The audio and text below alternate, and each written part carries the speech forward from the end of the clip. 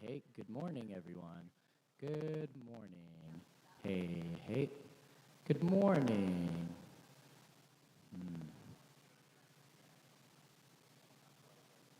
Still having that same hey, hey. Hey, hey. Check two. Hey, hey. Still talking. Good morning, everyone. Welcome to the AGA. 1, 2. Check two. 1, 2. Okay.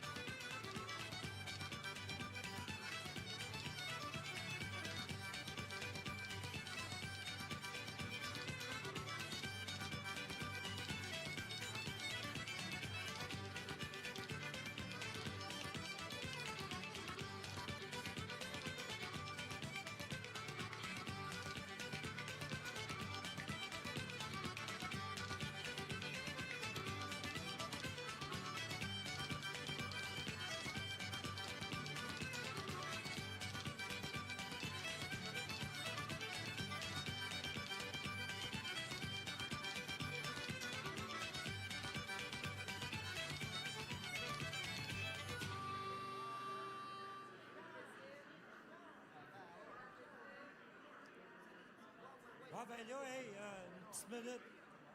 Une petite minute, m'a vous chanter. Une petite minute.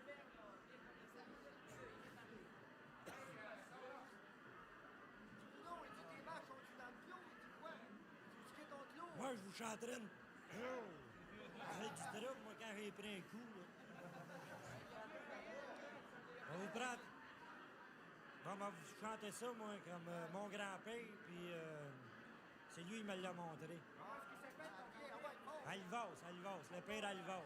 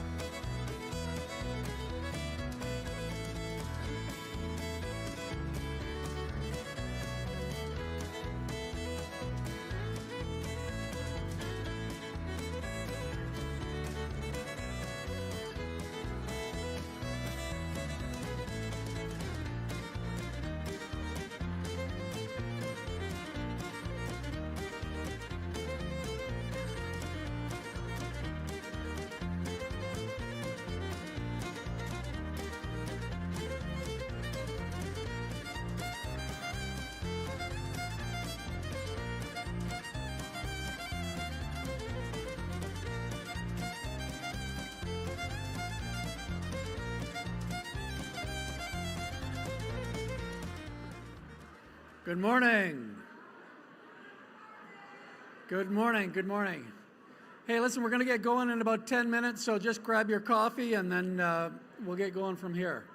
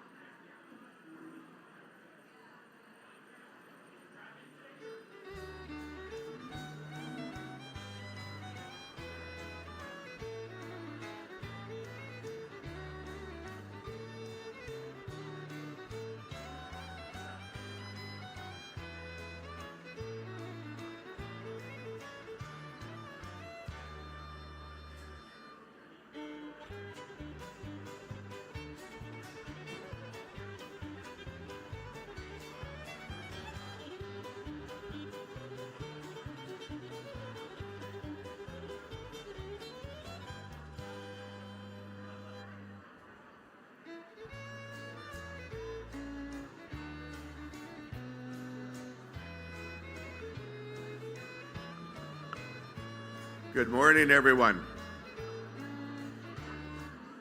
I heard one good morning from over here somewhere.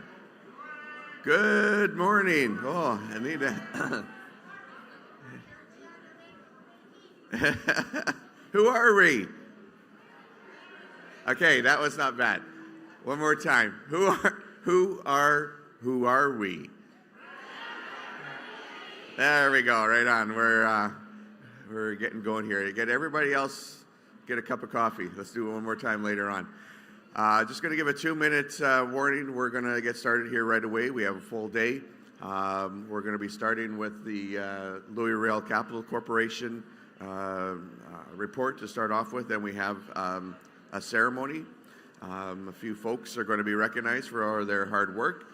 But just wanted to give you a 2-minute warning. And we're going to get down to business. Thank you.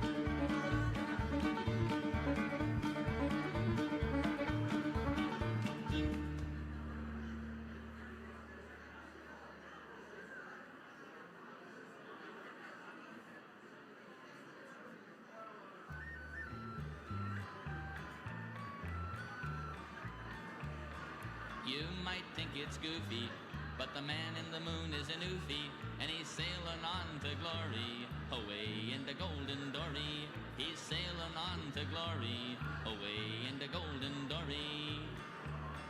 Codfish Dan from Newfoundland, he dreamt that he had 3 wishes, and he took Mars and all the stars, and he turned them into big fishes. He said the sky was much too dry, and he made a wavy motion, and the moon like a boat began to float upon the starry ocean.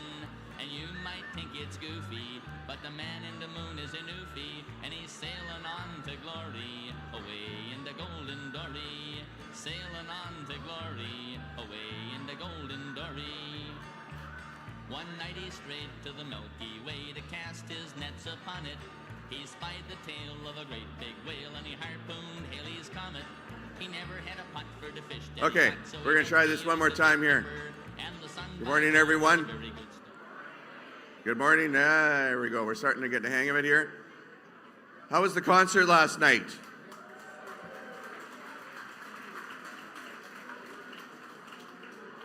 And rummy, crib.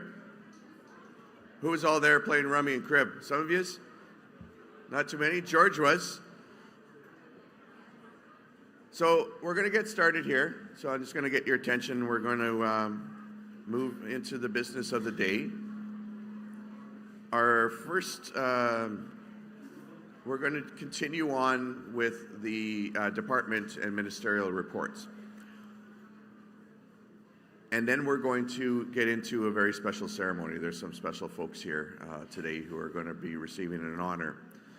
And obviously I need to get a cough candy as well because I'm got a little duck in my throat. Some of you, well, it's one person was listening. Oh, okay, right on. Actually, yeah, if I could grow some feathers, that'd be a really good thing. So thanks for your patience. Thanks for being here this morning. It's been a great weekend so far. We're doing a lot of good work, a lot of good business, a lot of great questions. It's an honor to invite up to, I believe, he's going to be speaking on the Louis Riel Capital Corporation and a couple of other departments that he oversees. So please help me welcome Minister Jack Park, and if you could just have his, yes, absolutely. Let's keep the noise level down. I know we're still getting started here. He's sailing on to glory, away in the golden dory. Okay, I heard Stompin' Tom in there for a second. And now we got ready for Jake, and Jack has to dance before we let him up here, right? Yeah. Let's welcome Jack Park. Thanks very much.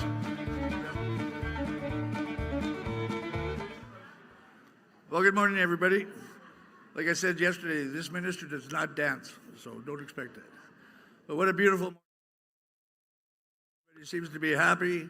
What a great show last night. I managed to watch it on Facebook. I didn't come to this, the show, but from what I saw, it was absolutely wonderful. So it's great to keep Al's memory alive. Good morning, Paul. So I'm here today to present the Louis Riel Capital Corporation report. I'm the acting chair. Of course, Leah LaPlante is the chair, and she's off on medical leave. So I'll do the report on her behalf and, of course, on behalf of the board. Our board consists of Anita Campbell, James, where's James? Is he in the hall? James Bruce, he's from, where's he from? Where's James from? From the Northwest region, and of course Gerald Barron from Winnipeg. So we're going to start with, founded in 1992 by the Economic Development Initiatives of the Manitoba Métis Federation, Louis Riel Capital Corporation offers funding programs to empower Red River Métis individuals and businesses by providing accessible, innovative, and sustainable financial solutions, fostering economic growth, self-sufficiency, and long-term prosperity within the Red River Métis community. Through commercial loans, personal loans, and targeted grant programs, we strive to strengthen the entrepreneurial spirit, support community development, and create opportunities for Red River Métis people to thrive in all aspects of life. Our grant and loan program. The Riel Capital Corporation provides financing to support Red River Métis entrepreneurs. Our business grant and loan program is designed to finance startup, expansions, or acquisitions. Entrepreneurs must contribute a minimum of 10% of the total project costs. LRCC grants cover up to 30% of eligible costs. A minimum loan must account for 40% of total project costs. The program offers a comprehensive financial solution to help Red River Métis entrepreneurs build and grow successful businesses. Through this program, we funded a total of $5,919,000 in commercial loans, which supported 57 businesses and created and maintained 289 jobs in 2024-25. For the grant program, we approved $2,682,871 in grant funds to 63 Métis-owned businesses, which created and maintained 191 jobs. The total funds leveraged for the fiscal year was $7,044,766. Governments often fund projects that stimulate economic growth, job creation, or community development. Leverage funding shows that the grant has a multiplying effect, bringing more money into the local economy than the grant alone. Our Métis Women's Entrepreneurship Program. Métis Women's Entrepreneurship offers a holistic and uniquely tailored to support and empower Red River Métis women entrepreneurs. MWE provides commercial financing to help Red River Métis women start or expand businesses up to $40,000. MWE Mentorship Program offers guidance and expertise of experienced mentors and industry professionals over a 6-month period. We gain valuable insights and connections through the MWE workshops and networking events dedicated to the Red River Métis women in business. Our Small Business Loan Program. Small Business Grant and Loan Program provides commercial financing to help Red River Métis citizens start or expand businesses. This program offers up to $40,000 in financing composed of a grant and a loan. The program eligibility: businesses must be a minimum 51% Red River Métis owned and controlled with valid MMF Red River Métis citizenship cards. The principal Red River Métis owner must be actively involved in the business on a day-to-day basis and have the specific skills, training, and knowledge to carry out the business. Applicants must have a minimum of 10% of total project cost in non-borrowed cash equity. Our Youth Entrepreneurship Program. The grant and loan program provides commercial financing to help Red River Métis youth start or expand businesses. This program offers up to $40,000 in finance comprised of a grant and a loan. Eligibility: the businesses must be a minimum of 51% Red River Métis owned and operated, controlled, with valid MMF Red River Métis citizenship cards. The program is for Métis youth aged 18 to 29. The principal Red River Métis owner must be actively involved in the business on a day-to-day basis and have the specific skills, training, and knowledge to carry out the business. Applicants must have a minimum of 5% of total project cost in non-borrowed cash equity. Their MMF First-Time Home Purchase Program. Thanks, Tyler. The Investment in Housing Program for Red River Métis citizens provides funding by way of a grant for the purchase of affordable housing for first-time home buyers. The purpose is to address housing needs, priorities, and challenges of Red River Métis people living in rural and urban areas across the province, and to make home ownership a reality for Red River Métis citizens that have never owned a home before. It provides up to 5% of the purchase price up to $18,000 towards a down payment. Provides 1.5% of the home purchase price up to $2,500 towards closing costs. A detailed report on property management will be presented in Minister Goodon's Housing Report. Louis Riel Capital Corporation Red River Métis Loan Personal Loan Program. It's an interest-bearing loan program up to $40,000 to provide financing to Red River Métis citizens. The loan can be used for a variety of reasons, such as the purchase of vehicles or home renovations. Must have full-time employment, have a satisfactory credit score, and have the ability to repay the loan payments. Collateral will be required in most cases. Interest rates are competitive with market. Red River Métis Business Directory. The Manitoba Métis Federation has established a Red River Métis Business Registry and online Red River Métis Business Directory, which is administered and maintained by the Riel Capital Corporation. The directory is a trusted resource for identifying Red River Métis businesses. Designed to promote economic growth and showcase the diversity of Red River Métis businesses, the directory highlights the businesses across various industries, making it easier to find and partner with Red River Métis-owned companies. It is a trusted resource for fostering opportunities and advancing the success of Red River Métis entrepreneurs. The benefits allows for increased procurement opportunities within the MMF, provides an increased web presence, certifies a business as being Red River Métis owned for the purpose of government or private sector Indigenous procurement initiatives. It assists LRCC in staying in contact with Red River Métis businesses when new programs are created or new events are being held. So if you need to contact the Riel Capital Corporation, it's on the screen. And I should introduce our new CEO, right here, Tyler McKay. Tyler's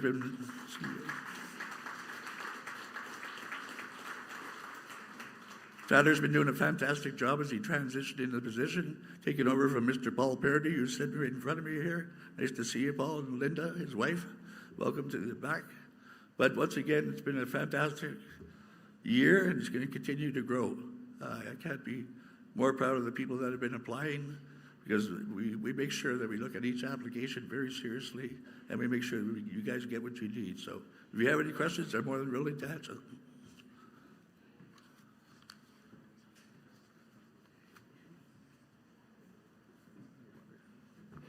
Thank you, Minister Park. Any questions for the Minister on this presentation?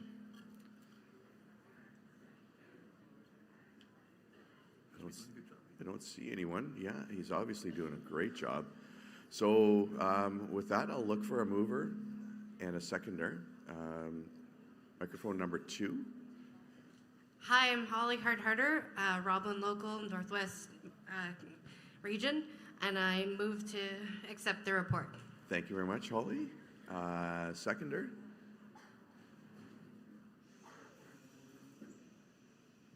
We need a seconder, yeah.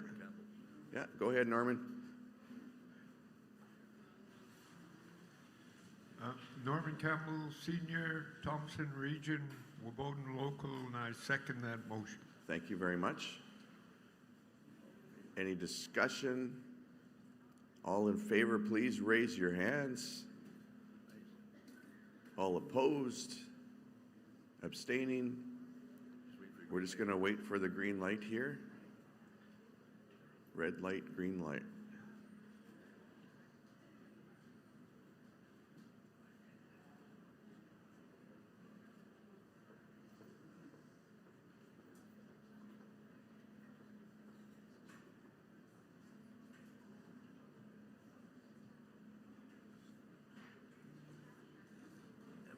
We're green, so thanks to everyone in the satellite. Thanks everyone here. A big round of applause.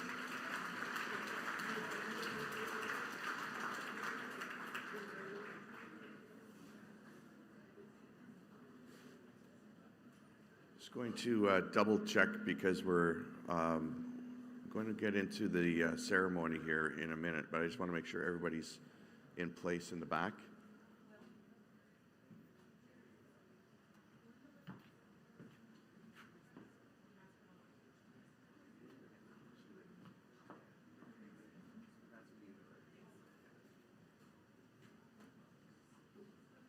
Okay, we are going to actually move on to another departmental report. While we just, as you know, in the agenda, we've got space here Okay. Here we go. You know, see, one of the things about being a chair at a Métis event, sometimes you gotta be a little fluid. You gotta be make sure things are gonna go when they're gonna go, and sometimes it's like we got to shift a little bit here. So we are going ahead with the ceremony, and after the ceremony, we're going to have continue on with the departmental reports. After which, as you know, there's some business, including resolutions. The resolutions committee, I assume, is a meeting as we speak.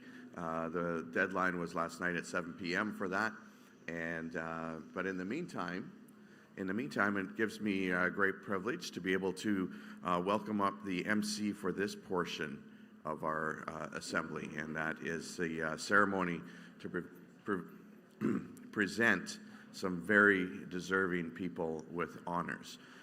So it gives me a great privilege to welcome my friend to come to the stage who's going to MC this portion. Please help me welcome Kat Patenaude.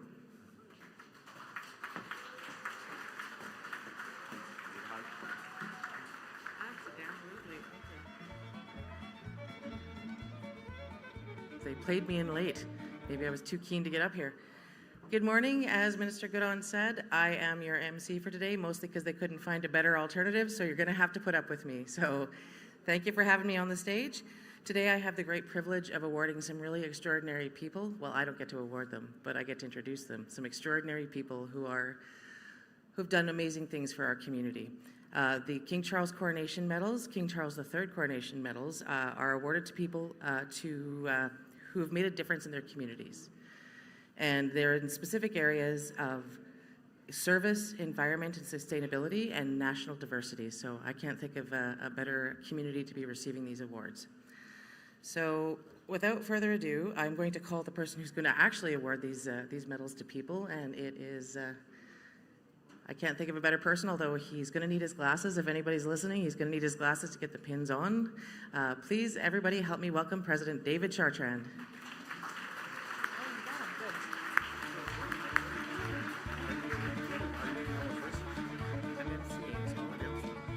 Okay, thank you for, you guys are on time. I'm just so proud of this assembly. Every year, I always get briefs and texts and advice. Place is packed, everybody's there, where are you? So it's good to see you. You're so on the clock, you know. And so last night, did you have a hell of a good time that attended? There was over 600 people here last night. I tell you, recognition of Al is really well taken by their family and and the musicians were so talented last night. The gospel music, it was. We're going to make a video. We'll be able to see it in our MMF website later. But those that missed out, too bad for you, man. Okay, we've selected some individuals that have committed their time and their family time and their personal time for the betterment of the nation. And this has been done throughout different regions where the vice president and the executive of that region have selected individuals. Now, of course, there's more that should have been selected, but we only have 17 medals. And there were 17 medals.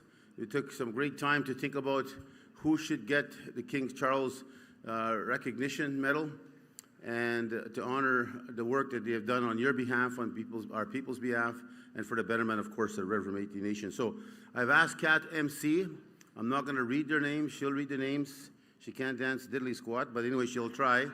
But she's all dolled up this morning. See that nice cap there? Ever since she's wearing that cap, she walks around like this. She's scared to mess up. She's scared to mess up her hair. Anyways, so she'll read the introduction of the individuals and give them a good applause each time.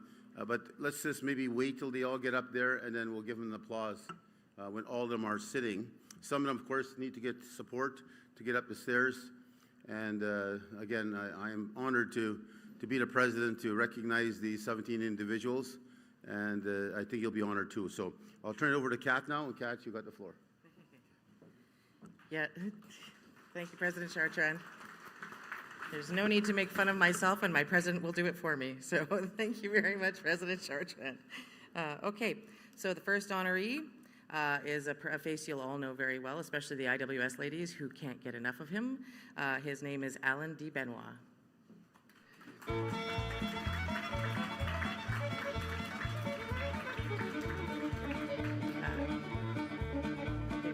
Sit down? Do you want to do that? Okay, so everybody's going to come and sit down, so I'm just going to introduce them super quick.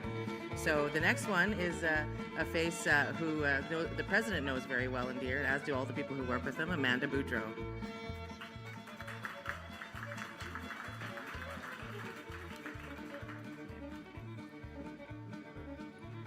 Next we have the voice and the fiddle, Oliver Boulette.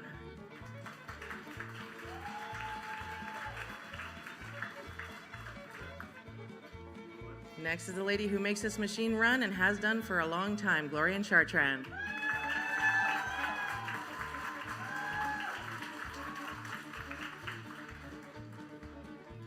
Proud veteran, Stephen Choquette.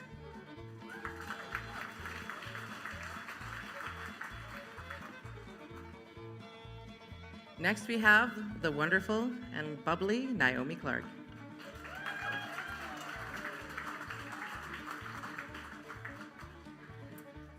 Following that, we have the lady who runs a tight ship in a youth program like nobody's business, Debbie Koppel.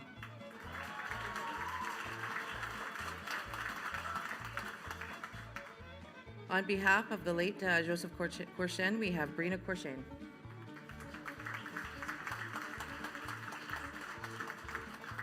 A lady I like to affectionately call Mini-Sister, Esther Ducharme.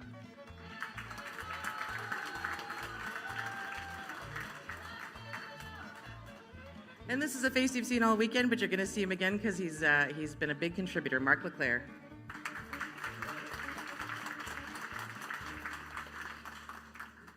Now we've got the North represented with Bert Linfitt.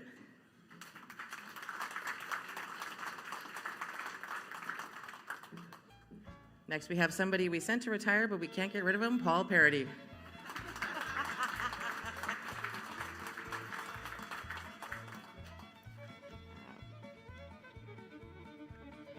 We have next, Steele Pruden.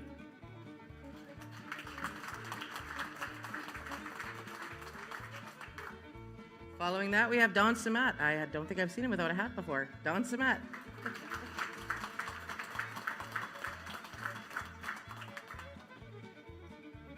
Next, we have Cecile Scott.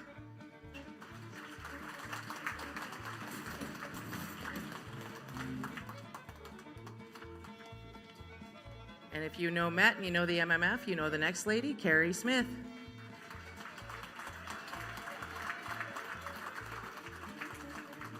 And we've got one fellow who's just coming up. He's just got to make an entrance in his own way. And when he does, it'll be Elder George Peltier.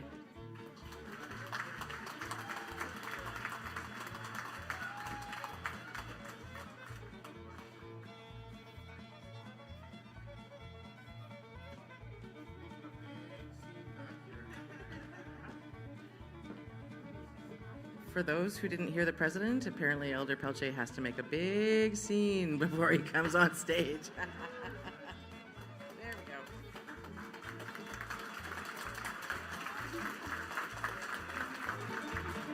So, ladies and gentlemen, one more time for all of the honorees.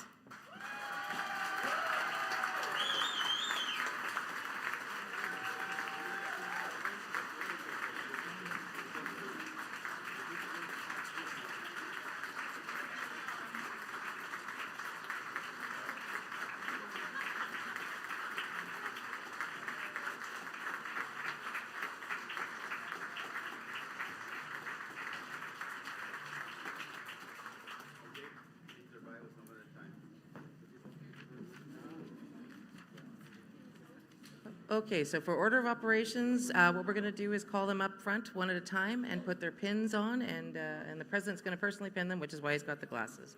So we'll start at the back corner. Do we want to do them? Do you want to do them backwards? Do you want to do backwards? No. Okay. So, Mr. Benoit, if you'd like to come, one of the battling Benoits. Alan Benoit is the Chief of Staff and Senior Advisor to President Chartrand and Cabinet. He has over 25 years' experience in building the MMF, was the lead staff negotiator on the Self-Government Recognition and Implementation Agreement, and also the soon-to-be ratified Red River Métis Self-Government Recognition and Implementation Treaty.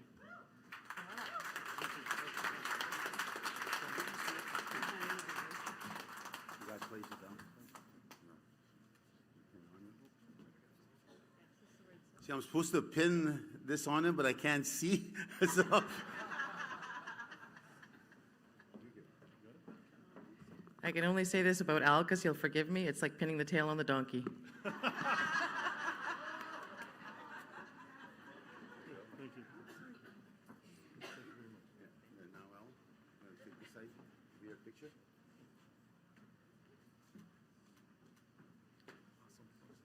Maybe you were right. We'll start from the other side. Start from the other Yeah, side? we'll start from this side. We're going to start this way. Yeah, we're going to start this way because it's too hard to get all these out. Poor Amanda, she's just all ready to go. She's the only one organized, and she's got to go sit back down. Okay, so we're going to start with The last. George. Okay. Okay. All right. So the next person we're going to honor is Elder George Pelche. He was born and raised in Minnedosa, Manitoba, and has been involved with the MMF for over 55 years. He was elected to serve on the board of directors from 1997 to 2000, appointed to Legal Aid Manitoba from 2002 to 2005, appointed to the Social Services Appeal Board from 2006 to 2012, and appointed by the province of Manitoba to serve on the board for vulnerable persons from 2013 to 2016.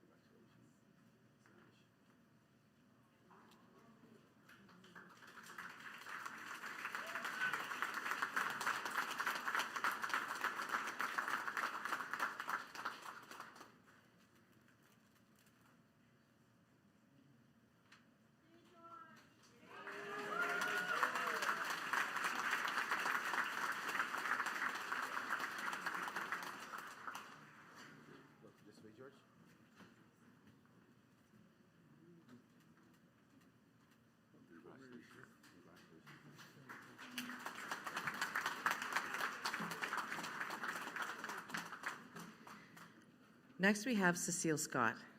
Cecile was born into a large family, and she assisted in raising her younger siblings and helping around the house in her early adult life. She volunteered for the MMF Portage Local. Where's the Portage Local?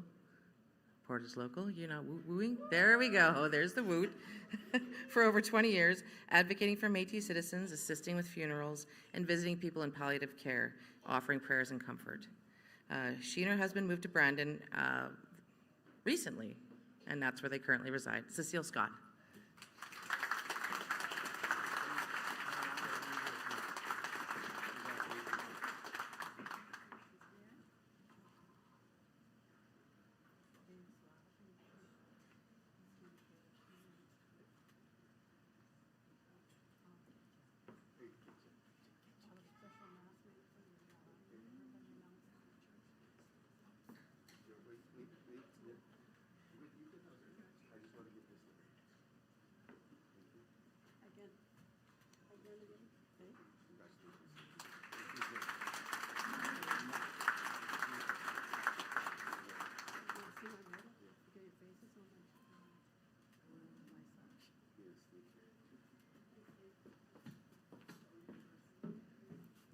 Next up is Don Samat. He's a proud Métis man from Cranberry Portage. After 25 years of service as a correctional officer in the Paw Correctional Centre, Don retired in 2006. During his time with corrections, he achieved his GED diploma. Don became involved with the MMF in Cranberry Portage and was Cranberry Portage. Everybody can. Where's Cranberry Portage? Where's the woot? There it is. And was vice chair of the local and served 11 and a half years on the Métis Child and Family Authority Board. Don is honored to be an elder for the MMF. Don Samat.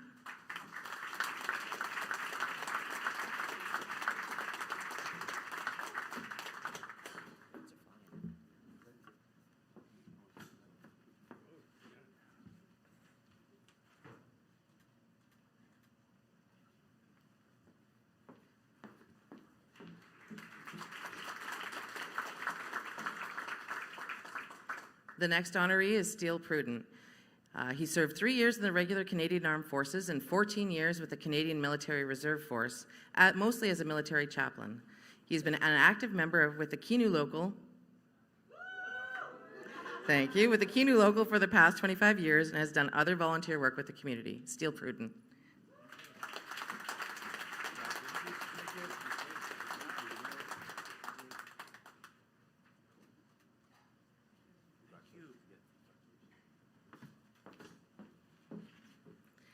Paul Paradis, before his employment at the Manitoba Métis Federation and the Riel Capital Corporation, he worked with numerous TD Canada Trust branches for over 3 decades. His final posting with the TD Bank was managing the Small Business Banking Centre before moving on to LRCC. From a very early age, Paul was grounded in his Red River Métis roots and was educated in his culture and heritage by his mother. Paul Paradis.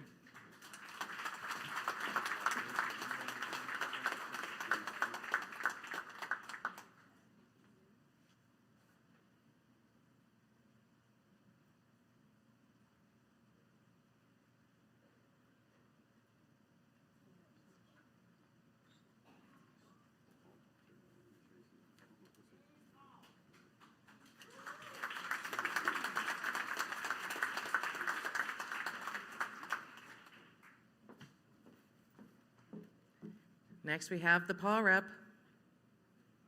The paw, you there? There you are.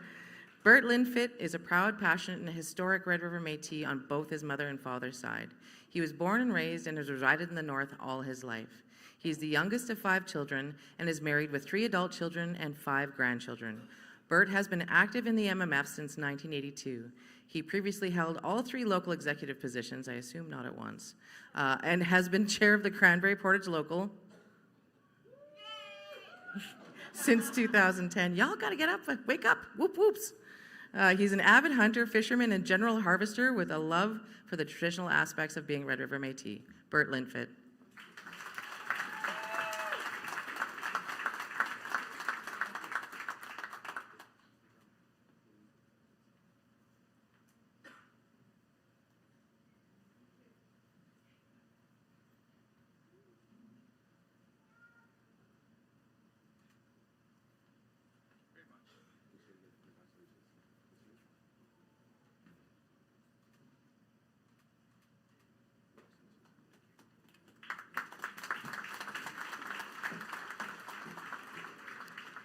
Originally from St. Lazare, Marc Leclerc is a member of the Law Society of Upper Canada with over 40 years in specializing in intergovernmental negotiations and policy.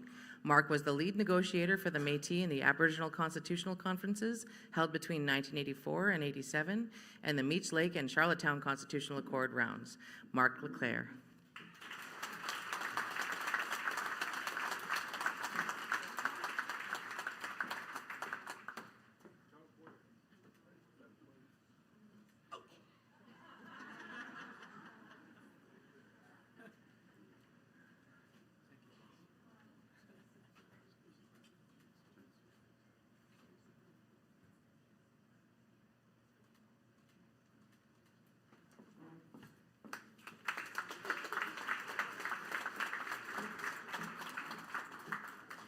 What do you call the sister of a minister? You call her Minister. Come on, it seemed really obvious to me.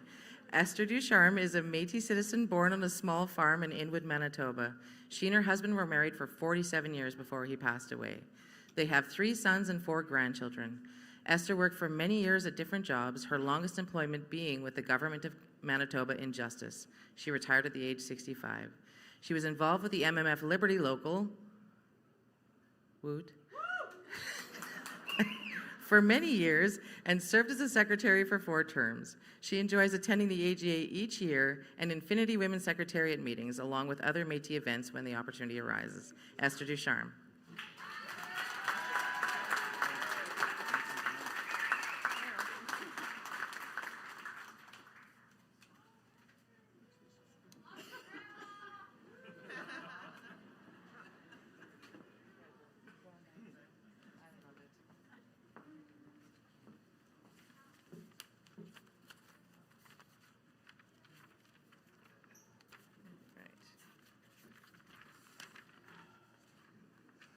Carrie Smith's bio is hiding on me. I don't know why.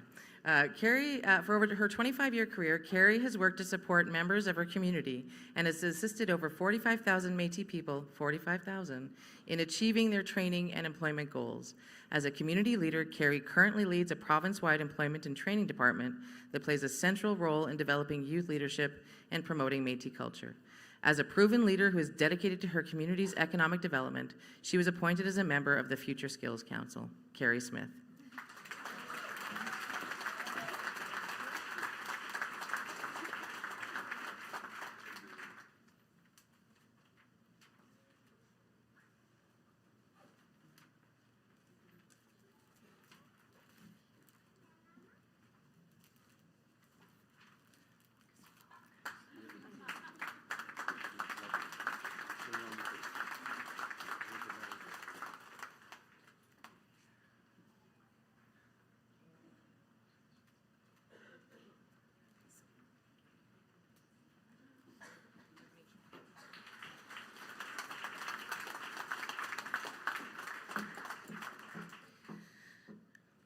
Joseph Corcham served in the Princess Patricia's Light Infantry Airborne as an infantry paratrooper in 1957. He was posted in Calgary and Wainwright, Alberta.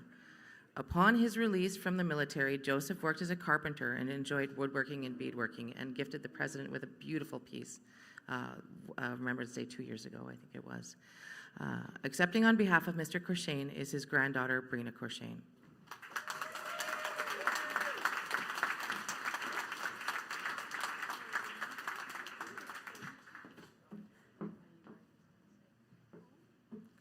Just as a note for everybody, she's also wearing his vest.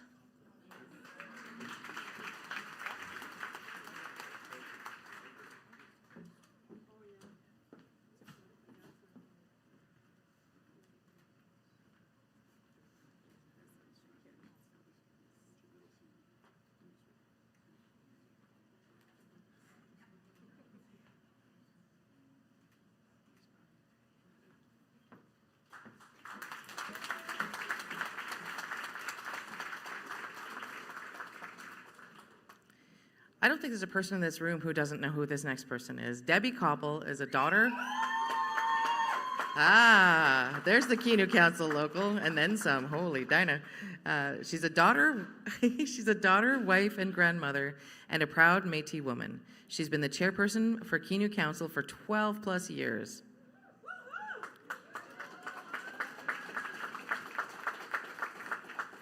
She's dedicated years to help pass on the cultural teachings of music and dance to our youth, as well as all Métis citizens. Her retirement will be fulfilling her dream of sharing tea and storytelling with elders and continuing to help our Métis community in learning our culture and history. Debbie Koppel.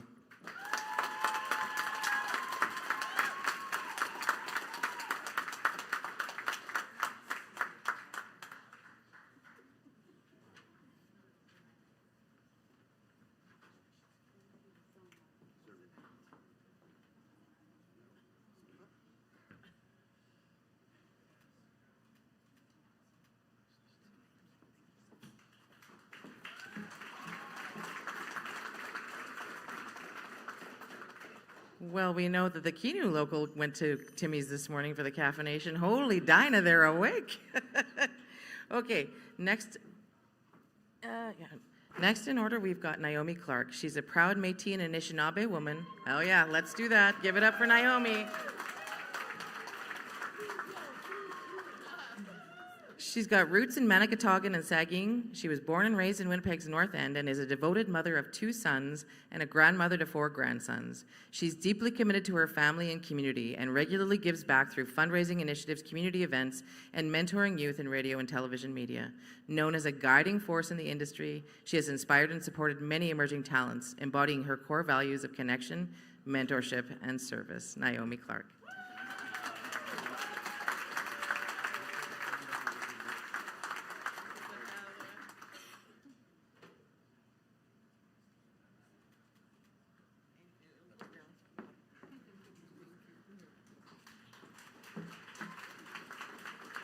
She was also the fantastic MC last night for anybody who was here for the music, so let's give it up for her for that. Woo!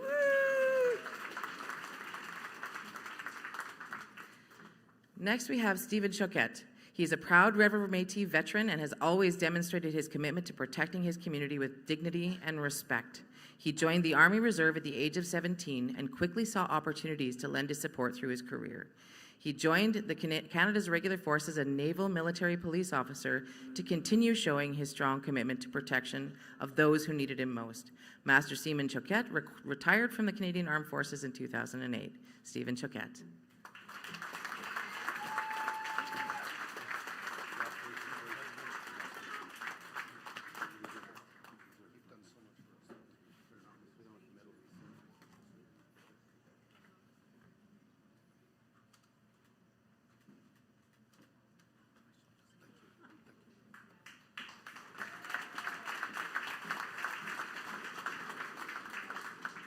Now, I know I'm not even going to get past this lady's name before you guys start making noise, but I'll start with Gloria Chartrand.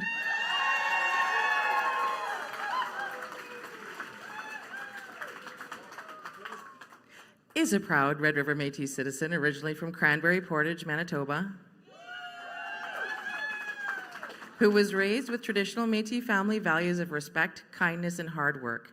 Her lifelong dedication to serving her nation is a journey best characterized by unwavering commitment and an unwavering spirit. Gloria Chartrand.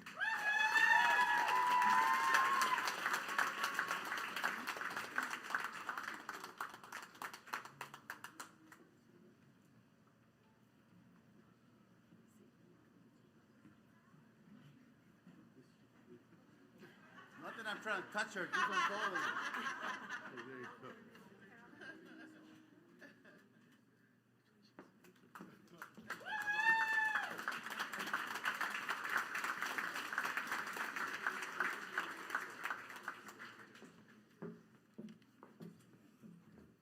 I'm actually surprised he's not got a fiddle with him right now and starting to play behind me for his own, but maybe we won't.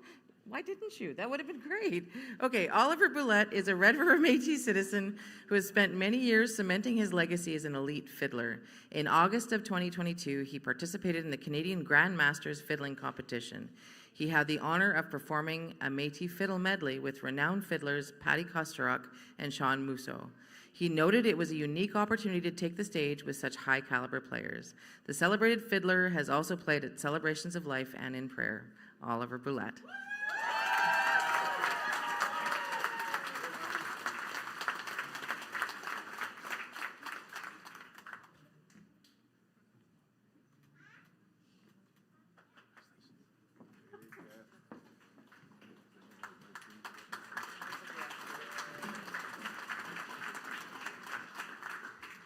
Actually, this kind of worked out well for you, Amanda. You got up and got ready, and then they told you to sit down, and now we saved the best for last. Amanda Boudreau is a proud Red River Métis woman from St. Ambrose. I got y'all going now. Awesome. She was raised with strong Métis traditions by both her parents, which she holds dear to her heart. She's proudly served her government for the past 25 years. She's a loving mother of 2 and a devoted grandmother to 4 children. Amanda Boudreau.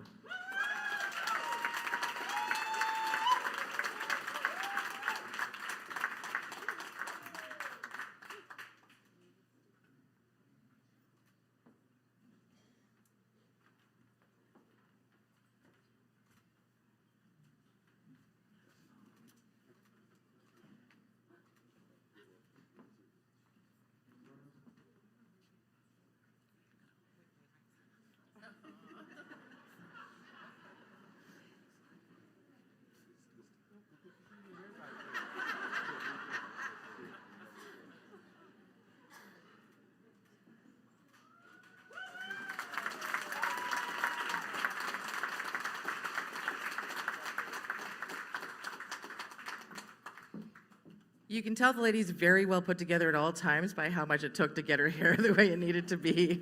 So, ladies and gentlemen, these are your honorees. I just want to take a step back and let you take a look at them on all their glory. Let's give them a standing ovation, ladies and gentlemen. They worked so hard for you and worked hard to deserve the honorable medals they have now achieved.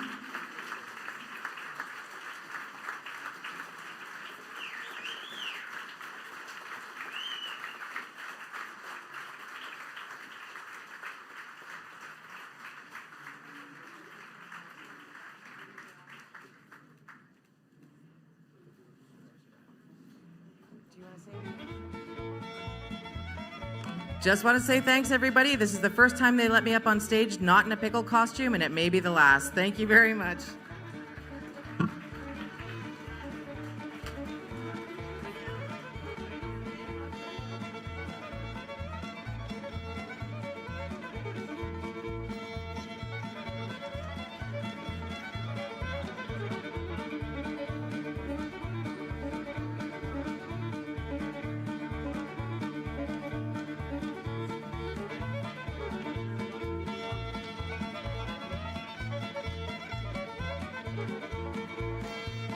Now don't go too far because we're going to start again.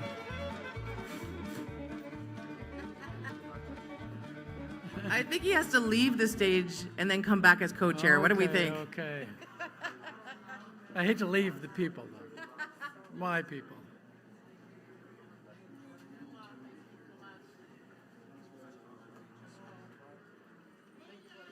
Yeah, we want to be efficient this morning and early this afternoon. Because I know those that are traveling, we're going to, we've got a few hours on the road, so we're going to just keep going through here this morning. Our lunch is planned.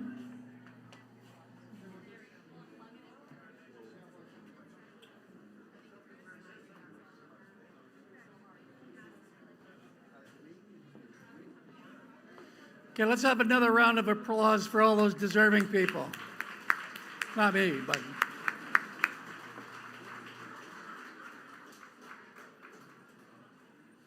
Well, that was awesome. Thank you very much. Now, is Minister Campbell ready to roll here?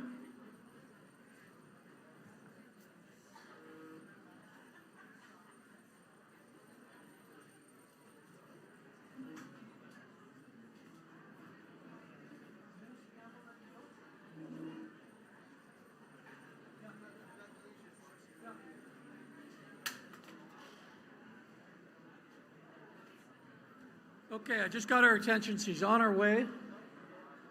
And she's going to be speaking. Oh, thanks. She's going to be speaking on human resources and IT. And as you can see, the big IT setup we've got all these cameras, these bright lights, and all of the work in recognizing our affiliate and our remote locations. Is Ottawa, let's see if they got them on screen today. Is Ottawa there? While we're waiting, Ottawa? Come on, guys, we're just going to praise you on the report. Oh, we've got the PowerPoint up. I threw him a curveball.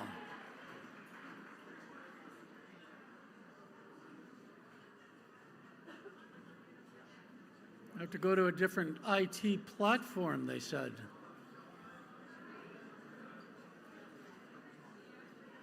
Okay, well, we'll do that after. Minister Campbell, the floor is yours. Okay, you guys in the back there, a little bit, just bring the levels down a bit, please. Okay. Okay, thank you.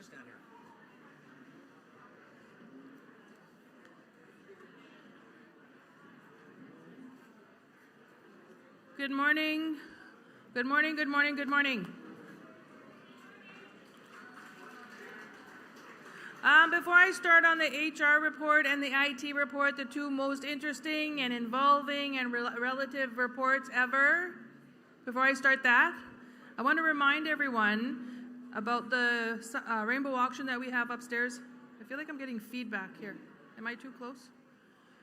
I want to remind everyone about the rainbow auction upstairs. If you haven't bought tickets yet, please do. Apparently I haven't even gone up there yet. I'm buying my tickets after I'm done this report.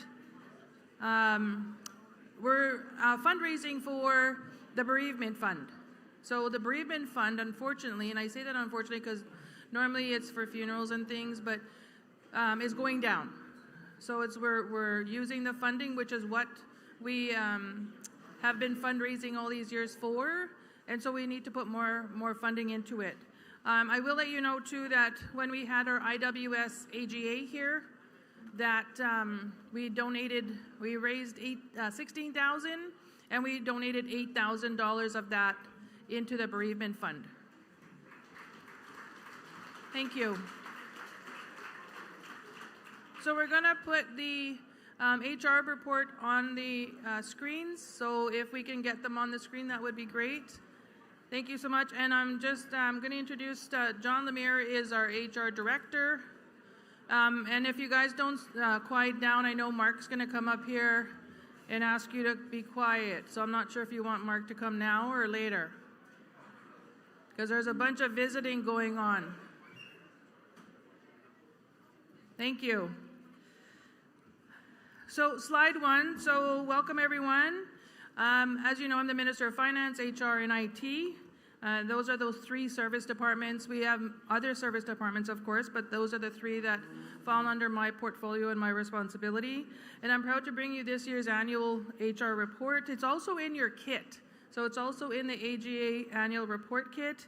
And this year we've been working on achieving some strategic goals, which we have, and to create basically your stronger Métis governance workforce. There's also, before I forget, the booth upstairs. So there's an HR booth upstairs. There are positions that we are looking to fill. So if you're interested in working for your Red River Métis government, please go to the booth upstairs and talk to the staff that are up there. So yesterday I was asked what our current number of staff are, and we have 758.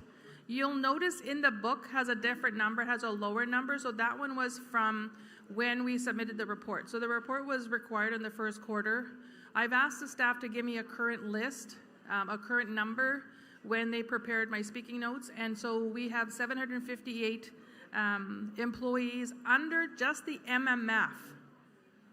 And I want to be clear, that's just the departments within the MMF government.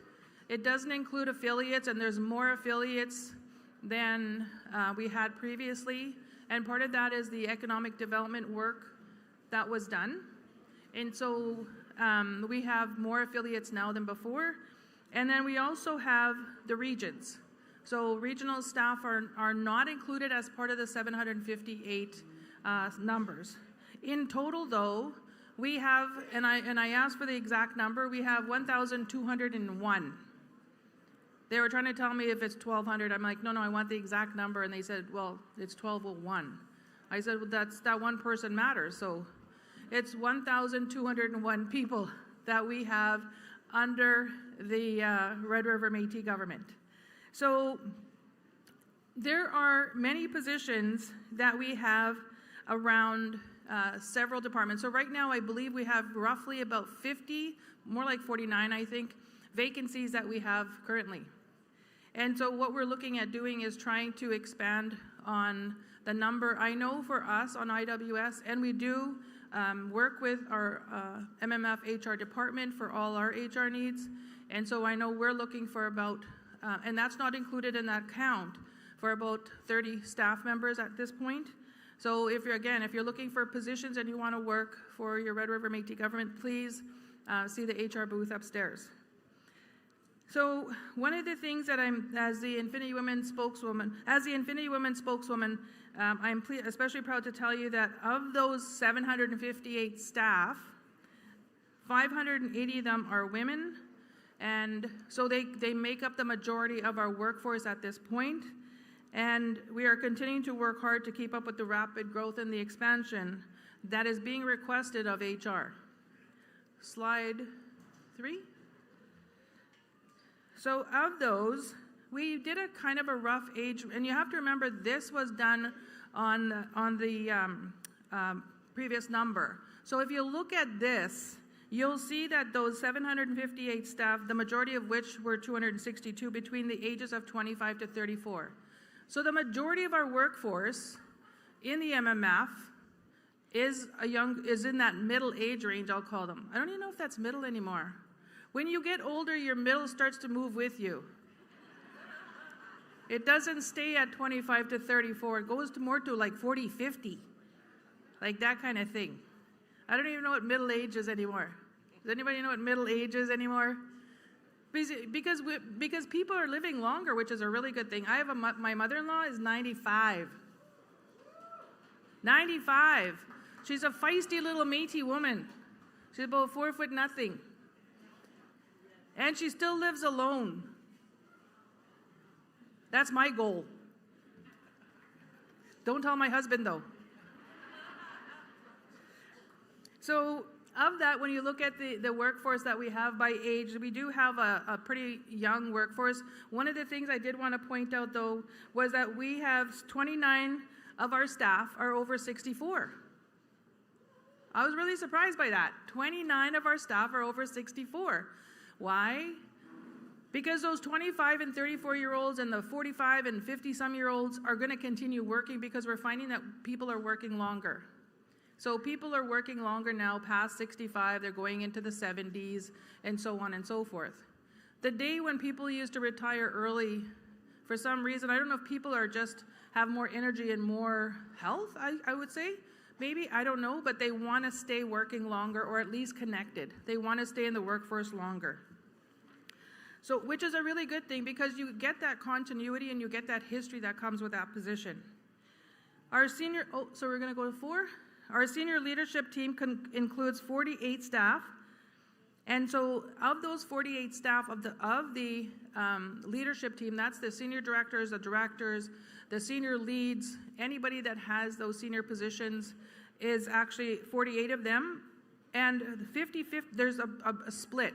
So half of them are men and half of them are women. So we're now moving from where before we had more women in those leadership positions, now it's a 50-50 split. And the majority of the leadership team on slide 5, the majority of those are aged between 45 and 54. So the majority of our leadership team is 45 to 54, which to me indicates, so we've been talking about succession planning. And one of the things that we're making sure is that each of our departments, our affiliates, and our regions are talking about succession planning. So what is the plan, for example, for Infinity Women's Secretariat when I retire? So we've been working on a succession plan, and so we know what's going to be happening with not only, say, our board of directors, but even in terms of my position and even in terms of the staff position in there. So we've been all asked to start working on a succession plan for each of our departments.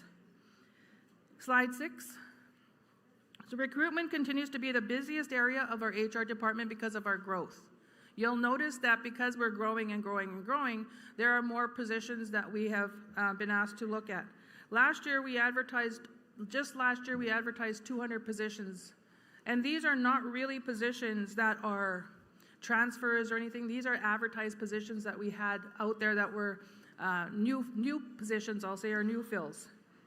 We actually had summer students also that come through HR, so we are responsible for the summer students that go through. And part of that is including any kind of internal movement. So if somebody wants to go from one department to another department or from a department to an affiliate or however they want to internally move, there were actually 599 positions, which included all of the new hires, it included the summer students, and it included that internal movement, I'll call it. As of today, we have approximately 47 that I mentioned earlier, which is probably closer to 49 now because these were a little bit older, which is going to also now include the 30 that I'm looking for that I haven't really had time yet to, they're already in HR, they're just not yet posted, but they're getting posted as we talk. So there's positions that are posted, but not all 30 of them. So technically we're looking for about 78, 77, somewhere around there, 79 people. That's in addition to other ones that are already out there that we're looking at. Slide 7. So our HR department has been working to complete some very important initiatives. We've been working on providing this service to not only the departments, but the regions and to our economic departments, our affiliates, such as Rapid City. So Rapid City is one of those entities that we've included that are part of HR services. So we've included the staff in there, we've included the HR requirements when they need to hire staff or when they want to know about our benefits plan and those kind of things. So we've increased the services that we're providing, and it's something that we're doing throughout our government. I'm happy to report that we've changed our HRIS system, which is our Human Resources Information System, and then our payroll systems. So we moved from one payroll system provider to another one, and this one is more full in terms of the services that it offers our employees and offers in terms of those senior staff, I'll call them, to be able to get information from this system. We've also completed a comprehensive review and update on our policies. So one of the things that we worked on last year was to work on our finance and HR policies, and we've completed that. And so now the process is that those now be sent out to Cabinet. Cabinet then has 2 weeks to get back to me in terms of any questions, any whatever they have around that. And then we meet and we review them, and then it gets approved, and that's what the staff use in terms of HR policies in there. We've also created new salary scales, as I mentioned yesterday, for 280 positions within the MMF, which is actually making, so it's the first time MMF, their government has created a salary scale. Other governments have scales, and so one of the things that President Chartrand had wanted is that as a government, we also need to make sure that we are providing compensation that's industry relative. In other words, if we have a position that's an architect, then we have to make sure that that position is relative what industry pays. So we've completed that. It's been presented, and that's what we're using moving forward in terms of the positions and how it works. Is it based on levels and based on positions? And some of them, for example, I'll give you an example, admin assistants. We have quite a few admin assistants in some of the areas. And so we have admin 1, admin 2, admin 3. So they don't just have one admin position that they will go through in terms of levels. There is movement there, or it allows for movement in terms of different qualifications, different job descriptions, and those kind of things. Are we at slide 9? The 8 challenges we faced. So one of the challenges that we faced is the evolution where we have to keep up with rapid growth and expansion. So I'll give you an example. So HR department itself has grown because we take care of health and benefits, we take care of anything to do with pensions, we take care of anything that has to do with job positions, retention, anything to do with postings, the recruitment, all of those things. So they've grown themselves to the point that I think they're outgrowing now the space that they're in. So because of that growth with the workload that's there, the other thing that we included, and I think I reported this last year, was the health and safety of our staff. So that's something that we are working on in terms of wellness. So we have a health and safety officer now that helps us with regards to the buildings, things that we have to follow, and so on and so forth, and that falls within the HR department. We're also switched, like I mentioned, the payroll system. We created new positions that we never had before. That was part of the whole new payroll system, which we're going through ADP at this point. And so one of the things we had to do was create new positions that we never had before. It was a good process for us to go through because it identified how many positions that we had within our government. And now we're faced with some challenges. All these challenges that we're faced with, HR continues to meet those challenges and make a better HR supported positions or supported work for our management and staff to be able to provide them with the level of service that they require and expect. Slide 9. So now that we've completed these key projects, we're moving forward on these plans. We've been discussing to be an employer of choice. So there's a competition that you could enter into to be an employer of choice. So that's something that we're going to be working on this year to enter and become an employer of choice. And we're also planning to coordinate an MMF career fair. And I say this because it's something that we haven't had we used to do them a long time ago, but now we're looking at having and coordinating with other MMF departments. Look, they're going to do that thing where they tell you had enough time already because the timer went off. You forgot your umbrella. Actually, they gave me 20 minutes. They didn't tell you? No? Talk to David Gray, because he wants me to do both of them. I'm doing both HR and IT. That's what they want.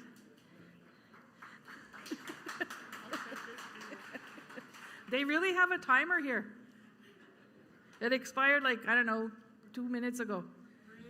3.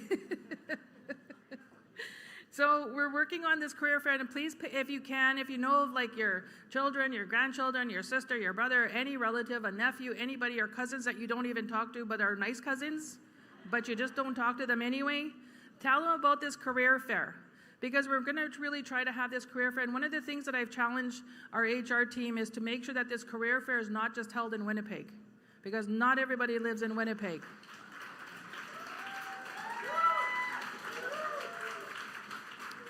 So I said to them, if you do one career fair in Winnipeg, guess what I'm going to get? They said, what? Why are you only doing it in Winnipeg? So I might as well just preempt it and tell you, why are you doing it in Winnipeg? So we are going to look at a plan to have career fairs, not just here, but we're going to also work with other departments such as MET, who's also looking for positions and also has information in there because they're our employment arm. So we're going to be working with other departments to make sure that this career fair goes on.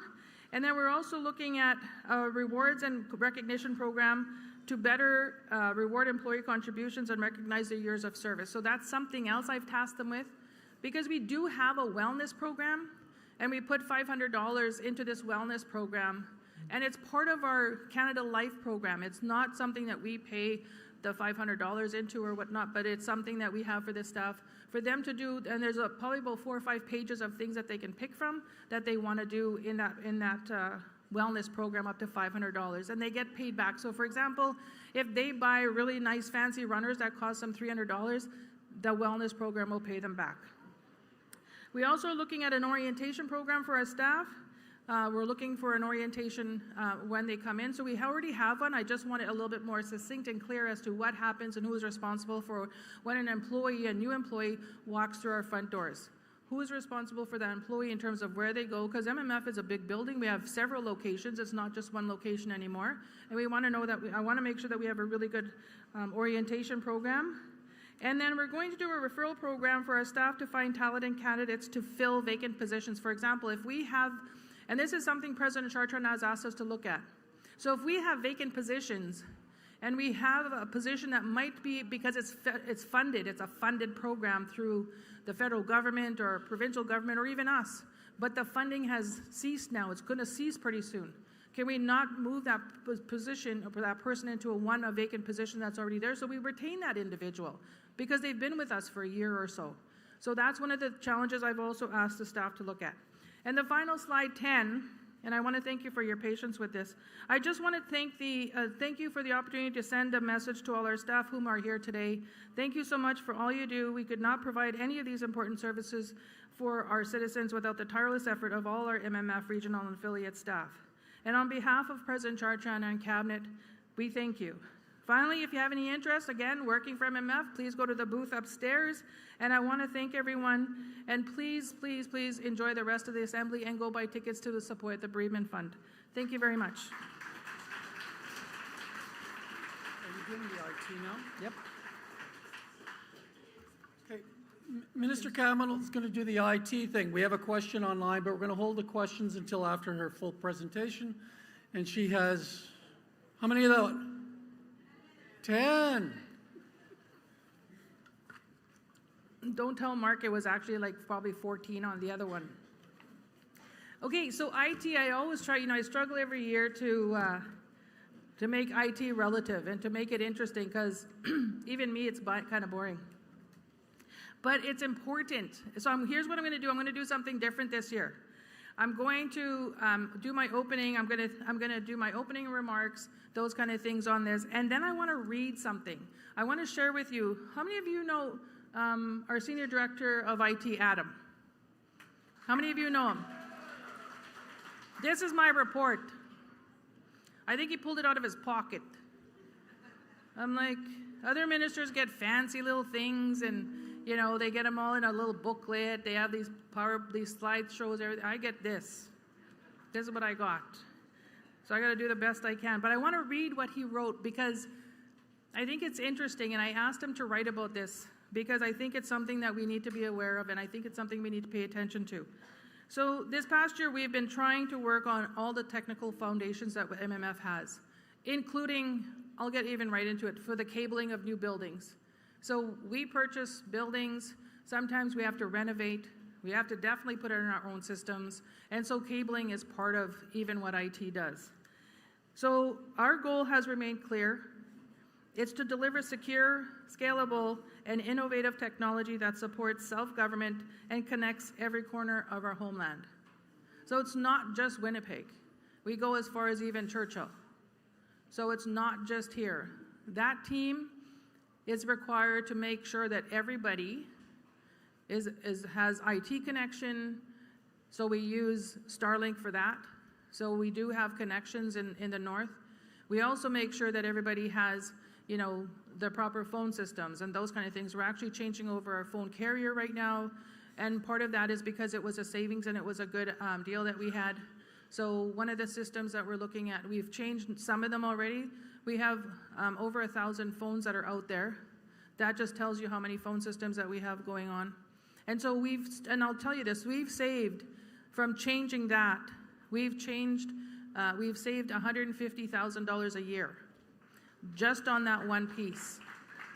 So that's a big savings when you think about it, because now that's $150,000 that can be put into a different budget. So that was one of the things that we were asked to look at, and that was one of the moves that we had made to make sure that we were doing that.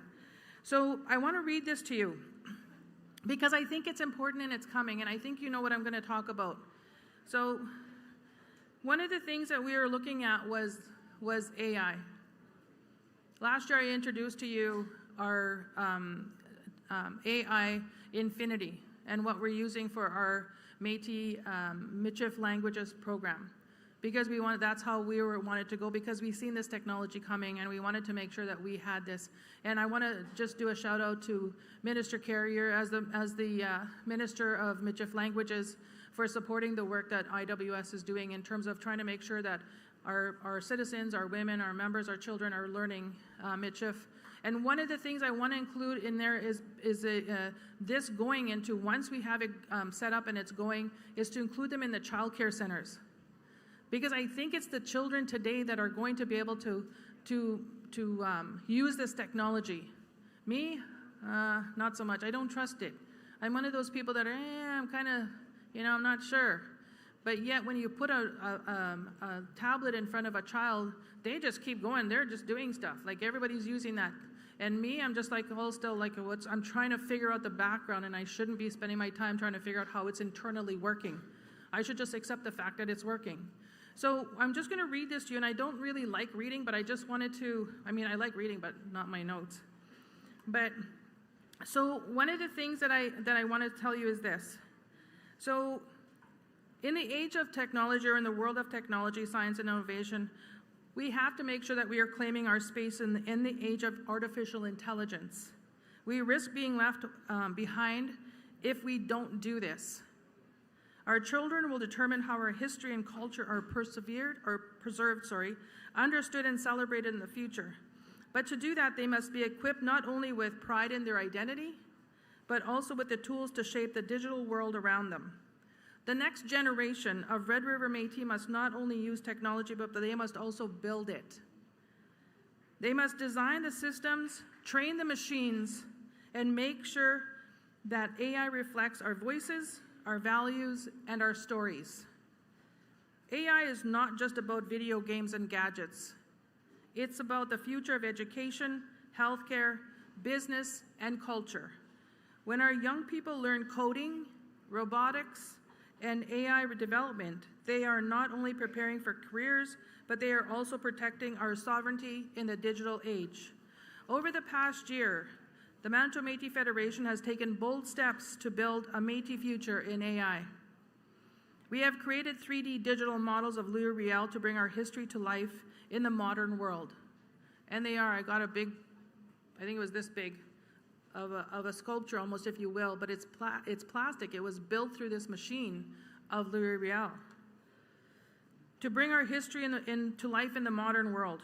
We are working to ensure that AI language models learn, I have to emphasize that word, learn Michif and its many dialects, so that our unique language is not lost, but preserved and spoken even by the technology of tomorrow.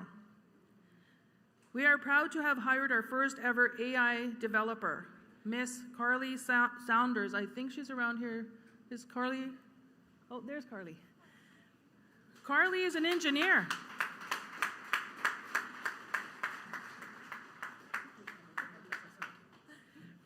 She is a young Métis woman who is leading our work in language perseverance, digitization, see, that's why I don't read. Digitization and recognition of AI. Her role represents a new chapter in Métis innovation, where our youth leads us forward, carrying in both their culture and their code. By that, in terms of the coding that she does. So Carly is a Métis woman, young Métis woman. She's probably in that 25, you're not even 25 probably yet, eh? 22. Oh yeah, she's not even 25. She's in that other age group. She's 22. And so she's our engineer that's been working with us on our AI language development program.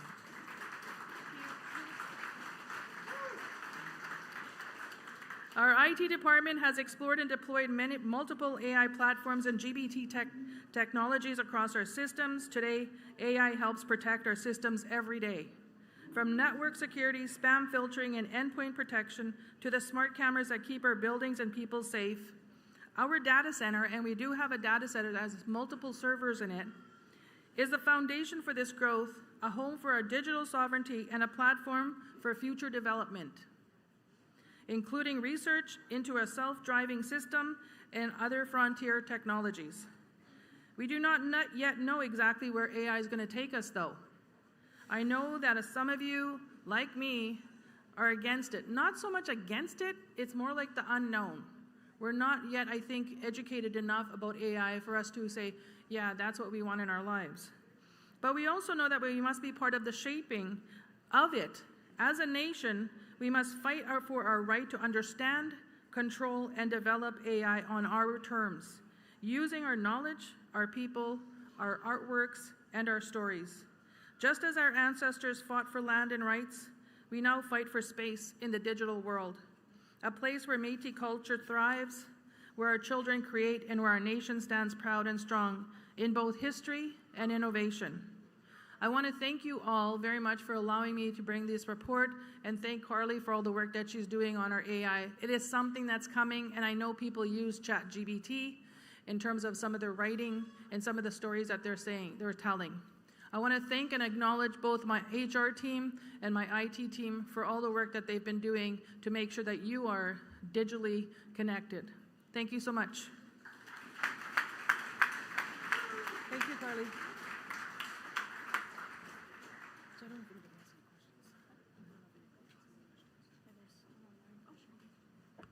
So before we move to the floor for questions, we have one online from Leslie Webb, St. Norbert Local, Bismarck, North Dakota. She's asking, could they do a virtual career fair so that all people beyond borders could consider returning to the homeland? Thank you for the question, Leslie. And I was wondering if it was from in here, but it's actually from North Dakota, which is really awesome. Thank you very much for that question. And absolutely, I am a big believer still of hybrid meetings. In other words, not everybody can make the meeting in person. So we will be doing some of these career fairs through hybrid means, but I also want to make sure that we are physically in some of the locations in some of the regions that we have. So there will be both ways that we'll be doing this. When we do say we do one in Winnipeg, it will be hybrid. Just even if people can get the information and know some of the work that we're doing. So yes, it'll definitely be both ways. Thank you. I'm going to move to mic 4 first. Cecil Thorne, Pickering Local. On the human resources side, from one northerner to another, Anita, have you considered a northern living allowance for the MMF employees living in the north? Thank you for that question, Cecil. We have. It was actually one of the things that we considered when we were looking at that scale, when we did the compensation scale, was to make sure that there was a northern living allowance percentage that was going to be applied for those that were living in the north. Is that what you're asking me? Being implemented? Pardon? Is it being implemented? It just got accepted. Yes, so what's happening is that because the budgets were completed with one, I'll say addendum to it, is that this scale now, the staff are gonna go back, apply the new scale. So for example, because I'll be honest with you guys, well, I've always been honest with you guys, but we've actually been monitoring industry standards for a long time in terms of positions. It's not like we create a position and go, hey, we should pay them just whatever. No, there's research that's done on every position that we have. So we weren't even really far off. We tested what we did in that scale to other departments first. Mostly we did a bigger one, a medium-sized one, and a smaller department, just to see if, in different positions, to see how far or how close we were. And so we were actually almost on point with most of them. If somebody was being paid over the industry scale, which some were, we left them there because that's what they negotiated. That's what their salaries were going to be. We weren't, and it wasn't a lot. It wasn't like we're talking like thousands of dollars here. But we did want to make sure that there was a living allowance component. It was actually one of the conversations that were brought up at a cabinet meeting, and Minister Lajimodi had brought it up. I let her know that at the time we were already considering adding a Northern Living Allowance component to our scale. Thank you. Move to microphone 2. Hi, sorry. Lynn Robson, Enola Local Southeast. So 2 things. First thing, most of us, your fear of AI comes from the fact that we're all old enough to remember the Terminator. Just saying. Second, when we talk about IT and internet and the availability of internet, a lot of the rural locals are lacking the ability to have virtual meetings because we don't have the ability to be in a location where we can have a meeting and have proper internet. What are the possibilities that maybe we could have IT come out, a remote Starlink, something like that, available to the locals to be able to have our meetings and have virtual meetings? Because it's a lot easier rurally to pipe people in rather than have them show up at a hall, because it's difficult sometimes, especially in the winter. Thank you for that question. So one of the things that I've asked the staff to look at is this. So do you remember, well, everybody remembers when all the tariffs and everything came, so we were doing a bunch of research. So one of the questions I asked them is, who owns Starlink? And guess who owns Starlink? Yeah. So one of the things I've asked the staff, is there any other mode or any other way for us to be able to offer this service or provide this service, even in our local offices, I'll say, right? So because we do have some governance offices, we do have some youth centers, we do have some service centers that are out there that we need to make sure that have that connection. So I've asked the staff to go back and look, is it only Starlink that we can use? Like, we do have a lot of Starlink links already, the satellites out there. Is there anybody else that we can? And if not, then one of the things that I'm going to do is then look into it and then have to make a recommendation that we have to continue with Starlink in order to provide that internet service to our people that live in the rural or northern areas. So can the staff go to all the locals? We do have staff that are located in the northwest region, so in Dauphin, because they're responsible for the northern part of the province, and then the other staff that are here are responsible for the southern half of the province, I'll say. But I don't see why we couldn't. What I would ask, though, is if locals could work through their region to put that request in, and then we could look at what it might cost, how many locals are out there, because I can't see there being a lot, like many. Do you know what I mean? There's probably a few that we could probably provide some of this support to, and then think of the costing of how we're going to maintain that connection and things. But I would really encourage you to go, like, write an email or something to your regional office, have them send it to us, and then I can get the staff to look into and do the costing of, can we do this and can we sustain it? Does that work? I think so, yeah. Thank you. Okay, thank you. Okay, I'm going to take the questions that are standing right now, but after that, we're going to move forward. What number mic is that? 7. 1. 1. Okay, we're going to go 1, 4, 2, and then 3. So number 1 first. Good morning. Kim Avante, Lactabani Local, Southeast Region. Hello. Oh, sorry, the lights are so bright up here. Thank you, Minister Campbell. In regards to succession planning, what does that look like for our president and cabinet? Is there a possibility for a past president role or something to continue mentorship? It's actually thank you so much for that question, because it's something that we have been discussing in terms of any kind of succession planning, because like President even mentioned, we are kind of all getting older. And so there's that discussion is just starting in terms of what the succession planning is going to look like. He has asked even regions, so the regional executive members, to look at what their succession plan is going to be. So we're all expected at the next meeting to bring something forward in terms of what is our succession plan that's going to happen in the regions, what is it going to happen for Infinity Women's Secretariat, and then what's going to happen totally for the cabinet. So we do know that so for example, I just got re-elected in September at my AGA. So we know that you're stuck with me for 4 years. That is what it is. Unless God has a different plan or whatever, then that's what you're stuck with. But we have been talking about succession plan this year already. So there is requirements for us to do and bring back to cabinet in terms of what's going to happen the next go round. Does that answer your question? Thank you. You're welcome. Thank you. Microphone 4. I'm Lillian Norman from Southeast Region. I just want to applaud for that young lady with the IT tech. This person is going to be a master at teaching to the young, and it should be started in the school so they can understand the Michif way and how to speak it without too many words in between. I applaud her, and I wish her the best. She deserves a great applause. May there be many more for her to be a team with. Thank you. Thank you so much. Thank you so much for those kind words. Thank you.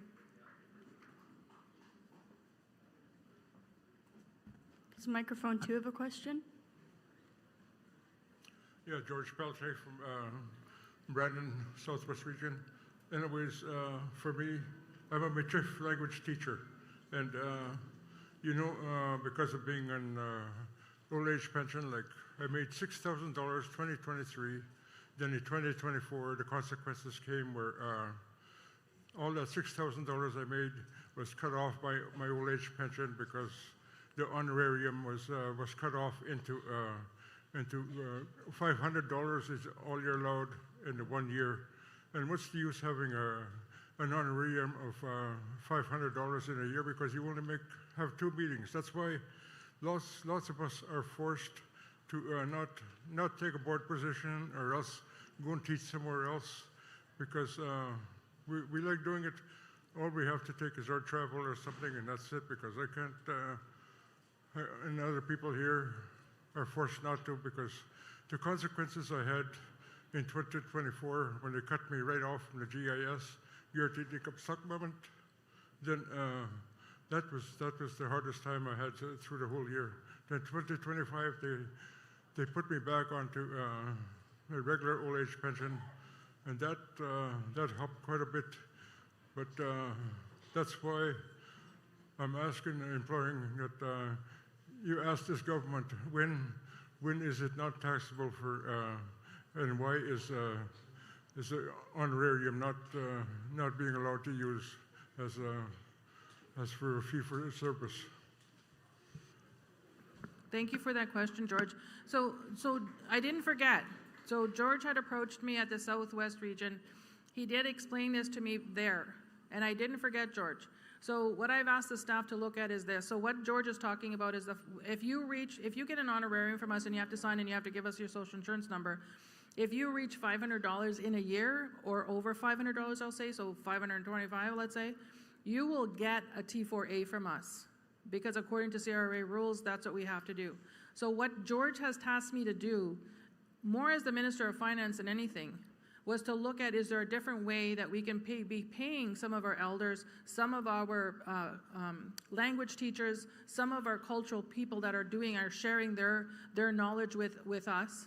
Is there a different way for us to be able to compensate them as opposed to giving them this way that where they have to claim the tax, we have to issue a T4A? Because a T4A doesn't just go to you, it goes to CRA. So they know what we're issuing payment for. So he's asked us to look at it. I do have the staff looking at it, and I do apologize, George, that we haven't had a chance to connect yet because we are working on getting ready for the AGA. But shortly right after this on Monday, they're going to start looking now at that issue, and then they'll bring something back to me. And there will be something. I think I figured out a way that we might be able to look at different types of compensation, I'll say, as opposed to a direct payment. But it is something that I know we have to do, and I really thank you for bringing that up, because I think it affects more than just you. It affects other people that are are here today with us. So I want to thank you very much for bringing it forward, and I haven't forgotten about it, just to let you know, okay?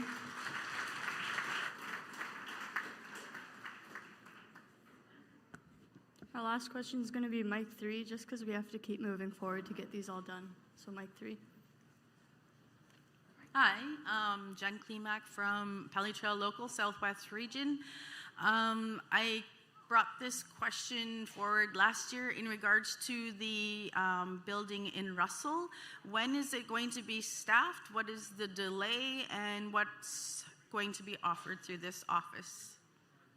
My understanding, it's no different than the governance offices that we have that are located in several different regions throughout.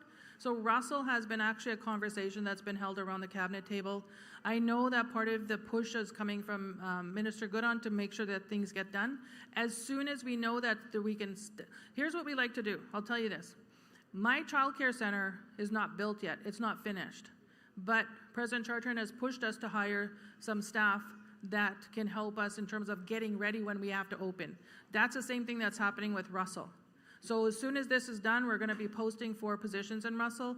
They have to come up with a plan. By they, I mean the Southwest region in terms of what's happening. They will follow the same process as the other local governance offices that we have. So say that we have one in Flin Flon, so whatever they're doing in Flin Flon, they provide services. They're like an outreach office, if I can just rename them something else. That's what the services that they'll provide. So they're a connection to the other regions that have offices. So that's what Russell will be doing. But it has been a conversation that's been happening quite a lot in the last, I'll say this last 6 months. Does that answer your question? Yes? Yeah, the office has been empty for quite a few years, and we've been told they are moving furniture in to get it ready, and so it's just been an ongoing... Sorry, if I could just add, there was a discussion around purchasing, renting, and those kind of things with the owner. There's permitting issues, there's reservations that had to be made, those kind of things. So I think we're at the point now where we can post and then start hiring people to work from that office. And they'll be providing services to other areas, not just Russell. Yeah, oh, absolutely. Yeah, for sure. Thank you. You're welcome. Okay, we have a mover online, so we're going to look online.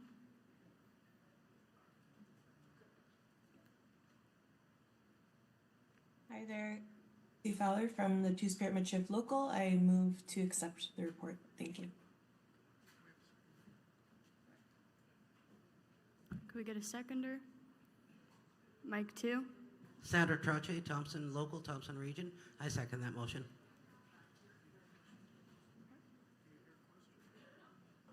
Do I hear question?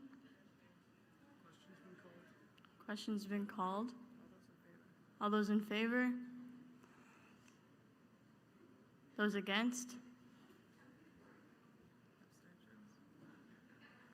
Abstentions? Just waiting on the green light. Oh, there's a green light. Yeah. While we're waiting, can I just make my closing comments just real quick? Oh. The motion is carried, so thank you, Minister. Thank you, everyone. I'm around if you have other questions. Thank you so much. Go buy tickets.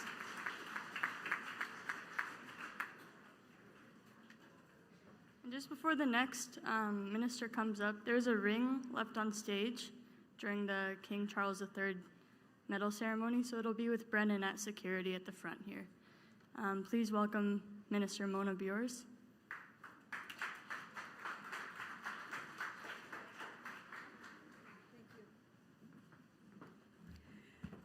OK. Bonjour tout le monde. Je suis contente d'être ici avec toutes vous autres aujourd'hui. J'aimerais remercier, je sais, il n'a pas eu de prière aujourd'hui, mais j'aimerais remercier notre aînée, le elder Linda Saint-Cyr, et tous les jeunes qui sont ici et les aînés qui sont ici, toutes mes amies de toutes les petits Saint-Eustache, Saint-Ambroise, Saint-Laurent, Il y a en masse des saints aujourd'hui, mais tout le monde. Je voudrais aussi... merci beaucoup. I would first like to thank everyone for being here. Thank you again, the elder, for yesterday's prayer, Linda St. Cyr, good friend of mine, and there's many people here that I got to visit with, and I know why the noise level is loud, because I'm probably guilty of that as well, because I'm walking around, but then I have to be reminded, okay, we can visit later. But right now, I'd like to thank the Manitoba Métis Federation, the national government of the Red River Métis, le gouvernement national des Métis de la Rivière-Rouge. Et c'est vrai, vous êtes tous ici, vous êtes toutes partie de ce gouvernement. Alors, mais right now I want to give a shout out to the satellite offices, starting from the east, Ottawa, Saskatoon, Thompson, and Calgary. I know I have cousins, sisters, nephews, and family in all those regions, so I welcome them. I don't want to go on about that, but I think it's getting bigger and bigger, and I've heard it from all of you that how big this assembly is getting, so I hope that everybody's comfortable and we try our best. I'm the Minister of Métis Child and Family Services. My name is Mona Bieurs, and it's my honor to join you at this annual General Assembly to share updates on our work in strengthening our Métis Child and Family Services system, protect our children, and support families and communities across the Red River Métis Nation. I am going to try and stick to those 10 minutes, and I'm already at 7:21, so let's see. Okay, slide 2. We're just gonna, oh, here it is. Okay. Today I will speak to 5 priority areas: our mandate, Bill C-92 and the coordination agreement, the Children's Special Allowance settlement, single envelope funding, the partnerships and agency programming that deliver culturally grounded services and supports. I will also highlight important milestones and celebrations and end with a call to action inviting community members to become caregivers for our children and youth. Our mandate is this year we have executed strategic initiatives focused on measurable outcomes alongside provincial and federal governments, MMF departments and affiliates, and various communities to advance the MMF's priorities to our children, youth, and families. Below are key actions aligned with our mandate. Number 1, ensure citizenship supports that prioritize citizenship cards for children in care. After 5 years of work preparing our Red River Métis CFS laws and working on the negotiations for the coordination agreement, the MMF now awaits approval from the federal government. We've done all the work. We've worked on this for 5 years. We are just waiting on the federal government now to come to the table and sign, seal, and deliver this coordination agreement. Work completed with relevant ministers to implement authority over prevention, protection, and adoption services for our children. Working with ministers to increase the prevention supports to reduce the number of families in the Métis CFS system. Advocating for funding arrangements that reflect the full cost of implementing MMF jurisdiction, advocating for sustainable, transparent resources.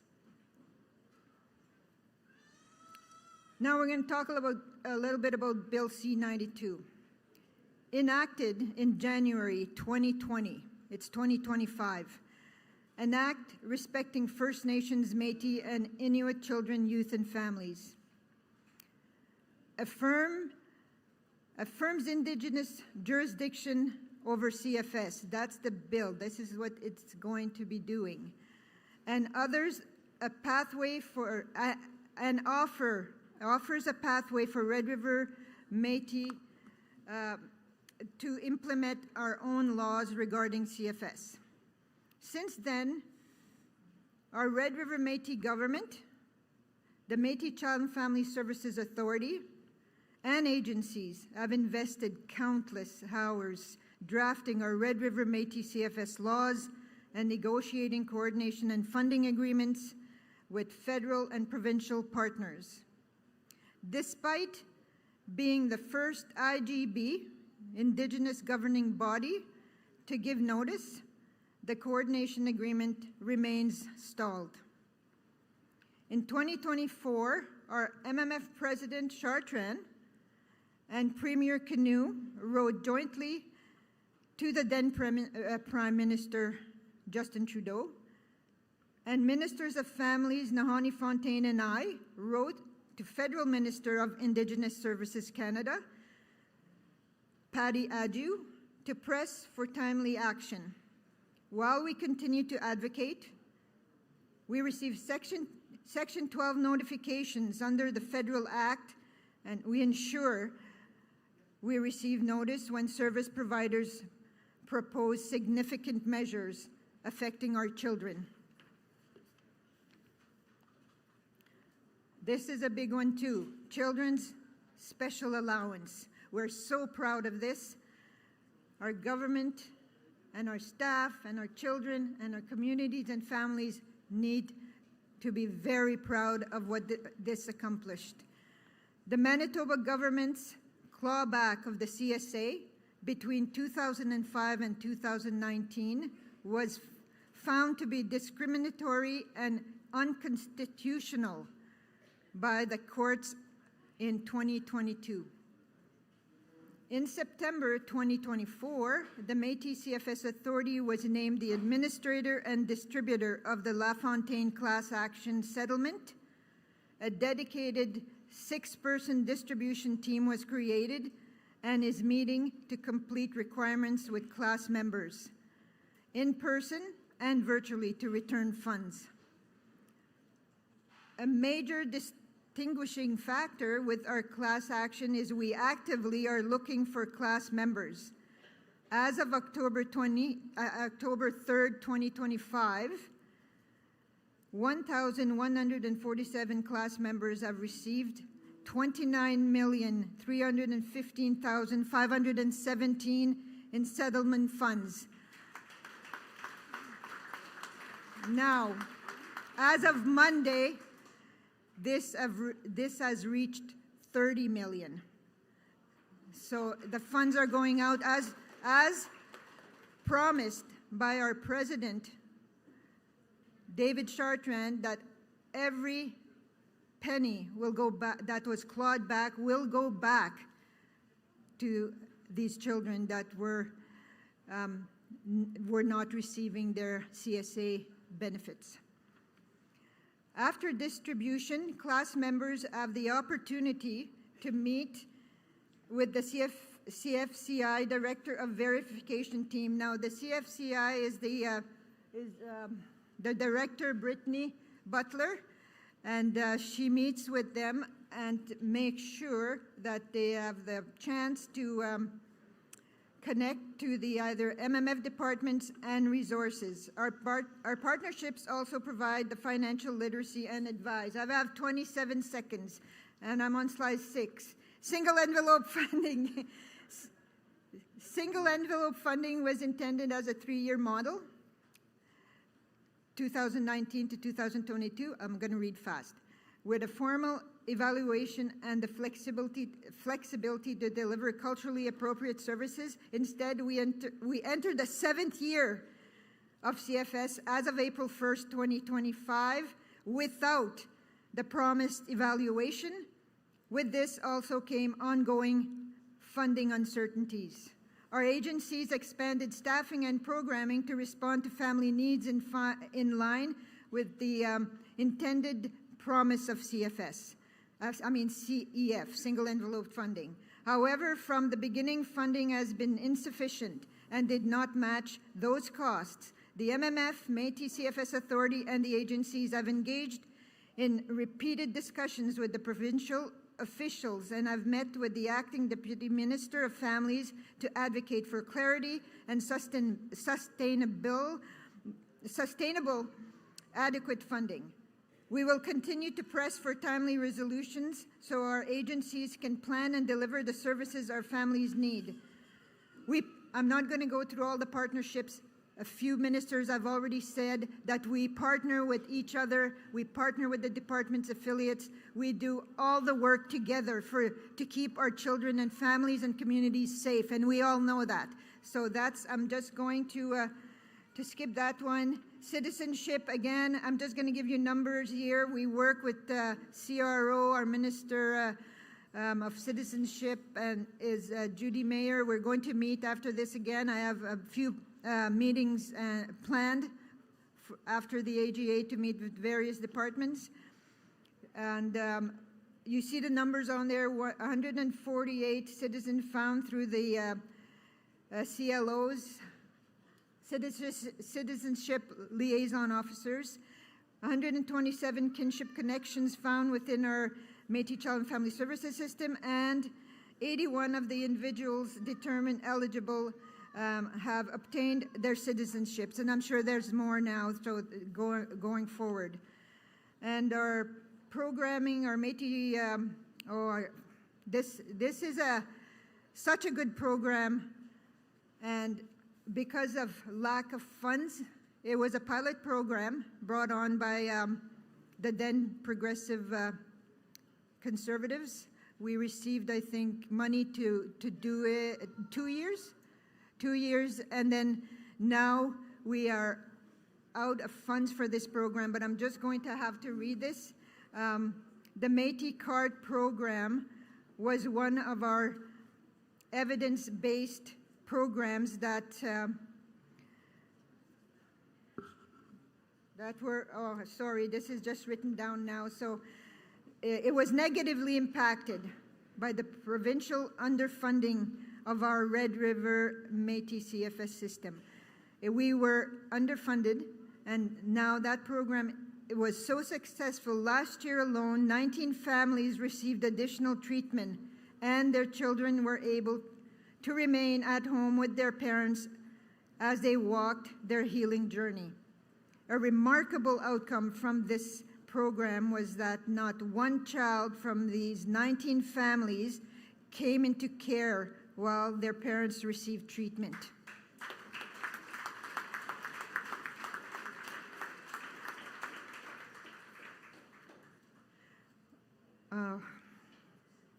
Okay, that's it.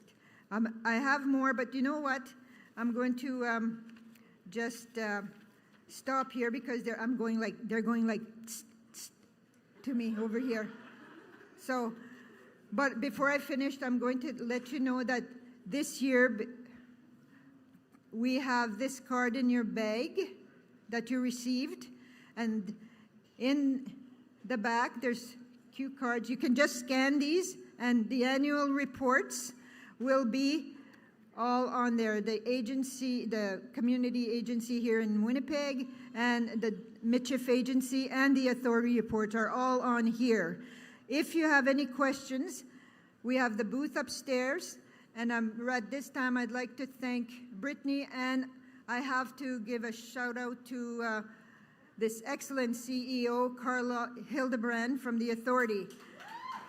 And that's just two people here. They have a whole team. There's some actually volunteering at these satellite offices. So big shout out to the staff out there too, because they're working very hard to keep everything in order over there.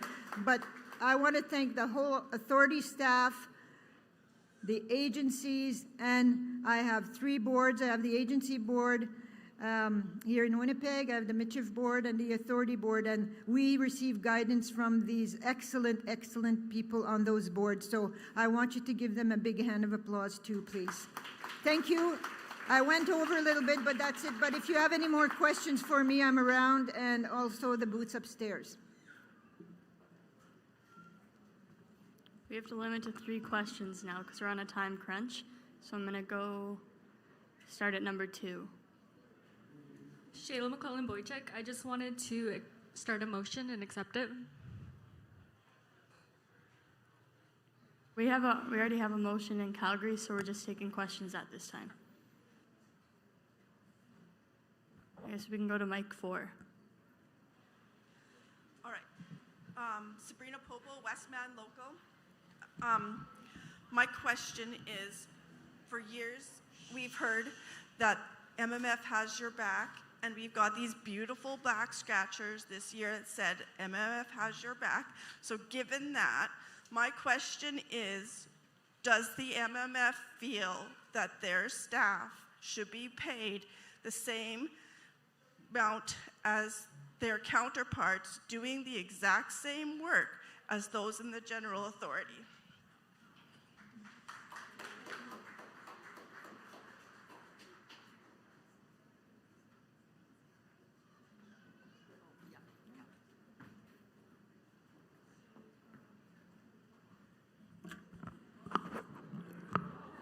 The answer is 100% yes.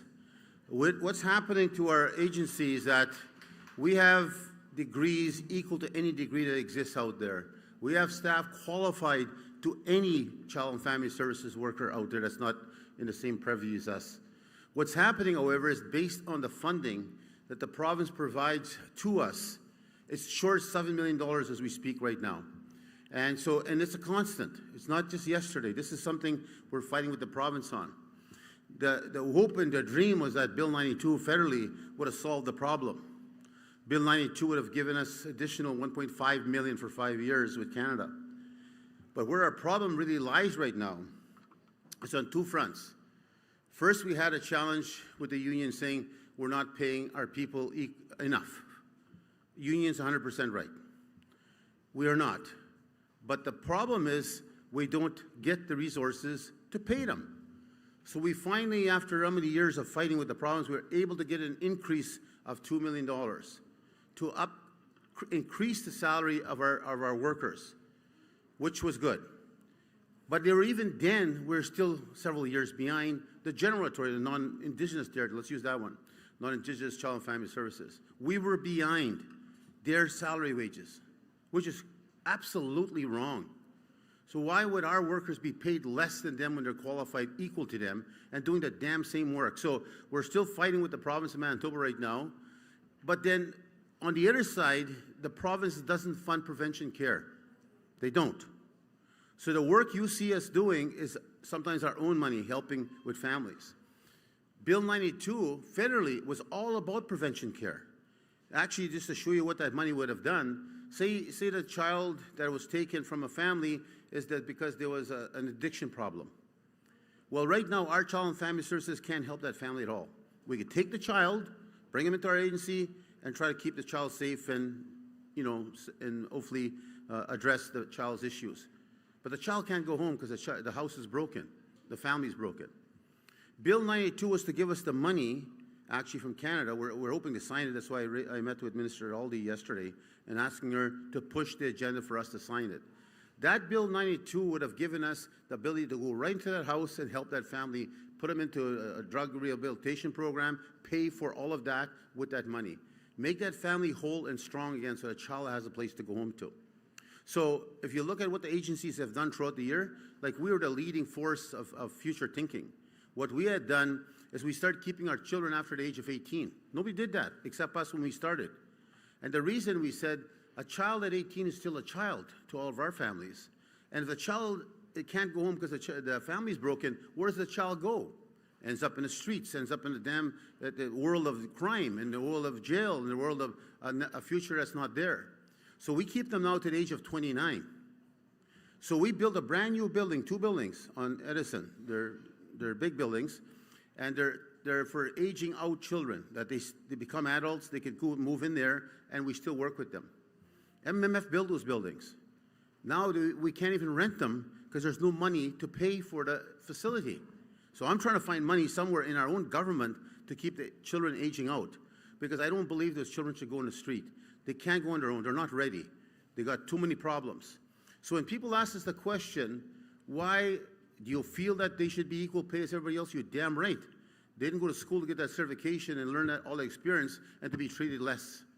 The problem we face is we've got to convince the province they've got to treat us equally as they treat everybody else. Now, on the First Nation side, they got two pockets of funding. They got the federal funding and they got provincial funding. And then they don't have tax. They don't pay taxes either. So they have a different situation and a much more opportunistic situation than we do. We're on our own. So we increase the salaries of our people. We're still about 2 years behind, 3 years behind in what they should be earning based on everybody else in the child family service world. So that's the fight I have with Mr. Kinu and his government. You've got to treat us equal, and our people deserve to be treated fair like anybody else out there. So that question is yes. Okay.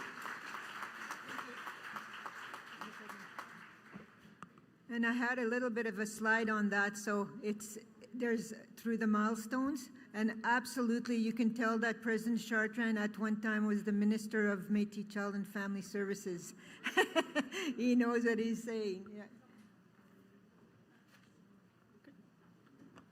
Okay, we can answer 2 more questions, but first Minister Chartrand wants to speak on the issue. Mic 3. I want to thank Minister Beers and President Chartrand Cabinet for all their work and everything we did. Yes, we went through a rough time with Child and Family Services. When you talk about having your back, the people that left or were laid off had a chance to come and work at our offices. We had different jobs for them. Yes, the pay wasn't the same, but they kept their pension, they had insurance, and in the Northwest Métis Council, we have MMF staff that continue working for the Red River Métis government. So I want to thank you for all your work, Minister Beers, and yes, we go through a rough time, but we're always there to help all our families. Thank you very much for your dedication.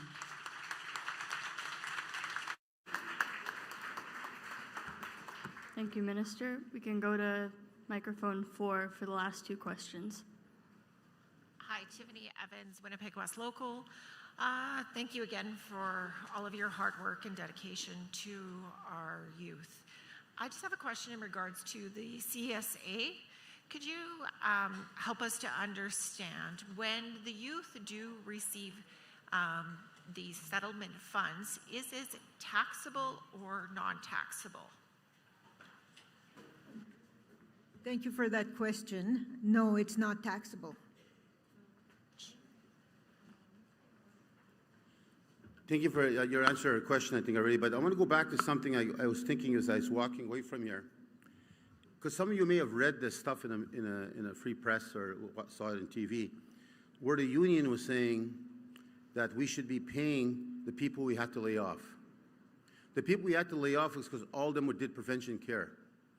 And the government will not fund prevention care, the province. And so we had no choice but to lay them off.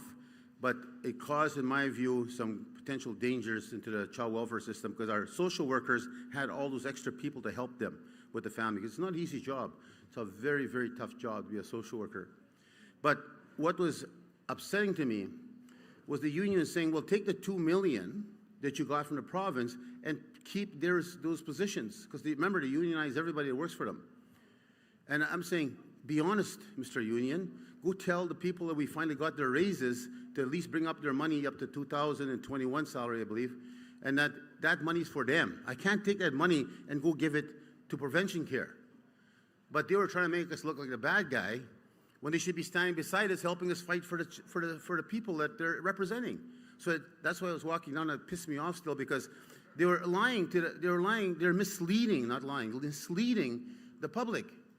And so they know that that money we have been able to negotiate was the entitlement of the staff that work for us, that we're getting, I believe, what year was it, 2017 salaries?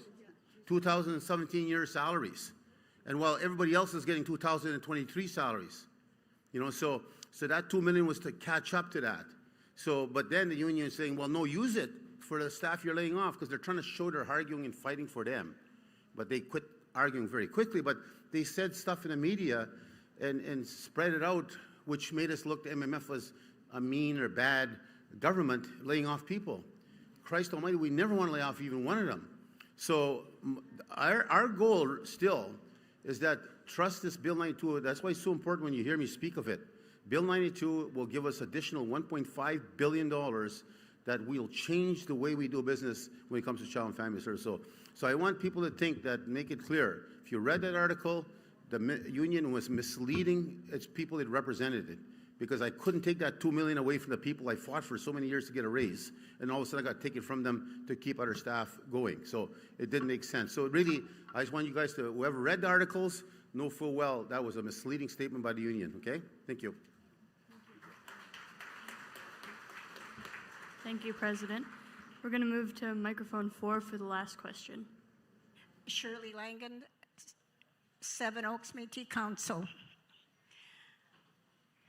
I really have a lot of passion for all of these portfolios, but particularly this one, because I devoted 15 years of volunteer work, and everything that I'm hearing from President Chartrand, Minister Bures, is so true.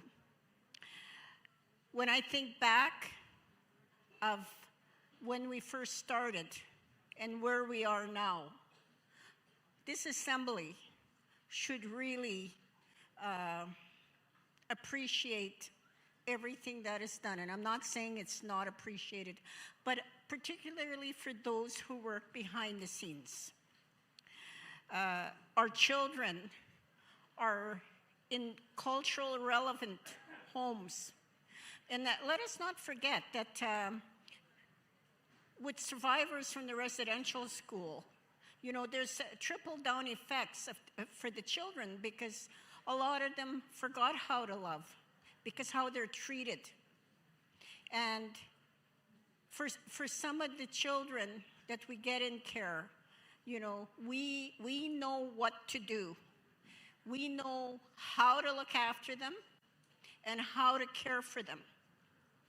And we see this, like I particularly even as agency board members, when we go to youth celebrations and we hear the youth speak and how they're going to university and the difference that the Red River Métis the Federation has made in their lives, because they tell us that without the Federation, they don't know where there would be. And we have seen it. And I want to commend Mona Bures and all of the ministers for their portfolio, because they work so hard behind the scenes. And I always take the time, and as many of you, to thank the staff when I go to the booths, just to thank them, because they're the ones that put everything together for us to come and have a voice and make us feel welcome here. Simigwich. Thank you, Shirley, for all those kind words. And I just want to share with you a few celebrations, though. When President Chartrand talked about aging out, and we keep our kids, even though when they're age out, we celebrate them. We have celebrations for aging out as soon as they reach 18.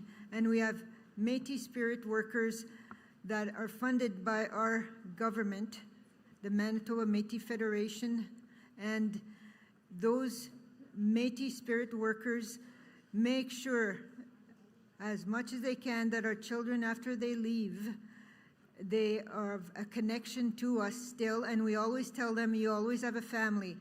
And another thing we do is a Christmas party at the Downs, and we started that. I think this year is our third one. Last year we had about 1,000 children in care with their families, their extended families, their mom and dads, their aunts and uncles. It's something to be seen.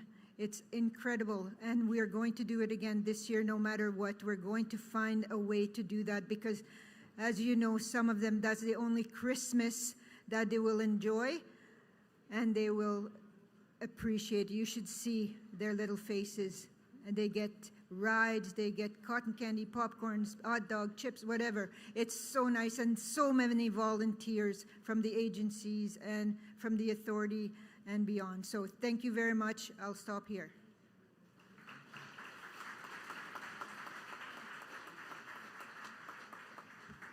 Okay, we have a mover in Calgary, so we're going to move to that satellite location. Fran Barnes, Stonewall Local, Calgary Satellite Office would like to move to accept the minister's report. Thank you. And we have a seconder in the pavilion. Wendy Beneff from Wendy Sikora, pardon me, from Prairie Buffalo Local. As someone whose family was very positively affected by Métis Child and Family Services, I am honored to second the motion. Thank you. It has been moved and seconded that this report be accepted. Is there any discussion? I see none. Those in favor? Those against? Just waiting on the green light.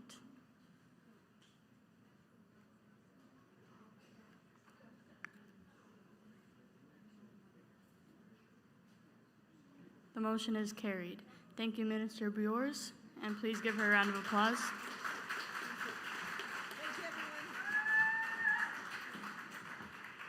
Please welcome Minister Andrew Carrier.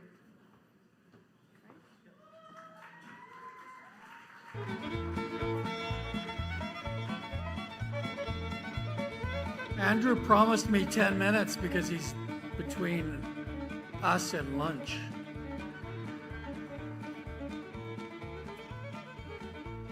Mr. Carrier, present.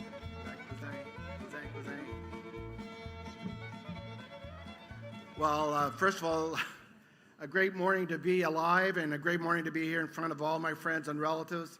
First of all, I want to recognize that I'm here before lunch, so they want me to be very quick. I want to start by thanking Linda St. Cyr for starting us in such a wonderful way on Friday with the opening prayer and always keeping us straight with the lunches and the blessings. I'd like to take a minute to just go over a bit of the format. I have 4 portfolio reports, and I will be going through them all together. And after my reports, we're going to have a short video. After the video, there'll be question and answers, and so just bear with me. I'd like to introduce our directors, of course, for residential and day schools. Please welcome Albert Beck.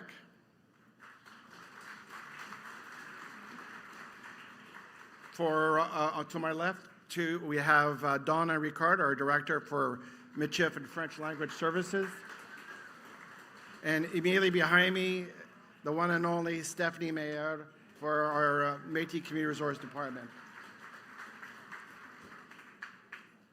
Ladies and gentlemen, it's an honor to be here and to represent you as your minister for residential and day school survivors. I want to acknowledge President Chartrand, my fellow cabinet ministers, all our delegates, and honored guests. I'm honored to present the Residential and Day Schools Annual Report for 2024-2025. As mentioned earlier, my name is Andrew Carrier. By the way, I was born as André Carrière, but that's a whole different story. Minister for Residential and Day Schools. Our department supports River Métis survivors and families affected by the 60 scoop residential schools and day schools. Guided by survivors, grounded in River Métis traditions, we focus on healing, resilience, and truth-telling.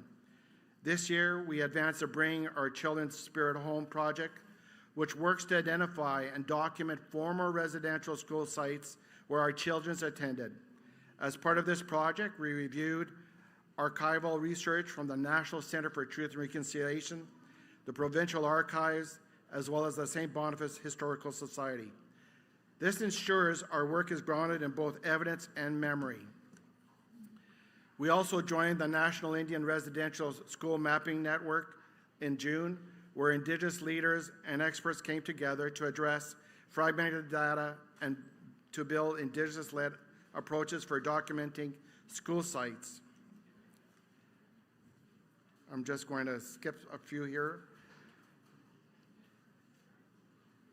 As part of this work, a survivors subcommittee is being formed to ensure survivors remain at the center of every decision. This group will provide guide priorities and survivor engagement, and is also planning a permanent memorial space, a place for gathering, healing, and remembrance. Alongside this, our River Métis Residential and Day School Advisory Council, we met twice this past year, providing me with guidance on the Bringing Our Children's Spirit Home project and other survivor-related work.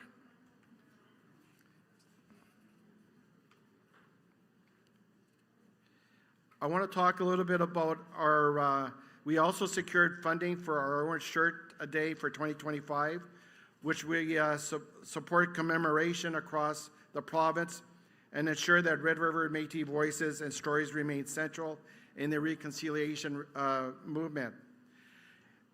As a matter of fact, as you see in front of me is our Every Red River Métis Child Matters sash.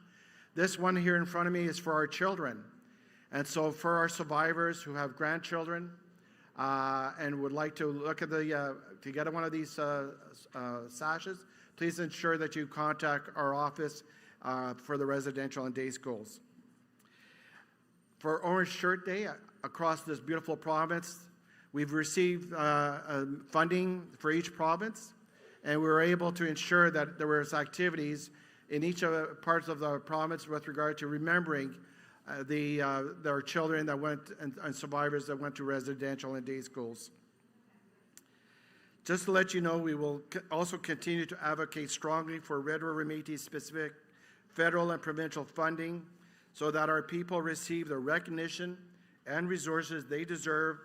And I want to stress this. Our department is actively searching for residential and day school survivors. So if you are a survivor or you know a family member who is, please connect with us. You can also visit our kiosk located upstairs at the Assembly, where our team and our members are available to speak with you directly. I also want to take a minute to acknowledge my colleague, Minister Denise Thomas, of the 60 Scoop portfolio.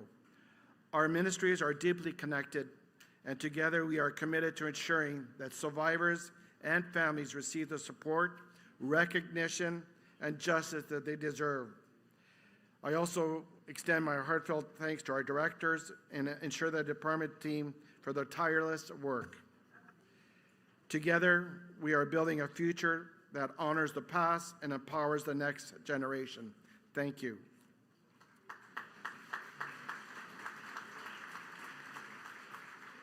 I should also have mentioned that all of these reports are found in this beautiful annual book. So that was on page 147 and 148. The next report is on Michif and French languages, and you'll find the full report on pages 121 and 122 in that same booklet. All right. This presentation highlights the work being done to preserve and promote both the Michif and French languages within the Red River Nation. Our focus is on understanding how citizens are engaging with the Michif language, what challenges exist, and how we're building strong, sustainable pathways for realization. It's about honoring our language keepers, empowering new learners, and ensuring that Michif continues to thrive for generation. We're going to pass slide 2 and go straight to slide 3, please. From these so understanding Michif language engagements across the Red River Nation. From these results, we found the opportunity that 70% of our participants identified as beginners. Many of them understand little to no Michif. The main barrier to learning are time constraints and a lack of resources. Slide 4. The Michif Language Founding Application is one of the Michif Language Department's cornerstone initiative. It supports projects that revitalize, protect, and promotes the Michif language across the Red River Métis Nation, as well as beyond borders. So if you have a project in mind, feel free to apply and connect with our department, and of course with our director, Donna Ricard. Slide 5. For example, some of our projects, Les Métis de Saint-Eustache. Let's give a warm hand for the group of Saint-Eustache, helping reviving Métis French in their community with the guidance of fluent elders. Slide 6. We're also supporting projects that bring Métis directly into schools system for here in Winnipeg, such as the St. James Assiniboine School Division. Pikatamuisitak Métis project is training a cohort of educators to teach Métis and integrate it into classrooms. We're going to skip slide 7, go to slide 8. One of the most innovative projects is the Reviving Métis through AI, which we heard a little earlier. Initiatives led by the Infinity Women's Secretariat in partnership with the MMF IT department. This 3-year project is creating Infinity, our beautiful AI spokesperson, powered Métis language model. Slide 9. Another exciting initiative is the Métis AI writing keyboard and translator. So we're also looking at a keyboard system. We're going to now go to slide 12, building tradition through community. This year, the Métis Language Department Cabinet Minister and 50 Métis youth and elders and 8 elders attended the WAVES 2025 conference, a global Indigenous language summit, bringing interest to our Métis language. I'm looking at the timing. My apologies, everyone. I want to say a few minutes about the French language services. Alongside Métis, so I'm on slide 17, alongside Métis revitalization, we're also working to preserve and strengthen the French language, efforts including cultural programming. French languages, for example, is currently seen through newsletters, as well as we're looking at opportunities to translate different applications, such as the EPS application, which was recently translated in French, so that our students can apply for funding and for the Riel bursary and the higher education, but in both official languages. In closing, through collective efforts and pride, we are reclaiming our voices, our stories, and our future as River Métis people. Merci. That now concludes my French and Métis language. And now we're working on, I have one more very quickly. The Red River Community Resource Department. The River Community Resource Department is a core department of the Manitoba Métis Federation. It acts as the first point of contact for vulnerable Red River Métis citizens connecting to the Red River Métis government. We support individuals, families, seniors, and elders in accessing services locally, regionally, and provincially. Each of the 7 MMF regions has an MCRD, the resource worker, and provides support to facilitate programs. I just want to, the minister, as you can tell, is doing a hell of a good report.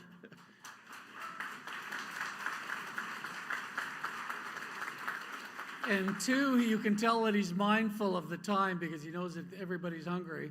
And so if we could just keep it down and he'll finish and then we'll have lunch. Thank you. Thank you very much, Mark, mon petit cousin. So MCRD, we do casework and advocacy. We also have the Memorial Services Financial Support Program, which provides up to $5,000 for basic funeral services paid directly to funeral homes. Just to let you know, all the money that you spend for the silent auction or the rainbow auction that we have upstairs and the grand prizes, all of that money, all of the profit goes to the bereavement fund. So please be generous because this is a highly used and needed program. We also provide ambulance cost relief program, medical accommodation aid, income tax programs, and as well as we're looking at applying for more funding with Health Canada under the Prevention of Child Maltreatment Program Fund. There are so many other programs, but I want to, first of all, recognize Stephanie for all of the great work that she has done. She's one of our main organizers for our annual General Assembly. Her and her team does great job, so please give her a round of applause. Ladies and gentlemen, we have a short video, and then we'll go to questions. So please, let's start that video, please.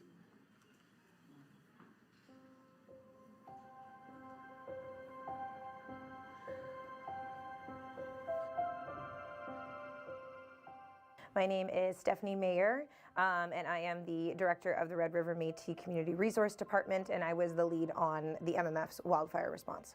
We were one of the first that stood up and were mobile, and I remember that day very well. It was several ministers, Minister Carrier, as well as Mr. Baudin, Minister Remillard, and myself, as well as one of my leads, Jana. We were at 406 McGregor looking at the building and figuring out how and what are we going to do with this building and make it an evacuation center. We were set up and open with less than 24 hours after entering that building. And then furthermore, we were able to offer accommodations to all evacuees, not just Red River Métis. And we housed over several hundred people, all sorts of people, First Nations, Red River Métis, and all from different communities. We have to remember there were actually 3 waves when it came to our wildfires this summer. It actually began in the spring in the northern community of the Paw and the Carrot Valley. When those fires initially set out, Minister Mayer reached out immediately, and our team was able to jump on, help those people, get them evacuated. It was an overnight evacuation.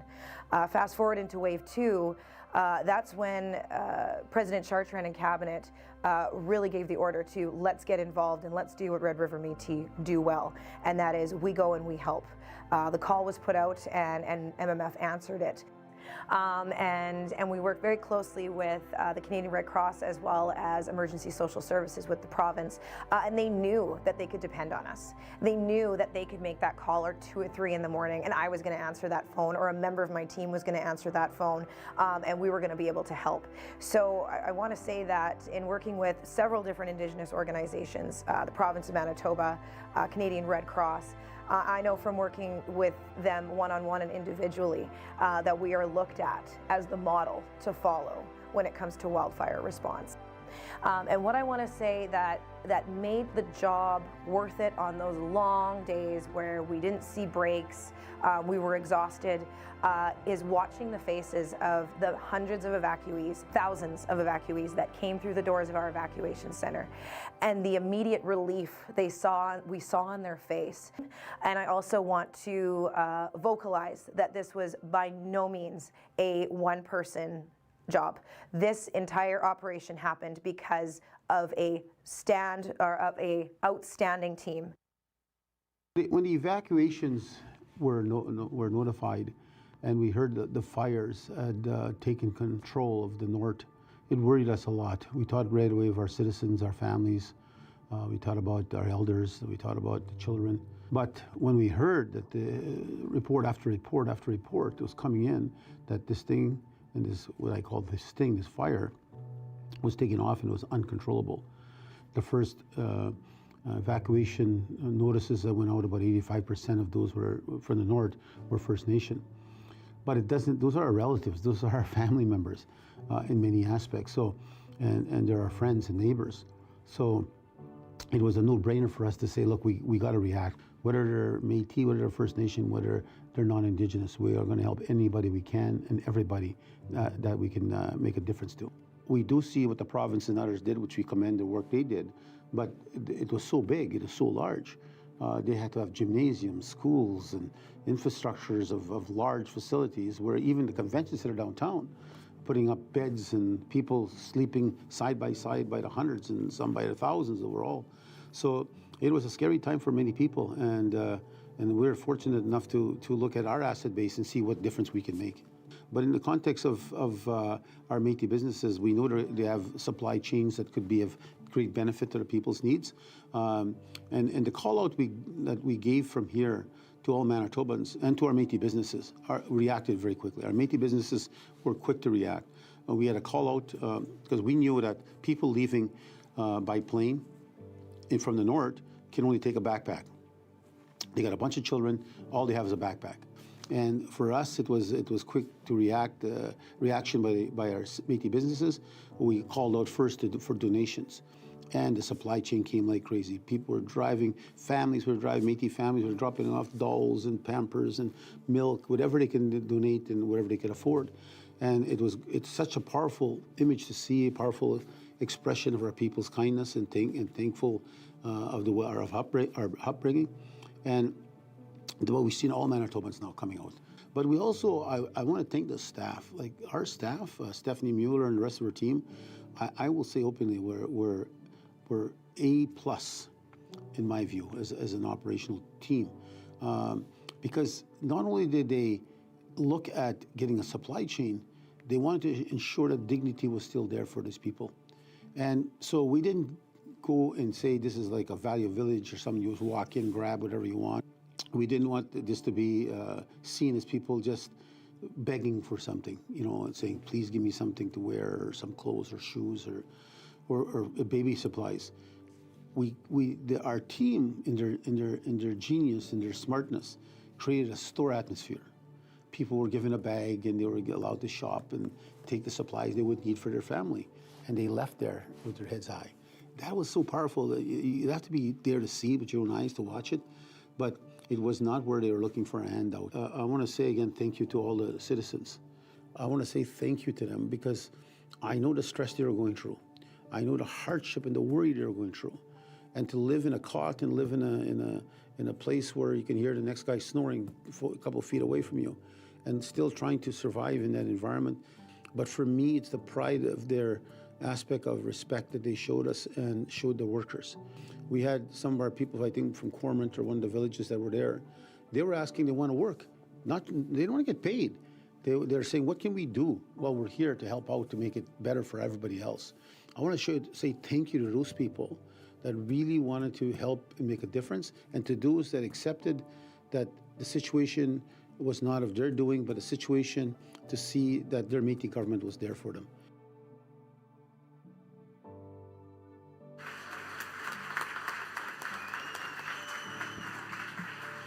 Thank you, Minister. Again, we're limited to 3 questions, so I'm going to move to mic number 1 first.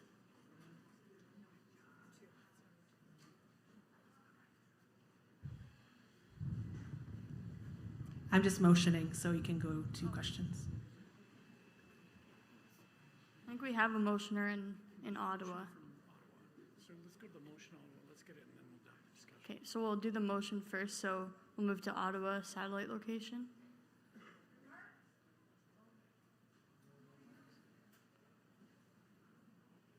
Hi, Danielle Lucier, Winnipeg region, Bison local, living beyond borders and joining from the satellite location in Ottawa today. I'd like to move that the Assembly accept Minister Carrier's 4 reports. Thank you. Thank you, and we have a seconder in the pavilion. Derek Jones, Winnipeg, local 7 Oaks. I second the motion. So now we can move to the questions. We can go to microphone number 2.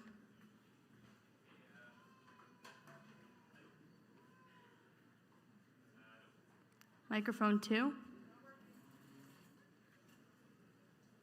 Hello? There we go. Awesome.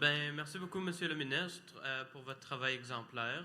Je souhaite particulièrement vous remercier pour la traduction qui a été faite pour le Post-Secondary Education Support Program. Moi, je suis un étudiant à l'Université de Saint-Boniface, qui est, comme vous le connaissez bien, l'université francophone de la province du Manitoba. So, j'espère que c'est un premier pas et qu'il y a beaucoup d'autres choses à voir. So I'll just say it in English for everyone. So I wish to thank the Minister for his exemplary work, particularly with the translation of the Post-Secondary Education Support Program in French. I'm a student at the University of St. Boniface, which is, if you guys didn't know, the French university in Manitoba. So thank you, Mr. Minister, for that. De rien. For the record, your name is Baudry Labossière from the Conseil Goulet local, which I'm also a member of. So is that correct? OK. Un grand merci et puis je voulais surtout reconnaître que le travail de la traduction. Un grand merci à ministre Joanne Rémiard de l'Éducation pour la demande et pour le travail.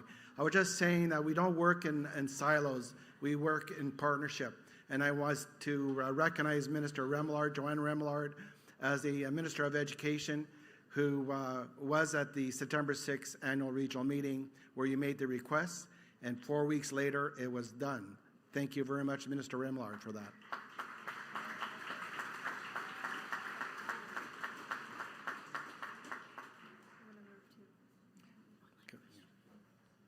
Sorry, we have an online question from Cassandra Wooliver, and it'll be audio. Can everyone hear me? Yes, we can hear you. Cassandra Wooliver, Kenya Local. I'm just wondering and why, if so, is Southern Michif being the only part of the Michif language that's being taught in classrooms, and why? Thank you very much for that question, Cassandra. There's only one Michif language. There are 3 known dialects, but we have one Michif language, and we are supporting all of our dialects out there. We also have Michif or Métis speakers that speak Ojibwe, Soto, Cree, Spanish. However, we're here to recognize our Michif language, and we have 3 dialects that we are supporting throughout Manitoba. Thank you. And beyond borders, sorry.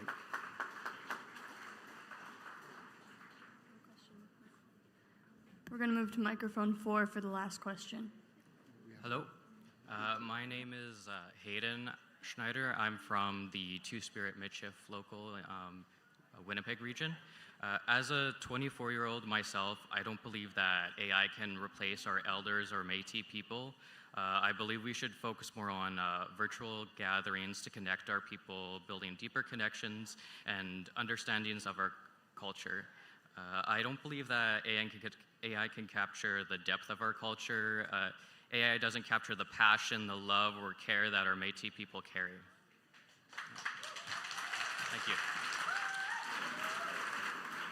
Thank you very much for those wonderful comments. You got to realize that we receive project proposals on Michif language. AI is one of several others, and we're open to all. And of course, we're looking at our elders and our knowledge keepers as we are gathering this information throughout our homeland.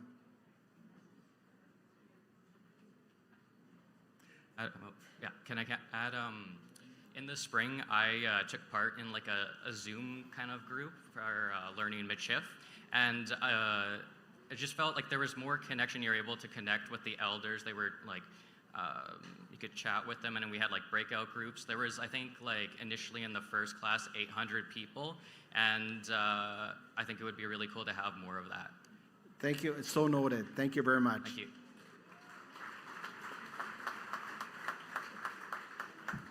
Again, I apologize that we can't get to all the questions, but Minister Carrier will be around to answer questions. Yeah.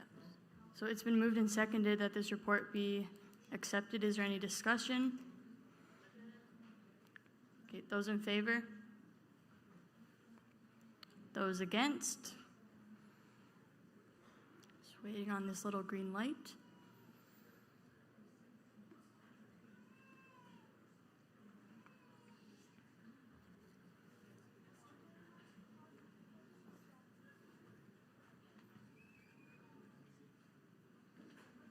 The motion is carried. Thank you, Minister Carrier.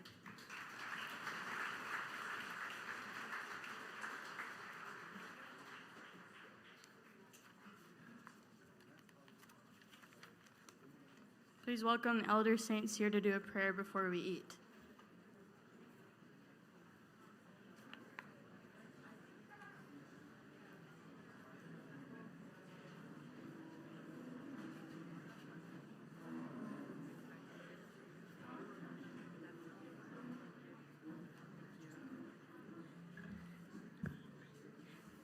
I think we have one more minute for the Lord, right? Lord, thank you for the wonderful day so far. As we eat this meal which was lovingly prepared for us, let us remember your provision and goodness with thankful hearts. May you bless this meal to our body's use in Jesus' name. Amen. That's it. I just want to send out a reminder that elders should be eating first.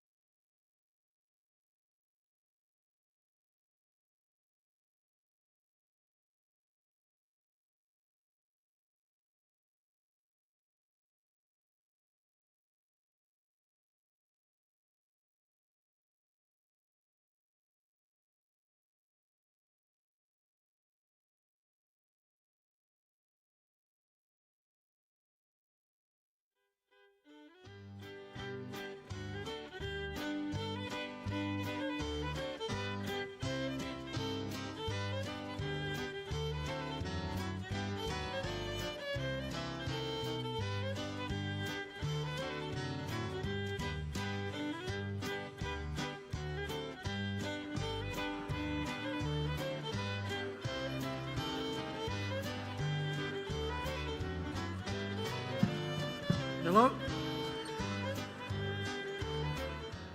Hey, just to let you know, there's a gray Honda that's blocking one of the elders, and the license plate Manitoba 1618MM.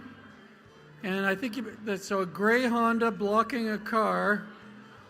And I think she already called the tow truck, so I would get to this one quick. Gray Honda 1618MM, Manitoba. Thanks.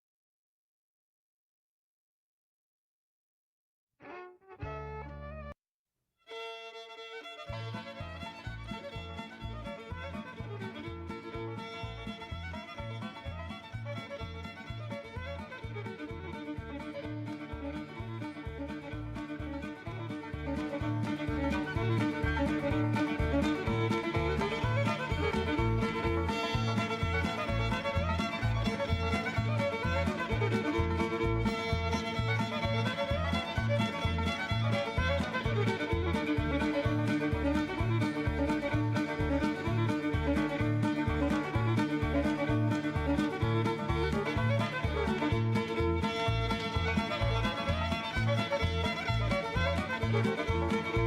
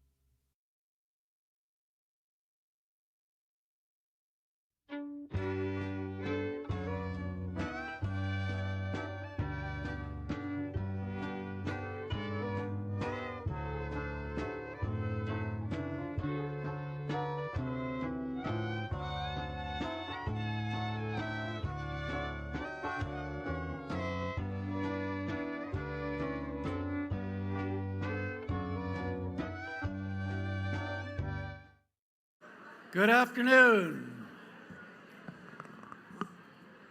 Hey, listen, during the lunch, I was able to go in the back there and get a willow to make sure that all those speakers stay on time for 10 minutes. So I got a little willow. I'm not going to bring it out.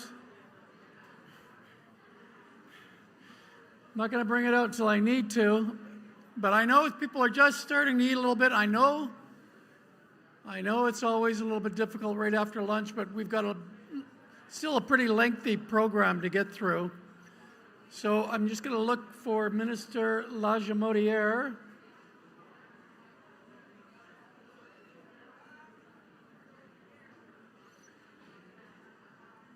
Okay, we'll just wait for you guys to quiet down a little bit.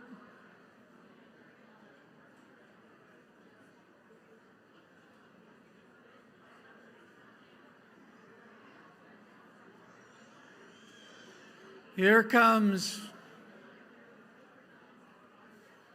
all the way from Thompson, Manitoba,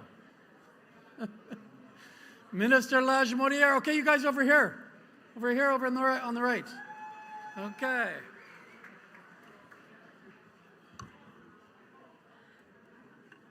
Bonjour. Nom.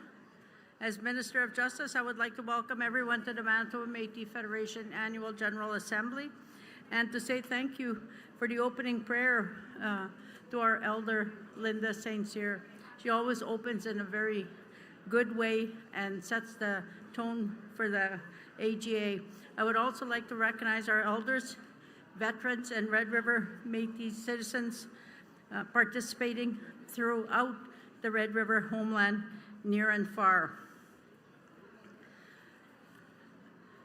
I want to also tell you that I'm reporting on behalf of Métis Justice Institute, and I'm also reporting, we'll give you a report from Pemmican, if time allows. I don't see my, are we catching up? Yeah. The lights are so bright I can't see. Can you tell me which slide we're on? We're on slide 2. Okay. You want to do slide 3? Slide 2, or that's slide 3 you're on. Oh, right here, sorry. Okay, so the Métis Justice Institute, or MJI, as well better known within the MMF, is of the MMF, Manitoba Métis Federation, was established in July of 2003 and has been assigned the task of focusing responsibility and authority for justice issues within the MMF. Our mandate is to develop and maintain a full range of justice services and programs that will meet the needs of the Red River Métis community in Manitoba. The MJI strives to meet our mandate objectives by establishing working relationships and partners to provide support and advocacy to Red River Métis citizens in need of justice support. Can I just hand you this stuff? In October of, we're on slide 3? Yeah. Okay, in October of 2022, as Minister of Justice, I was given the honor and the mandate by our President, President David Chartrand, on behalf of the Red River Métis national government, to focus on identified key action items to further the success of our Red River Métis government in justice. I am proud to report that over 2024-2025 fiscal year, the MJI's efforts to develop and enhance our programs reported today contributed to our continued achievement of our identified action plans.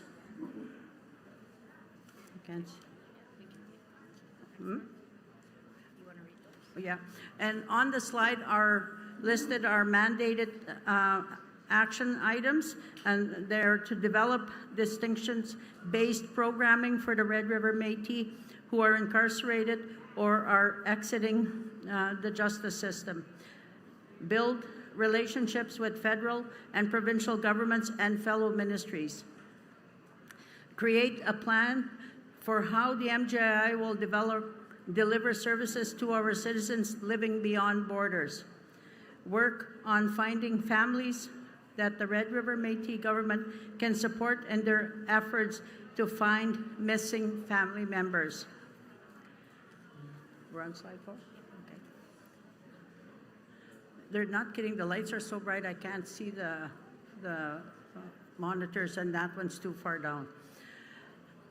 Our department has continued to deliver programs and services that support our Red River Métis citizens in need of justice support with court diversion options, support for our citizens who are navigating court systems through education and development and delivery of information strategies for families who may have loved ones that are at risk of going missing. Our success this year is in the expansion of our programs that include our Red River Métis Community Justice Center Justice Navigation Program that assists citizens who find themselves involved in the justice system with a support to assist with navigation through the system and identification of resources and supports. That's a lot of words. Anyhow, we help you in court. The new addition. Okay, gang. Here, let's see how it's quiet it's going to be after we beat. See how quiet it's going to be in Seattle tonight after we beat when the Blue Jays beat them.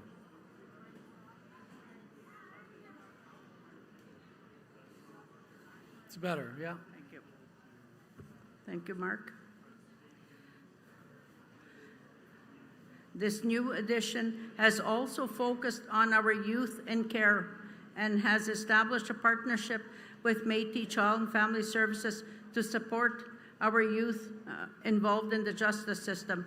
I would like to also report, though, at this time we don't provide legal counsel services. So in case you're thinking, well, I'll phone MJI and see if they'll help me with a lawyer, we can't do that at this time. We are looking into it, but it's not something that we're able to offer. In addition, our work with the federal government for our Red River Métis government's inclusion in the federal Indigenous Justice Strategy was significant and guided our department's work over the last year to finally provide the MMF with our own distinction-based approach to provide justice support to our citizens. And I give a big thank you to Dr. Simmons for helping us with that work. There was many others, but I want to particularly acknowledge his work. Slide 5, I believe. Further to those action items, a key accomplishment for the MJI last year was the work undertaken with the federal government in the development of the federal Indigenous Justice Strategy. The federal Indigenous Justice Strategy represents an incredible achievement by our government, by your government, the Red River Métis National Government. Our involvement led to the creation of the Métis Priority Chapter within the Indigenous Justice Strategy, which incorporates our 3 core principles for recognition and inclusion through distinctions-based inclusion, non-discrimination of our people in a system that doesn't fully recognize who we are as an Indigenous people, and seeks to establish a path with the Red River Métis government to work with Canada towards self-determination. Even more exciting is that our government has our very own, within the chapters, titled Priorities of Red River Métis as represented by the Manitoba Métis Federation. It highlights our objectives and priorities as identified by our citizens from the development of our own Red River Métis Justice Strategy. I thank you, the citizens, for participating in our engagement sessions and discussions and giving us guidance and direction. This achievement guided us and will guide our relationship with the federal government as we are very excited to see how it develops over the coming years. Further, our work towards the development of tribunals comes with the exciting developments. The MGI has successfully acquired 2 years of funding to support a project for the development of a Red River Métis Tribunal system structure framework. The project will be undertaken over 2 years. That will begin with research and engagement to inform our government's development of a Red River Métis Tribunal system structure. We are looking forward to share with you further an update of this project as we progress. Just in addition to this, I want to mention that this funding came through the federal government's Call to Action 50 funding stream that was for vitalizing Indigenous laws. And the calls to Action 50 came from UNDRIP. And I'm appreciative again of the work of those of our own people that have the expertise to work in that field and guide us.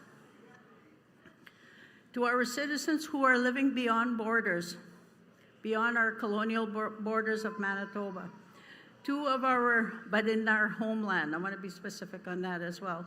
2 of our programs have been working to develop and enhance their service delivery. First, our Red River Métis Justice Support Program has extended our reach into federal correctional facilities across Canada. Second, our justice navigation through the Red River Métis Community Justice Center has been continuously researching services and resources that are located outside of the colonial borders of Manitoba. Our goal is to finalize a Canada-wide listing of resources so that when our citizens beyond borders reach out to us for justice-based supports, we can assist them whenever they may be wherever they may be in Canada. I'm so sorry to interrupt the minister, but there's so much talking, and this is what we're here to listen to.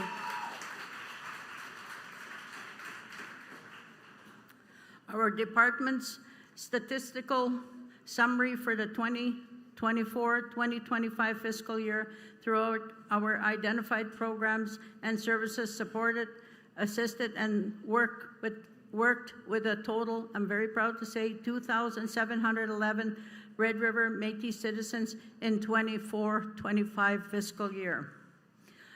Additionally, I want to add some notes to, you see in the blue in there, I do see a little bit in there. So the court work program served 2,331 individuals in 24-25. JSP served 21 individuals, but service only began in November of 2024. So while that number is small, it is expected that it will grow exponentially for 25-26. Red River Métis court workers served 114 citizens in 2024. They also began service halfway through the calendar year. Again, we expect that that'll grow. And with its expansion to youth, victims, and beyond border citizen navigation, we expect that number will again grow exponentially. Finally, the Métis Community Justice Program and the Thompson Community Justice Program collectively serve 245 individuals, providing our court diversion programming to them all.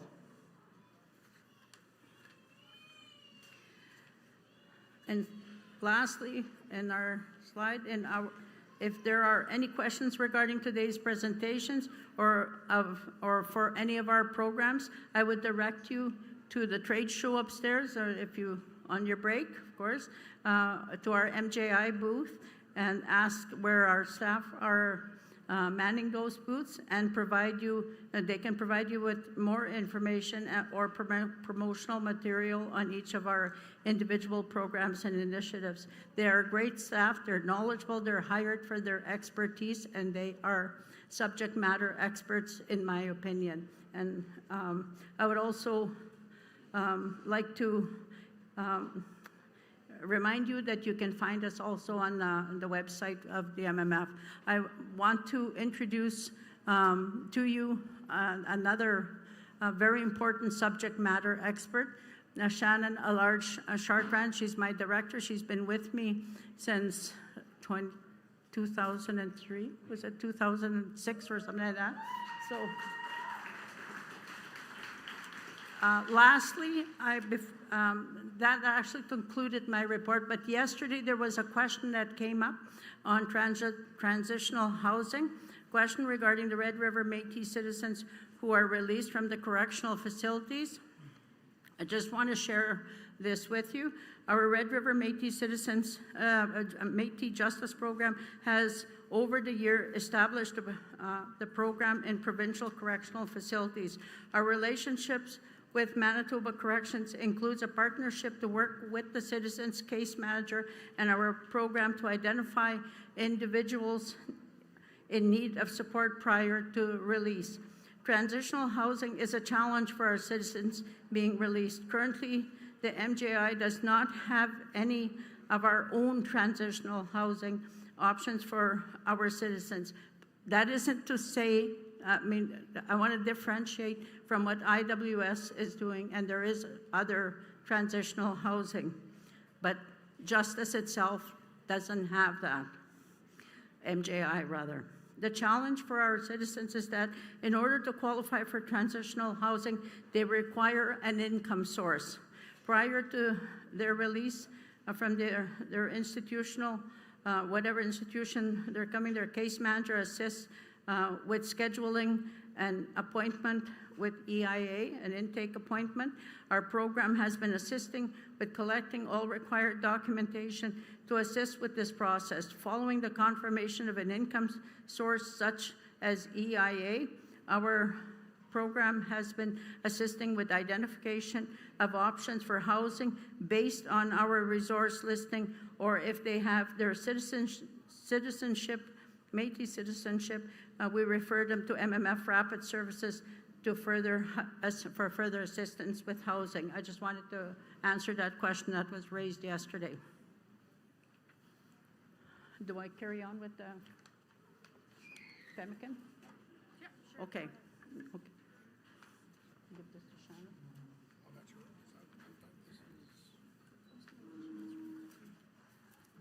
The car that was blocking the Elder is still blocking an Elder in. It's a gray Santa Cruz, and the license plate is 1618MM. And the tow truck is going to be called. So if that's your vehicle, please get it moved. Tell me when you're going on to the next slide, because sometimes I see them, sometimes I don't. Thank you. Okay, I'm ready to report on Pemmican Publications.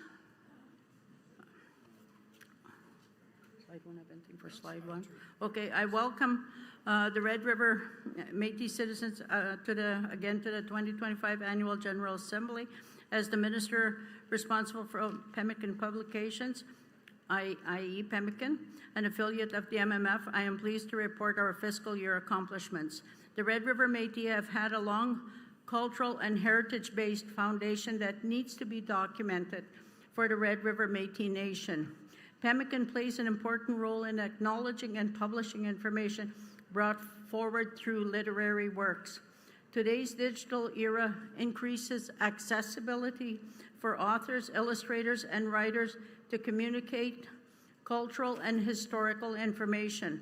Pemmican is successful in supporting authors and illustrators who have been supplying content and driving excitement for Pemmican. Pemmican continues to innovate and generate new and exciting publishing opportunities for Red River Métis citizens. For citizens who have a story to tell or an idea to share, Pemmican welcomes an opportunity to publish your ideas and tell your stories. Slide 3? Okay. Pemmican is the only dedicated Red River Métis publishing house in Canada. Pemmican promotes Red River Métis writers and illustrators through stories that are informed by Métis experience.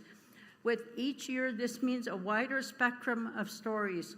Our objective is to build a catalog of informative, entertaining, and commercially viable titles that reflects the history and hopes of the Red River Métis people, past and present. Pemmican produces stories that provide affirmation and encouragement for Métis writers while offering much to enlighten and entertain everyone who enjoys the timeless value of a good story told with passion and flair. Pemmican was founded as a nonprofit organization here in Winnipeg in 1980 by the MMF and has published more than 150 titles, including history, biography, adult fiction, poetry, and illustrated stories. Why am I stopping? Okay, a viable strategic plan was developed that involved a review and development of business operations, and establishing new guidelines for board of directors, presenting a board of directors nominees to the MMF cabinet, obtained control of an existing website, establishing new submission guidelines. And second was an assessment of business requirements, financial review and budget development, dialogue with new authors and illustrators. 23 new manuscripts have been submitted, 11 are new authors and illustrators, and 15 are books in the works to be published, 12 external books and 3 internal books. You're ready with this? Okay. A third option was to develop a sales plans and marketing plans. Pemmican was revitalized with an inventory of previous catalog, which is essential in generating seed money for new publications. You will recall Pemmican went dormant for a number of years, and we've revived it. So we're getting it back up and do have it back up and running. So second one is, in our sales plan, was examining current day business avenues such as ebooks, audibles, magazine opportunities, art and entertainment partnerships. New business opportunities and publishing are centered around e-commerce, and Pemmican is working on developing an e-commerce platform. In our marketing plans, we find Red River Métis authors and illustrators to share stories and build content to be potentially published. Accurate sources of cultural and heritage-based historical materials are important and essential. We also provide print services, and as part of our mandate, we do our best to collaborate internally with other departments. So we are helping our departments, and at the same time developing our business, as well as working with external sources and print and publish services such as editing, proofing, and printing reports, booklets, and so forth. And providing book services, we have a partnership with our Edward Samar General Store to fulfill book requests. Statistics, Red River Métis citizens requests that include citizens within and outside the colonial borders of Manitoba are 116 inquiries, and the 9 were new author requests, 8 from former authors, 20 manuscripts, 9 current projects, and there's a number of MMF projects that we are pursuing internally and externally.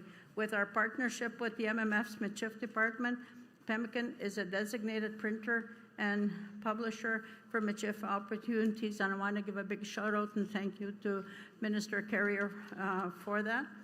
So my message to you is help us help you tell your story. Miigwech.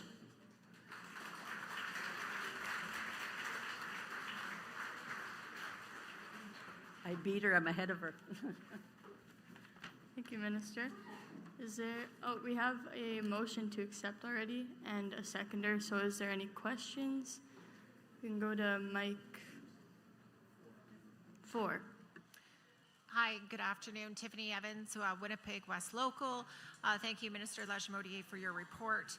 My question to you is, we have that restorative justice program that is on the outskirts of Winnipeg and throughout the remainder of the province, except for here within the capital.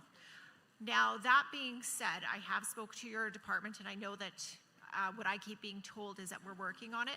However, the only restorative justice program for Indigenous people is offered through Onishawawan. Now, that particular program is mainly First Nations driven, with little to no component for the Red River Métis. And when you look at their website, there is no mention of the Manitoba Métis Federation.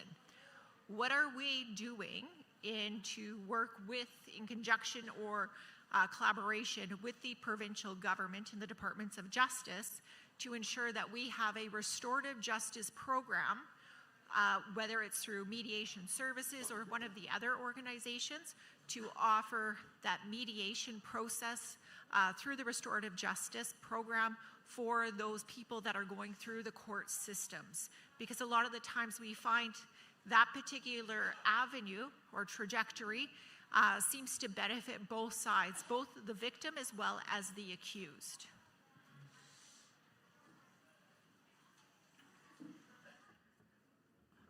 The problem is that, and thank you for that question.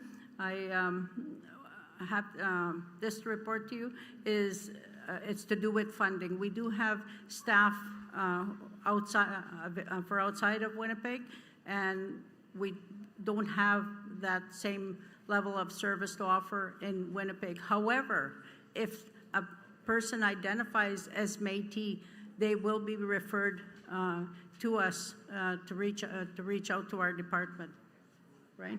So, but we are also working with the province for funding. We've not received that kind of funding, so it's something we're pursuing.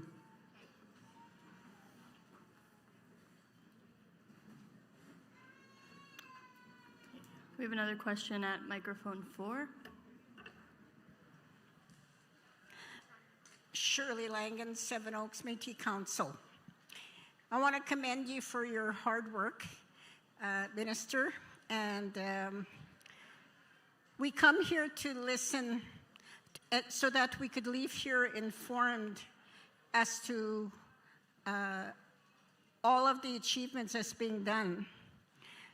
And sometimes we miss things because of the noise, people talking. So we need to show respect. So I guess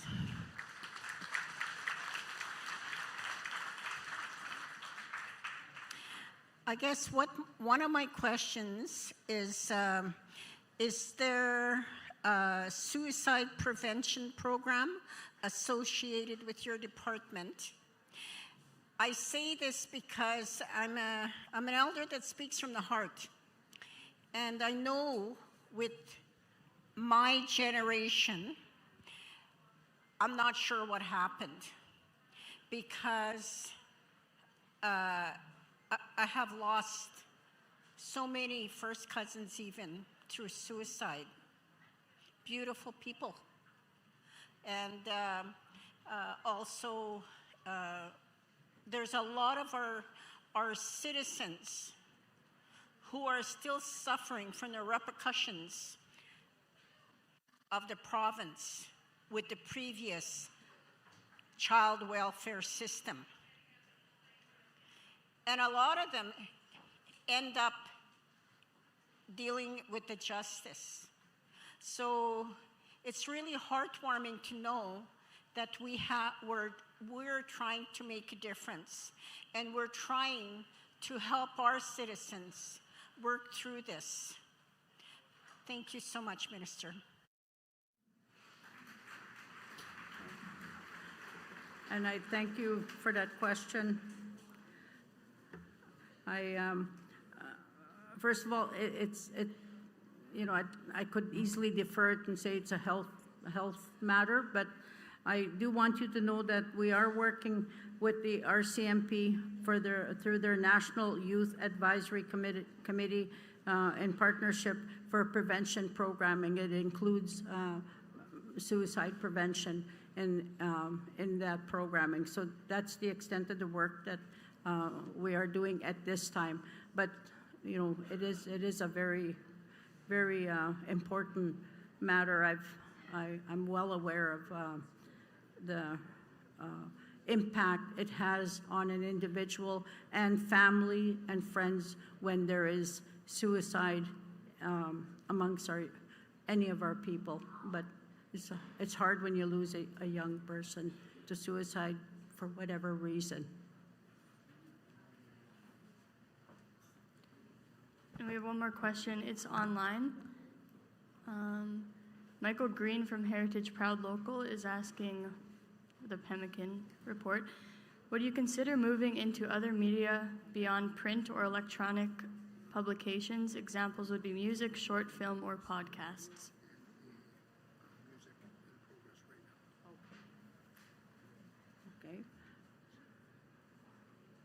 Okay, so we are working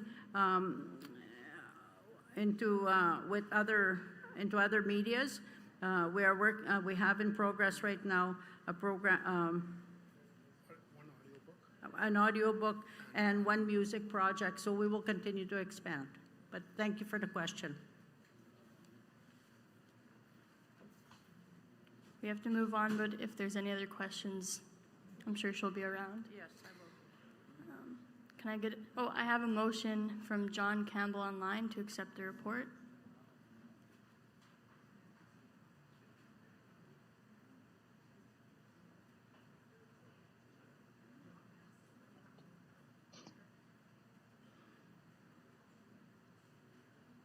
I'd like to, I'm from the Seven Oaks local, Winnipeg region, beyond borders in British Columbia. I'd like to make a motion to accept the minutes. Thank you, and we have a seconder from Saskatoon. Good afternoon, Mona Kynes, Winnipeg region, beyond borders here in Saskatoon, and I second the motion. Thank you. It has been moved and seconded that this report be accepted. Is there any discussion? I see none. Those in favor?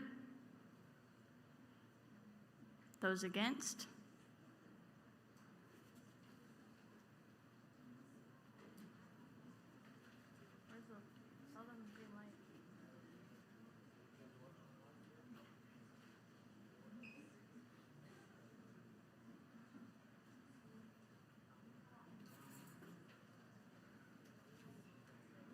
The motion is carried. Thank you, Minister, and please give her a round of applause.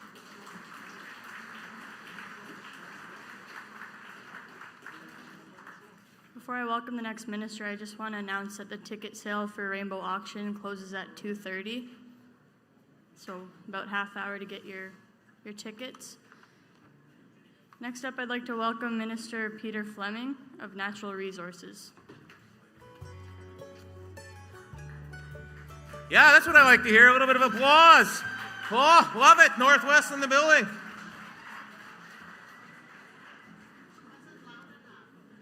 Okay, well, there's someone's car is going to get towed. It's parked behind an elder's vehicle. That license plate number is? I don't know. So if you get out there and your car is gone, it was towed because you parked in front of an elder. Oh, sorry. It's a gray Santa Cruz. Looks like it's a This looks like it's a 1618 mm. 1618 mm. So pretty easy to remember that license plate. Minister Gillette just talked about Pemmican Publications, and I just want to show that there are a few other things that Pemmican Publications does. We've got these playing cards up in Erm, and here's a few of my favorites. They're actually cards of all the animals in the homeland. So we have birds, geese, ducks, a couple of my favorites right here, wherever the camera is. We've got an elk, we've got a walleye. So get up there, play some Plinko, and you could get yourself some of these nice cards. But I will get to my report here because everyone wants to get home, and it looks like we're playing 52 pickup.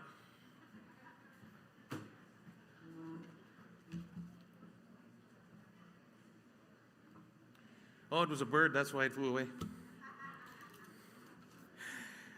All right, so hello everyone and welcome to the Manitoba Métis Federation's Annual General Assembly.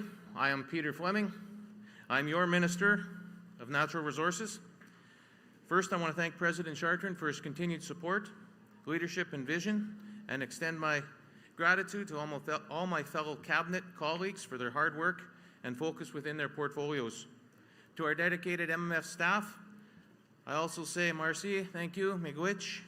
Your hard work and commitment are the backbone of our efforts to serve Red River Métis citizens and preserve our proud heritage. The Natural Resources portfolio, housed within the Energy, Infrastructure and Resource Management Department. You may have had some ice cream from one of our booths upstairs as well. Don't forget to vote for us. That's specially made for this AGA. Still not too late to get your President's Choice in for ERM. And is guided by the Métis laws of the harvest and by our constitutionally protected Section 35 rights. Our mission is clear: to protect Red River Métis harvesters and to ensure your concerns and interests are always represented while conserving and managing the lands, waters, and resources that define our Red River Métis homeland. Today I'm proud to highlight the work we've done this past year and to share how we are fulfilling the 2024-2025 mandate directives, protecting our rights, promoting sustainability, and building capacity for future generations. The MMF remains steadfast in protecting and advancing our Red River Métis harvesting rights. Despite continued challenges from the Government of Manitoba, who still choose to disregard these rights and charge our harvesters, our position remains strong. We will defend our harvesters, and we will protect our rights. Our harvesting rights are not only recognized in law, but they're also rooted in generations of Red River Métis tradition, survival, and connection to the land.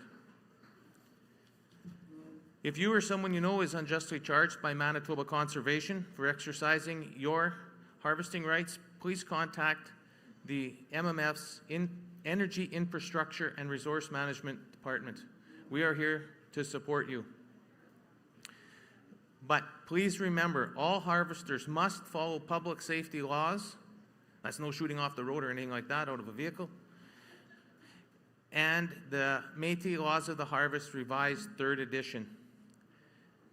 They must have a valid MMF harvester card and current year's Trust Fund CTF sticker. And before receiving your new season sticker and big game tags, you must complete the mandatory MMF harvesting survey. And let's please answer these honestly. We want to have some accurate numbers, and those are numbers that we use internally. It's not numbers that we're posting out to the public. It's numbers that we want to be able to sustainably monitor and continue to have those animals there for future generations. So please be mindful in that when you're filling out your surveys to answer them correctly. And if you do have any suggestions on how to make those surveys better, please put that in somewhere and have that sent to our department. I did have a question about harvesting online, and it was from the Lac de Bonnie area. And the question was harvesting up at Hecla.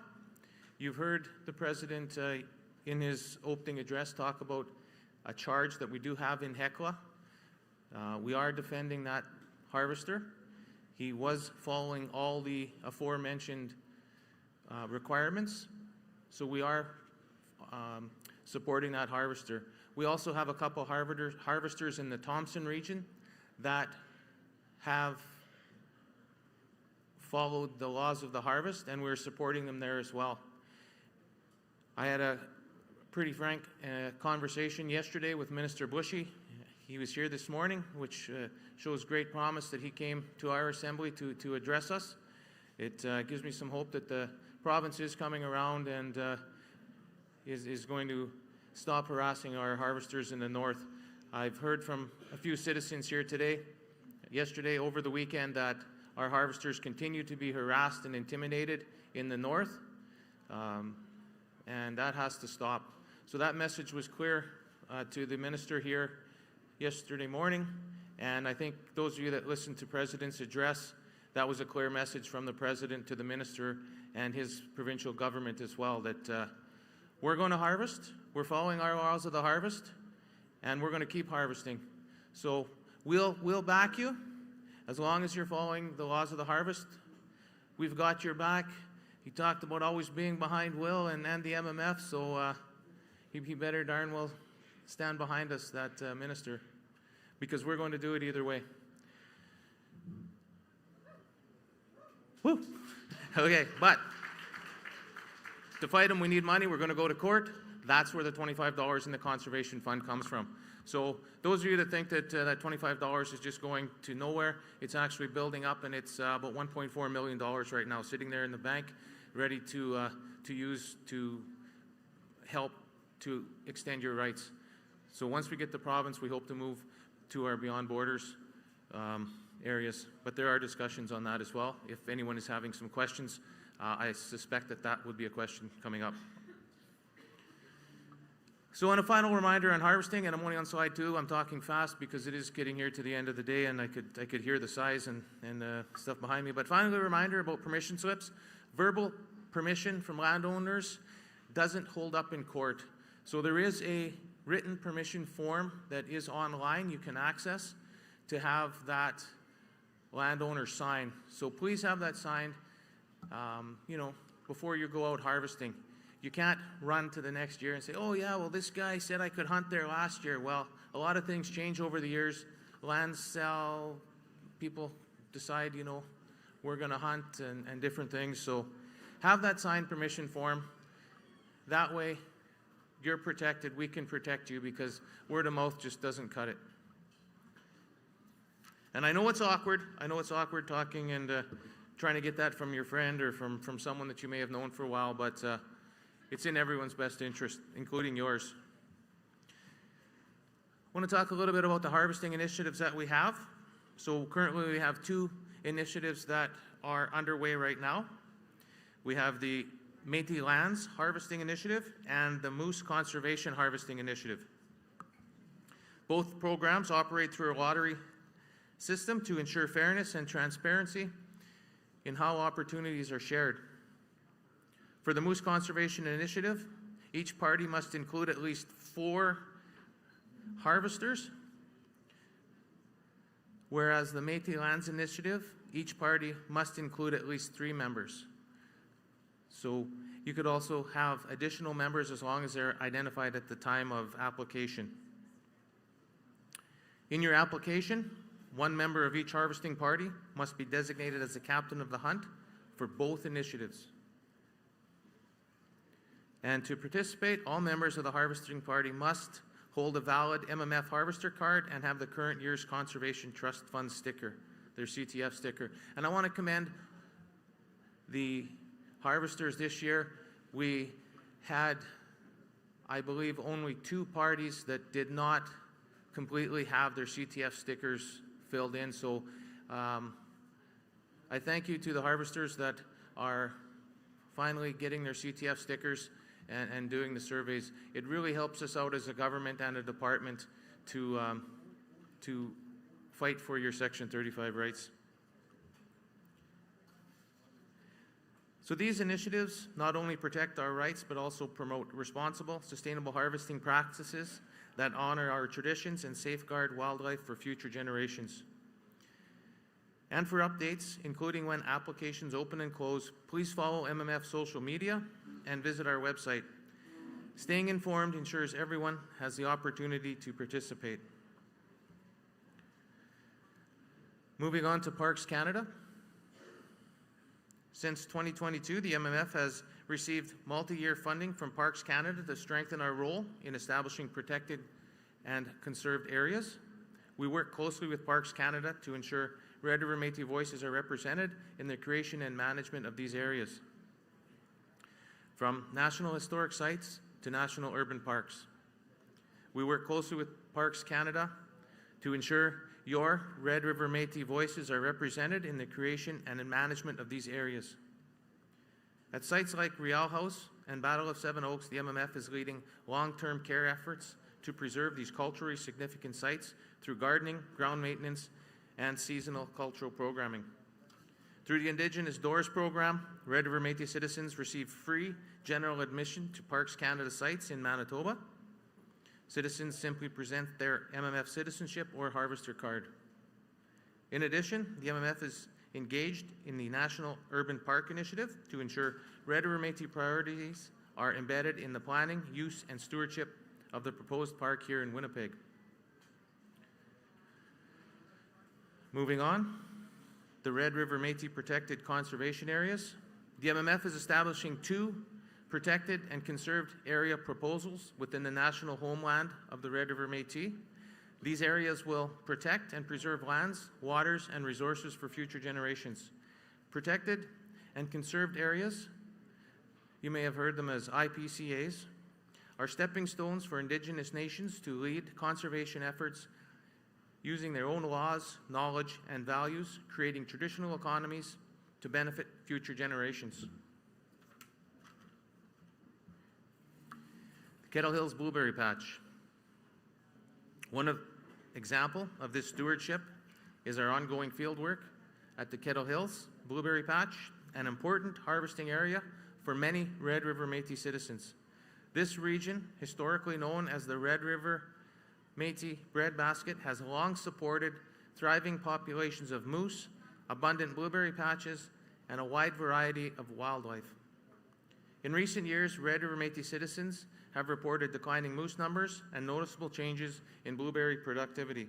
In response, the MMF prioritized the area for conservation. Through active management, monitoring, and citizen engagement, we are ensuring this resource remains healthy and abundant for future generations, protecting both the land and the traditions tied to it. The MMF has heard your concerns about the decline of caribou populations across the province in the north. In response, we launched Project Caribou in 2020, a long-term monitoring and research initiative designed to track caribou movements and populations across northern Manitoba.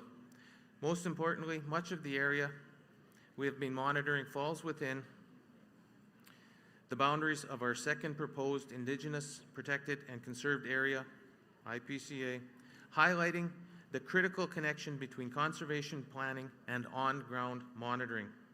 Over the past 4 years, 60 motion-activated cameras have been deployed in key wintering habitats, capturing photos and data on caribou as well as other species of concern like wolverine.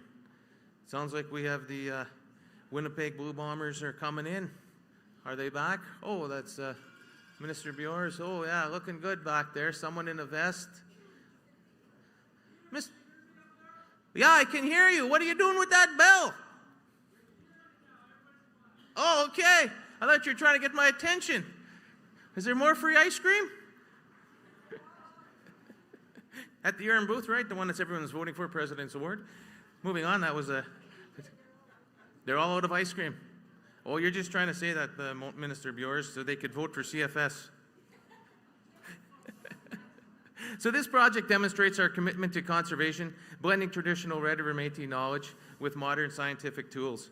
And our team has actually presented around the world on this project. They just actually got back from New Zealand. I always get UK and New Zealand mixed up, but they actually just got back from New Zealand presenting on this project that they're doing for us. So this is not only a national but a worldwide project that is being recognized by your run by your Red River Métis staff. Thank you, Mark, for quieting the audience down in the back. Species at risk. One of our properties at 385 Henderson Highway, we discovered a pair of chimney swifts. These are a federally threatened species protected under the Species at Risk Act. Those of you may know it as Roxy Lanes. Minister Goodon figured he'd buy a building, tear it down, and build it up, but there was a species at risk identified. So to help conserve them, we partnered with Métis N4 Construction to design and build an artificial chimney specifically for nesting. I'm happy to report that the pair successfully raised up to 5 chicks in that new structure just this spring.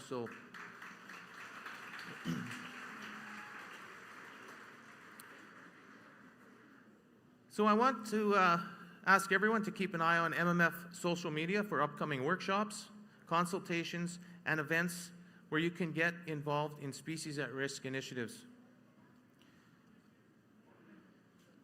Moving on to Make Our Homeland Green Again, that's MMF's tree planting initiative.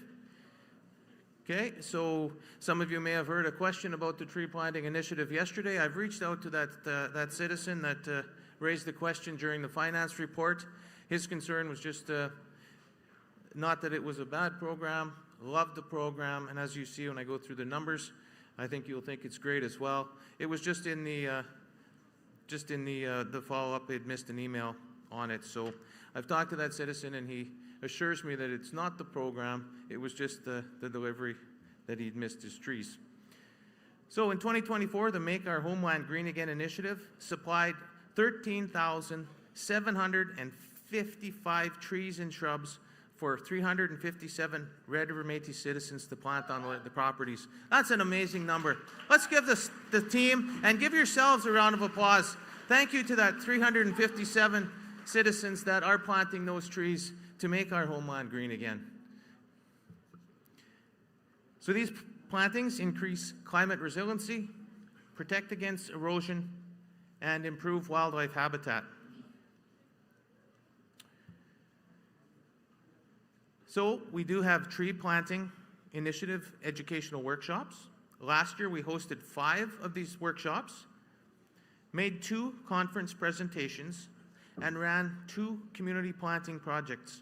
The workshops focused on plant science, conservation, and environmental stewardship. We presented at the Early Learning and Childcare Conference and at the MMF Climate Symposium. Thank you for having us. And at the 2024 Annual Grand Assembly, our department tent featured an interactive Trees of Manitoba display to help people learn how to identify different tree species in their natural habitats.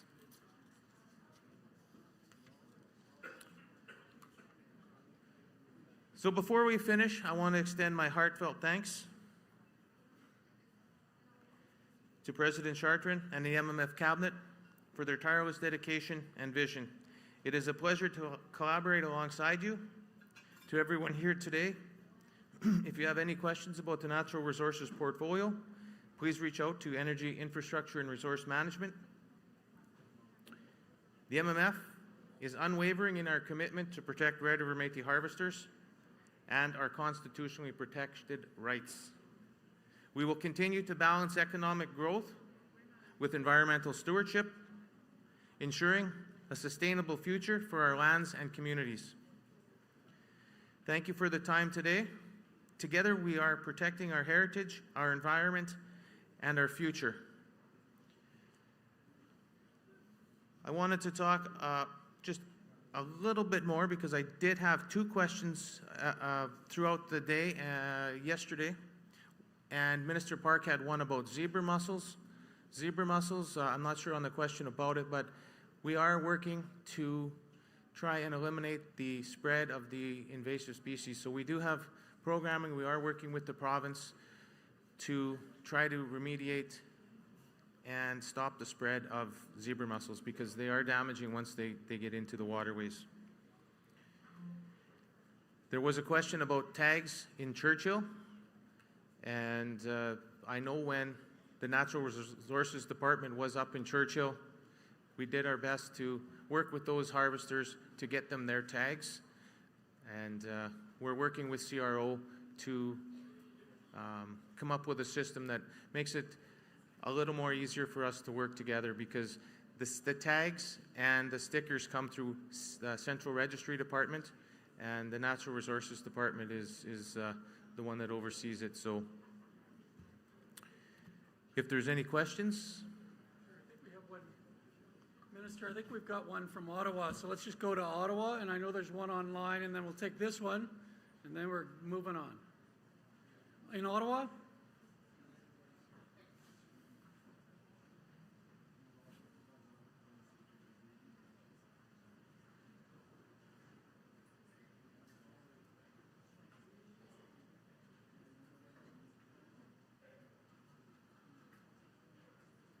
Is that a question? There's the question online. Do this one while we wait for Ottawa. We can't see that. I answered that, Dr. Bonnie's question. Okay, you did this one? Okay. Okay, let's go to number 2 here. Are we live? Good afternoon, everyone. Nelson Pruder, Thompson Local, Thompson Region. Yesterday, I was pleased to hear our president speak of the persons being charged at Paint Lake. I'm one of those people. I'm the one that forgot in April to renew his sticker. I have a request. Could we do a little bit of a campaign to remind our citizens it's important in April to renew your sticker on your card? My fault that I got charged without the sticker. I typically harvest in the fall.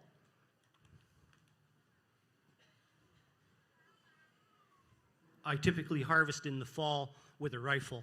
This year I chose to go fishing without a fishing license, and I was charged. I didn't have my sticker on my card. For whatever reason, it eluded me that I had to renew in April. My request is that we do a bit of a campaign earlier in the year so citizens know that they need to get their sticker at that time. The second part of that, subsequent to being charged, I had people coming to me and saying, hey, that really sucks that you were charged, and what are they going to do about it? And then once I got the first letter back on the first charge, I had to say, well, nothing, because, you know, I don't know if any of you have ever played hockey. I wasn't no hockey pro or anything, but I was told, put your cup in before you skate. So get your sticker before you go harvesting so that they can do something about it. So I wasn't satisfied with the first charge. I went back and got another charge. And fortunately, we're taking that one forward and we're taking action on it. So in those conversations about having been charged, people asking me about, well, why is it different from status people? And it wasn't until I had a chance to listen to David Gray explaining our rights are vested in the collective. Invested in the collective.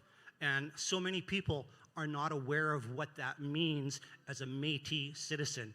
Again, that's something that I think we can do greater education on. Thank you. Thank you, Nelson. And I appreciate that. I will take that, and I am sure that we will have a campaign come the end of March. So thank you for those words. The MMF will be backing you, and I trust that you'll be there fighting for not only your right to harvest in the north, but all of our right practice collectively throughout the province. So collectively is the key. We collectively came up with the laws of the harvest, so that is what our collective rights entail. So thank you for that very important reminder, Nelson. And I look forward to being with you in court and taking it as high as we can go, because the MMF will fight for your Section 35 rights to be accepted by the province of Manitoba throughout this whole province.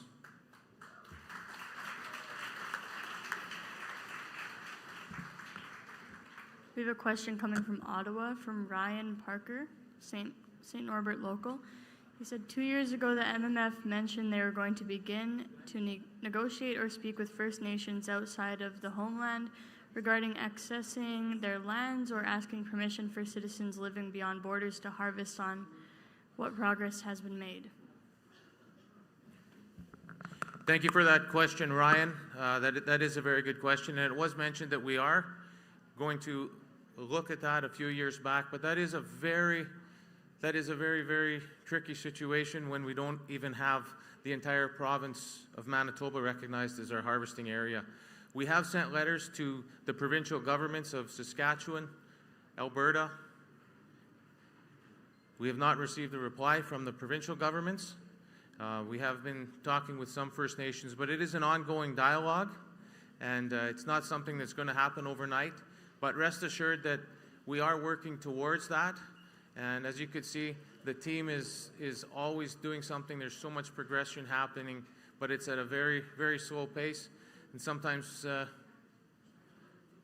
things take a while.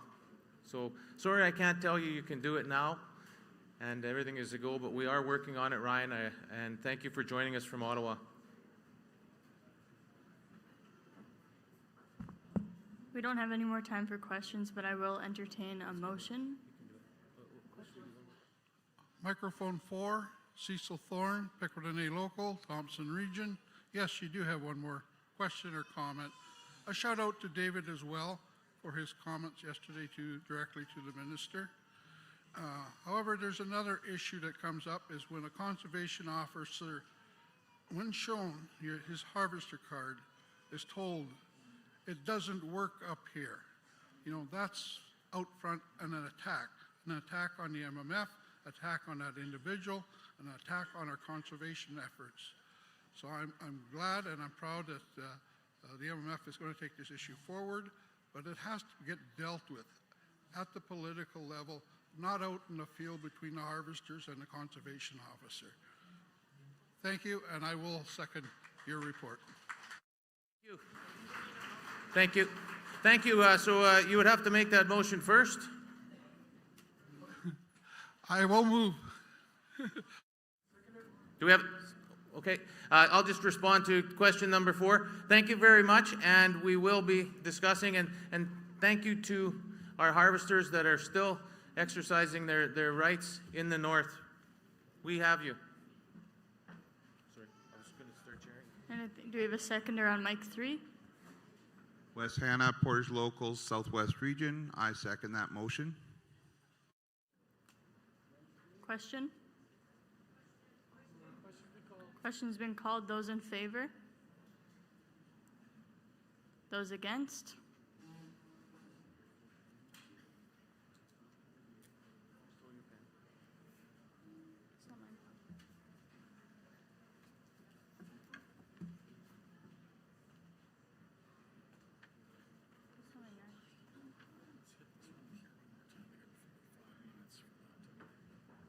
Just waiting on the green light here. Okay, the motion is carried. Thank you, Minister. Just a reminder that the ticket sale for Rainbow Auction closes at 2:30, so you have about 5 minutes if you want to run up there. Who's next? Next, we're going to call up Minister Joanne Remillard for talking about provincial education and the Riel Institute. These you can buy in the tent. They're also very handy. You see these young people around here? They're kind of wondering, you know, they came out here and they're spending a lot of hours walking back and forth. And they've got these silent sounds on. They don't know why you're not listening. You know, when we're dealing with our young people, we say something to them, we want, you know, we want them to listen. So maybe we should show them a little respect and listen to them too. So Minister Remillard. Good afternoon, everyone. I've been given a time limit, and it's not 10 minutes. It's less. So first off, I want to thank Elder Linda St. Cyr-Soric for the opening prayer that was on Friday morning. And I'll put these on. And I also want to congratulate the King Charles III Coronation Medal recipients, and it was well deserved. I just want to give them another applause for that. Thank you. So it is an honor to stand before you today at our annual General Assembly, surrounded by the strength, resilience, and unity of our nation. I want to begin by acknowledging the leadership and the vision of President Chartrand and the trust that he has been placed to me to serve our people. My name is Joanne Remillard, and I have the privilege of serving as the MMF Minister for Environment and Climate Change for the last 3.5 years. And I'm going to miss environment and climate change. This year, I am humbled to take on a new role as the MMF Minister of Education. In this new portfolio, I'm proud to support our nation's path forward in education, including oversight of the Riel Institute, Riel College, and post-secondary education support programs. And not that I'm counting, but this is day 46 for me, so please be gentle. Thank you. Where's the slides? Can we go back? One slide? That one. Perfect. So, and I've been working closely with Associate Minister Joan Ledoux. She's my mentor here for the education portfolio. And I just want to say thank you to Associate Minister Ledoux for all your work and her years as Minister for Education. But if you look at my picture, it looks like I'm doing, see my muscles? We're going to flex our muscles, Métis women, yes. So I got 5.5 minutes left. Next, the MMF's Provincial Education Department is responsible for administering the PSC tuition. This program provides Red River Métis students eligible for post-secondary programs up to $5,000 annually towards their degree. In 2024-2025 was our biggest year yet, with 2,346 students supported with $9.6 million.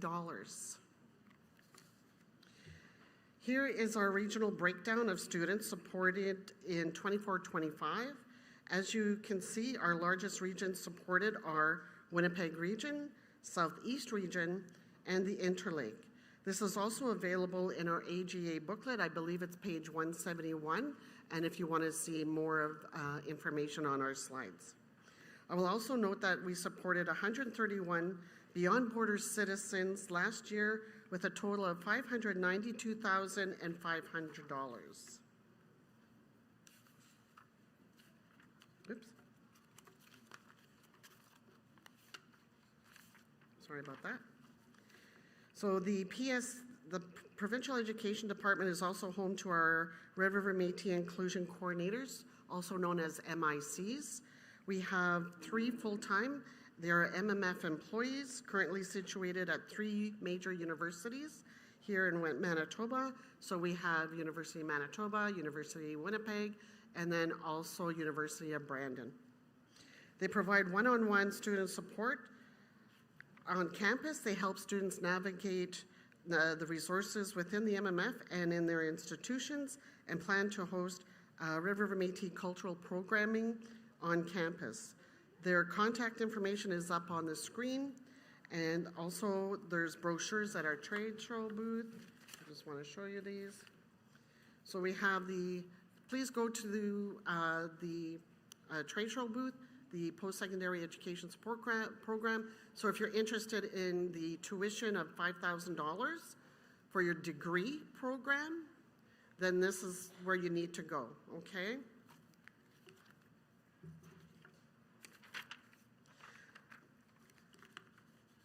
Next slide.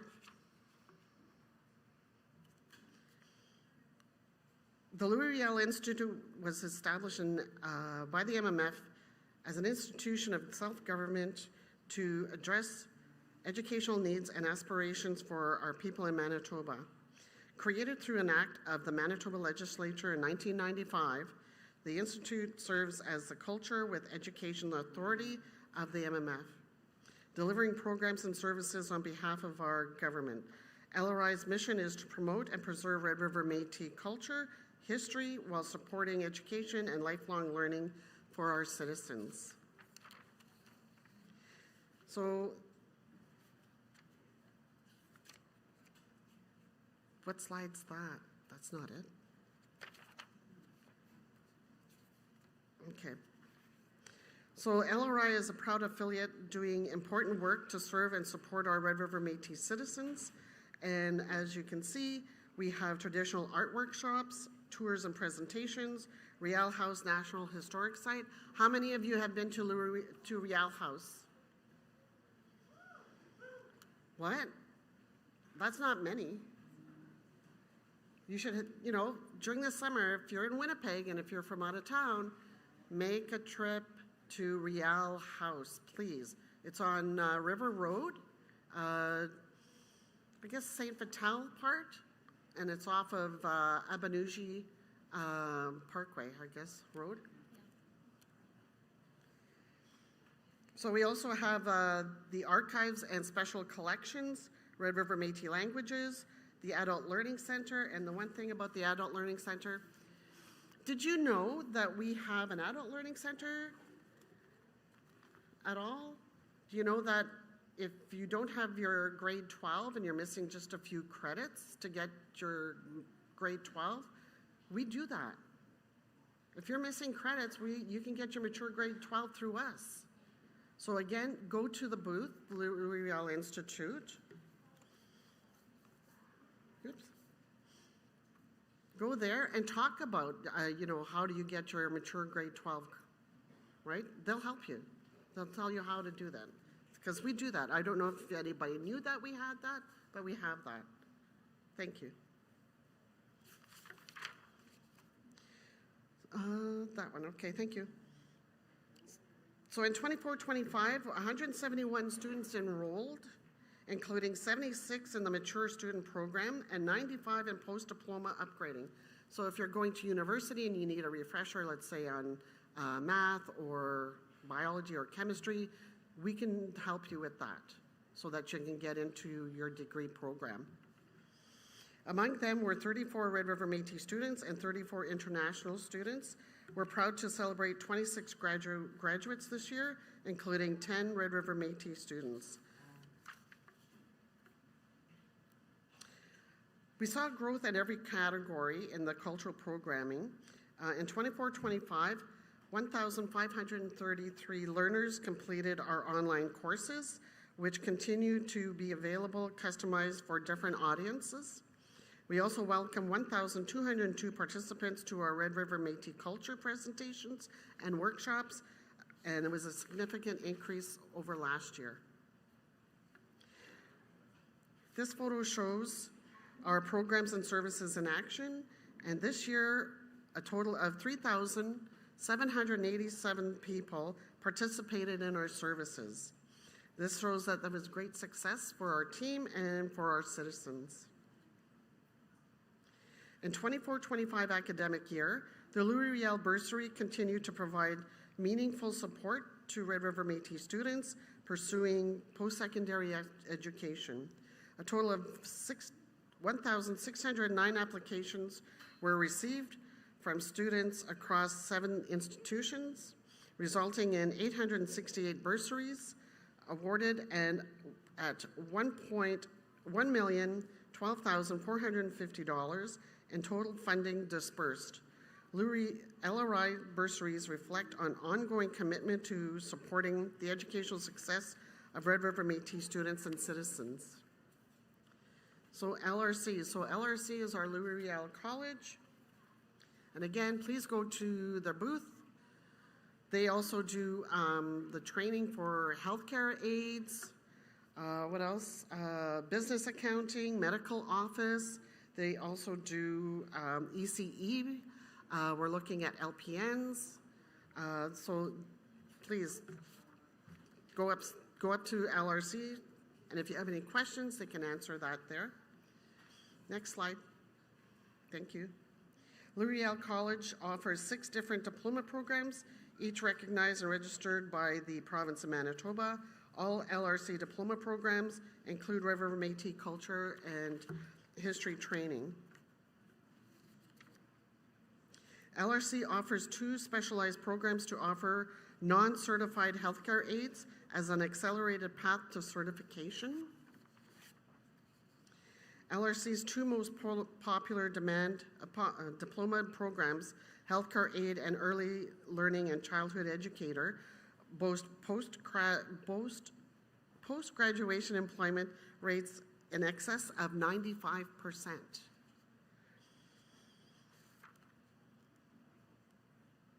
Next slide. So on that note, I just want to introduce the team here. So we have Jesse Gare. He's the Executive Director for LRI. We have Bonita Katz. She is the Financial Support Program Manager for the PSESP program. Right behind me is Miranda Dahlin. She is the Acting Director for the PSESP program. We have Louis Liu. He's our Managing Director for LRI. We have Wayne Pendelat. He is the Senior Academics Officer for LRC. And we also have Sharon Varga. She's our Senior Director for LRC. And that's everything. Thank you. Whoops. Thank you. Thank you, Minister. I see a question at number 4. Hello. Okay, it's on. Hi, Paige Gray, Seven Oaks Métis Council, Winnipeg Region. Thank you so much for that wonderful report, Minister Remillard. I just have a question in regards to the Métis inclusion coordinators. So I know you had said that we do currently have them at 3 major institutions in Manitoba, such as U of M, U of W, and Brandon University. And I was just wondering, I'm a student at Université de Saint-Boniface here in the heart of Winnipeg. And we don't have a Métis inclusion coordinator there, and we do have a very large population of Métis students, especially with our history in regards to the institution itself, considering Louis Riel was a student there at one point in time. And I was just wondering if there are any plans to get a Métis inclusion coordinator set up there for our Métis students. Thank you, Paige. Someone beat you to that question. So here's the answer. We are going to look into that. And once we have all the information, we're hoping, okay, we're going to keep our fingers crossed for the 26-27 school academic year. Perfect. Thank you. Ooh, I've been cut off. Is there another question at microphone 4? Melissa Gosnell, Thompson Region, Thompson Local. With the, you were talking about education being K-12 as well. Is there any plan to have any sort of homeschooling supports? For example, learning disability assessment is done through the public schools, so homeschool students don't really have any resources to access disability assessments except through private, which is thousands of dollars expensive.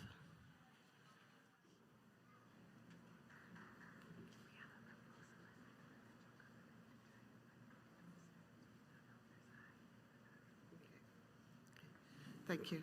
Thank you. So we do have a proposal in with the provincial government and for the K-12, and we're waiting for an answer back for that.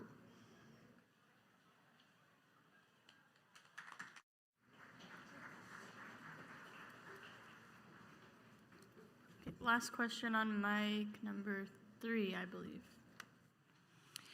Tanche Jessica Musso, Two-Spirit Michif Local, Winnipeg Region. Thank you, Minister Remillard, for your presentation and your report. I really appreciate you speaking about the PSESP application process.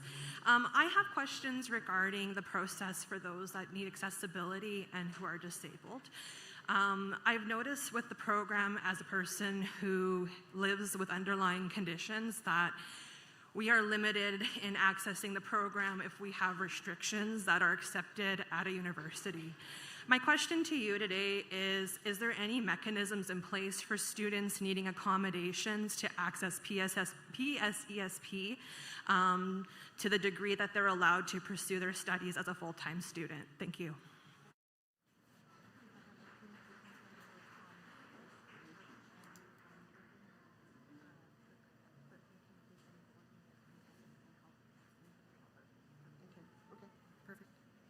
Thank you for your question. So the campuses for the U of W, U of M, and University of Brandon, we do have the Métis inclusion coordinators. So if you reach out to them, they will be able to help you navigate through all the resources that you require. Thank you.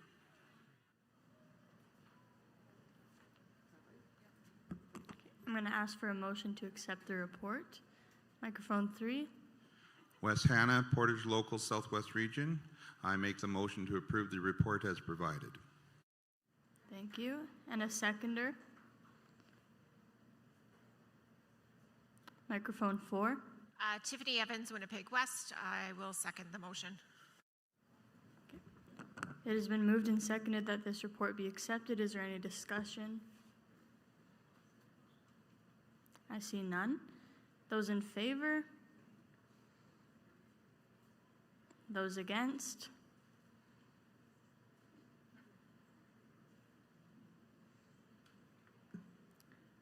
Just waiting on my little green light here.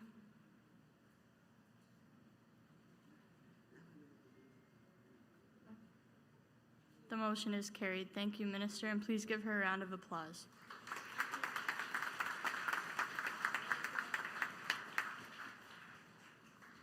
Next, we're going to ask Minister Sean Nault to come and present about Red River Métis veterans.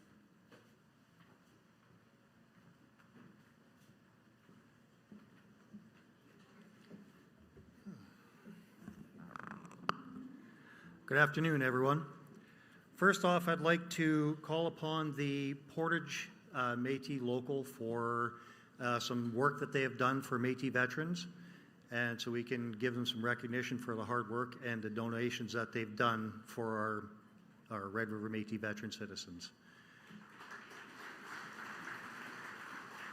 If they would like to come up here, then we can get a picture with the group with them, because they gifted me a poppy. President Chartrand got a poppy from them, and then a few of our veterans also received poppies. They made quite a few, actually.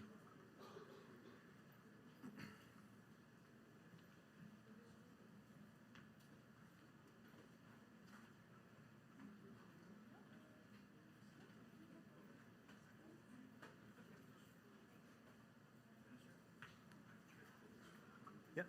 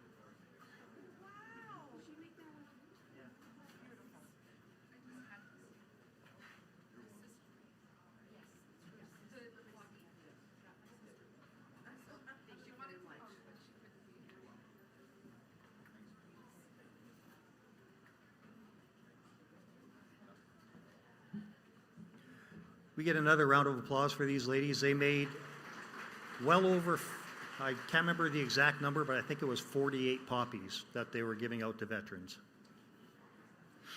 I'm excited to be here with Red River Métis citizens and our kin, because we're all family in one way or another if you look at our genealogies, to a very successful event this year with the Red River Métis Veterans Department. I attended the 80th anniversary of the D-Day at Juno Beach, which we discussed last year. We took the contingent of youth and veterans with us there, to gaining funding from Veterans Affairs Canada for our Veterans Archive. This fiscal year truly created a great and such meaningful opportunities to honor and preserve the legacy of our Métis veterans. Before getting into the report, the spring of 2025 was filled with grief as well, as we lost 3 Métis veterans: Minister John Fleury, Armand Biors, and Joseph Kershane. These brave men enlisted in the Canadian Armed Forces to support their country valiantly. Following their time in the military, these men were also strong pillars of our communities. Minister John Fleury was part of our department's Veterans Working Group. John assisted me and the department in advising on key issues and projects and developments within the department. All 3 men attended our Indigenous veteran ceremonies over the years.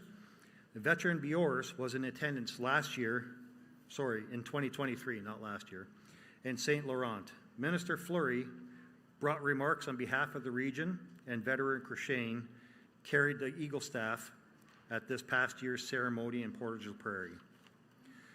These brave men will all be very deeply missed. We extend our thoughts and prayers to the families, the communities, and those who loved and cared for them. Throughout the 2024-2025 fiscal year, the department and community members attended various events to honor and preserve the legacies of our veterans. Our third annual Indigenous Veterans Day ceremony was held in high regard once again by our veterans, their family members, and the general community. We partnered with the Royal Canadian Legion in Portage la Prairie, branch number 65, the Portage la Prairie local, to host this event. The ceremony featured Métis veterans, Métis youth, political dignitaries, and a fly-past or flyby by the Royal Canadian Air Force, followed by a reception with performances by Métis musicians and dancers. Our attendance for this event was high, with 200 people in person and 343 online participants. I'm excited to announce that this year's Indigenous Veterans Day ceremony will be held in the Southeast region. Our department has partnered once again with the Royal Canadian Legion in Lac du Bonnet, branch number 164, and the Lac du Bonnet local to host this year's ceremony on November 8, 2025. Please see our department booth upstairs or the MMF's website for additional information. Our department received funding from Veterans Affairs Canada to support this initiative. Unfortunately, the 2024 event, I had to represent our Métis government, and also as a veteran, I had to go back to Cyprus, where we had a ceremony there for Indigenous veterans on November 8th, and we also did the November 11th ceremony there as well for our fallen. The delegation went to Cyprus to honor all Canadians, actually, who served with the United Nations peacekeeping mission in Cyprus. The delegation attended the ceremonies to mark the 60th anniversary of the conflict and the 50th anniversary of the 1974 war. Our peacekeeping there started in, I do believe it was 64, our first troops were on the ground, but 74 was when they actually were attacked by the Turkish forces and had to return fire back then in 74. It was surreal to be back in Cyprus as I served there during my military service, and it also amazes me to see not only our Canadian veterans, but our Red River Métis veterans receiving a well-deserved recognition on the international stages. While in Cyprus, Minister and veteran Andrew Carrier of the MMF attended the national ceremony in Ottawa on November 11th because I wasn't able to be there. And Minister Carrier laid the wreath on behalf of our Métis veterans alongside another Red River Métis veteran, Steve Choquette, who also received the King's Medal today. I want to thank Minister Carrier for representing myself and our veterans at both the Indigenous Veterans Day ceremony and the national ceremony while I was in Cyprus. Another international veterans event the MMF had representation at was the 2025 Invictus Games. The Invictus Games are an international sporting event for wounded, injured, and ill veterans and current serving members. The Games are aimed to inspire recovery, support rehabilitation, and foster a wider understanding to respect for those who serve their country. And this year, the Games were held in Vancouver, Whistler, and also, well, in British Columbia. Our department nominated veteran and MMF citizen Cheryl LeBlanc to represent our Métis veterans as part of the Veterans Affairs Canada Indigenous Veterans Engagement Team. Now that's a mouthful. Veteran LeBlanc thoroughly enjoyed her time in Vancouver, and we thank her for representing our national government. As we reported last year, our department is working on creating a Red River Métis Veterans Archive to ensure the preservation of the sacrifices and legacies of both our living and deceased Métis veterans. The work has been ongoing throughout the last fiscal year, which was supported by Veterans Affairs Canada. In February 2025, the department was approved for a $400,000 grant from Veterans Affairs Canada for the Veteran and Family Wellbeing Fund and will support the project over the next 3 years. As part of this work involves creating resource manuals to assist our veterans and their families in accessing available resources. We have currently collected information regarding over 122 services and have met with 23 organizations to understand their work and inform them about our project. Over the next fiscal year, we will continue to work with collecting more information from organizations about their services and assist our Métis veterans in accessing essential programs and services. We have also been working closely with the Central Registry Office to create a database and infrastructure that archives our Métis veterans' stories. That database will provide a secure method for gathering our veterans' stories, photos, artifacts, and more, ensuring that our Red River Métis veterans' history and legacy is never forgotten.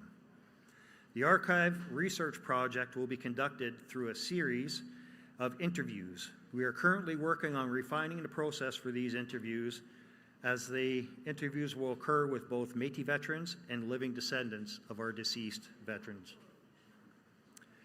While working on refining these processes, we have already started some trial interviews, and we have currently interviewed 2 Métis veterans and 4 with the kin of the deceased Métis veterans. To date, the department has 405 Red River Métis veterans, with 64 living veterans and 341 deceased veterans in our archives. We appreciate the patience of those waiting to be interviewed, as we want to ensure the process is done correctly and in a respectful, secure, and culturally appropriate manner. Once we collect more stories, we're able to create commemorative projects to honor our veterans publicly. Our department is currently working on commemorative projects in honor of our veterans. Alongside with the communications department, we conducted an interview with Armand Biors before his passing. We also interviewed Glenn LaLiberté about his veteran father, and that is in the Grassroots News, LaLiberté, and also was emailed to our citizens.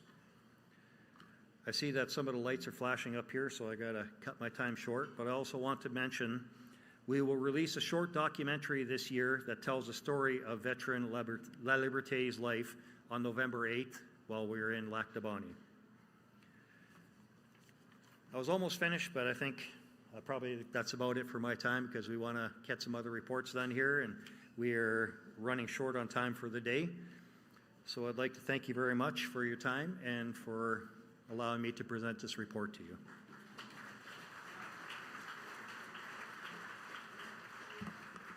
Thank you, Minister. I see, do we have a question at microphone 3? Hello. My name is Jen Klimak. I'm from Pellichel Local in Russell. I was just wondering, is there any,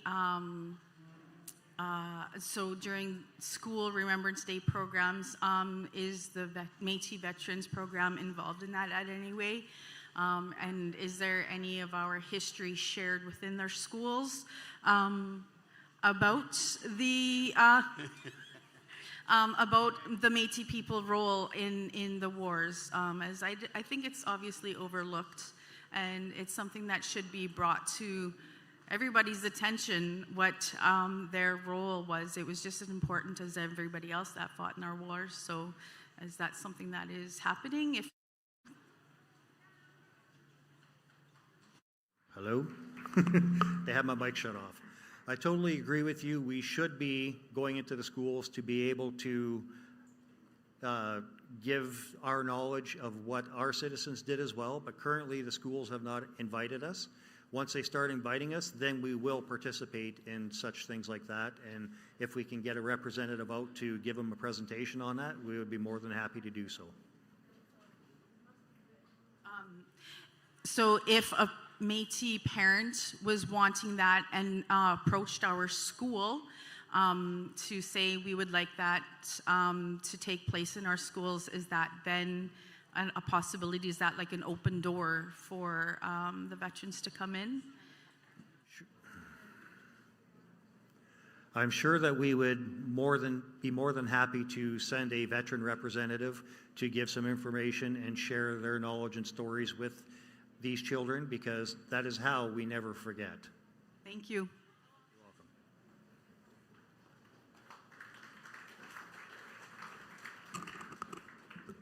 So we have a mover online, but do you have a question at number 4?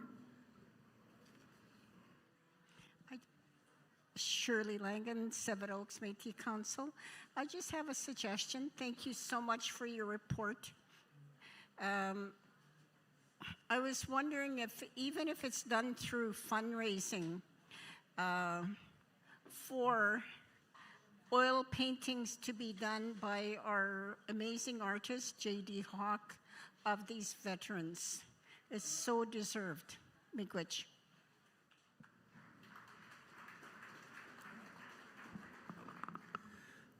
Thank you for that. I know that there are some paintings that Mr. Hawk has already done, and yes, it would be nice to be able to get oil paintings of all our veterans, but once again, that's also a cost that I know in our department we would have to try and fundraise and find money to do.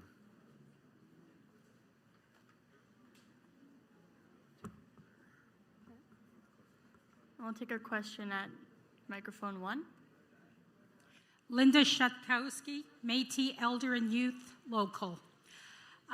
Referring back with the schools, I was a school trustee, and that's who we as citizens and the Métis Federation go to the trustees and tell them this is what we want in our schools to be presented.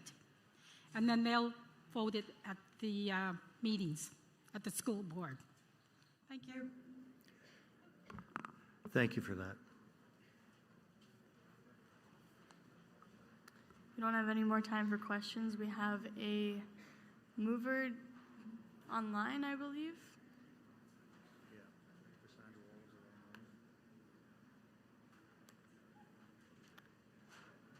Okay, Cassandra Wolliver online would like to accept. So, and we have a seconder downstairs.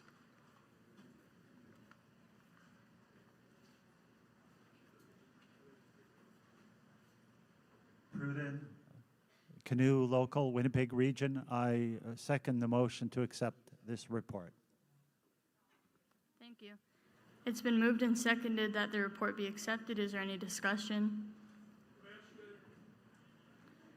Those in favor? Those against?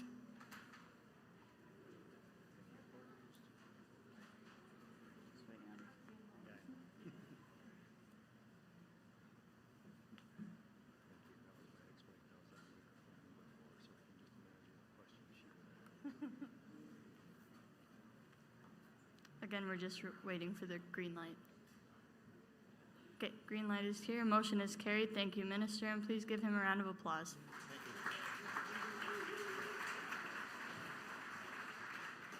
Next, we're going to get the sports and youth report. The minister is Minister Richard Janai, but Minister Jack Park is going to be doing it on behalf of him.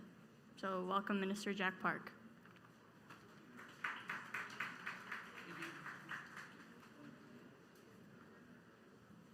Well, thank you very much. It's my pleasure to present this report on behalf of Minister Janai, Minister responsible for sports and youth.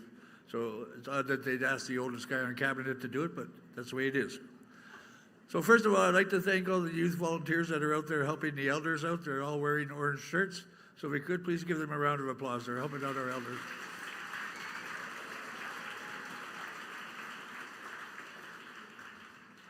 So the Youth Department is dedicated to supporting, empowering, and uplifting Red River Métis youth.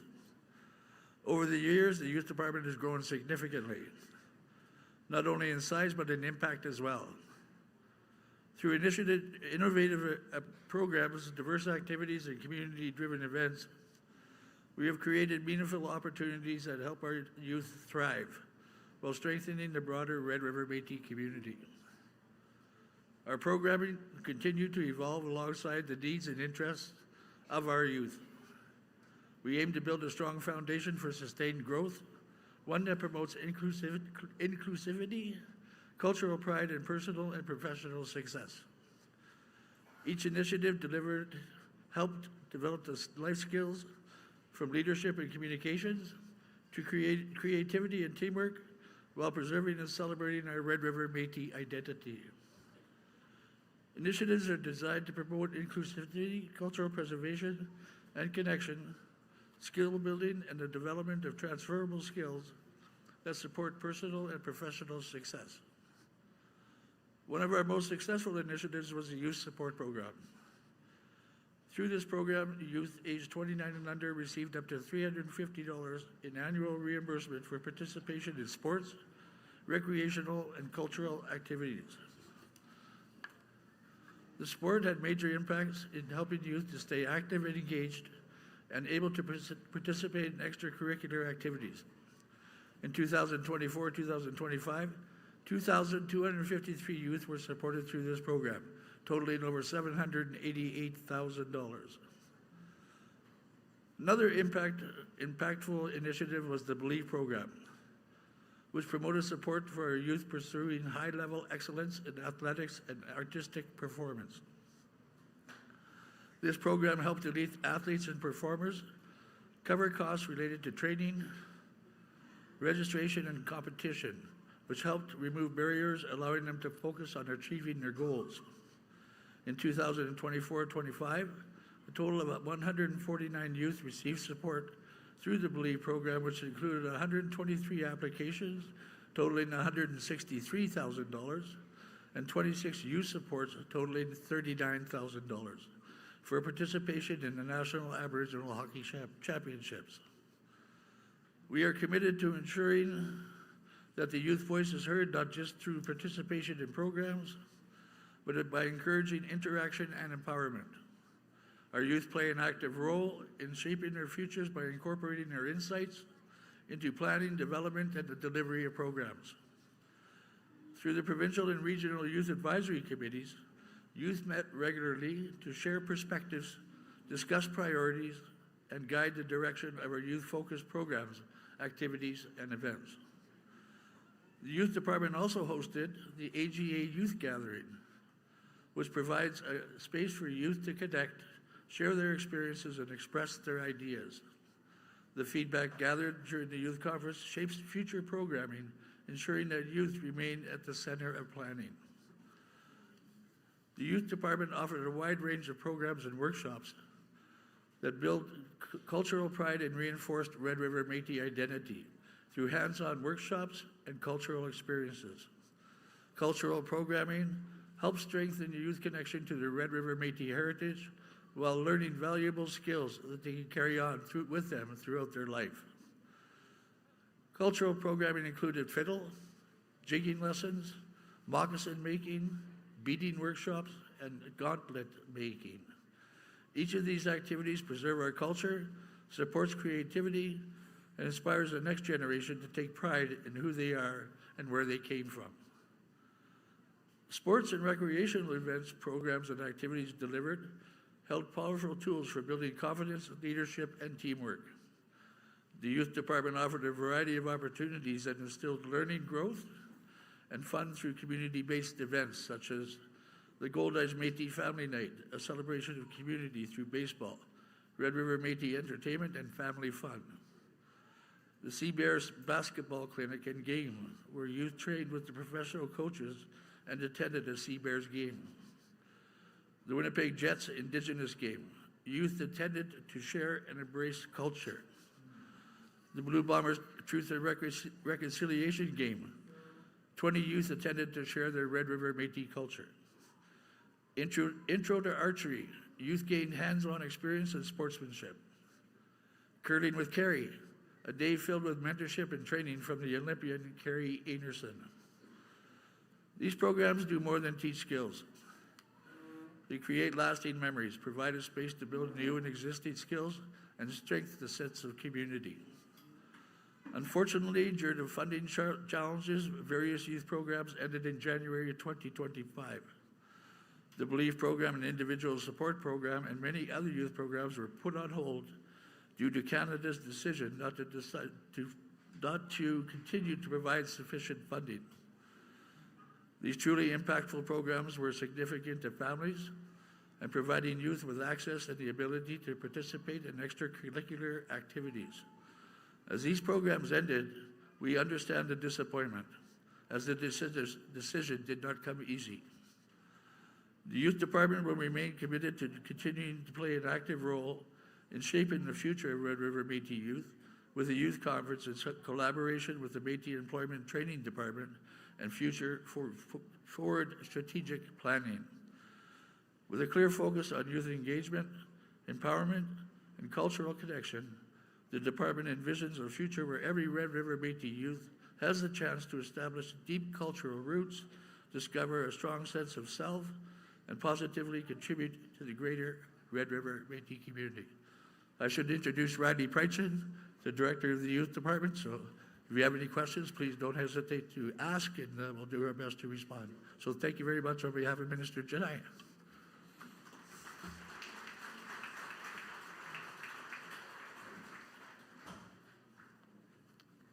Number 4 for a question.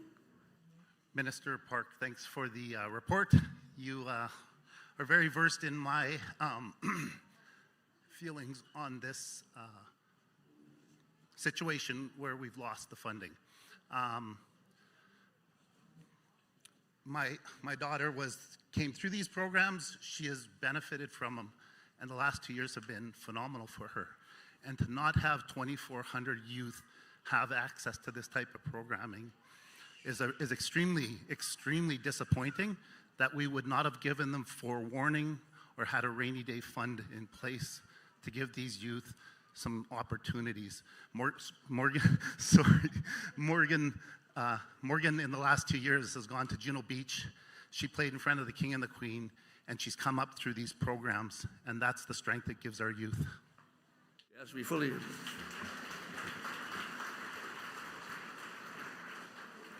Yes, we fully understand, Keith, and we all share the same concerns. Believe me, Canada disappointed all of us. It wasn't the Manitoba Métis Federation that made that decision. Unfortunately, the government of Canada needs to be the one to step up and start supporting our youth once again. I'm sure Minister Janai and President Charter will make sure that happens.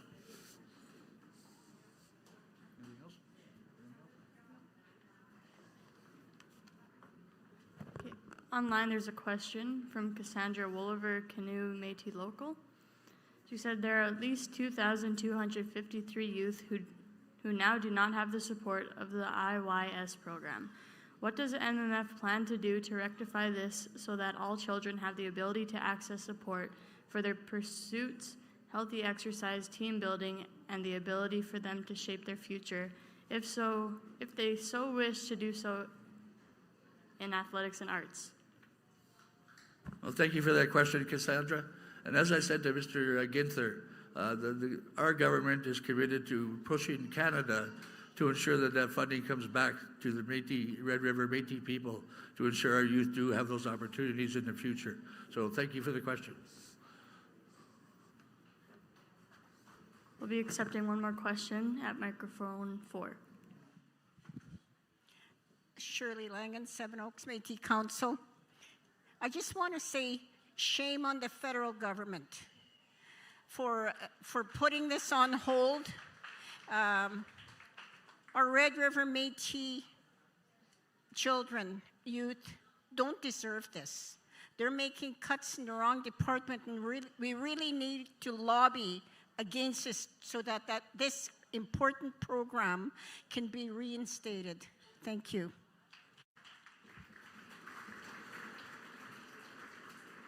Thank you, Shirley. I was really happy to hear that response, because this is going to be recorded, of course, across the country, and hopefully the government of Canada is listening, because believe me, they're going to be hearing from our minister and our president in regards to this.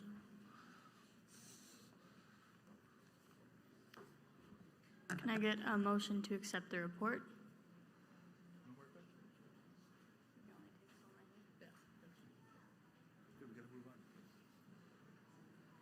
Microphone 2. Sandra Trauche, Thompson Local, Thompson Region. I motion that. Thank you. And microphone 4. Catherine DeMels, Churchill Local, Thompson Region. I second it. Thank you. It's been moved and seconded that this report be accepted. Is there any discussion? I see none. Those in favor? Those against?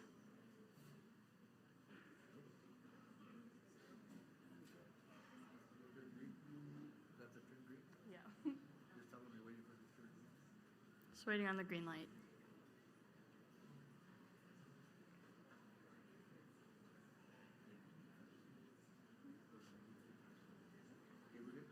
Green light, the motion is carried. Thank you, Minister. Thank you.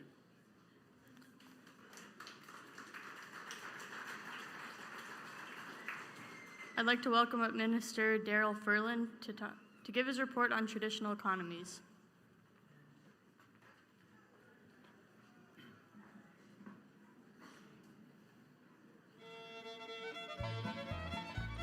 First of all, who are we? Hey, right on. Okay, hello everyone and welcome to the Manitoba Métis Federation Annual General Assembly. Thank you to our Elder Linda and Archbishop for the opening prayers. My name is Daryl Furlan, your minister responsible for traditional economies. First, I would like to thank President Chartrand and my fellow cabinet colleagues for their continued hard work and dedication to the MMF portfolios. Secondly, I would like to thank all MMF staff for your daily commitment and support to Red River Métis citizens. Please know that it is recognized and greatly appreciated. The traditional economies portfolio is housed with the MMF's energy, infrastructure, and resource management department includes fisheries, forestry, peatland, and the trapping files. Slides going there? Okay.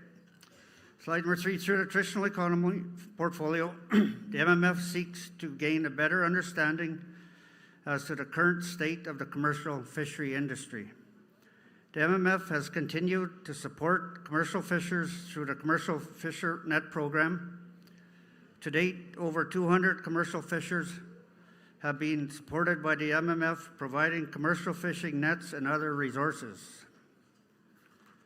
In July 2024, MMF held a commercial fisher net repair workshop to learn about traditional net maintenance methods from an experienced Red River Métis commercial fisher. Feedback received about the commercial fisher net program has been overwhelmingly positive. Fisheries and Oceans Canada has consulted the MMF regarding several development projects requiring Fisheries Act authorizations. Fisheries Act authorizations are required when a project may cause harmful alteration, disruption, or destruction of fish habitat. The MMF engaged with the Red River Métis citizens and reviewed each application to determine the impacts of each project on the rights, claims, and interests of the Red River Métis. Projects we have been consulted on include Almos Gold Mine, E.B. Campbell Hydroelectric Station, and Oak Lake Dam. Slide 4. Environmental DNA or eDNA sampling has been performed by MMF staff to detect maple leaf mussels DNA in lakes and rivers throughout the province. The maple leaf mussel is a federally listed species at risk, and eDNA studies will help to determine the distribution throughout the province. 6 study sites were sampled in 2024, and 55 more were sampled in 2025. Of the 6 sites sampled in 2024, 3 sites were positively identified as containing maple leaf mussel, eDNA. We look forward to sharing the results of the 2025 sampling next year. Slide 5. MMF staff have identified Red River Métis citizens who own property along the Winnipeg tributaries that would benefit from riparian restoration efforts. The riparian zone is the area where land meets waterway and a vital component of a healthy aquatic system. The goal of the riparian restoration is to prevent erosion by removing invasive species, planting native species, and installing erosion control measures such as riprap. These efforts will help improve natural habitat and promote healthy aquatic ecosystems. Site assessments and property plans have been made for 5 properties, with planting and restoration activities taking place later this year. Slide 6. Fisheries and Oceans Canada engaged with the MMF to identify areas significant to the Red River Métis citizens that may benefit from targeted aquatic restoration efforts. Restoring efforts may include removal of debris, planting native species, removing invasive species, and stocking waterways with native fish. Meetings were held in Winnipeg, Brandon, and Thompson, and a report was provided to Fisheries and Oceans Canada outlining property areas for aquatic restoration of the Red River Métis. Slide 7. The Oceans Protection Plan is Canada's national strategy to protect coasts and waterways from the impacts of marine shipping, enhance marine safety, and restore marine ecosystems. The Canadian Coast Guard continues to work with the MMF on several initiatives under the Oceans Protection Plan. The focus for 2025 will be engaging Red River Métis citizens on marine emergency response preparedness in the Arctic. These sessions will help ensure Red River Métis concerns and priorities are considered in future planning. Slide 8. Forestry and peatland products have a common theme of proposed timber harvesting, access development, access control, renewal activities, and road development and decommissioning directly affecting Red River Métis harvesting rights. The MMF ensures provincial and federal governments recognize and uphold their duty to consult and accommodate in a meaningful way on forestry and peatland operations. Last year, the MMF consulted with its citizens on the Neos Capuino Forestry Management Corporation, a 20-year operating plan, and Louisiana's Pacific 2024-2026 Forestry Management Plan. Given these projects may affect the rights, claims, and interests of the Red River Métis, it is essential that the meaningfully Crown consultations occur. Keep an eye out for upcoming forestry and peatland consultations meetings on MMF social media pages. Number 9, thank you for your time and attention here today. If you have any questions, concerns, or would like more information on any of the consultations mentioned today, please visit any one of our energy, infrastructure, and resource management department booths and speak with our technical staff. Any questions on that? We got to give Minister Furlan a big hand because he's 1 minute under. Oh, I got one more report. I got one more. Microphone number 4. Hello? Oh, is it working? There we go. So I'm Trayson Barrows under the Thompson Region Gillum Local. Want to ask about mercury testing. I don't know if that falls under you guys or if that's another department, but I know Hydro up north has been doing a lot of testing, or the indigenous groups have been doing testing on mercury in our hair and stuff with the fish. Kind of concerns me if they're worried about it, if we shouldn't be worried about it. Is that something that maybe we should be getting people up and testing for that?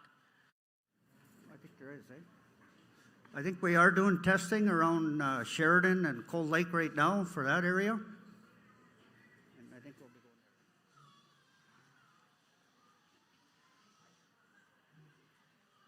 there. And if there's a specific area that you wanted to monitor, just get a hold of our staff and we will come there and work with you. Okay, yeah, I think the Stevens Lake area needs to be monitored, especially with all the dams and stuff that have, well, the recent dam put up and the flooding of the land. That's obviously going to increase some of the mercury levels. So. Oh, somebody cut me. Oh, there we go. Just get a hold of our staff and we'll be there to come and check it out with you. Sounds good. Thank you. Okay. Mr. Furlan, are you doing the Red River Yeah. Fur Company? Okay. It won't be, that's Minister only, Furlan's going to do the Red River Fur Company now. that'll only take about 5 minutes. Just say, cut.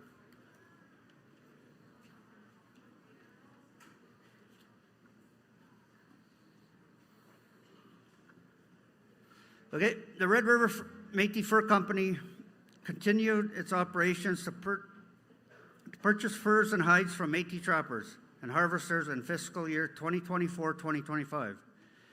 Our RMFC offers prices 25% higher than the current market value, which significantly boosted participation. The 2024-2025 season has seen 56 trappers. Total dollar purchase for 2024-2025 totaled was $163,389 compared to $180,340 in the prior year, representing a decrease of $16,951. Our trappers must have got lazy last year, I guess. I don't know. This variance is primarily due to furs purchase that occurred in March of the prior year, but were carried over to April in the current year. First buying trip will be in December, and my director, Jason, is here somewhere. If everybody should know him by now, he's about 6'9", I think. But the dates and times will be posted in November.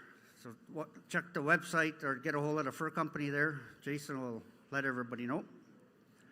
And we have our per region breakdown from last year. The PAW, there was 3 trappers, total $9,990. Northwest, 27 trappers, $54,528.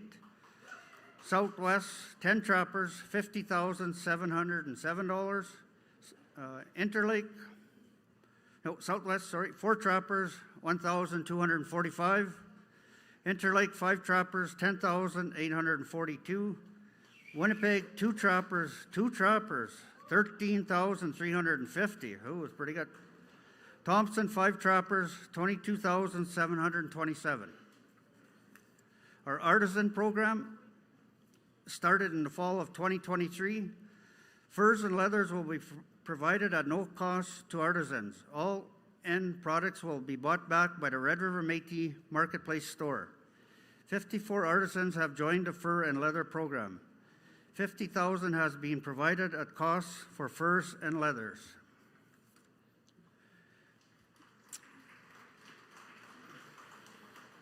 I'd like to say thank you to our Métis trappers and artisans. The Red River Métis Fur Company sincerely wants to thank all trappers and artisans for their hard work. We recognize the time and effort involved in harvesting, pelt preparation, sewing, beading, extra, and look forward to continue building the relationships with trappers and artisans in the future. Thank you. And we have some slides of some trappers here. You can see.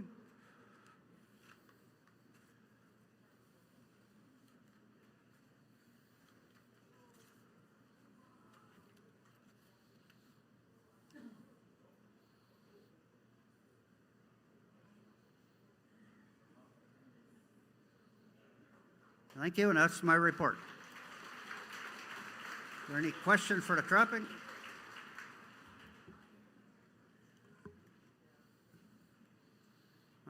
Okay, thank you. Thank you, Minister Ferland. I'll entertain a motion to accept the report. Microphone number. Don't be shy. Number 4. Hi, this is Tony. I'm from the Warren local in the Interlake, and I make a motion to pass this report. Okay, thank you. Report number 3. Hello, Rochelle Wilk, Grand Valley local, and I second that motion. Awesome. Okay, do I hear a question? Question's been called. All those in favor? Opposed? Abstentions? We'll wait online here, Minister Ferland. Now, he knows how to give a report on time. Excellent. Thank you, Mr. Okay, no. Okay, just a couple of more reports, but that President Chartrand is going to come up here and make the report on mining for Minister Peranto, and then he's going to do his economic development report. And he's got a couple of videos, so warm welcome to President Chartrand.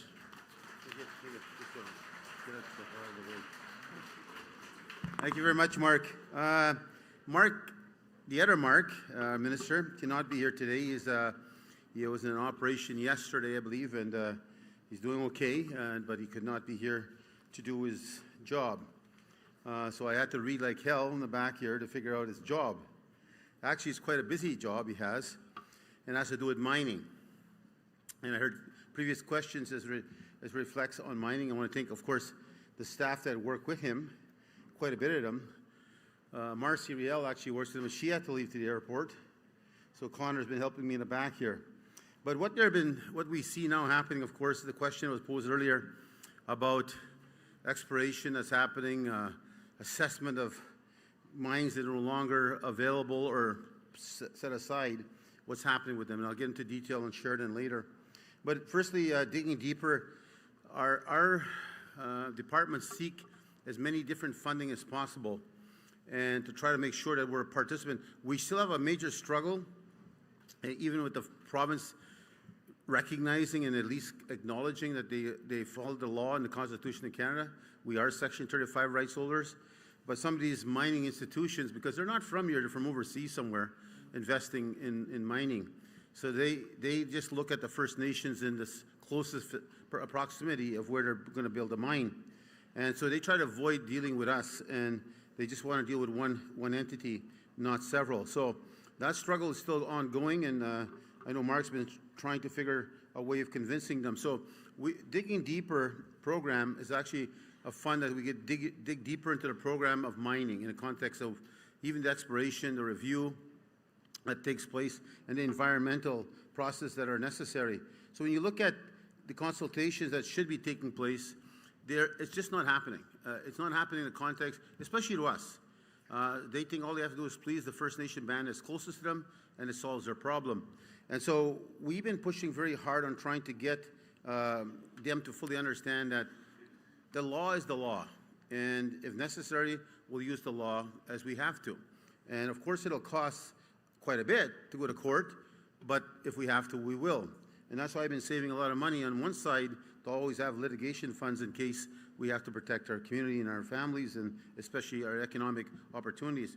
There are several mines. I don't know if I'm going to show them. I think there's something like, somebody will have to, there's Tanco, I'll name it first. So we're participating in the Tanco Mine Environmental Monitoring Program. That's critical, that's lithium. You heard about lithium. Lithium has become very, very important.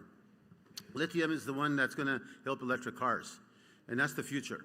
And so lithium mines are like gold today. They're very, very essential. But there is some major countries in the world that is producing probably what the necessary need would be for lithium at this point in time. So Manitoba is trying to get into the opportunity of lithium, as they announced, I think, prior in Snow Lake.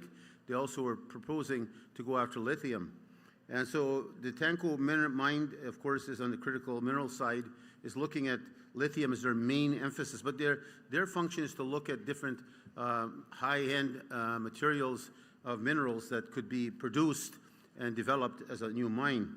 If you look at engaging with Grid Metals on a mineral exploration project in the southeast region, that's nickel. And I don't know, I can't see, oh, there's a screen down here. Okay, yes, Grid Metals. That's a Hudson Bay Mineral Inc., and that's in nickel in the southeast region. And we never get too many positive reviews about what they're doing regarding the Métis and the impact. But again, we're watching them carefully. We're pushing our agenda very hard in there. Another one is At Bay. That's, of course, the operations to Snow Lake. Their mineral exploration projects in the Paw region is copper and nickel. So they're working on that. And again, we're trying to incorporate, if they look, I believe they're towards expansion. Snow Lake, as you heard, was at one time, we were going to buy, you know, many years ago, we're looking at buying the apartment block that was vacated because the mine was shutting down. And out of the blue, we negotiated for about a year and a half to buy the apartment building. We're thinking of using it as a youth development for the future. But this is quite a number of years ago. And somehow they recovered in one of the mines, they found gold again. So they canceled the deal of selling us the building, and everything went full speed ahead in Snow Lake, and the economic engine flourished very vigorously because of the gold mine. But they also have copper and nickel. And so those are important aspects for you to know, these segments, because what you do is, if you really want to get nosy, you watch the news, you see in the economic reports, you'll see whether nickel and copper is dropping, and you'll know then why there's no investment or why they're starting to lay off and why there's concerns because of one product that might fall apart. in their pricing in the world. So T2 Metals, I think that's somewhere there it is. Is that the one you have there, somebody? Yeah, T2 Metals Corporation. That too is that's in the PAW region. Encourage them to follow resolution number 8, that they have to deal with all of our locals, not just one locals. We don't operate like bands. It's the region, it's the locals, it's the province. So they have to include the government because they'll try to hoodwink our locals who would not have all of the legal and necessary strength around them when they sit down and report. And I'll give you a good one. The next one I'm talking about is Alamos Gold in Lynn Lake. They don't want to consult with us. So there's a lot of push happening. They did get their environmental licenses, but we are pushing very vigorously, and we've been echoing strong sentiments regarding the Alamos gold mine in the context of consultation. I think we're making some headway in the context from the environmental side, because we can't, yes, you got to look at economics. Truly, I'm a strong believer in economics, but we got to watch the impact environmental impact will have in a mine. It doesn't just happen tomorrow. Let's look at Sheridan. Like I said, I refer back to Sheridan, Coal Lake. What did they do there in the 1950s? They shut that mine down, they drained Coal Lake, and then they put all the tailings, leftovers of the different forms of minerals and metals and everything, and put it in the bottom of Coal Lake and put the water back in. Today, you ask Sheridan people, there's some I'm sure here today, you ask them what color is that lake, and when you stir it up, it's orange. Orange. The boats are orange in the bottom, and they've tried different things, very cheap way the province has been trying to address this, not truly dealing with the challenge that Sheridan people face in the surrounding areas, because that lake is now trickling into Kississing. Kississing is a very high sport fishing lake and a very prominent fishing lake. And that could have impacts. They're saying, no, it doesn't really impact it. They believe that the tailings are already, after so many years, can't do as much damage. Well, it's hard to convince me and others, if you look at it, why is the boat all orange in the bottom, the little boats? And why is the water still orange after 50 years? Well, clearly there's something wrong. We do our testings. You take the top without stirring. Well, not bad. The readings are not bad. You start stirring it up with all the orange coming up, then you have a different reading on your footprint. So these mines that are here today, although we support them, there's got to be a check and balance. Because remember, they're not from here. They're from somewhere else, far away from us. And this is about business, this is about numbers, this is about money. So when they could walk away, if they can, with limited or little repatriation back to the lands and to the waters, they will do as little as they can and get the hell out of here, because they've taken all the money they can. So we got to watch that very carefully. A good example, if you look at which the province, as you probably read in the media, the CO Silica Vivian project. Again, there they want to consult. Yet it's in the southeast region. A lot of our locals live around, LeBreau Creek, all of them live around there. And they were trying to avoid dealing with us. And now we're talking about silica sand. And there's aquifer water, spring water underneath there. And they're trying to avoid dealing with us in the context of ensuring us, if they're going to open a mine, how can you prove to us and guarantee us you're not going to affect that spring water? If that spring water is flowing underneath the ground, it's going to go into main waters, into our usage in some form or fashion. So the Progressive Conservatives approved the project, or tried to approve it. NDP won, and they killed the project right away. But they're reapplying again. So at least, well, I think I have a better legal position to fight with them now, and the province is not supporting them at this point in time. But it's an issue of concern. Well, let's go to Canadian Premium Sand now. That's a Wanapogo mine in Sugar. Again, that's the southeast region. But you start looking at the silica mine there. They made a promise to Selkirk, the city of Selkirk, they're going to build this massive plant, creating hundreds and hundreds of jobs, as long as they can get a license, an environmental license, to build the silica mine. Well, they've built the silica mine, but guess what? There's no big factory built in Selkirk. There's no actually hundreds and hundreds and hundreds and hundreds of jobs that they promised. Actually, they're shipping their silica sand to the United States right now. So they're saying, well, we don't have the money to build this sand. Well, how in the hell did you open a mine and get an environmental license? They should have went hand in hand in hand. There's no way they should have been able to start production and selling the silica mined sand to the United States, or producing it out there, without guaranteeing they did all three at one time. So it just shows you the lack of responsibility even our province plays in ensuring at the end result. So clearly, yes, you have a mine, yes, you got some people employed, but you're not fulfilling your obligation and promise you made to Manitoba and definitely to our people. And Selkirk has a major Métis population. So those are the type of things that Mark's working on, trying to figure out our positioning in these transitions that are occurring. So when we look at the future, we have, like here, it tells me we have 149 orphaned and abandoned mines in this province. 149 of them do exist, orphaned and abandoned. They were once a mine. So we're trying to do an evaluation, environmental impact evaluation.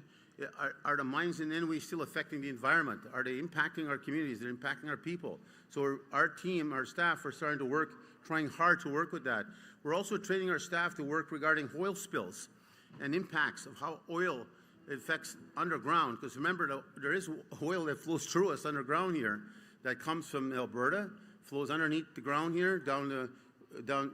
They last for 50 years, these pipes that flow underneath here. And they have to be replaced. But sometimes they get oil leaks. They have got, let's be honest, they've gotten better. The oil companies have gotten much better at preserving and ensuring that the pipes are more solidified and better protected and better warning signs upon it. But there's still exactly impacts that do occur. And yes, you could hear an oil spill somewhere by Gretna or somewhere by Brandon. You'll say, oh, it doesn't bother me. Well, sorry, it might bother you because it's underneath the ground. And a lot of our water, like spring water, is underneath the ground. It's moving. So it has an impact because that water doesn't just go into a little puddle. It just keeps on flowing and flowing. And it's actually ending up in the bigger lakes and our smaller creeks and rivers, which end up in the big lakes. So that's why our team right now is being trained to better study oil impacts. And so they got some resources on that. Kudos to Mark on that. So like I said, he's working diligently on the file. He's got a hell of a good team of staff working with him. But it's a major attempt for them because it's so broad and so much aspects to it. And at the same time, they're trying to fight for Section 35 rights to be included. So that's Mark's report. And give him kudos to his work he's doing. If there's any question, I'll best try to answer them the best I can. But that's Mark's report. Thank you.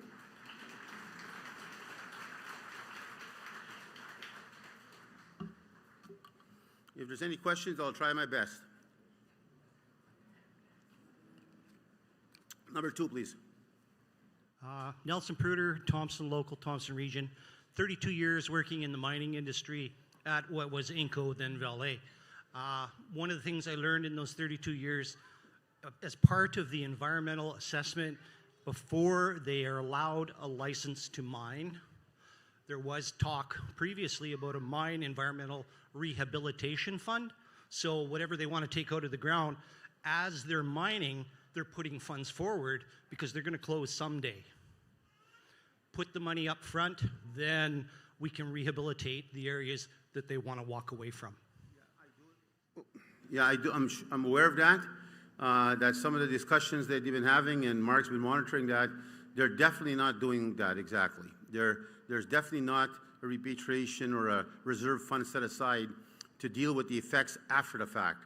Like I said, most of these companies are not trying to figure out how to spend money. They're trying to take as much as they can from it because the shareholders in the mining industry, they don't come from Manitoba. They come from somewhere overseas in some form or fashion that are investing in their oil development and mining development out in our prairies, which we have beautiful natural resources. So that's not happening to its fullest. It should be happening. I agree with you on that. That should be an automatic that the province and the federal government should be demanding. Because if not, we're the ones that got to take the mess that's left behind for us. So is there any more questions for Mark? I'll tell Mark he answered them very well.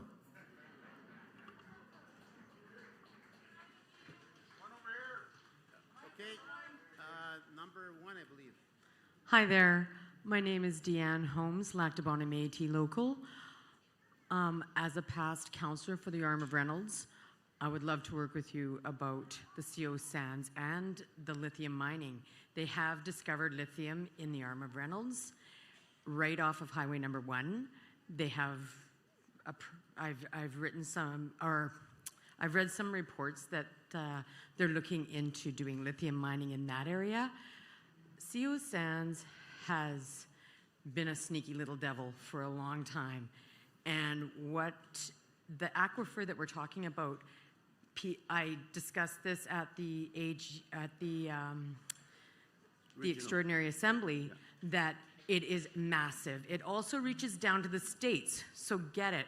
If you mine and it fails and the aquifer breaks, the water goes bad. It goes bad from America.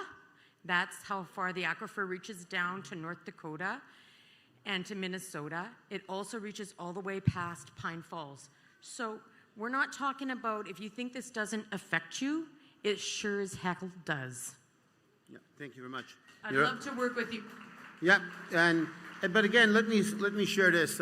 We believe that CO, you're right, has been not a very good partner, but we do know it already. It was a big political controversy. In fact, apparently they are charging the previous premier and another minister for trying to push it through very quickly in the mining businesses. So, when you look at CO, right now it's asked to reapply for an environmental license. So now the game is going to change. And lithium truly is in the Tanco mine. And lithium is, I think, a very important component. But if you look at the stock market in the world, our lithium, even though we were quite proud to have found somewhere in Snow Lake or into the Tanco, the issue we face, however, is there's a greater service of other lithium in other parts of the world that can service the need that right now needs to address the electric cars, electric machines, and all the rest of it. So, but we got to keep our ears to the ground for sure. I do believe that lithium is a great possibility for us in this province. But again, I wouldn't go buying stock tomorrow on it because there's enough lithium in other countries right now that could produce what is needed in the world. But definitely we'd work with anybody, and please follow up with Connor and the rest of the team. I did forget your name. I apologize for that. But definitely meet Connor, them, they're in the back here. And if you want to reach out to them, they'll definitely sit down and work with anybody they can, because it's going to be important that we support. I support mining, trust me, I do. What I want to make sure is the environmental impact is well done, well researched, and well reviewed. Once you at least have that, you have some confidence that yes, you should support the initiative, but you don't have to let your children worry about what the effects will be later on. Okay? So any more questions? If I have none, can I get a motion to accept Mark's report as presented by a very handsome man? No, I meant President. I'm chairing this meeting. Oh, are you? Okay, don't bug me when I'm doing business. Okay. Can you have a motion? Okay, Mark, go ahead, get a motion. Hello. Give it somewhere. Yeah. Leslie Sembeluk, Minnetonka's Métis Local. I make a motion to accept the report as presented. Do we have a seconder?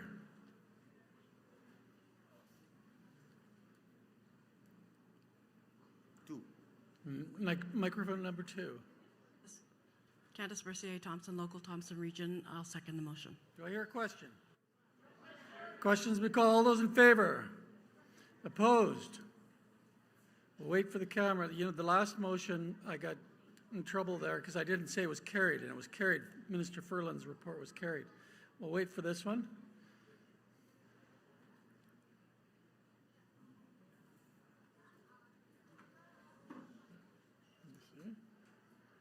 There it is. It's carried. Thank you. Now we're going to listen to the Minister of Economic Development and the President.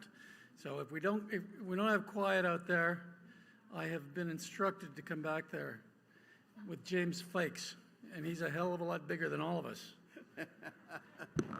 Yes, thank you. And by the way, why were you so slow to move it and second it? Holy man. I went to a lot of trouble reading all this stuff. Okay, next we're going to deal with the economic, you heard me speak in my opening remarks about the economic premise of our focus as a government. And I have spoken in large, you heard Natural Minister report, Natural Resources. Again, how important that particular aspect of many of our families are impacted by it. You heard the report by Daryl, and he did talk about the fur and the developing of fur again to our communities. But it's a spin-off of an economy. Now, a lot of people may think it's not of great value. But let me tell you that subsidized income makes a big difference to families. Like we just started this refurbishing and redeveloping of our fur, and so far already we paid out $581,000 to our trappers, and they're growing. There's more coming. I just got told by a Métis rancher just a few minutes ago. She's gone back upstairs, I believe. She was telling me about what she lost some calves and a cow. That coyotes have gone and ventured into their yard, and they got 65 cows, and they've lost a cow and 2 calves, and it was coyotes. Now, the issue there is I told her, what's the enemy of wolf and coyote? There's no enemy but man. And the men, meaning men, women, they're trappers, if they're not out there trapping and helping nature, and they're running out of food themselves in the wild, they're going to go after domestic animals, which is cows, sheep, and the rest of that. So the farmers are starting to feel the impact of coyotes and wolves, and it's starting to happen. So our trappers will play a pivotal role in helping that out. So I was very pleased to hear, but there's a separate spin-off to this. Like in the purchase of 7,982 pelts we bought, that's raw pelts, you got to look at it from there. We've been able now to market, which we purchased, you heard me say in my speech, I believe, $1 million from our artisans. $1 million. And we've been able to get that for 284 Red River Métis artists. That's grown from an additional, from last AGA by 88. So we had 100 and something, now close to 200. Now we got 284 brand new artists that are selling. In fact, I just met one all the way from Nashville, is it Tennessee? In Nashville, where you sing music? Huh? Nashville, Tennessee? Okay. She's somewhere here. She's upstairs. She gave me a beautiful gift of painted, what do you call that glass that's all nice? Like a church glass, you know? That thing.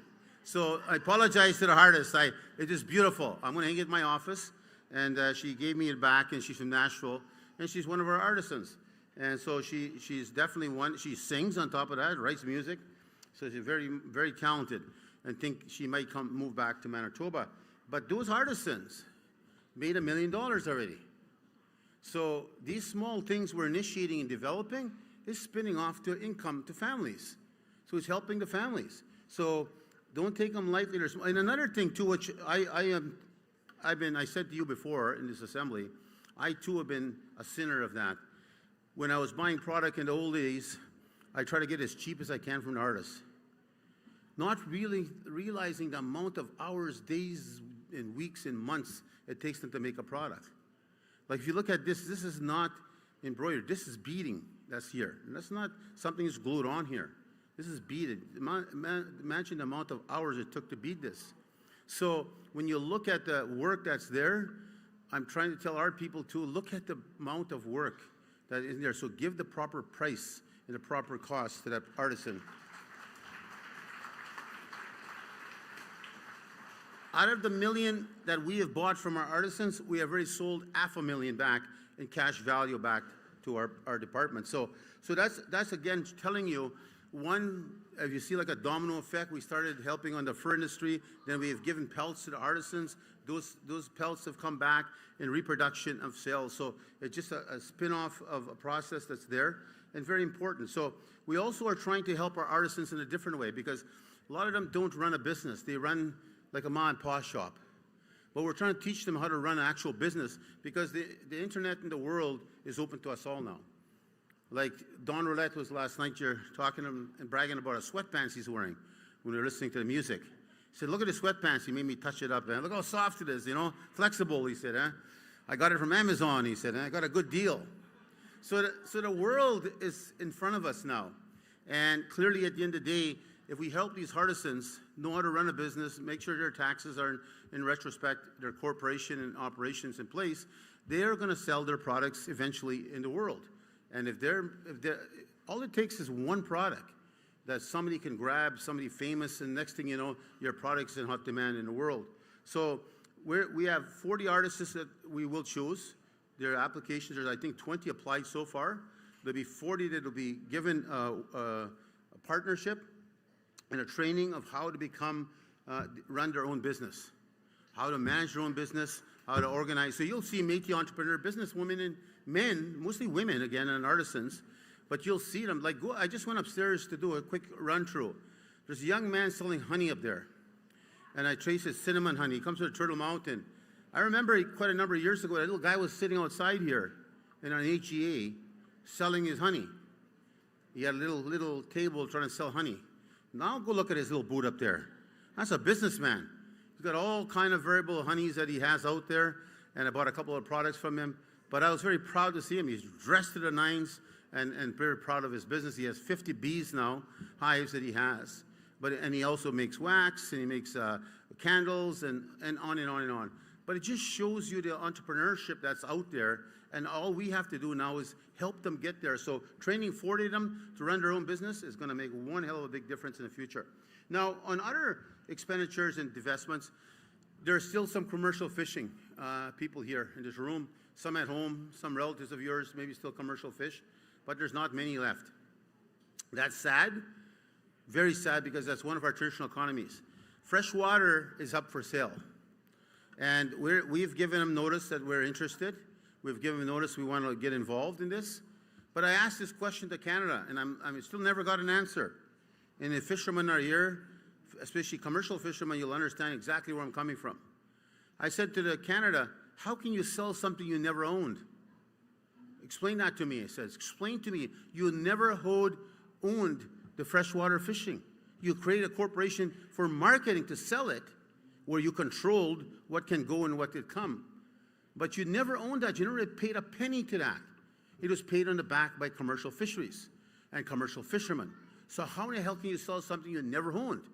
So we're still having a debate with Canada right now. I want an answer to that. How can you sell the freshwater fish company that was actually paid by fishermen? So we're not going to sit back and watch somebody else grab it, so we're in there right now. But again, we're at a complete disadvantage.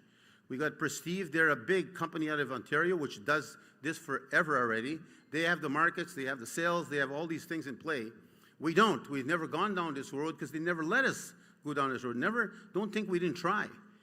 But freshwater fish did not, and the government of Canada and the province never allowed us to go and market privately our own fish. They did often shoots here and there, but never enough to make a real business. So this industry probably brings in about $62 million a year. Right now, there's an abundance of fish. The fishermen that are still there, I'm telling you, they're smiling. Even though they're still underpaid, if you ask me. But they're getting their quotas so quickly, they're making like $20,000, $30,000 in a couple of weeks because the fish are back. But the fishermen aren't there. The young generation is not taking over their dad or mom's business. But we still are very interested in looking at it and making sure we have it. Because my goal, if I ever get my hands on it, I'm going to shut it down. And I'm going to open small substations in the smaller communities where we can create jobs where it belongs, in the villages at home, not in Winnipeg here selling fish.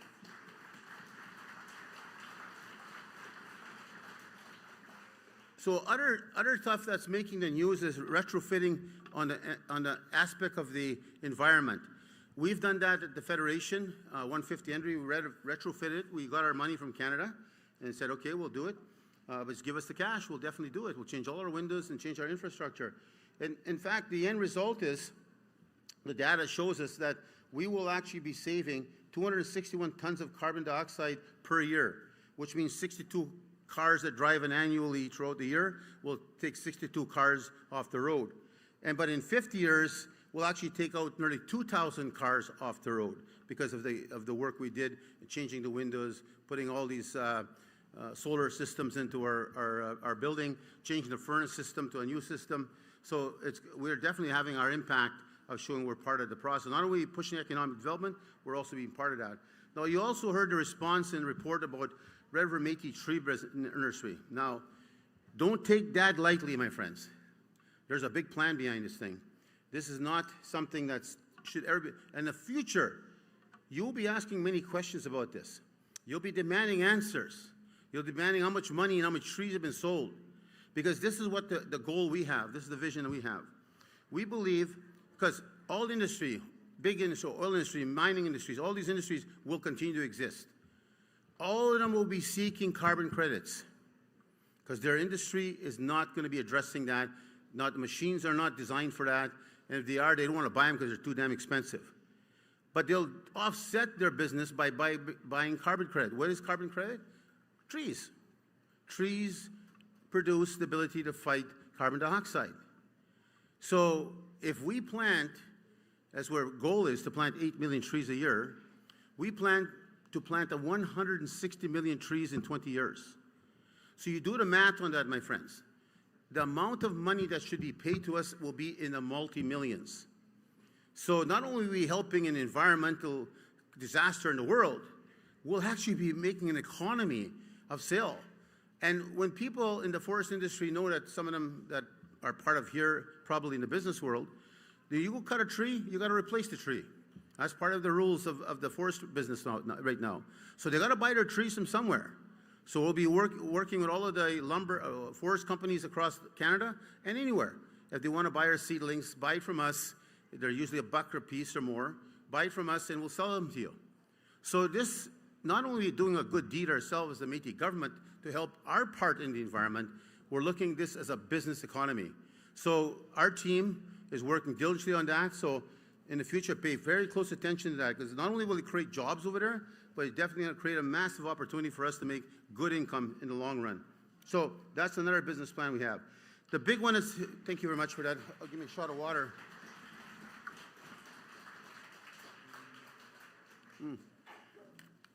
Trust my words. You'll see. Some of you will be coming to the mic in a few years from now. Give it about 5. You'll be coming to the microphone saying, how much money did we make this year on the trees?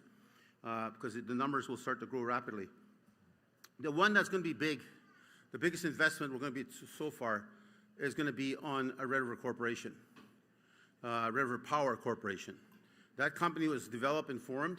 I want to thank Lauren, who leads the file for me and many other files, Pelche.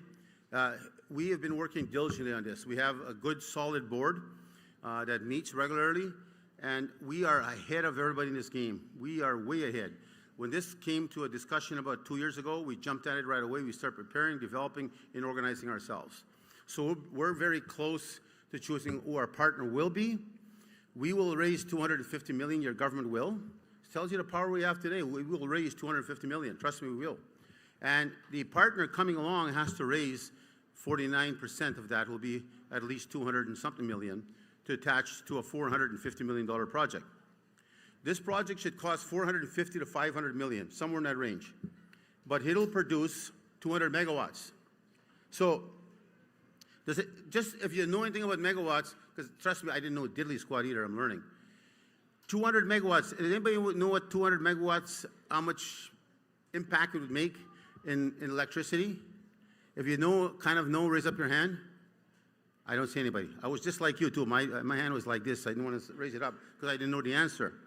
But now I know the answer. If we develop the wind power, which we will, and we have the wind power of 200 megawatts, we will light up Brandon, Morden, Winkler, Port La Prairie, Selkirk, Dauphin, Stonewall, DePaul, and Neepo at one time. That's how much 200 megawatt power is. That is a big, big footprint. That'll make you a big hydro player in the world. So you have definitely a great opportunity here, and our team, as I said, moving vigorously at this, and we're getting ready to showcase our input on that. I can't thank the board enough. I can't name them all because I don't have their names here, but we've been working, as I said, diligently. The First Nations have seen us. They know what we're doing, and some have asked to partner with us. I've kind of pushed that to the side because I want to focus on not losing our 200 megawatt. I will partner maybe, but not on reserve. It's got to be off reserve, but not with our 200 megawatt. I'm not partnering with no one but my private partner. So this way the MMF is always in control. The other part that I think is going to be so powerful is the Red River Métis Business Directory that you have today. You have 878 companies that are Métis owned. A lot of them are upstairs there. Some of them are going to be winning $1,000, by the way. There's the businesses that have been selected up there, private businesses. 5 will be chosen. Each of them will get $1,000 from the Métis government to support them and say thank you for being a proud Métis business. So those 878 businesses registered, 128 new businesses registered from last year alone. 123 new businesses came in register under the registry. Why is that important? Well, let me tell you this. We've been fighting Canada for a long time. on the issue of procurement. Right now, we're working in the province. I sit on a committee that Premier appointed me on to demand that the province has a certain percentage set aside for Métis businesses. So in Canada, it's 10%. 5%, I apologize, 5%. I'm trying to push Premier 10%. 5% in Canada. Well, people say, well, how much is that? What does it really do? 5% of these projects are in the multi-millions and sometimes hundreds of millions. So, like, for example, Skyline was here yesterday, I believe, and I said hello to them. And Skyline's our partner in Port La Prairie, and they also have Medicine Hat. They're doing $11.2 billion project for Canada. $11.2 billion. It's all in aerospace and planes and helicopters and army plants. But we have a piece of that action. So we bought a building in Ottawa because they said, okay, we want to partner with you, Federation. Of course, we jumped in there 2 feet right away and demanded our 5%. So one of the first things we did is we bought a building in Ottawa. I wish I had a picture of that building. I guess we don't, right? You own a building in Ottawa, and our team is working diligently to get that aligned. Skyline has just finished signing the agreement with us. They're taking, what did you say, Lauren, 40 or 80,000 square feet? They're doing 20,000 or 40. Okay, it's 40,000 square feet of space. And if you do math, it's probably big as this whole building here, all of it way through. That'd be 40,000, 2 floors. And Skyline is taking one entire floor for a 25-year lease.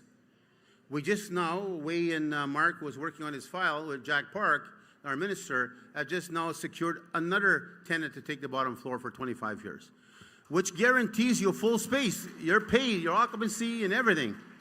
So whoever 25 years from now, don't forget you own a damn building that you're going to earn a lot of money, making a lot of money from. So that building's in Ottawa. So that kind of investment, the procurement, is so essential. There's 878 businesses. We won the argument with Canada on the context of the way they kept the data of who's eligible to apply. Well, clearly, 878 Métis businesses were not eligible to apply. So we just finished winning our battle. Canada's now pulled back and agreed to take our entire directory of 878 businesses, and all those businesses are entitled to apply on any federal contract in this country. So kudos to the work of our team, Lauren and the rest of the crew. I want to thank them big time. So, because that really changes the game for Indigenous Métis businesses.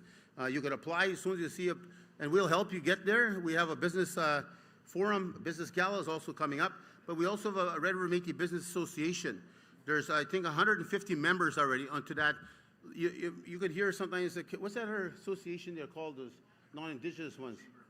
Chamber of Commerce, that's the name. Chamber of Commerce, you always hear about it in the news. Well, that's Munias business, white businesses and all them, and that they have that. They've been having they have a lot of influence, a lot of power. So they get the Premier and Prime Minister at their meetings because they're the ones that run most of the big businesses in the city. So we are started our own. It's called, again, the Red River Métis Business Association. 150 businesses are already registered to this thing, and then we'll be working with every business to help them get better and stronger, but at the same time we'll showcase the value of those 150 businesses where we will have influence to change policy or the inclusion. Okay, you guys are getting a little too loud. I'm going to talk, you tell them, man, you raise up your voice there. I like you visiting, trust me, I'm the same way as you. When I'm back there, I'm visiting too damn much. So, and then you whisper, right? The next table is whispering, next one, but you don't even realize all those whispers now become a loud voice. Okay, so let me finish off, I'm almost done. And this is an important report because this is where your president's going, this is where your government's going to make us economically strong. So we have a business gala coming up. There's 15 award finalists. We give 5 awards given out. There'll be 5, but usually 500 people show up. So if you're a Métis business or you just want to be there, you definitely could be a part of that annual gathering that takes place Thursday, November 27th at 2025. And I'll do a quick video if it's made of last year's gala. It's only about 30 seconds. In May of 2024, the MMF hosted the inaugural Red River Métis Business Excellence Awards Gala. We celebrated traditional economies. CM Yard Care and Firewood Curtis Mayer. Thank you to everyone that's helped me along the way. Youth entrepreneurs. Cat-eye, traffic Incorporated, Kelsey Gillespie. Thank you so much to my family, my friends, and the Red River Métis community. Sustainable economies. Anne Molaire. Andrienne Dandono. On behalf of Andrienne, I would like to thank you so much. Infinity Women's Spokeswoman's Award. Métis branded. Cassandra, cool ever. My kids are going to be so proud of me when I come up with this. I'm pleased to present the President's Lifetime Achievement Award to Bob Pinwarden. Thank everybody involved. I'm very proud of you as a president. Believe in yourself. Believe in Métis. Now is last year's gala, and each of the businesses that are nominated by the business community is selected, and when the 5 will get awards of $3,000 to $5,000. So, and they're so proud. You can see the tears being shed and the pride they have in their business and the work that they do. So John Kutra runs that on our behalf. He's doing an excellent job. So we have what's called again MMF for profit affiliates. These ones, of course, there's 12 active ones we have. And somebody asked me a question in the pavilion yesterday, and I was walking through there. I said, "Can I ask you a question on finance?" I said, "Sure." He said, "Well, according to the rules, it's not for profit. You got to have your audit in by the end of September." Okay, yes, that's true. He said, "Yeah, we have to have it in by the end of September." But I said, government hasn't really reflected the way we run our business. Yes, we're not for profit by force, but that's not how we run our business. As the Minister of Finance pointed out yesterday, when we have an audit, we as a government pass it in our cabinet. But our practice is we always bring it back to the people, so the people can look at it and then pass it. So then we send it, but usually it's always in October. So the government has accepted the lateness, not September 30th, because our fiscal year begins March 1st anyway. It doesn't start January 1st. But for the profit, 12 active profits we have, that's a private business system. That's completely different tax complications than that one. So, but we're very proud we have 12 active profit affiliates, and they're making money. And which I'm proud to say, like you heard me say about our pharmacy, our third pharmacy will be in construction in Selkirk. So we anticipate, again, to make probably several million in the future from that one.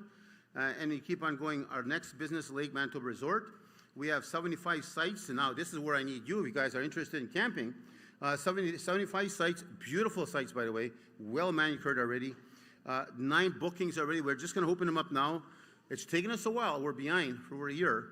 It cost us a lot more money than we expected. But the reason it's costing us more money is because we had water and sewer direct. So your camper parks there, you have water and sewer, you plug it in, it's like you're at home. But it costs us more money, a couple million more. But the point is to have more comfort for the people leaving their RV there for the year. So there's 75 sites. They're about close to $5,000, but you leave it there all year, and that's your house. And it's, as I said, it's direct water and sewer hookup. And 9, we just opened it the other day, 9 bookings are ready for it. So we hired 20 people throughout the season there.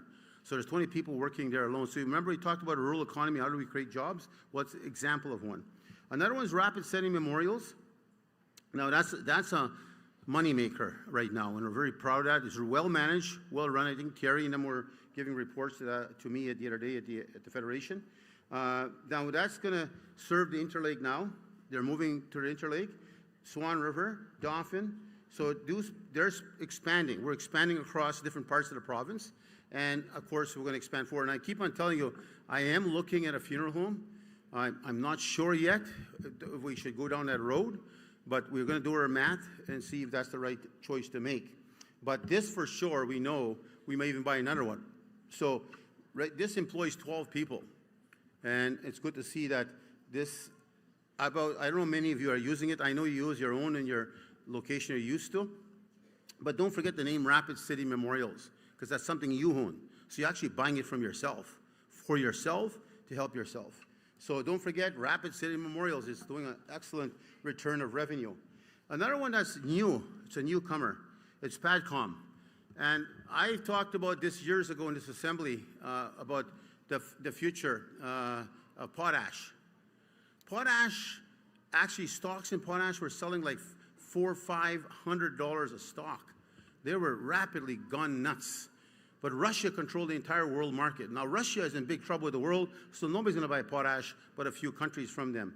But potash has been sitting here all this time. Saskatchewan's famous for it. You all know when you drive Saskatchewan, you see those big pink hills. That's remnants of potash coming out of the ground and then filling it back with water. But potash is a necessity. It must be. All agricultural in the future will need potash, all of them.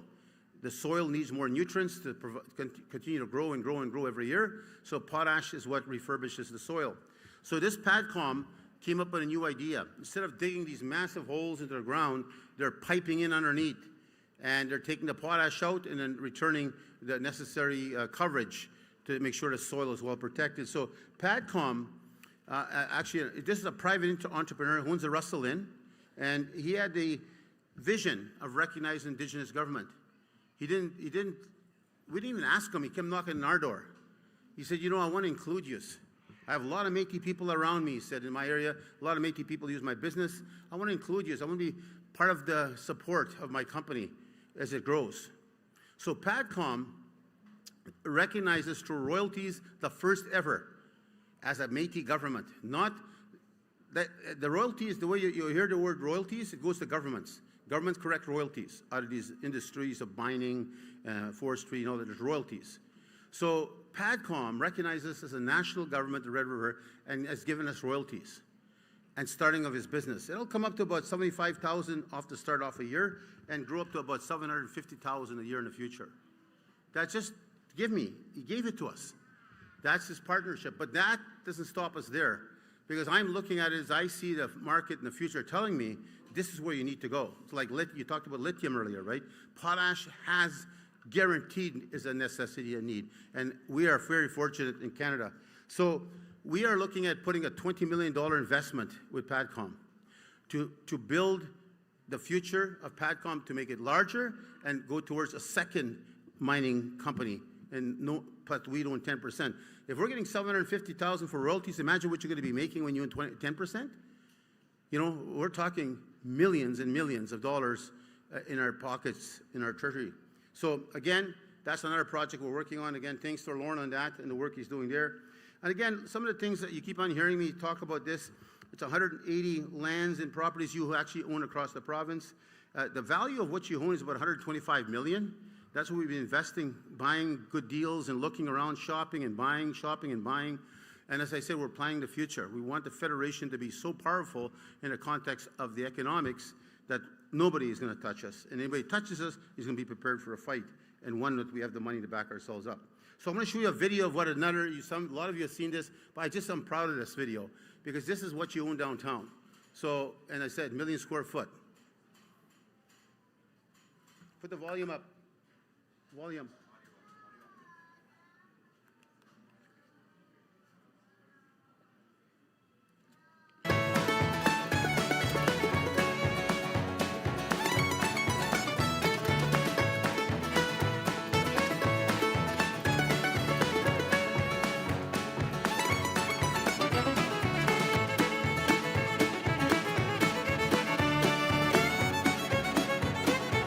That's the retrofit that we changed in our building.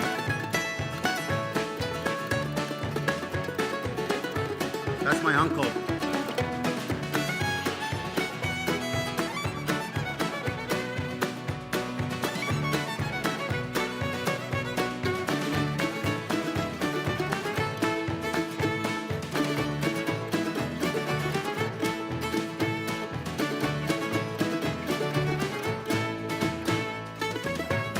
That's your future heritage center right there.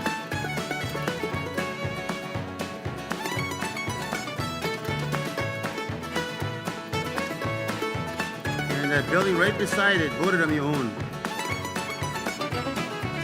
There's $2 million worth of gold in that ceiling. I mean it, seriously. That one you own on 200 Main. That's where you have the new Child Family Service Office, the daycare center also.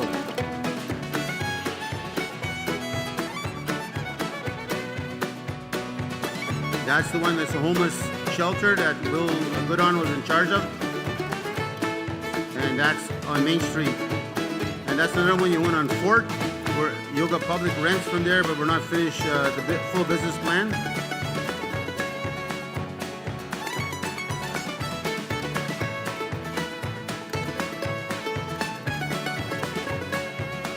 And that's the new building you own, 33 Main, I believe. And you also own that Bell MTS right there.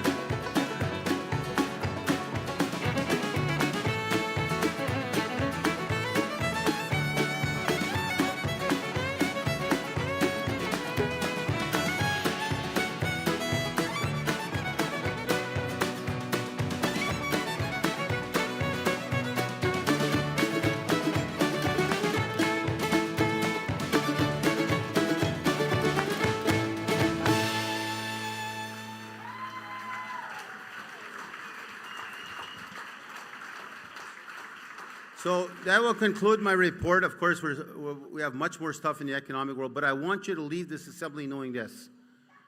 Remember in 1869, 1870, we joined this beautiful country called Canada.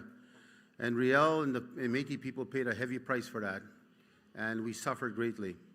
We suffered murder, death, abuse, rape of our women, tear down of our buildings, the structural damage. We had to flee. Many of our children died as we flee our own province we built and went west, further west, to try to hide and find a new place to live.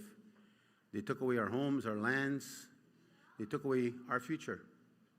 And that was ours. All that downtown was ours at one time.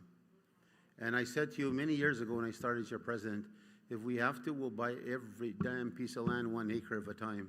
So my friends, right now you own 1 million acres downtown, just to show you we're not finished doing business. We're not finished our justice. We're not finished getting what was stolen from us. I'm not finished actually getting what it deserves to your family. And the future is yours. The future is bright. And that's something to be proud of. I want you just to think about that when you're driving home, sitting in your kitchen at home, sitting in your living room, that this was your land and they stole it from you. And now you're going to get it back 1 damn acre at a time. We have to. And it's going to be yours. It's going to be there for the next generation. And it's going to be there for us to be proud of as we go forward. So that is pride, my friends. That's why they'll sit down at the table with the future leaders. That's why they'll recognize you. That's why they'll say, wow, look at the MMF. That is what is getting us there. And again, thank you. And I can't thank my cabinet, my team, and you, the locals. Trust me, you may not realize how important you are, but you're damn important.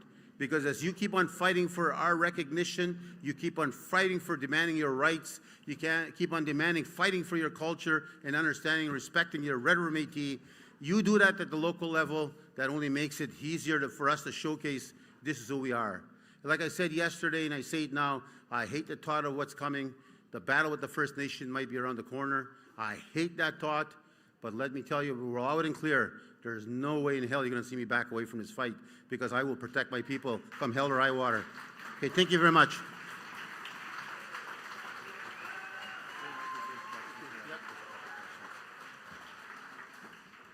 Thank you very much, President Chartrand. We have a few, 1, 2 here. I think we've got Beyond Borders citizens got a question online. Actually, we're going to go there first, Mr. President, if that's okay. It's been up there for a bit. From Michael Green, Heritage Proud Local. As a Beyond Borders citizen, I am approached by a number of American businesses who would love to relocate to the Red River homeland, bringing employment opportunity. Currently, the staff is overworked managing other projects. What are the plans to expand the staff so that these opportunities do not slip by? The benefits are employment, technology, and office rent in the downtown core. Well, let me say to you, firstly, I apologize if somebody's not taking up your offer. I assure you I will follow up on looking at any offer I get my hands on, especially to our people.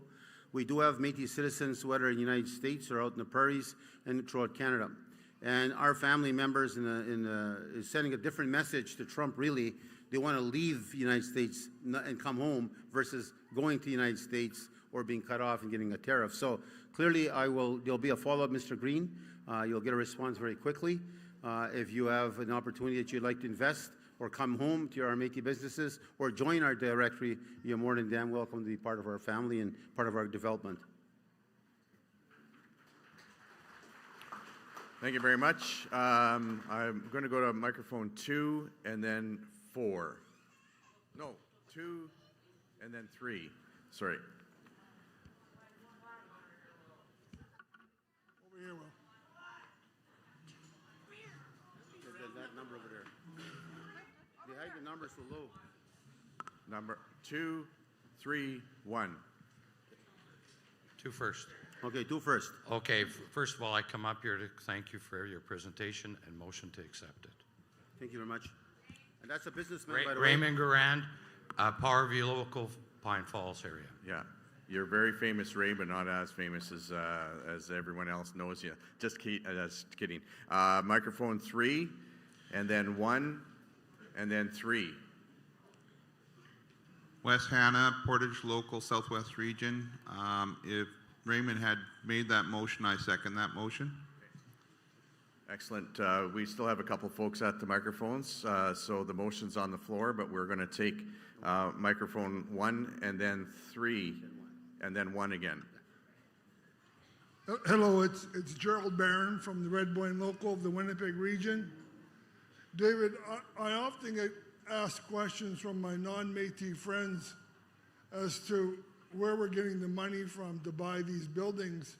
And I know it's probably being asked with some jealousy.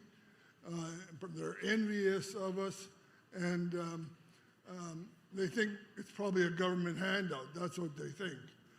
I'm hoping and I'm praying, and if we are, I just can't congratulate you and your cabinet enough. If we are borrowing this money and buying these buildings based on the strength of our balance sheet, that is something to be said. Well, My non-Métis, sorry, my Métis friends are saying he's spending our land claim money. So I look to you to help me to explain to them, because this is a wonderful story. Yeah, let me tell you this first, Jared. Tell your non-Métis friends this.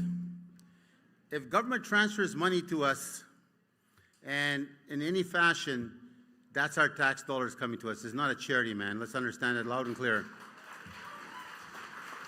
The multi-billions of dollars that are transferred to provinces from Canada is seeing your tax dollar, and then those businesses that you or your friends probably work at are benefiting.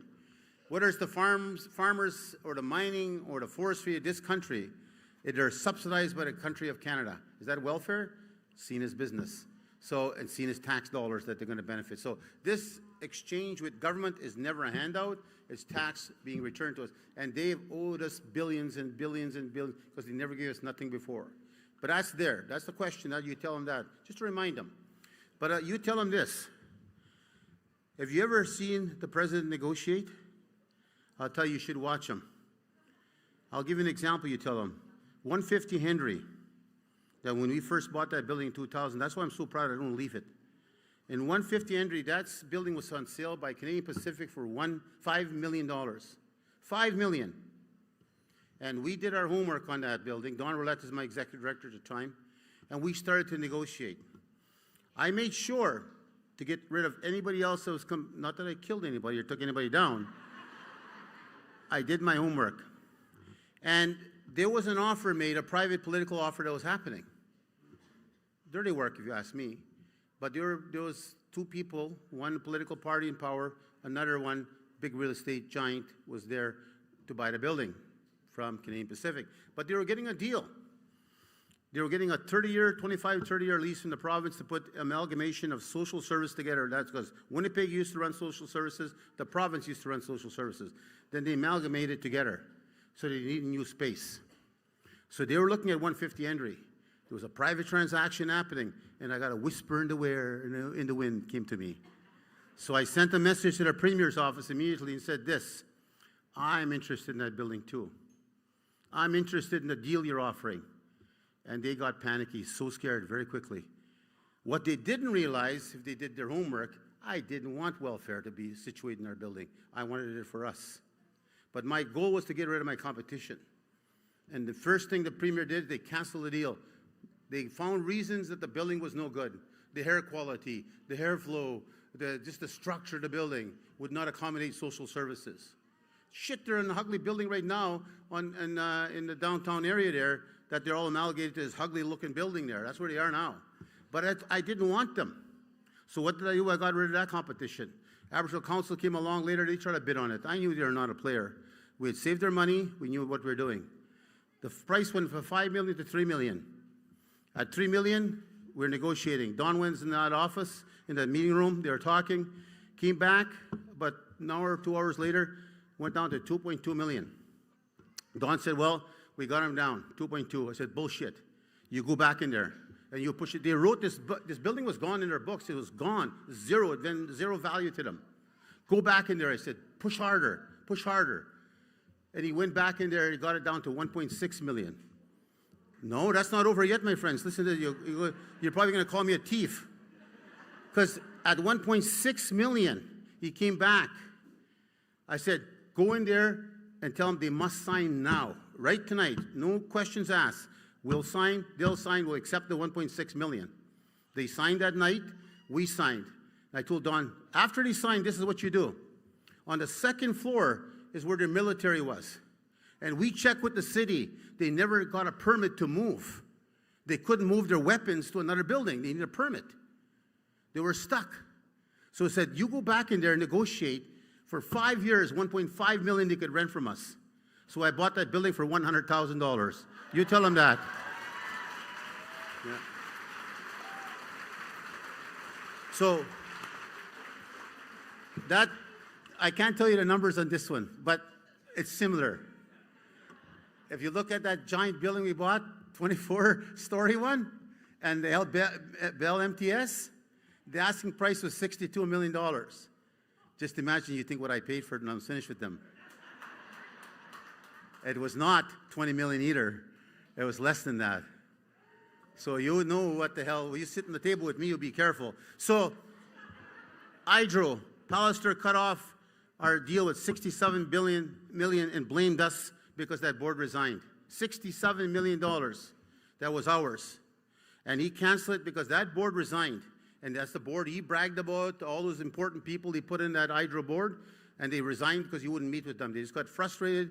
They had a $7 billion deficit. They said, to hell with you, we're all resigning. You put our names, our reputations, and now you're not meeting with us? So they resigned. So he didn't know what to do. So he grabbed the agreement because he was shocked. He was caught off guard. He said, this is why they're resigning. Sam D. Riley is a friend of David Chartrand, and they're trying to give him $67 million. And then he said, that's the reason. And I caught him. We proved in a newspaper he was lying. We fought back and forth, me and him. And then when he was gone, I did my homework. But I knew Pallister was going to be going. The question is when. So I did the homework with the new leader of the Conservatives. I did the homework with the NDP and the Liberals, even though they have the minority. I mean, not minority, only have one seat or something. But he still got to be smart, get everybody in the same room. I started negotiating. If you win, and you heard Wapkin will come into this assembly and promise if he wins, he's going to settle that Hydro deal. You heard the same thing come from the Conservatives. Well, guess what? They promised us $67 million. When I finished negotiating, I came up with $120 million that they signed agreement on. That's how you negotiate. So you tell your friends, if they pay me the right fee, I'll negotiate for them too. Anyways, so you know that. You deal with us. Métis are shrewd businessmen, and we make sure we do our job well. So we have done immaculate work, and I have a hell of a good team around me. Trust me, it's not just David Chartrand. I have a good team around me, smart people around me, and we do our homework very well. Just like the building I just told you in Ottawa. You don't have to pay 1 cent of rent, not 1 cent to a bank. It's all paid for already now. The building will be ours. We'll own 100% of it, and it'll make profit probably in the 12th year, and we'll start to earn the revenue coming in from that. And after that, you have an asset value probably worth several $1 million in the future, probably 5 to 10 million or more. Okay, go ahead. Great, great question, Greg. Thanks very much. Going back to microphone 3, then I thought I saw someone at 1, but there's nobody there now.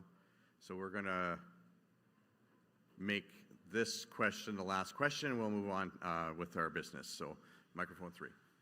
Hi, I'm Carolyn Partington with Winnipeg Bosco Local. I have 2 businesses in the entrepreneur directory. And my question is, because I'm part of the tourism, it was a really hard year this year, struggled. I'm more busier now than I was this summer. And are we planning, because ITAC isn't my friend, okay? So is the Manitoba Métis Federation going to start in its own tourism kind of like, collective sort of thing? Well, clearly that is that definitely is on the agenda. There's discussions on it. Tourism is, you agree 100%, has been fluctuating up and down. Trump has made it worse right now, but maybe also better for us. Because a lot of situations is that Canadians are no longer going to the United States. But we find a massive increase if you look at the data that's out there. People are going to Portugal, Rome, Greece, like I'm going to Greece. But when you start looking at it, there's a great exchange of people that are going to a different location. And Manitoba's tourism is growing. And now is the time to really strike because you got to try to get some development. So truly, that's the goal of the enterprises that we had formed. Oh yeah, so yeah, they're trying to tell me this buy local campaign. We truly have that. But what's important to recognize is that why we have 850 something businesses is to try to get businesses like yours in the same room with other 850 businesses of Métis-owned businesses to say, look, this place, you have a resort, you have this, you have that. Let's use that place instead of somewhere else so we can help our Métis entrepreneur. That's what this business association we're creating is all about, to work with each other, help each other, then tell their family members, let's use that place. I don't know what you have, what type of business you have or tourism. Oh, yeah, but tours. I own the wonderful Winnipeg City Tours, and I own CJ Smokin' Dogs. Oh, there's hot dogs? Yeah. You're my kind of girl. So, yeah. So anyways, but we do have buy local campaign, and sincere about that. That's why you hear about my artisans and the support we give them to buy their product. We have to support each other's businesses. And that's why this whole concept with First Nations fighting us, I don't get it. I totally am lost in the concept. So the only conclusion I can come to is jealousy. Because when we support each other, we make each other stronger. Like this. This is owned by Peguis. Say I wanted to get vengeance, say, well, if you don't want to partner with us, look at this one. It's sad that we're still believing in entrepreneurship to support Indigenous business, while on the reverse side, they don't look at it that way. If you bought two Indigenous powerhouses together, just imagine the strength we'd have, right? And the ability to buy, the power we have. So your business is a good lead to the discussion we need to have. And definitely our businesses need to work closer and closer together. Because really we have no one to depend on but ourselves. But let me tell you, we fail, we get up and keep on going and try it again. So I'll check your hot dogs after. He says they're very good. So I'll check your hot dogs later and then I'll talk about them at Métis Hour. Thank you very much.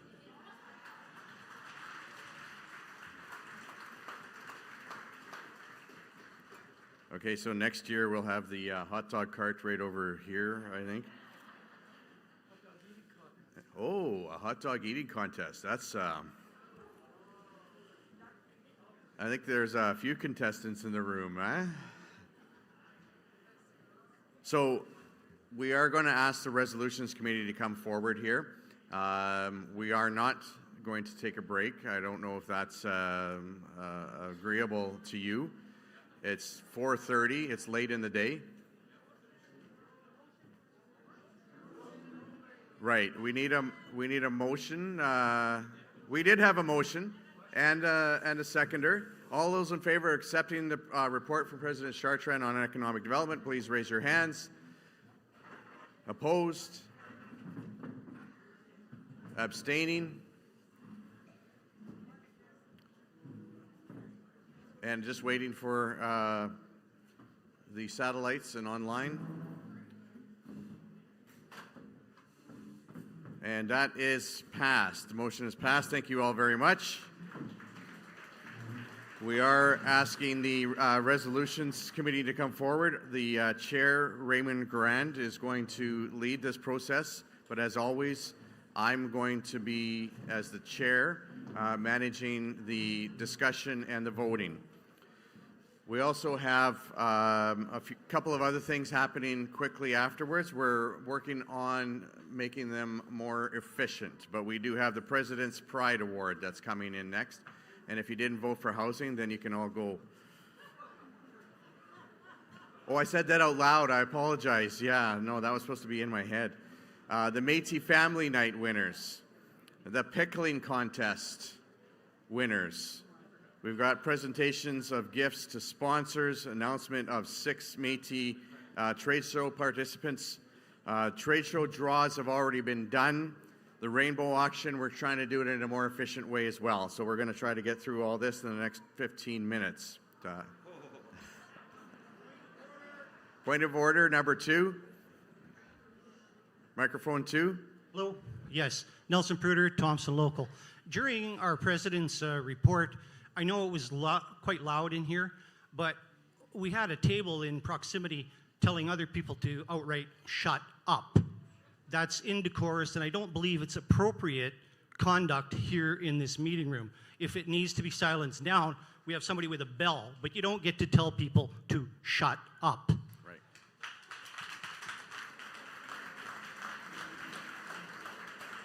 Yes, yes, you're absolutely right. It's a good point, and that's why, as chairs, we beg, plead, cajole, ask people to keep the noise level down. Obviously, frustration starts to get a little higher later in the weekend, and it is up to us up here and our folks who are doing the work with the little signs. But that's where we need everyone's cooperation. So, but let's be kind to each other. Absolutely, you know, we're all family. Seriously, we're all family. And we all need to be pulling in the same direction. So I know that there are some things that get discussed. Last year was no exception, and maybe this year too. But at the same time, we can debate and argue and discuss, but do it in a way that's respectful to everyone else. And that's a good reminder before we step into the resolutions. Oh, it's a bunch of scary people behind me here. Is it almost Halloween, right? So I'm going to ask Raymond to come forward. He's going to go through the resolutions one by one. He's going to read them, and then I'm going to help with the discussion. You're doing a fantastic job. They better listen to your quiet sign there. So then Ray will go through them. I'll lead the discussion, or not lead discussion, but I'll help with the discussion, and then we'll do the voting, of course, of which we have satellite locations. So we're going to make sure that everything is done in a way that's accessible for everyone who's participating in the assembly. Raymond Grand is a good friend of mine. He's also been working on the resolutions committee for quite few years now. He's only 18 years old, but that's how they look after in the Southeast. He's a really good guy. Let's help welcome Ray Grand.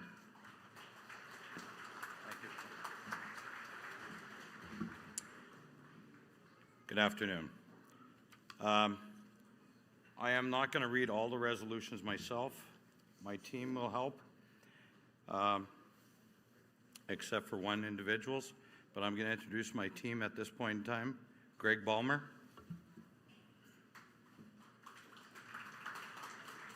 Wes Hanna. Jeanette Porter. Oh, we didn't have Albert Lifton. James Fike. And Lorna Sanderson. And I'm sorry, there was Leslie Simonuk. I'm sorry, made a mistake here. Thank you. Okay. I really don't want any interruptions during this, and please, if you possibly can, keep your conversations to yourself at this point in time, because these are important. You have to hear what we've got to say. So, on this one here, it's to amend the MMF Constitution and election bylaw with respect to Article 9.4. Whereas Article 9, the Manitoba Métis Federation elected by law sets out the qualifications for candidates and applies to the election of regional executive officers, regional vice presidents, and president. And whereas it has been determined that certain amendments to Article 9 would allow for greater participation by the Red River Métis citizens in the election process and would be appropriate and consistent with other developments related to the pending Red River Métis Government Recognition and Implementation Treaty. And whereas a result in substantially the same form of this resolution was adopted and approved by the Manitoba Métis Federation Cabinet at a meeting October 17, 2024. Therefore, be it resolved that the Manitoba Métis Federation Annual General Assembly approves and ratifies that Article 9.4A through C of the election bylaw be amended to read as follows. 4. In order to be able to stand in the election for the position of Regional Executive Officer, a citizen must, after January 1st, 2000, have held office for at least 3 years as either chairperson, vice chairperson, secretary-treasurer, secretary, or treasurer of any active local, or have held office for at least 3 years in a regional board member or Infinity Women Secretary Incorporated. B, in order to be able to stand for the election of the position of Regional Vice President in a region, a citizen must, after January 1st, 2000, have held office for at least 3 years as either chairperson, vice chairperson, secretary, treasurer, secretary, or treasurer of an active local, or have held office for at least 3 years in a regional board member or Infinity Women Secretariat Incorporated. C, in order to be able to stand for the election of the position of president, a citizen must, after January 1st, 2000, have held office for at least 3 years as either a regional executive officer, a regional vice president, or as a spokeswoman of Infinity Women and Secretariat. Moved by Judy Mayer, second by Andrew Carrier. Are you at the mic?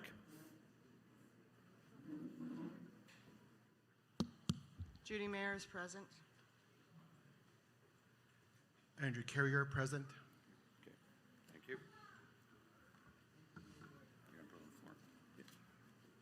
So we have a resolution on the floor. Any discussion on Resolution 1? And I apologize.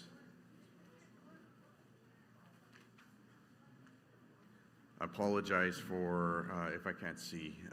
I can't. Line of sight is a little hard up here sometimes, but I don't see anyone at the microphones unless I'm wrong. Anybody online? It's all good. No questions. Okay, then I'm going to look for all those in favor. All those in favor, to please raise your hands.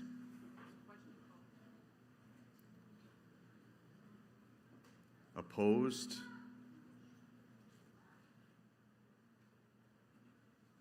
Abstentions? And we are waiting online for this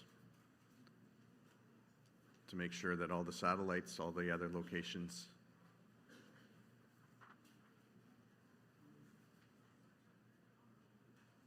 And that resolution is passed unanimously. Thank you very much.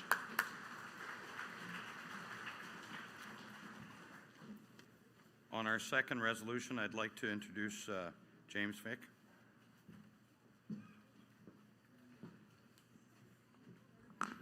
Hello. Okay, I'll be reading resolution number 2, amendment to the MMF Constitution and election bylaw with respect to Article 5. Whereas Article 5 of the Manitoba Métis Federation MMF election bylaw sets out the qualifications for candidates to apply to the election of regional executive officers, regional vice president, and president. And whereas it has been determined that certain amendments to Article 5 would allow for greater participation by Red River Métis citizens in the election process and would be appropriate and consistent with other developments related to the pending Red River Métis Self-Government Recognition and Implementation Treaty, the treaty. And whereas the resolution is substantially, sorry, I'm nervous. The same form to this resolution was adopted and approved by the MMF Cabinet at a meeting of October 17, 2024. Therefore, be it resolved that the Manitoba Métis Federation Annual General Assembly approves and ratifies that Article 5 of the election bylaw, which states, a citizen who has a debt or a financial obligation owing to the MMF or an MMF region that is more than 30 days in arrears at the date nominations close may not be a candidate. Any citizen against whom the MMF or MMF region holds the unpaid judgment must pay such judgment in full or before the date nominations close in order to be eligible to be a candidate. Is hereby deleted, and the following is therefore substituted. A citizen against whom the MMF, as the national government of the Red River Métis and any MMF regional corporation or any MMF affiliate corporation has a court judgment for the payment of monies and which judgment is unsatisfied at the date for the closure of the nominations is ineligible to run for any MMF cabinet office. Moved by Minister Judy Mayer, seconded by Minister Jack Park. Mover and seconder, microphone 2. Judy Mayor's present. Okay, thank you. Jack Park. Thank you, Minister Park. Minister Mayer. Sorry, we have a resolution. Can you hear me? No, my microphone is, there we go. My microphone was a little bit, yeah. It's actually Article 9, not Article 5, and I second. Arlene Lalonde, Seven Oaks Métis, Winnipeg. So. Yeah, he mentioned Article 5, but it's Article 9. It's actually Article 9.5. Yes, that's so correct. So that's. I just wanted to make sure. Okay. So it is correct. It was 9. 5. Subset 5. Yeah. So it's not article. So it is. It was correct how it was read, and it is to amend the MMF Constitution, and because they're using Roman numerals, an election bylaw with respect to Article 9-5. Yes. So it was correct, Okay. and we already have a mover and seconder. Okay. But thank you so much for the clarification. Okay. Sorry, I don't know if I see anyone yet. Before, I'm going to have to go off on a little tangent here. Those of you who know me know that happens, but Resolution 1 was not unanimous. There was 5 opposed in other locations. But let's go back to Resolution 2. I still see no one at the microphones. So I'm going to look for a vote here. All those in favor, please raise your hands. All those opposed? Abstaining?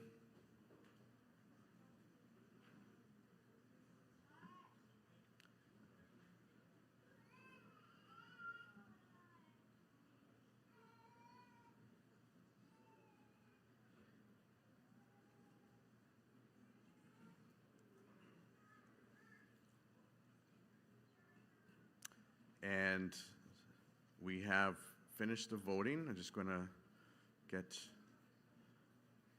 this one has been passed unanimously. So thanks, everyone. We'll move on to Resolution 3.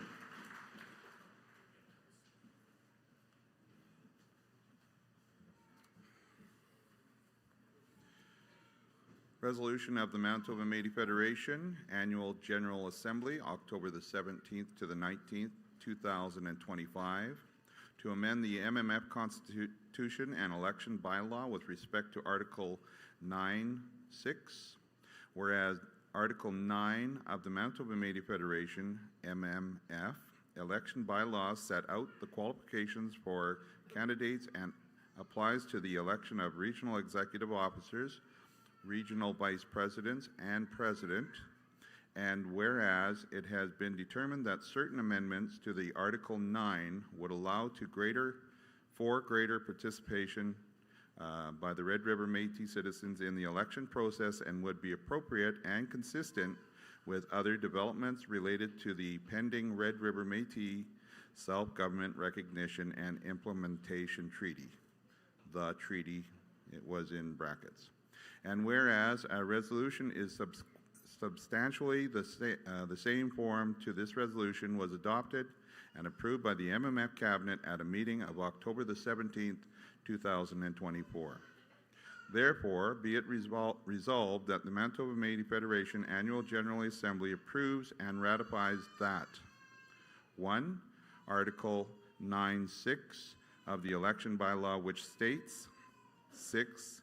A citizen who has a contract or an interest in a contract for pecuniary gain with the MMF at the date nominations close may not be a candidate is hereby deleted, and the following is therefore substituted. 6. Every candidate will file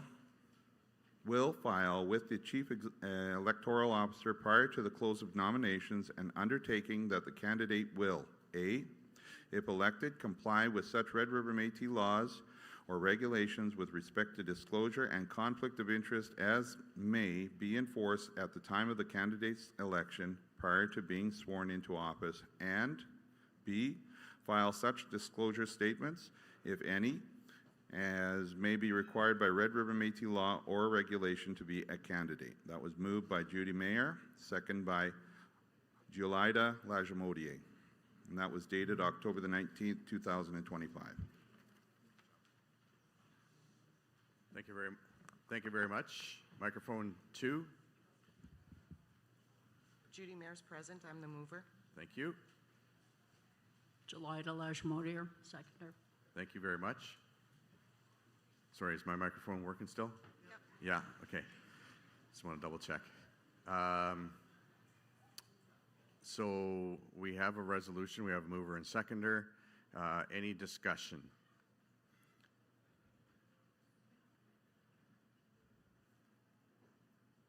Just want to make sure, and it appears that there are none. So I'm going to ask for all in favor to please raise your hands. All opposed, raise your hands. Abstentions, raise your hands.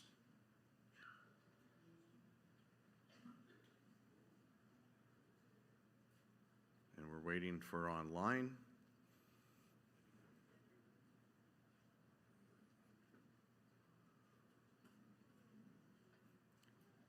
Voting is finished, and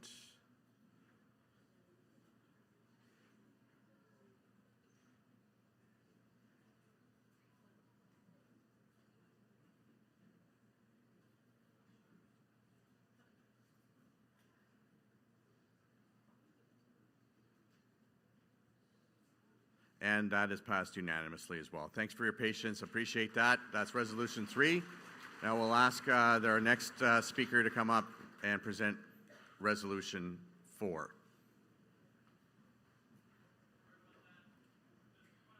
Thank you, Will.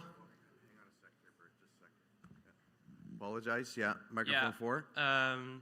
So I voted against this resolution, as did other members of the Conseil d'Orgoulet, and we would like to have that noted. Okay. Yeah.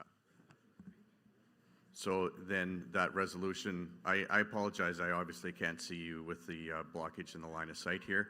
So that resolution passed, but it was not unanimous. Thank you. Good afternoon, fellow Métis citizens. I am going to be reading Resolution number 4. My name is Albert Linfitt. I am from Cranberry Portage, the PAR region. Resolution 4, to amend the MMF Constitution with respect to naming of Red River Métis assemblies. Whereas the Manitoba Métis Federation, MMF, Constitution at Article 8 and Article 9 makes reference to annual General Assemblies and extraordinary General Assemblies. And whereas the MMF is the national government of the Red River Métis, and the Red River Métis are only represented by the MMF. And whereas the MMF should continue moving away from corporate language while embracing our traditional governance language consistent with, for example, the 1869 National Committee of the Red River Métis. And whereas the Red River Métis should be using language to define our assemblies and more accurately describe their nature, which are national assemblies. And whereas the last MMF Annual General Assembly on October the 20th, 2024, the Assembly passed a resolution which asked MMF Cabinet to consider a 2025 resolution amendment to change the language in the MMF Constitution from Annual General Assembly and Extraordinary General Assembly to National Assembly and Extraordinary National Assembly. And whereas a resolution is substantially the same form to this resolution was adopted and approved by the MMF Cabinet at a meeting of August 5 and 6, 2025. Therefore, it be resolved that the Manitoba Métis Federation Annual General Assembly approves and ratifies that 1. Article 8 and Article 9 of the MMF Constitution, which makes reference to Annual General Assembly and Extraordinary General Assembly, be revised to replace these terms with the terms National Assembly and Extraordinary National Assembly. 2. Any subsequent references to Annual General Assembly and Extraordinary General Assembly throughout the MMF Constitution be revised and replaced with National Assembly and Extraordinary National Assembly. 3. On the effective date of the Red River Métis Self-Government Recognition and Implementation Treaty, any changes to the MMF Constitution to take effect on that date be revised to include the new language reflected in number 2 above. This was moved by Minister Denise Thomas, seconded by Minister Jolita Lajimoje. Thank you. Sign here.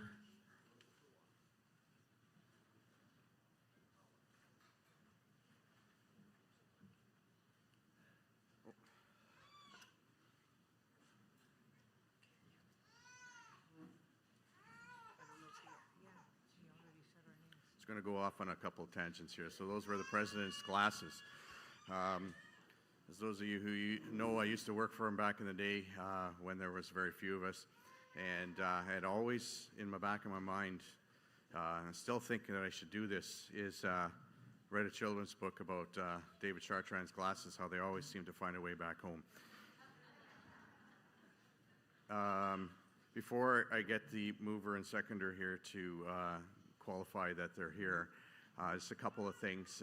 There's apparently some talk in a couple of the off-site locations, the pavilion, that their votes are not being counted, and I can assure you that every vote online, in this hall, upstairs, downstairs, in the tent, all the locations across the country, every single one of you are having your votes counted. And if I can't see you at some point because there's people who may vote against and it's not unanimous, I apologize for that. We're doing our best, and but I just want you to know that there is no ignoring any site, and that every vote is counted. So again, my apologies if that's was something that people were thinking, but it is not the case, that we are counting every single vote that comes before this assembly.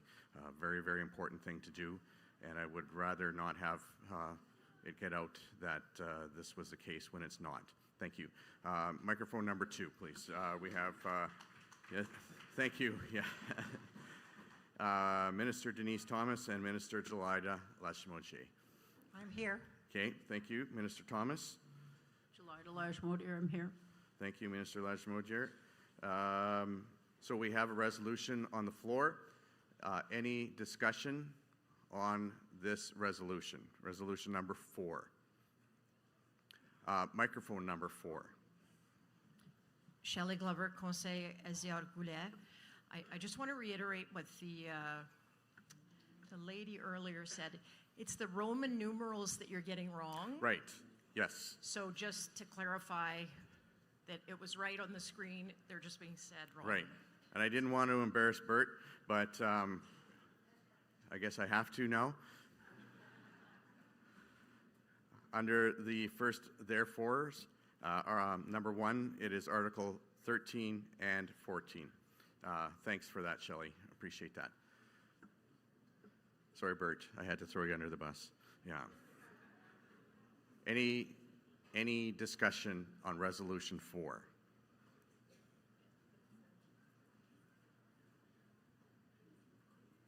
I see no one at or going to the microphones. Correct me if I'm wrong. So I'm going to ask for all those in favor to please raise your hands. All those opposed, raise your hands. All those abstaining, please raise your hands. And we'll just wait.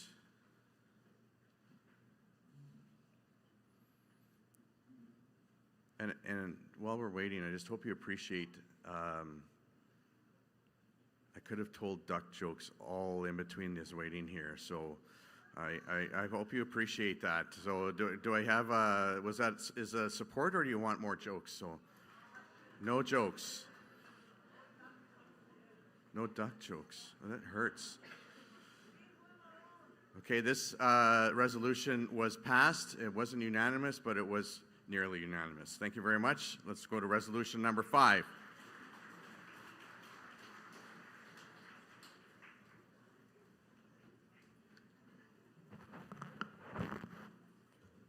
Resolution of the Manitoba Métis Federation Annual General Assembly, October 17th, 19th, 2025, regarding confidential ballots.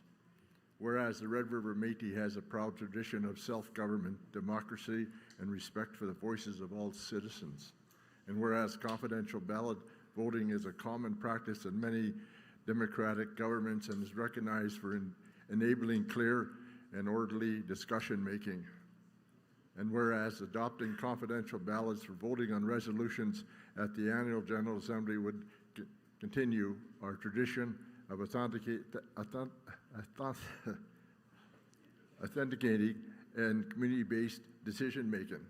Therefore, be it resolved by the Manitoba Métis Federation Annual General Assembly that 1.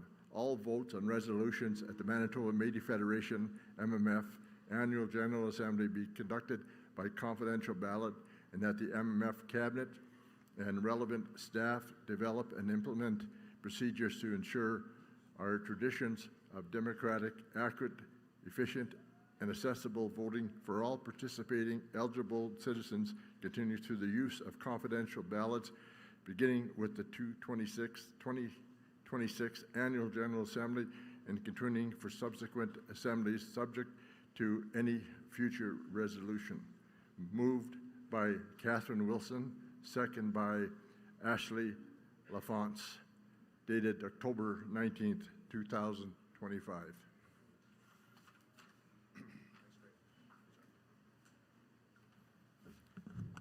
Thank you very much. I need the mover and seconder, Kathleen Wilson and Ashley Lafreniere. Microphone 4, is that where? We're at 1. You're at 1. Oh, sorry. My apologies. Microphone 1 first, please. Kathleen Wilson, and I'm here from Two Spirit Midchef, and I'm supporting this motion. Thank you. Hi, I'm Ashley Lafreniere, member of Two Spirit Midchef Local, and I'm seconding this motion. Thank you both very much. And thank you for reminding me of a couple things that I was going to do earlier on with the resolution. So and I see lots of people willing to speak to this, so that's great. So what I think is important, and what we should have done before, I should have done, my apologies, is that when you're up at the microphone, of course, your name, your local, your region, but on these resolutions, it's helpful if you will let us know that you're in favor or opposed to the resolution. Not just this one. I just remembered because of how Ashley phrased it, and I appreciate your reminder. But it helps. It just helps the discussion and the debate, so that we can kind of keep track of things going on up here. So Apologies for not making that clear earlier.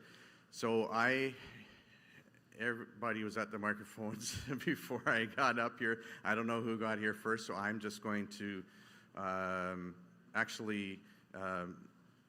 this is something that is important as well, and I'm just remembering it as I'm speaking, is that the mover and seconder should have first dibs at speaking for their resolution, and then I will go to the different microphones to hear the discussion on the resolution. So let's go back to Kathleen and then Ashley. Hi, everybody. The first thing I want to say is a big thank you to the seniors and the elders that have stayed here with us to this point, and also to all the little ones that are still here. So thank you so much. I really appreciate that. I wanted to speak to this resolution around confidential ballot voting with respect of how we've always done things. The way our nation makes decisions has always been guided by our values, and that foundation does not change with this resolution. Our values around being respectful of each person's right to choose freely, our inclusivity, ensuring that our elders and our youth and our beyond border citizens can participate equally, accountability because fair and transparent voting protects the integrity of our Red River Métis Nation. In my conversation with citizens, we've received great support for the resolution, and we've also had a number of questions and opinions about it. That's fair. Our people are smart, and I share these same questions. The big one is, how will it work? How can we make this run smoothly? My answer to those citizens and to the citizens that are listening to me right now is that President Chartrand, our cabinet, our ministers, MMF staff, and community have guided our nation through far greater transitions. That we adapt, we innovate, we move forward, and we stay true to who we are, and that's not any different with what I'm bringing to the floor today. We already use a secure system called My Voice for online participation in voting, so for our beyond border citizens, you're already familiar with this. We can incorporate hybrid methods. We can use clicker systems. Most recently at the ARM for Winnipeg Region, we used confidential ballots, and it went beautifully. Platforms like Simply Voting have also been used in governmental elections in Canada. There are new Indigenous platforms being created and moved forward every single day. We have the knowledge, we have the leadership to ensure this transition. It's going to be efficient, it should be trustworthy. My role today isn't to solve those challenges, so if you're here to speak to me in regards to the challenges and to implementation, I have great faith that our government can move forward and work through that. That's not really my job here on the floor today.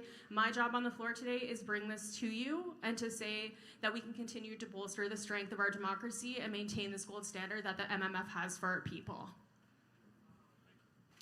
Thank you very much. Ashley? Tansei, I'm Ashley Lafreniere, the youth representative of the Two-Spirit Michif Local, and it's a pleasure to be here. I love coming to the AGA and taking part in these discussions. It's been very formative to learn from all of these lovely people as they discuss their opinions. And that's the beautiful thing about our government and our democracy, is that we're allowed to have, share, and discuss our opinions as passionately as we want. And I love how passionate our people are. I find, however, sometimes that this passion is overridden by tension, which makes people feel uncomfortable and creates an air of unkindness that dissuades people from voting how they feel in order to protect themselves. By allowing people to vote privately, we can put minds at ease so they no longer have to worry about any feelings of judgment in our current very public voting system.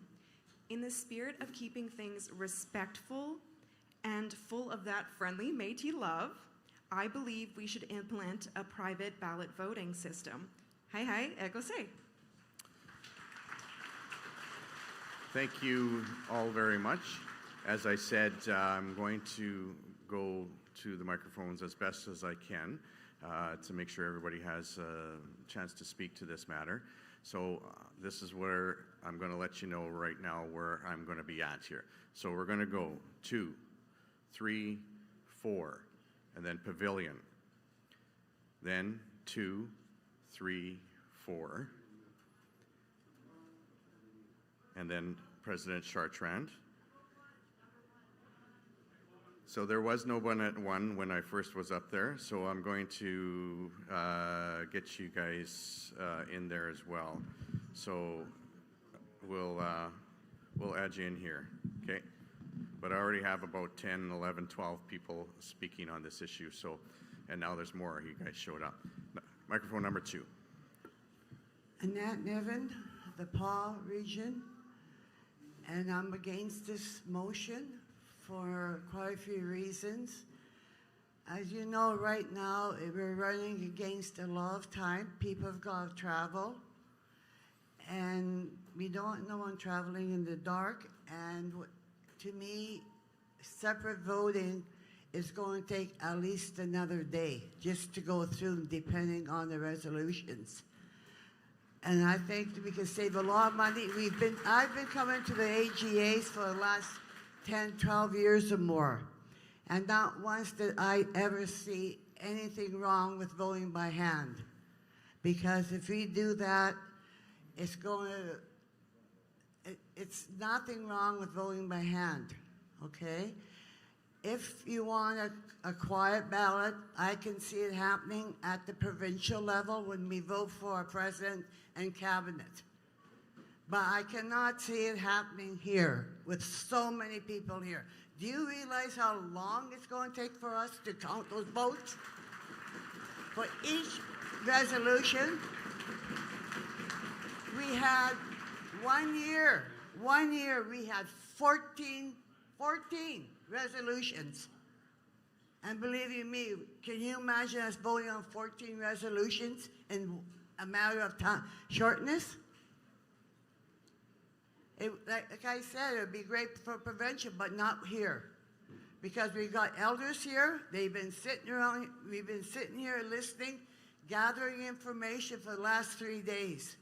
It gets hard in their back, it gets hard in the butt, because I got no meat there. But anyway, Get this lady some Bannock right away, please. Yeah. I tried it. But realization, but think about the elders. You know, they get tired. Our cabinet has business to do on Monday, Tuesday, all week. And we're holding them back because we'll have to have an extra day, extra costs, extra meals, and everything else going for it. So I'm totally against this motion put forward. Thank you. Thank you.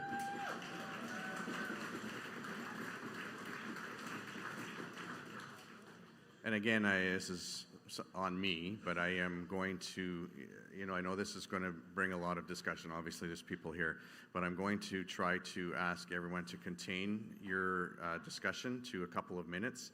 And once you've made your points, we're going to move on to the next one. I'm not going to be rude and cut you off, but I am going to ask you to be concise. And thanks, Annette, for that, but it's something that I should have expressed earlier. Microphone number 3. Hello. Oh, thank you, Mr. Chair. My name is James Lavely. I'm the Vice Chair of the Bison Local. Two-Spirit Local was friendly enough to share this with us, our local, in advance of the AGA, right before our last local meeting, and we had a really strong discussion, and it brought up a lot of the points that was mentioned already about time and efficiency. And with all the differing views, we passed it unanimously. Sorry, that word. And one of the reasons being is that we have a lot of trust in the smart people that run our government and who are the staff as well, so our leaders and the staff, to be able to do this efficiently. Time is a definite concern, but I've been in other meetings where we used a platform called Simply Voting, and it was fast and efficient, and then for those who didn't have access to technology, they were able to do like a paper ballot. So we got resolutions done very quickly through that system. So I've seen it done. I know it's possible, and I know we got great people around here who can make it happen. And that's what the resolution says. It says that Cabinet's going to find the best way to do that.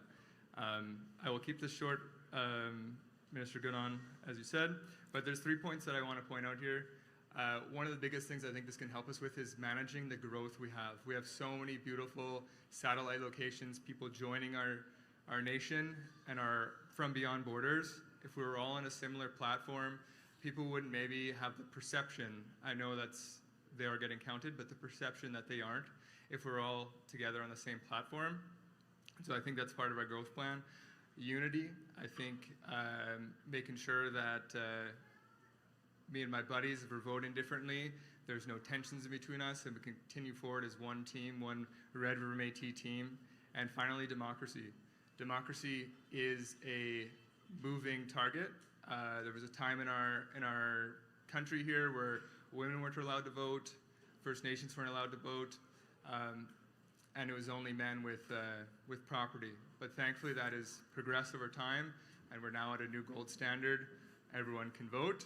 I see that the same way. This is going to be the new gold standard for democracy, is having confidential ballot voting. So thank you for your time today, and I hope you support the motion. Thank you, James. Microphone number 4, please. Hello, can you hear me? You betcha. Okay, Margaret Kleber from the Southwest. I need to speak against this motion. It doesn't make any sense to me.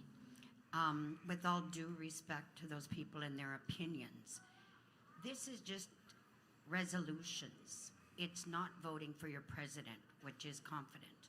And when you put up your hand and 75% or more of the room already agree, 1 or 2 might feel intimidated, but not 75%. I just think it doesn't make sense.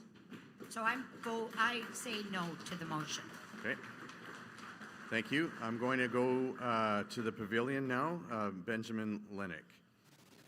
Minister Goodon, can you give me a thumbs up if you can hear me in the main hall?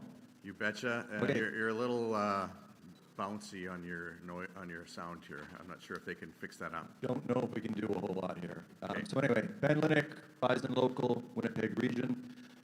Just to speak to a couple of the concerns that have already been raised, I believe it was Annette from the PAW. I was born and raised in Flin Flon, Manitoba myself. Traveling on the highways in the dark is no fun. The idea is that these aren't going to be, at least my understanding of reading it, is it's not going to be paper ballots. I mean, I've seen a whole pile of phones here. I think everyone has, likely almost everyone here has phones.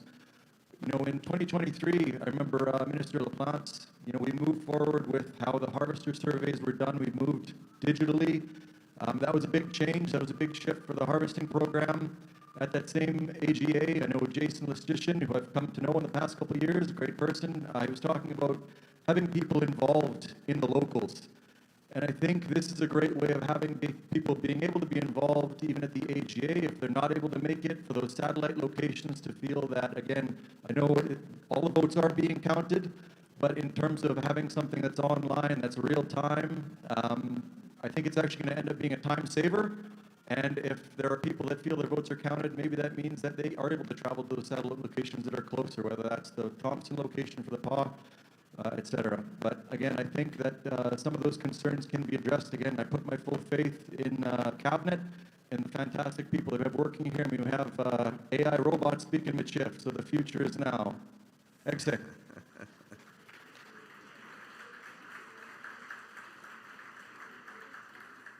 Oh, those AI robots, they're going to have to get their citizenship card before they can do anything. And I'm not sure that the harvesting system will want to let them in there either. Microphone number 2. Thank you, Minister Goodon. Anita Campbell, Infinity Local. I am speaking against the resolution for 3 reasons.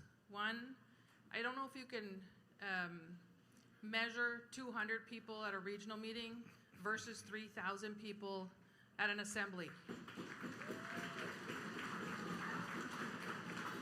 That is way too many people to try to count. Secondly, the gentleman had just mentioned how we can do it through phones. Not everybody knows how to use their phones to that degree. Secondly, in addition to that, if we are going to use only for resolutions, because I'm trying to determine, this says about resolutions, which means now how much money is it going to cost us to buy this new software to be able to put on everybody's phone, or for them to have access to everybody's phone just for the resolutions. My last comment is timely. All our resolutions, because we have so much information to provide to our citizens, 3 days. Do you remember the time when it used to be 2 days? We're down to 3 days.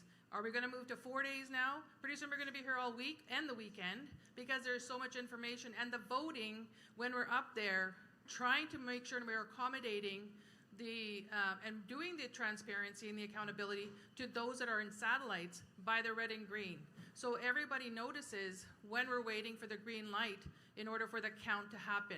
If we're going to do that, you're going to be here till midnight to be able to do all the count for resolutions. My concern is also if you now just do resolutions, do we do that for every report now? Because there's a lot of reports. We are going to be here for at least 4 days, maybe 5. So I speak highly against this resolution. Thank you. Thank you. Microphone number 3, and then 4. Sabrina Bornkessel, Rivers Métis Local, Southwest Region. I myself oppose this resolution. I don't think that it's going to be beneficial for us. You know, for years we've been raising our hand for resolutions. You know, people come to the mic and they want transparency and accountability. Well, that's accountability right there when you're raising your hand for the resolutions. Nobody wants to be here till midnight making motions on resolutions by private votes. I'm against it. I oppose it. Thank you. Thank you. Microphone number 4, and then President Chartrand. Hello, my name is Marie Buchok. I'm an elder and member of Two-Spirit Métis, Winnipeg, and I am here to support this resolution, and I will tell you why. I'll try not to be emotional about it. It has taken me a long time to accept my identity. And one of the things I've been is I've hidden. I've been anonymous, backing into walls, hoping I'll disappear. Even getting my first card, which was so many years ago, it took me a long time to go into that office on McGregor. And then once I became that, the way it handled was there were individuals and you would call a number. And it's funny that we talked about the blueberry patch because one of the numbers was blueberry patch. And I was afraid to call anyone. So these meetings are important to me. And what else is important to me is I have learned some technology. And I have also attended meetings virtually. And I loved it because it was the first time I actually saw that my vote counted. That little circle went, and I knew, and it was all mine. So it gave me a true membership here in the Métis Foundation. So anyways, that's all I like to share. Thank you.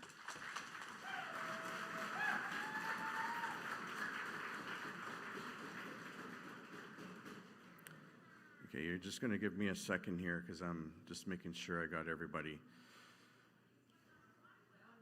Okay, I think I seem to remember being asked to chair this meeting, and I am doing my best here. One wasn't at the microphone when I was making my list, and I'm doing my best, and everybody will get to speak. So allow me to do my job, and we will all get to speak. Thank you. What I'm doing right now is to make sure that I have everybody who's at a microphone now so that you all get to speak.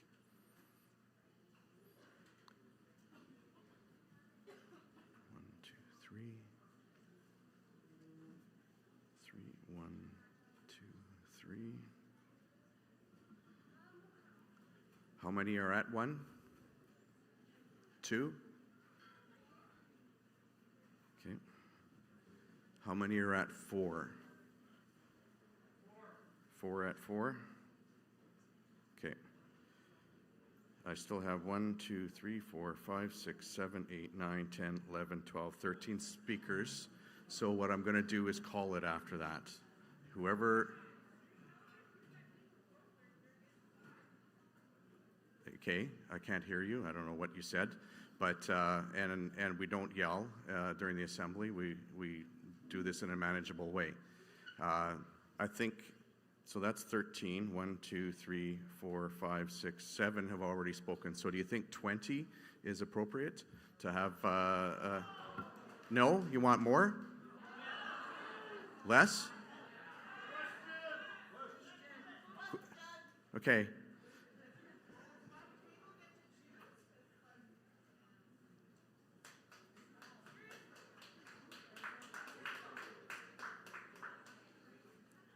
First of all, question isn't a thing.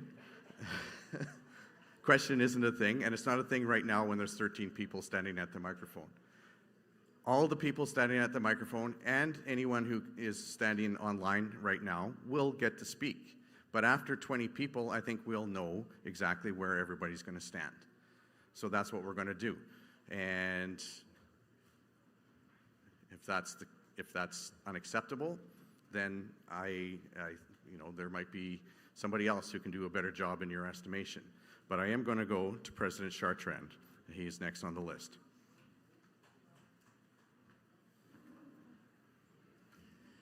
Thank you very much. Definitely I'll be speaking against the resolution.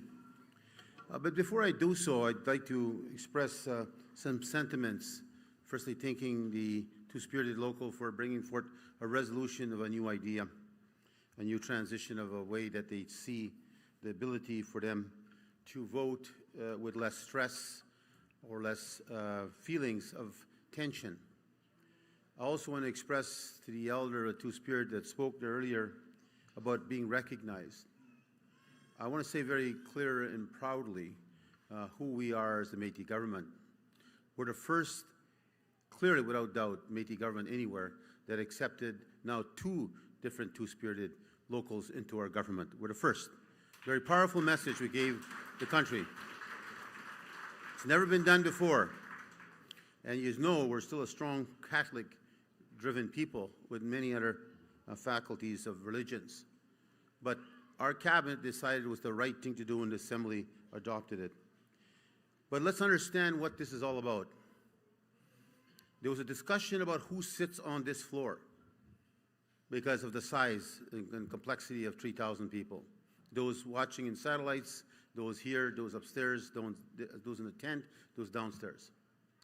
The challenge was really, what does this assembly stand for? This assembly is about governments. It's about governance and it's in full transparency. The people that come here are selected and elected at the local level. They have their meetings at the local level. They're here to represent that community now when they come here. They're there to represent what they've been told by the community, what to stand for, what to stand up for, and what to stand against for. And any priority, they're here to bring it to the people.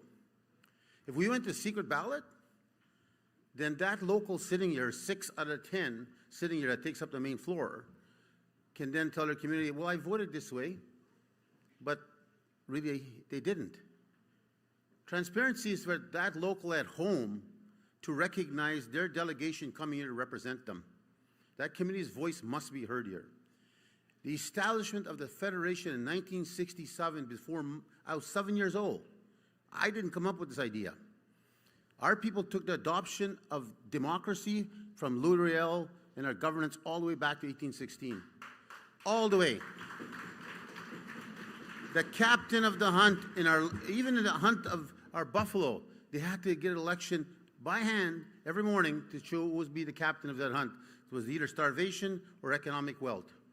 So every morning they chose the leader of the captain of the hunt for hunting buffalo. So when you look at our democracy, it's been there. And you heard me in my speech this morning, Saturday morning, about we are probably the most democratic people anywhere in this country. And if we take away that democracy, the right to express ourselves by show of hands, we've always done it. They've done it in 1870. We sure as hell can do it now in 2025. So when you look at it from that context, our fathers that created the 1967 Constitution had a vision. And in that vision, they brought the local infrastructure into the most powerful infrastructure of governance anywhere in Canada. If we are to take that away now by secret ballot to show people, well, we're not going to tell you how we voted, there is tension in all elections. There's tension in all subject areas. Always will be and never go away. Not all of us going to think 100% the same. Never. But the beauty about it, if you're going to stand up for what you believe, that's what I do. I stand up for what I believe in. And just like you as two-spirited people, you stand up for what you believe in. And I will be there to back you up. But on something of this nature, of democracy and the rights for our people to have that power to vote, to ensure the democracy that it's fair and equitable here, but everybody's seeing hands. You know how quick AI would come in to destroy something? AI, the intelligence system of the computer, is so unbelievable today. Do you know that if you start talking about something in your telephone, say you're going to buy a couch, you talk to your neighbor here, oh, I think I'll go buy a TV tomorrow. You know, all of a sudden you'll get a damn thing in your phone. They'll show you captions of TVs. It is unbelievable that they listen to you every damn day in those phones. The IT world is so dangerous, my friends, so dangerous. It's been brought up to cabinet already to try to have electoral vote by way of computer. There is no way in hell I'd ever support that. But the chances of the system of somebody being smarter than somebody else when it comes to the computers is so dangerous. The clicking, you're saying, of voting by clicking. Well, Christ, pardon me? No, I do not use AI. Trust me. AI is invading me. I do not use it, man. No, I'm not going to have a debate with you, but after you and I can have a debate all you want. But AI, I do not trust.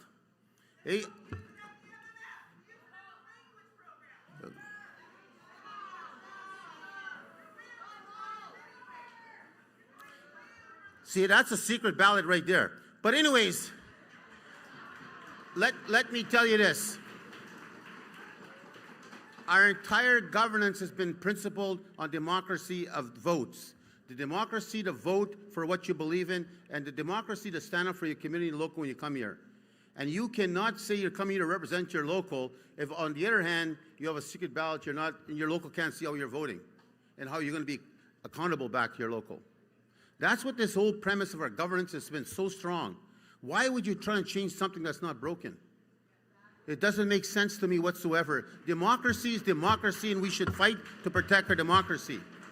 We're the one of the strongest government in this country, and I assure as hell will not allow it to ever be destroyed under my leadership. When you have a new president one day and he wants to go into the IT world, you go down that road, all you want. But not when David Chartrand's your president. He's going to stand up for democracy and the right for everybody to vote, okay? Thank you.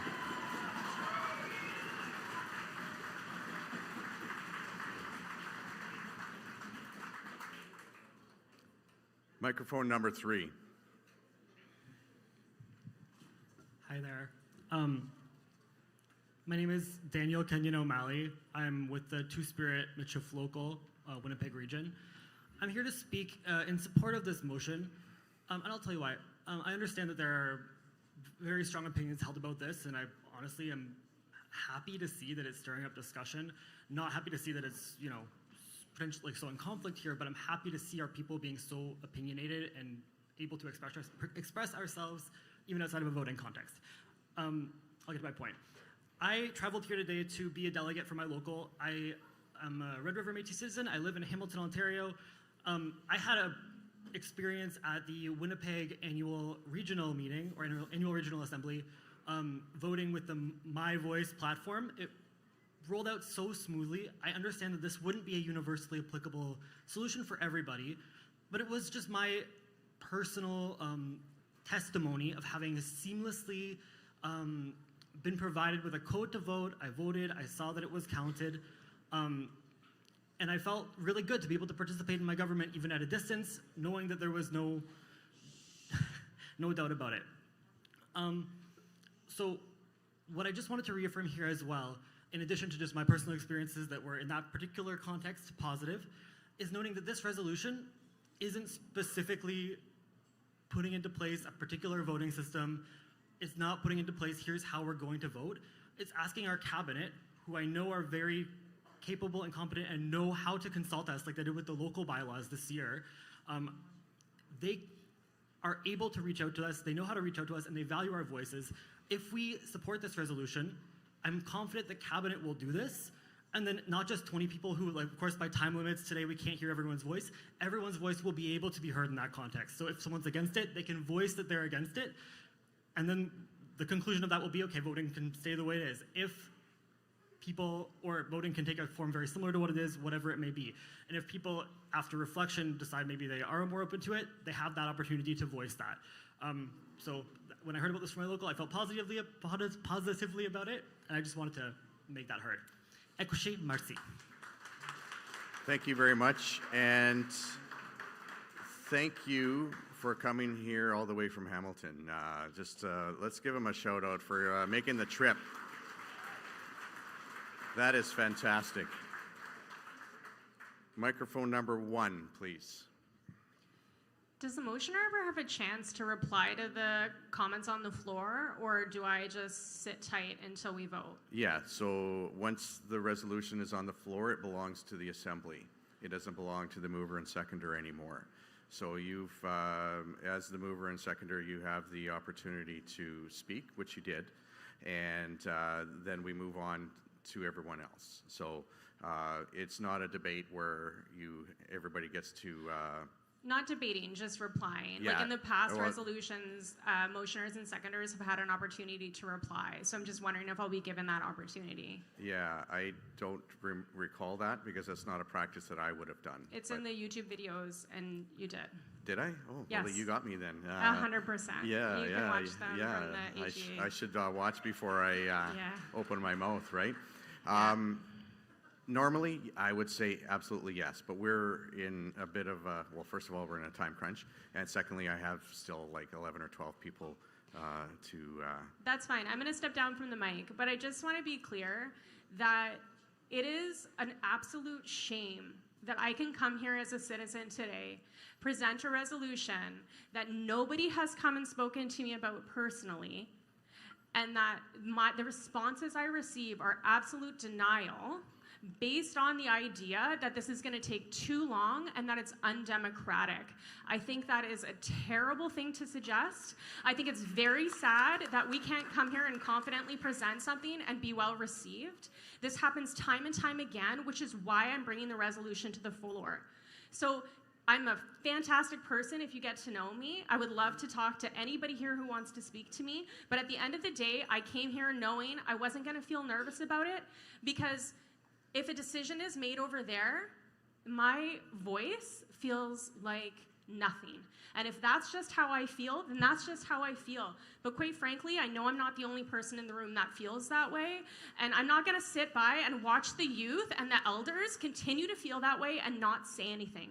I stand up for my people too, and that's why I'm here. So I would appreciate respectful tone and conversation about the resolution that I'm bringing. And I really hope that moving forward, it isn't full of people saying that this is gonna take too long and too much money. Our people deserve that. We deserve the time and patience. I've sat here for 3 days. And I deserve that time, and I deserve this moment, just as every other person here deserves that time in that moment. So I'm going to step away from the mic, but I sincerely hope the rest of this conversation is enlightening and hopeful for people. And if you want to come and speak to me, I'm open, and so are the members of my local. Okay, thank you very much. What I can say in response to that is that no one shut you down. I think that, other than the people who are yelling out of order, this has been going very well. So there's people who are speaking to both sides of this thing, and some are speaking, and to me, and I'm just going to say this as a personal thing, the motivations for how people are going to vote for or against this is theirs. So just wanted to make that very clear. Microphone number 2, please. Hi, Amber Knott, Southwest Region, St. Francois Xavier Local. Pressure is on now. First, I just want to remind everybody, when we are placing this vote, that think about the fact that our citizens did not set the schedule. The fact that resolutions were started after 4:30 is not on us. And we really need to take the time for these discussions, and we really need to take the time when we're casting our vote to think about that and not let the fact that this has gone past the time of closing affect our decisions. I know everyone's tired. The main floor has been out of water since 3:30, but we're all still here because this is important to us, and I appreciate that. I know for myself, I'm speaking in approval of this. I like this resolution. However, I'm not gonna lie, it's very intimidating, it's very nerve-wracking to get up here and speak on that I am in favor of it, especially when our president has spoken that he is not. So I think that just clearly highlights for all of us that maybe it is time to consider a change, maybe it is time to consider a more democratic way, and that I think we're being misled with some information. It will not take longer. We have a very skilled IT team. Our cabinet ministers, our staff members are all very knowledgeable, and this is actually being done in a lot of other places, in a lot of other positions and voting, and with a lot more people. So if it can be done elsewhere, I'm sure our MMF government will be able to figure it out. Thank you for your time. Thank you.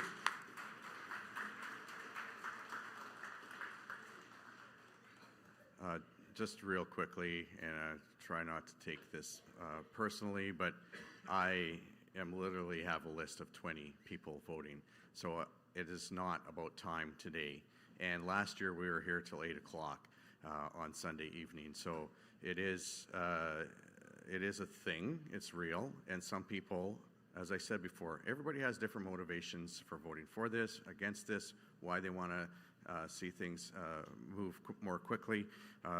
So that, I think there needs to be, and I think in the beginning we had some good discussion, and that's what I want to continue on here.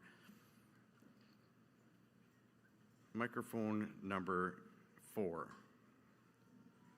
Hello, my name's Hayden. I'm from the Two-Spirit Midship logo. You have to speak up, Hayden. Sorry. Hello? Yeah. Sorry. So Sorry, Hayden. What? Please, let's not do that. What? I'm not talking to you. I'm talking to the person who was yelling while you were trying to speak. So, and I understand that there's, people are getting tired. They want to get going. But this stuff is really important. That's why there's so many people speaking. So let's be courteous. And when people are speaking, they're speaking. And we're not yelling. And we're waiting our turn till we get to the microphone. So please go ahead, Hayden. My apologies. Thank you very much. So, Chartrand, you mentioned earlier that we are a growing people and that we're always like a step ahead. And I believe that this ballot system would be the right step in the next, like for the future, because if you look around us, there's so many of us. I feel like eventually, like the hand method it's not gonna work, and even earlier there was some folks that we're not seeing. Thank you very much. Thank you. Microphone number 1, please. Hello, my name is Myrna Adams. I'm with the Gimli Local, the Interlake region. I just wanted, I think this is an opportunity to look at our voting process and see is there opportunity to improve it. One is we don't have a process today that I can see where only Red River Métis citizens can vote. We have the hand method, and we know that we allow other people who are not Red River Métis citizens to come here. And I know of some people that even come along with me that put their hand up to vote, and they're not eligible to vote. And so that's one flaw already. And then the hand method works fine when people are overwhelmingly in favor of a particular resolution, and it's not difficult to see that everybody wants that resolution for or against it. But when the vote is like evenly split, and you got 3,000 people voting and putting their hands up, it's very difficult to do an accurate count, and there's no real validation process. When I would go to like international airline meetings, even if you had 6 representatives from the airline, only one person was eligible to vote. And so each airline was given a card So if we had some kind of system where every citizen can only vote and not non-citizens, and they're, you know, the show of hands thing, I don't think is very effective. And like as the one gentleman said, we're growing and growing, we're having record numbers every year, so we need to establish a process where only citizens can vote and where we get an accurate number of votes. Thank you. Thank you. Microphone number 4, please.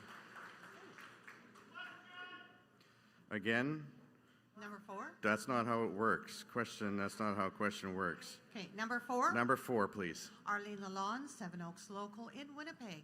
I think we should be proud of our vote. And you know, so if other people know what we vote, one way or the other, you are proud of how you vote, and you know you can vote without any repercussions. Okay, and that's, I gotta go to the bathroom.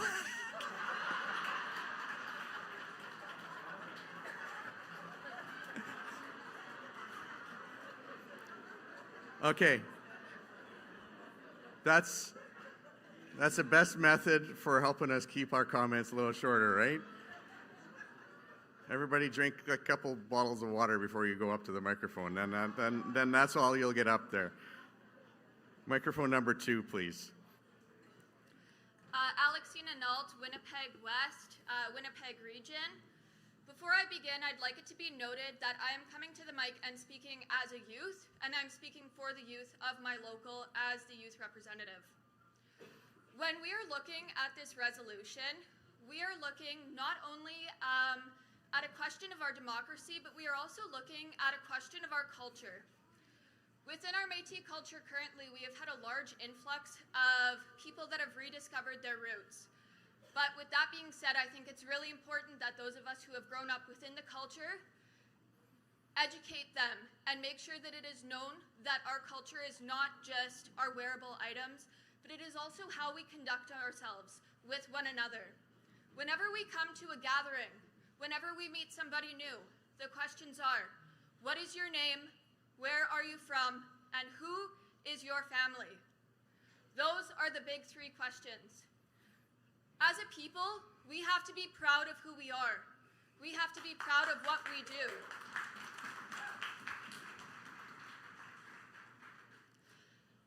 A couple years ago at our AGA, we had a resolution brought up about prayer at our assemblies. And when speaking on that, I said a comment that I'm now going to reiterate again.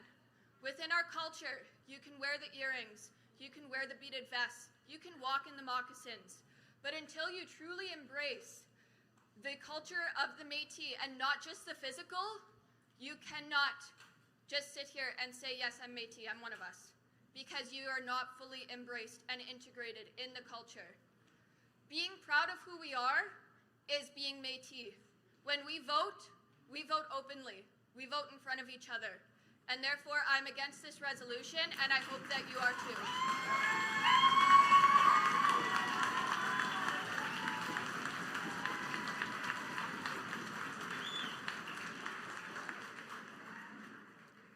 Microphone number 3. Francis Chartrand, Local, Northwest Métis Council. First of all, I'm sad to see that people are taking this as personal. It's not personal, it's business. Yelling, disrespect, that's not how our ancestors are. So now I'll tell you something.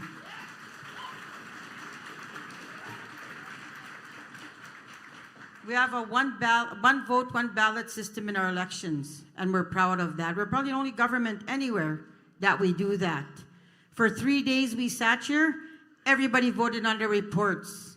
Our minister sat up there, and we told you, we followed what direction you gave us, and we come back to report to you, because you are our leaders, and you tell us what to do. Secondly, you stood at the mics and said, we want the audit. We want the audit, and we want it visible. Our Minister of Finance said, we're going to make it available to you. And our audits are online. You can look at them anytime you want. And you know what? Red River Métis hit too many years. We don't have to hide anymore. Be proud of who you are and what you stand for.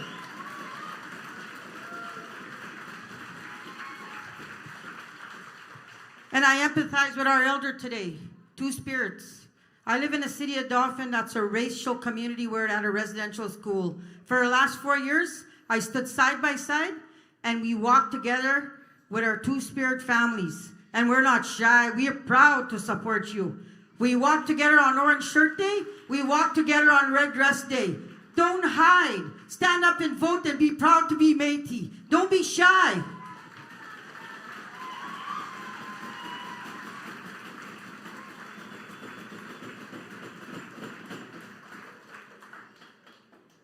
Microphone number 3. Hi, Sonia Stone from the Two Spirit Michif Local, Winnipeg Region. Yeah, I appreciate all of the various viewpoints for sure. And I'm just like sort of, if we want to vote openly in front of each other, we won't be able to do that in this room because we don't have sightlines to all 3,000 people voting.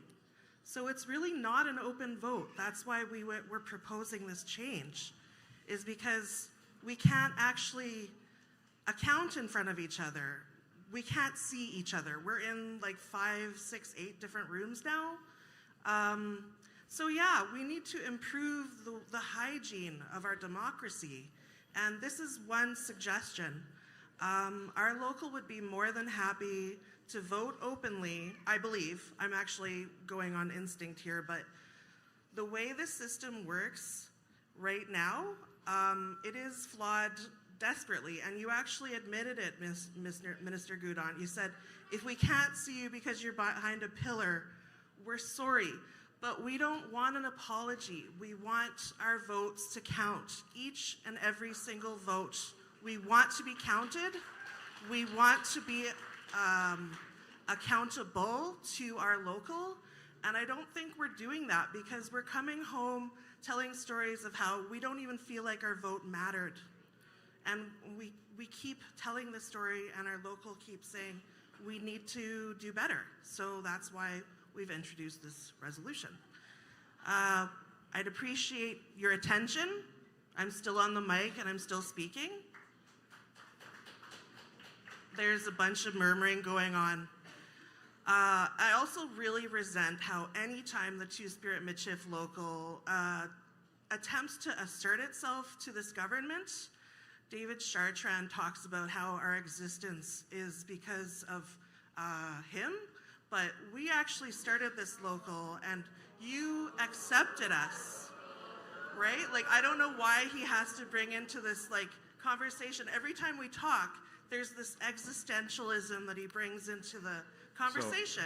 And he also speaks from a position of power when really he should be on the floor. There's so many things wrong with this situation, but we'd love to vote confidentially and start restoring our faith in this government. Okay. Yeah, thank you, and I apologize. I'm not interrupting you, but Yeah, we no, are.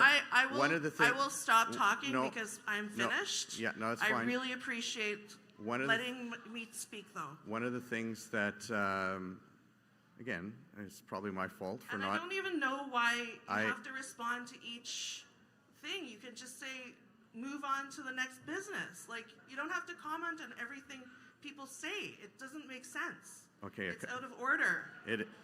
It's out of order when I say it's out of I order. agree. I think it's out of order when you speak unnecessarily. It's out of order when I say it's out of order. And turn the microphone off, please.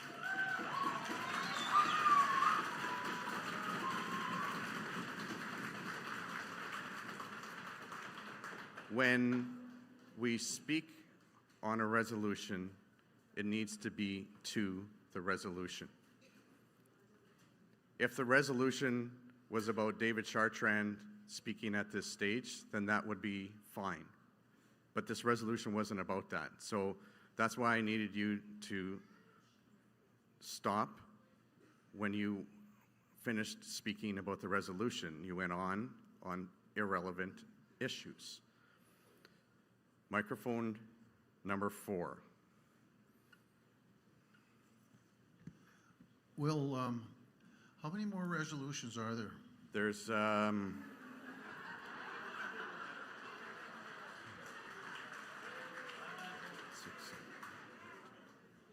6. Well, if you take those 6 and multiply it by the times what we spent on this one, we're looking at least another 6 hours. And I'm thinking here that people are tired. I've seen a lot of older people leaving and people with their children leaving. And I'm thinking because things are, you know, like, I'm not saying slow. I don't even know what to use for a word. I don't want to get yelled at. But I would like to make a motion about the motion. I'd like to make a motion that we table this motion until the next annual assembly. We've lived with this we've lived with this agenda, like with this organization the way it is now. We can live with it for another 10 months to, I think it's going to be 10 months to a year.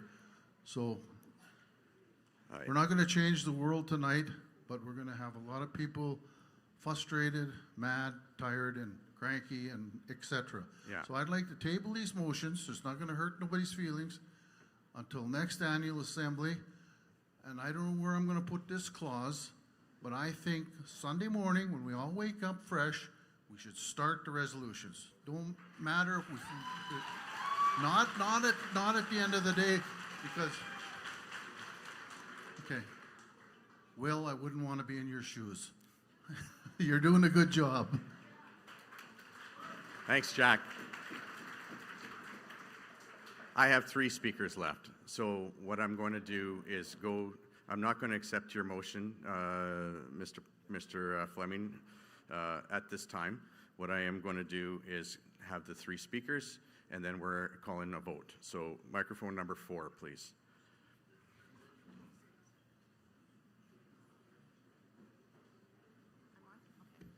Lavone L'Esperance, Winnipeg region, Winnipeg West. I'm from Winnipeg West, Lavone L'Esperance. There is a couple of points that were made before the motion that I don't see the connect that computerized voting would be the answer to. So it's a philosophical point, but if there's people that don't feel free and comfortable to raise their hands, that's a different issue than using computerized voting. And maybe that could be addressed in some other way. And also with computerized voting, it's not really going to be confidential 100%. Anything that's done with computers and online can be hacked. And just ask anybody that might have had their identity stolen and what a hassle that is. Also, when we're voting here, there is such a transparency in that even though I can't count every single vote, I get a sense of where the room is voting. Thank you for the time. Thank you. I've got microphone 1 and then 2, and then we're finished for the speakers for this resolution. Microphone 1. Hi, it's Camille Bertholet from the Paul Local. I'm just calling to let you know that we're going to be speaking against this motion. It's going to take too much time, too much money, too many resources. And I will kind of just like to go on what Minister Chartrand said, Francis, why be proud of who you are. Put your hand up and be proud, really. That's all. I am opposed to this motion. Thank you. That's all. Thank you. Microphone number 2, and then we're going to vote. Tiffany Evans, Winnipeg Region, Winnipeg West Local.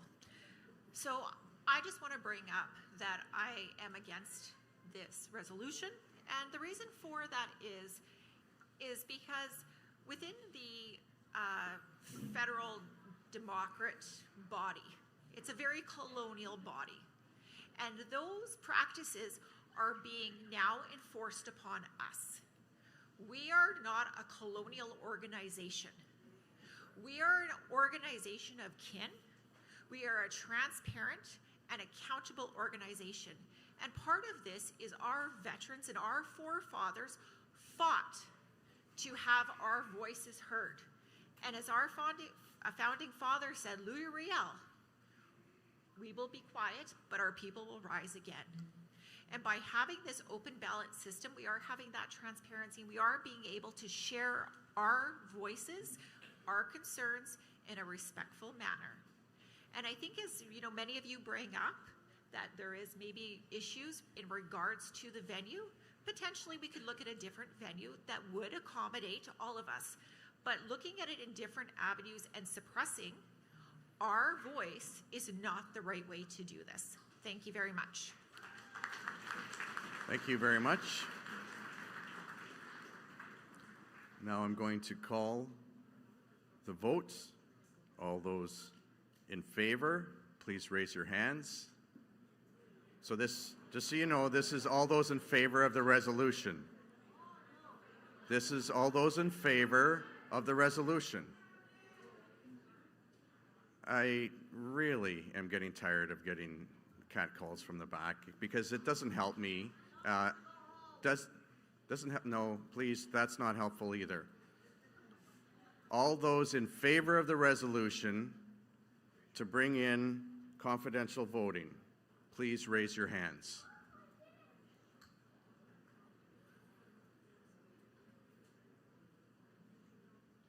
All those opposed, please raise your hands. Abstentions, please raise your hands. And now we're just going to wait for the voting at the satellite, online, etc. It might take a little while. Obviously, there's opinions that are very strongly held. And so there's probably voting counts that need to be taken by hand over there.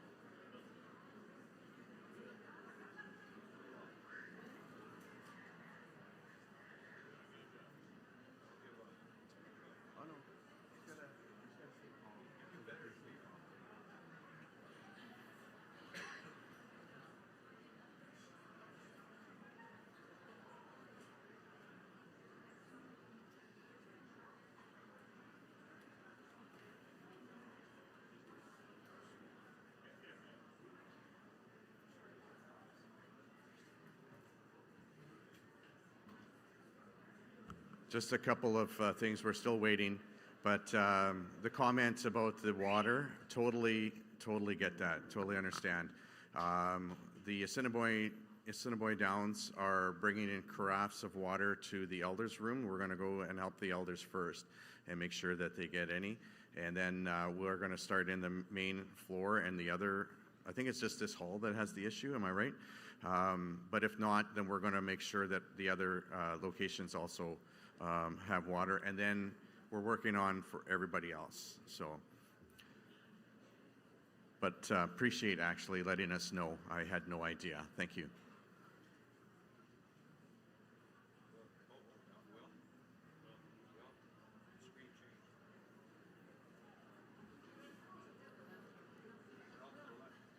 Yeah, I'm just waiting for them. Yeah.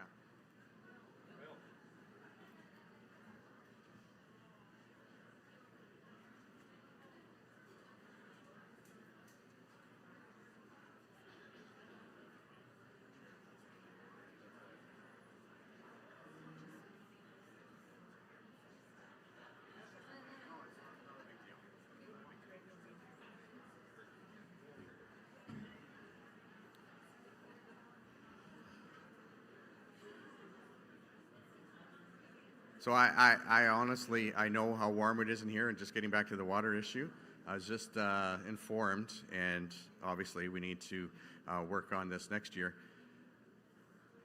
Can anyone guess how many bottles of water that we did this year at this site? 14,000 bottles of water this weekend.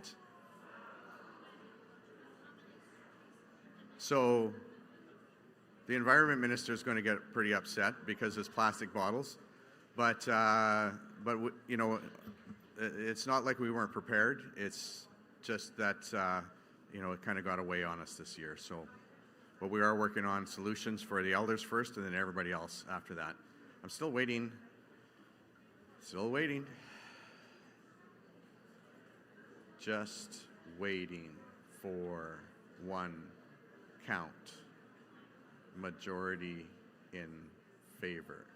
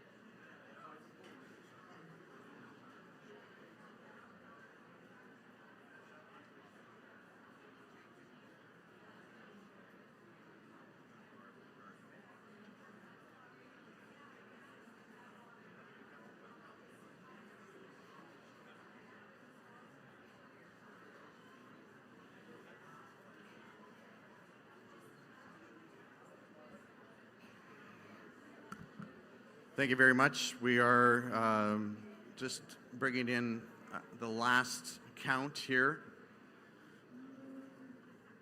And the counts are being tabulated upstairs.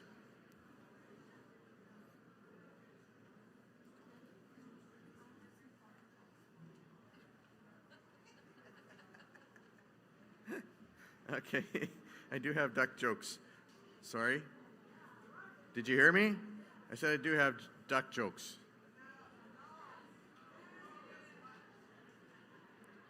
Oh, I like this one.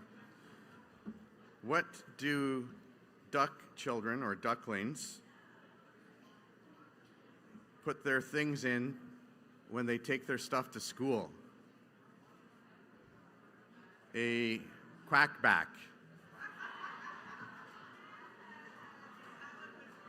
Yeah, thank you. I think you're all a little punchy. You're laughing at my jokes. So that resolution has been defeated.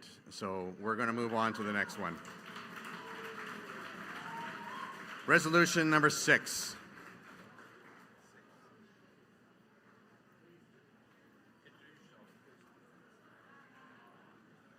Hello, everyone. My name is Lorna Sanderson. I'm from Dauphin and Misk, Northwest Region. I'll try and read this resolution as quick as possible. This resolution is regarding the support for affordable access to sports and recreation for Red River Métis users. Give me a second. There was a point of order number 4, and we'll make sure it's a point of order.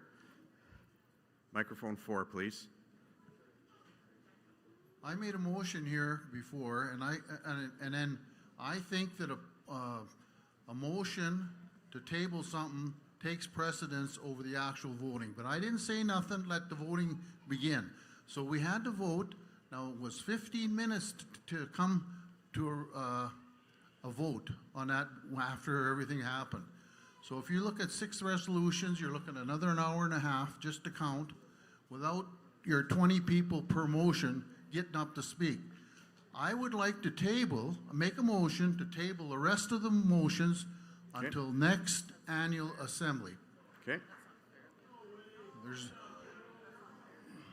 There's no reason that we can't live without them for another year. So, Mr. Fleming's right. There's a motion on the floor. I need a seconder for us to move forward with that resolution, that motion.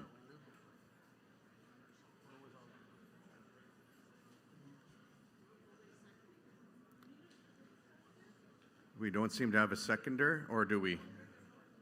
Microphone number. Is there a seconder? My name is Ashley Collins, Interlake. I second the motion. Thank you. Discussion on this motion. Motion to table the rest of the resolutions. Microphone 4. Dan Benoit, St. Laurent Local. I speak against this motion.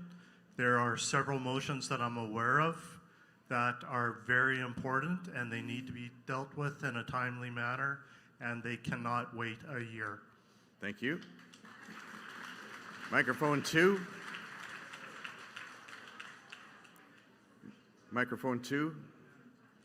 Katie DeMel's, Churchill Local. I just think that Anita could probably address this. If we table the rest of the resolutions, what is that going to cost us? Like the wait and more time, more money.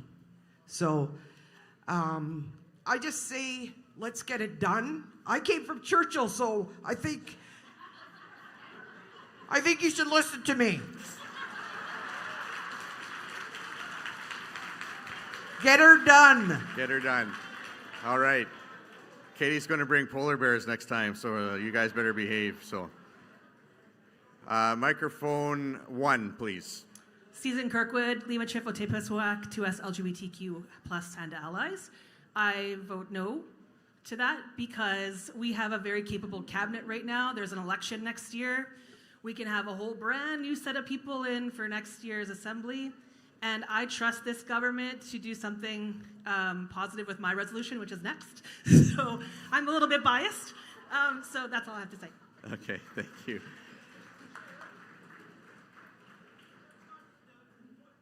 Microphone 4 and then microphone 2. I have an order of how we're dealing with this motion. So microphone 4 was first, then 2, and then 1 again. Microphone 4. Hi, Heather Johnston, Winnipeg North Local, Winnipeg Region. I vote no. I feel like people have worked hard on putting these together, including the 2 people from my own local. So I vote no. Thank you. Microphone 2. Microphone 2. Hello, Nelson Pruder, Thompson Local, Thompson Region. There may be greater educated people on Robert's Rules of Order than I, but a motion to table, non-debatable.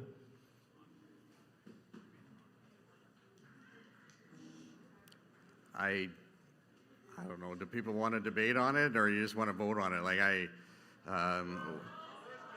we don't.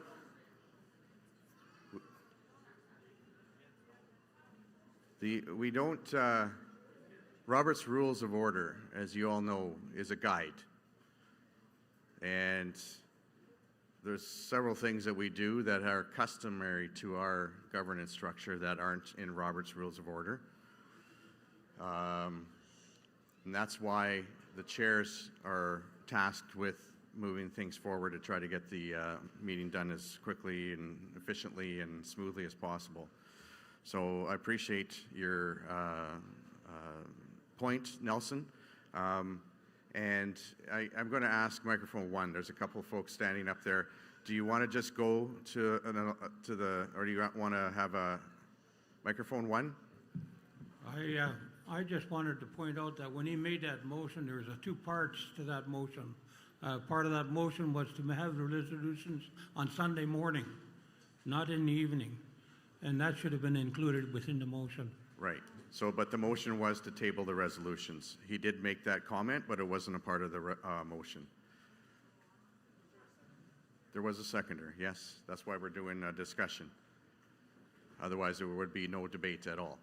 So, I'm going to go and say all in favor of tabling the rest of the resolutions until next AGA. Please raise your hands.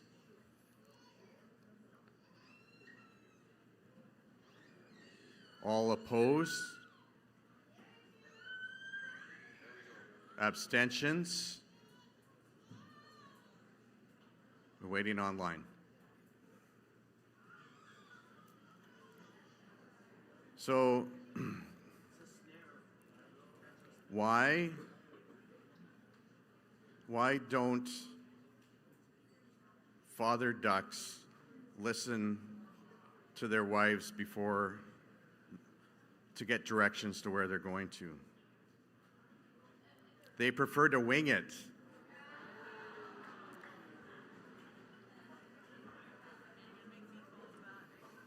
What do ducks use to fix things around the house?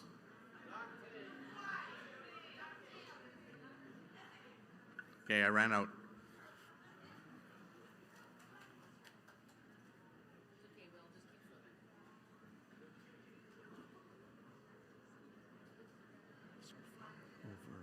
Overwhelming against. Okay, that motion is defeated. We're going to move on. My apologies. Please continue with Resolution 6.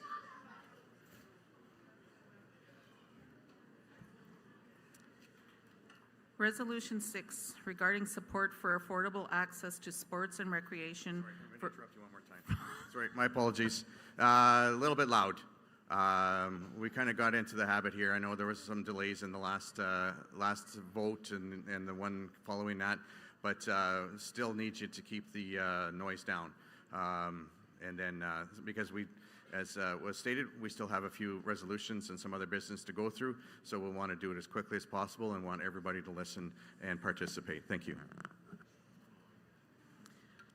3 times the charm.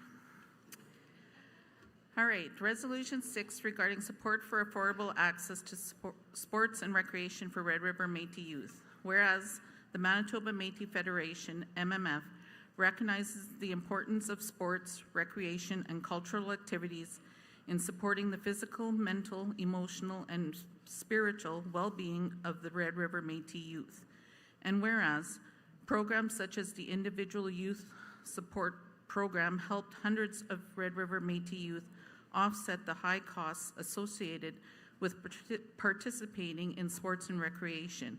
And whereas the rising costs of registration fees, equipment, travel, and training have created significant financial barriers for low-income families, limiting access to these opportunities. And whereas participation in sports and recreation is associated with improved physical health outcomes, including reduced risk of chronic disease, increased cardiovascular fitness, and healthy weight management, as well as improved mental health outcomes, such as lower rates of anxiety and depression, increased self-esteem, and stronger social connections.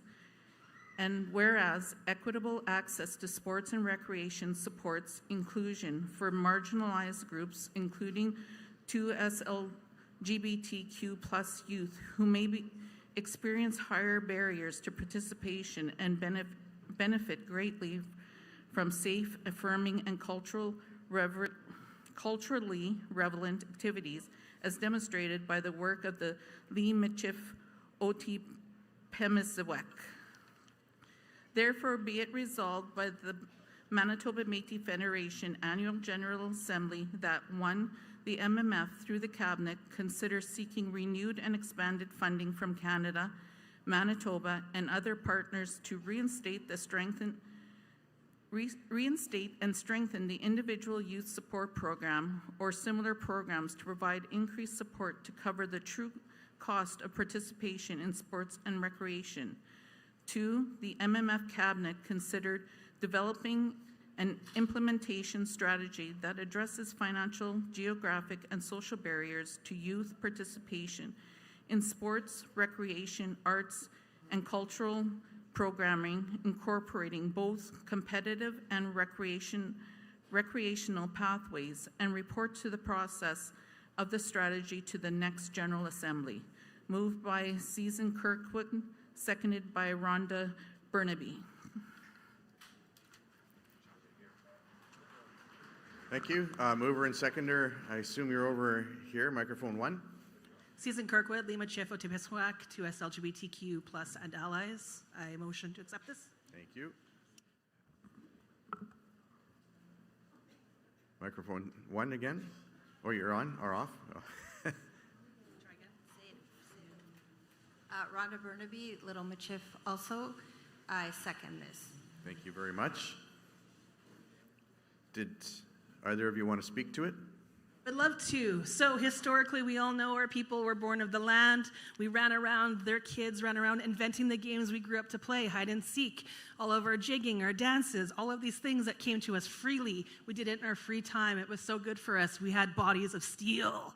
But now we have cell phones and video games and all these things hindering our families. Dual income families with families who are so busy to put their kids in recreation. Barrier-facing families who don't have the money to put their kids into recreational activities, which also brings the parent out of isolation and into the community, which also brings the grandparent out of isolation and into their community. This doesn't just benefit the children, but every money that we invest into our kids, especially the barrier-facing youth, we're also supporting the adults in between that don't actually have access to a lot of services. We're actually supporting the seniors and the elders who want to go and watch children play and see other smiling grandparents.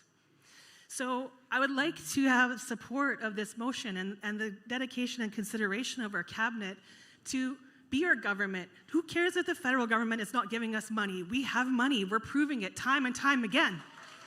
I have $500. I have $500 worth of swag just from this trade show alone this weekend, and probably enough Halloween candy to feed every kid on my block.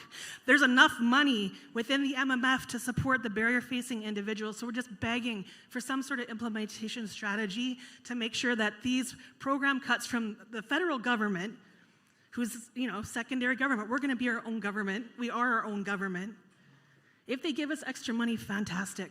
But we have $30 million invested in the Richardson building that's collecting interest on a daily basis. We have rents coming in from multiple buildings. We have a camp I haven't even heard any notice of, where kids are supposed to go and train for sports. So please support this resolution. Thank you very much.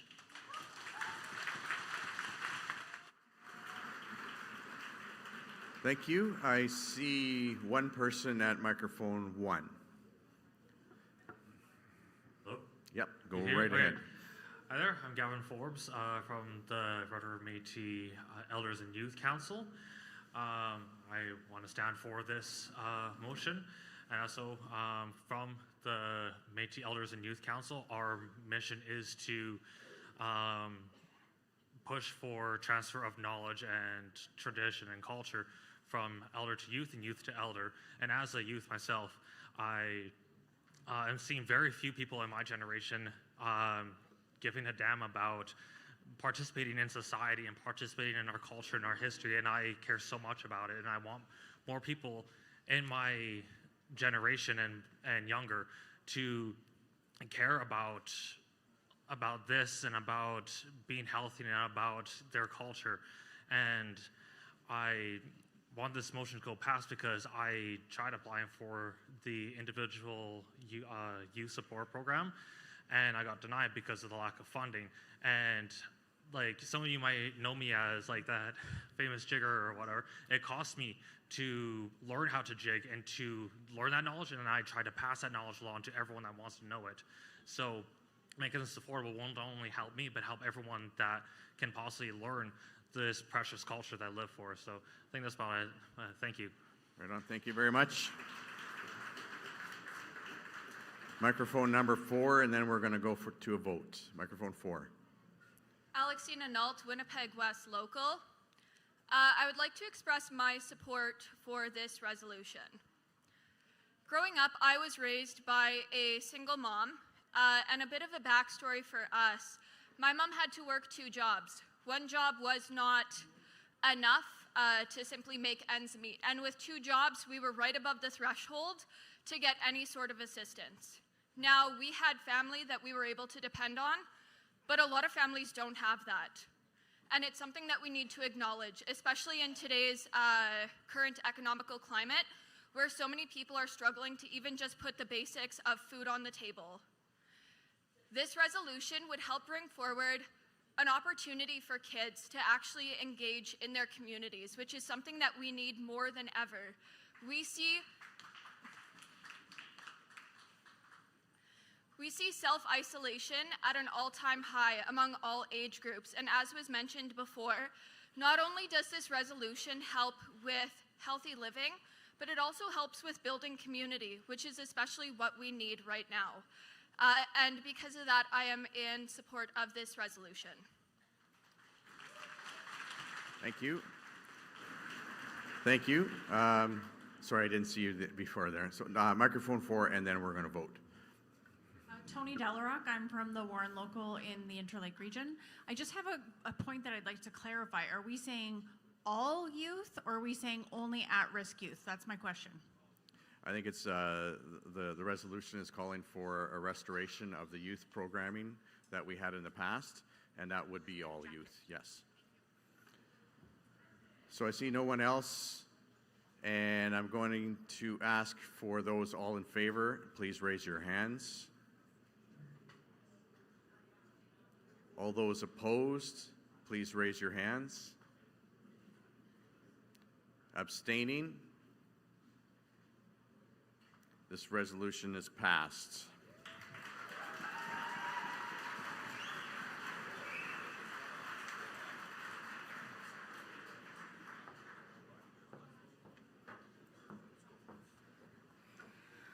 Hello. My name is Leslie Sembaluk. I am from the Northwest Region. I am the chair of the Minnetonka's Métis Local.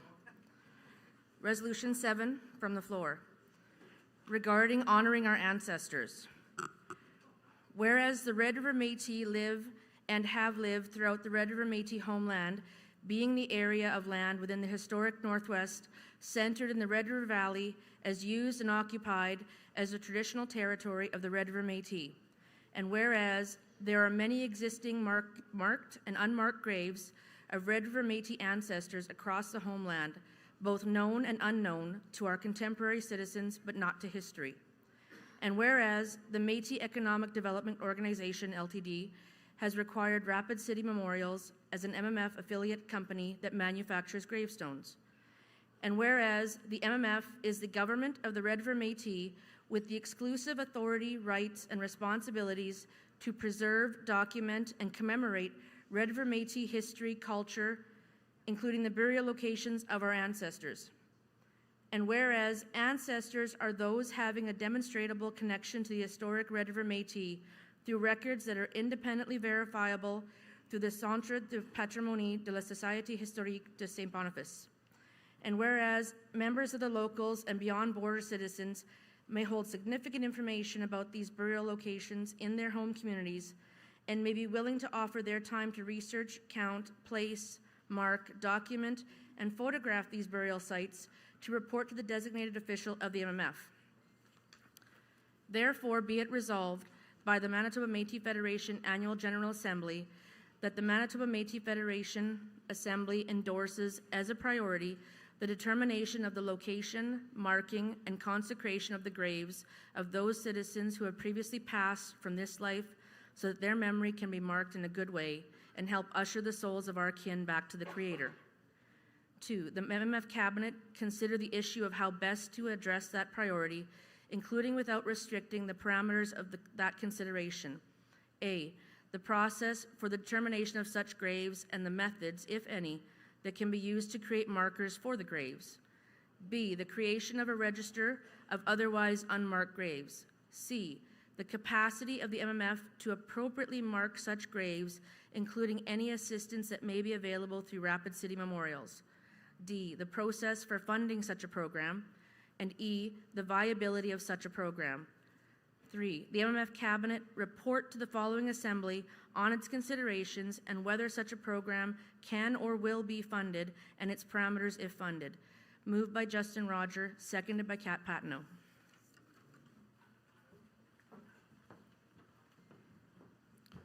Thank you, Leslie. Mover and seconder, Justin and Kat, are you at microphone 4. Donchi, Justin Roger Dishnishkishkakoon. There we go. It's Justin Roger from Winnipeg North Local. Me and Kat drafted this. I spent some time wandering around graveyards. I will take no questions. And in the process, I found some kind of troubling stuff. James Hallett, who's the brother of William Hallett, who mapped the freaking border between the U.S. and Canada that we're not allowed to cross still, is sitting in an unmarked grave in the St. James Cemetery, or a poorly marked grave. Ambrose Diadem Lapine, who is our military leader in the 1870 uprising, is sitting at the Catholic Cemetery near the big convention there. And it's also so poorly marked, I'm not even sure that anyone will read it in about 5 years. My request is pretty simple. I think that it's time that we seize the opportunity now and not in 30 years where we have to put even more resources to attempting to do this. We need to mark and consecrate all the graves of our elders. Thank you. I move the motion. Thank you. Seconder. Kat Patno, Chair, Winnipeg North Local. I second the motion, and just a comment that I think I've seen personally many grave sites that were eliminated because they were marked with wooden crosses, which were then decayed over time, and it's heartbreaking for us not to know where our people are. So I second the motion. Thank you. I am looking for, we have a mover and seconder, looking for discussion. Microphone number 4, and then 2, and then 4. Hi, Minister Goodon. Jamie Bernardin, St. Eustache Local. I don't know if I'm allowed here because I don't have a bracelet, but I tried to speak from the pavilion and I wasn't allowed to. Then you called the vote and you announced that it was passed, but our votes hadn't even been counted yet. So I just came in here to share that I hope you're letting people speak that are in these other rooms, because we also deserve to be heard, and I did not appreciate that I didn't get a chance to speak. And so I came over here just to say, please listen to the other people and please wait for their votes to be counted before you pass something. Thank you. And I'm in agreement of this motion, and I'm sorry for interrupting. No, you didn't interrupt, and that was my next order of business, was apologize to you and to the pavilion for that lapse. We're trying very hard to figure things out here. At some points, there needs to be a judgment call on whether resolutions are passed or not. And we have talked about time quite a bit here, and we're just moving forward.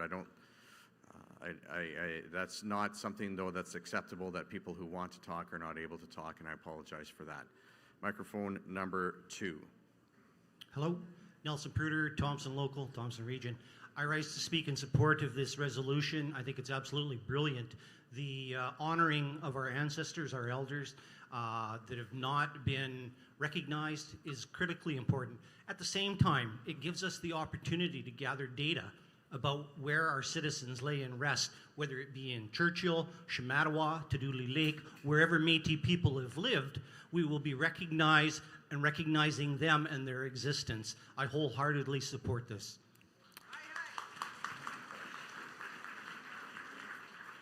Good point, Nelson. And although I'm not supposed to speak on the resolution, or if they're laying in Normandy or in Europe, so that's absolutely as important as well. Microphone number 4, please. Dan Benoit, St. Laurent Local, Interlake Region. So I support this motion as well, resolution. A couple additional things. As we're thinking about this, we should think more broadly, because there's a lot of cemeteries and infrastructure around the cemeteries that are falling apart as well.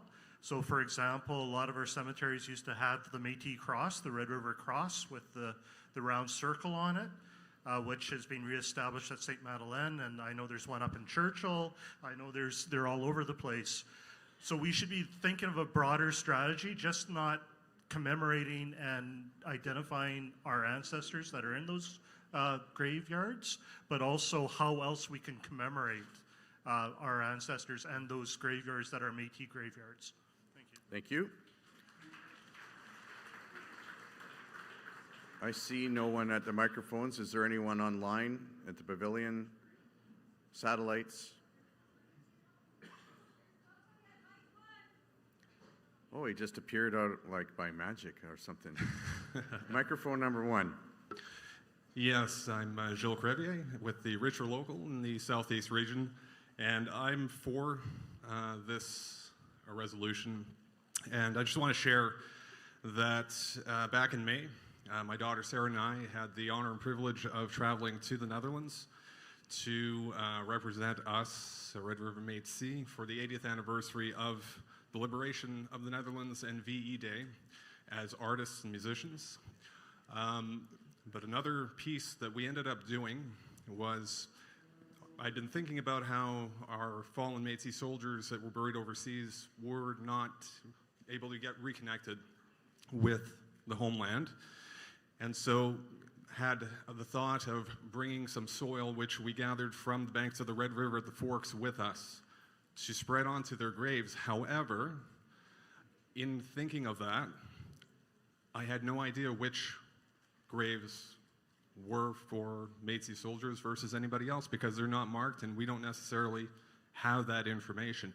Now, it just so happens that as soon as we arrived, our elder for that delegation, who was a Métis elder from Alberta, who actually did genealogy for the Métis Nation Alberta as her job previously, was specializing in identifying fallen Métis soldiers and where they lay overseas.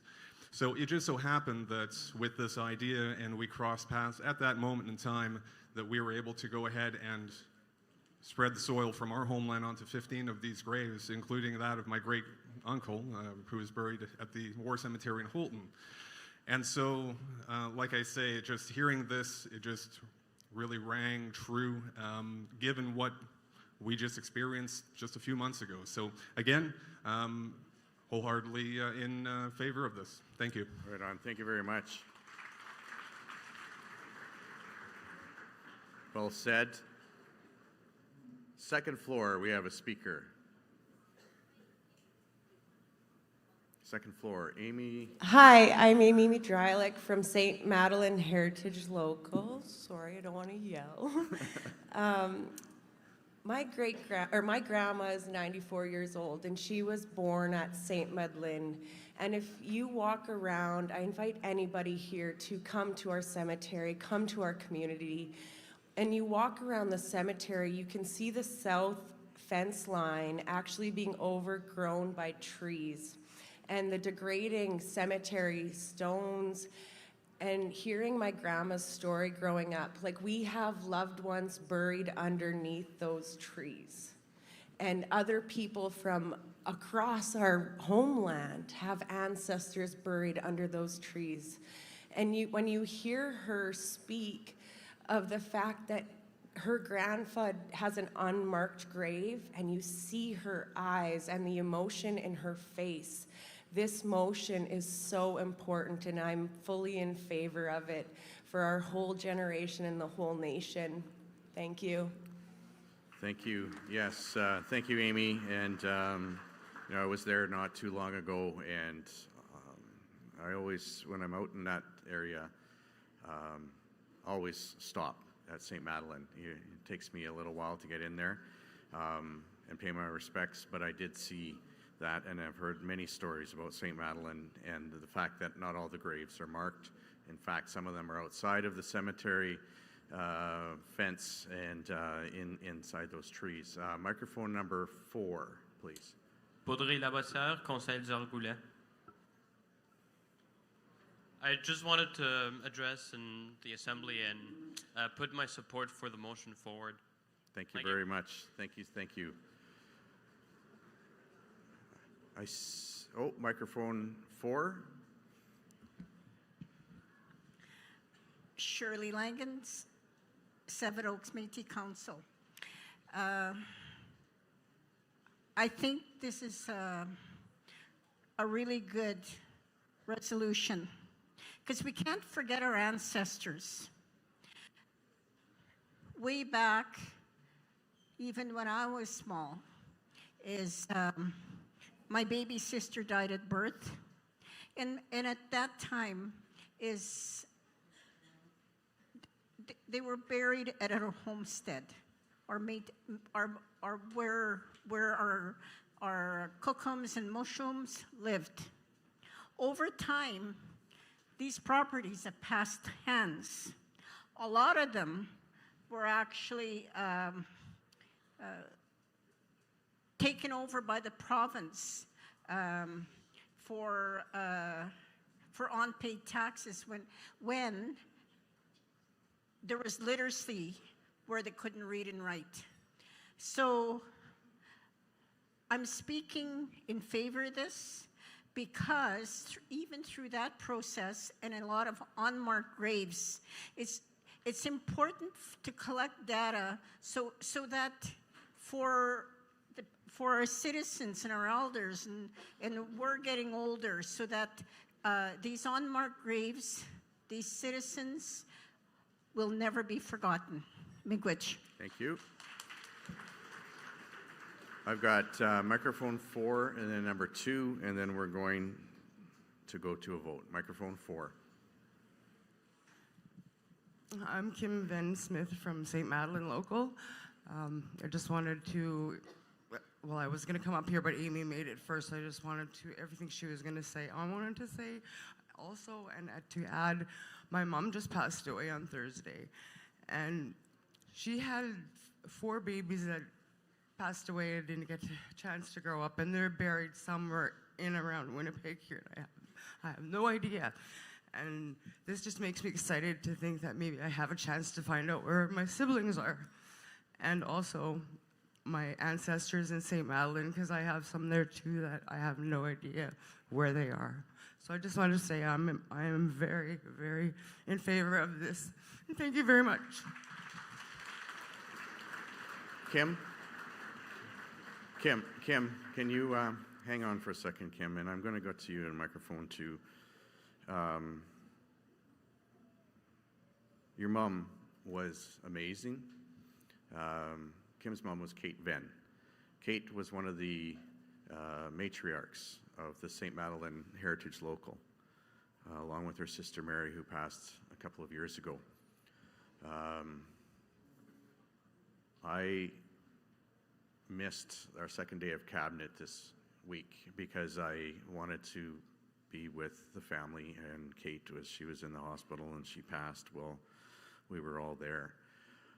She lived, breathed, and bled St. Madeleine and the historic Métis. Wasn't going to say anything here, but Kim, with you coming up here, I think a moment of silence. So I'd ask anyone who can to please stand while we respect a moment of silence for Kate.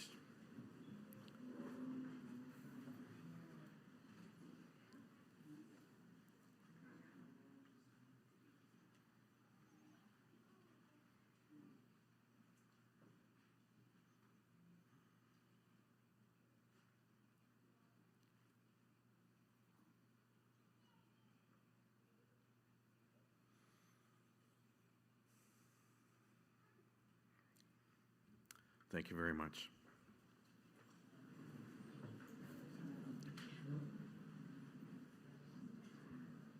Microphone 2.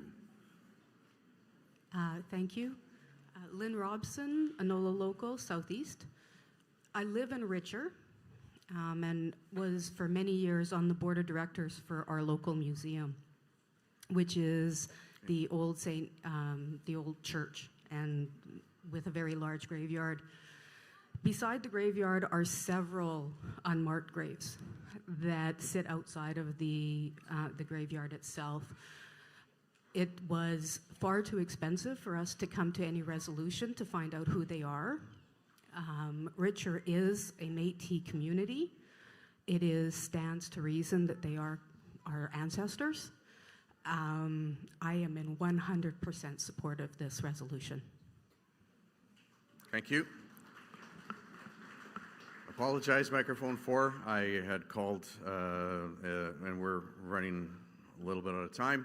So what I'm going to do is ask for those, the pavilion is speaking in favor. Jamie Bernardin from the Pavilion is speaking in favor. So all those in favor, please raise your hands. All those opposed, please raise your hands. Abstaining. We're going to wait for online. Did you want to say something quick, Kim, here while we're waiting? I know you're probably you're, Right. and I got to give you so much respect, Kim, for being here, having just lost your mom. It's incredible. I know how close you were, and I'm feeling for you right now. Thank you. Microphone 4 while we're waiting. Thank you so much, Will. Minister Godon, that means a lot. I just want to thank President Chartrand, Mr. Godon, Minister Campbell, all the MMF staff, all the new friends, old friends that have been here with me all weekend and shown me so much love and support. It's been so overwhelming, and I'm so glad I'm here. My mom wanted me to come here. She told me, I heard her. I came, and I am so glad that I did. Thank you all from the bottom of my heart and from the rest of our family. This is my family, too. Thank you.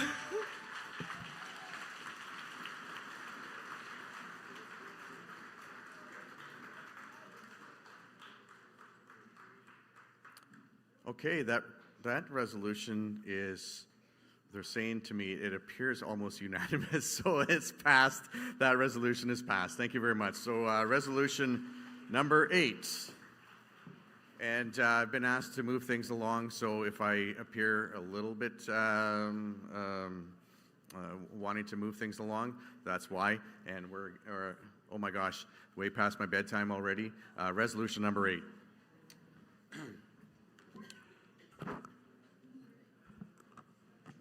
Raymond Garand again. Okay, very important that everybody listens. I think everybody's listening, correct? Okay.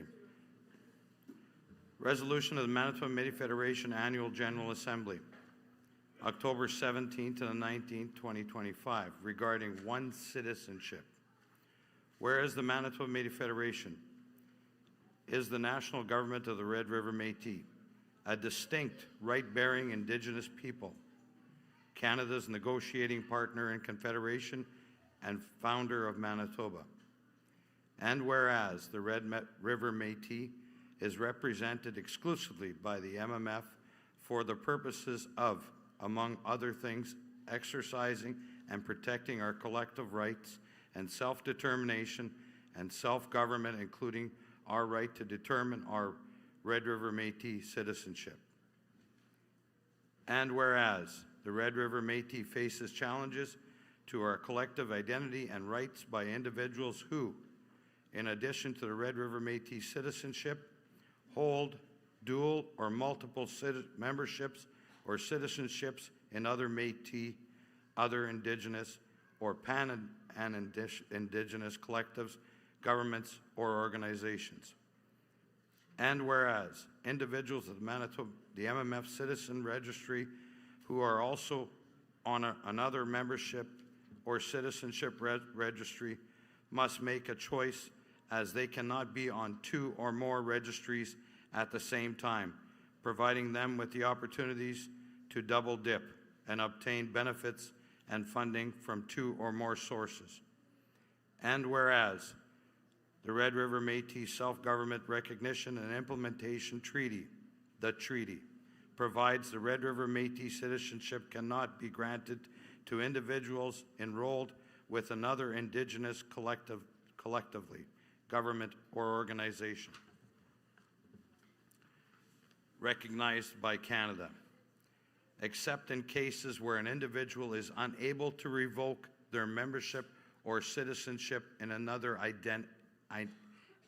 entity. And whereas the MMF Constitution does not provide clarity about the application requirements for the prospective Red River Métis citizenship applications or the termination of existing Red River Métis citizenship for those holding current memberships or citizenship in any other Métis, other Indigenous, or pan-Indigenous collectively, government, or organization. Therefore, be it resolved that the Manitoba Métis Federation Annual General Assembly requests that 1. The MMF Cabinet consider preparing and adopting a policy or enacting a law that is consistent with the treaty to prohibit prospective Red River Métis citizen applicants or current Red River Métis citizens from holding membership or citizenship in any other Métis or Indigenous or pan-Indigenous collectively, government or organization, and that the MMF Cabinet consider directing the MMF Central Registry Office to implement this policy or apply the provisions of such law. 2. The MMF Cabinet consider preparing and bringing forward a constitutional amendment resolution at the 2026 MMF Annual General Assembly that prohibits Red River Métis citizens from holding membership or citizenship in any other Métis or other Indigenous or pan-Indigenous collectively, government or organization other than the Manitoba Métis, the MMF's Red River Métis citizen consistent with the treaty. 3. The MMF Cabinet consider determining and providing appropriate supports for the individuals of the Red River Métis ancestry who, in the order, make application for Red River Métis citizenship, attempted and were unable to successfully cancel,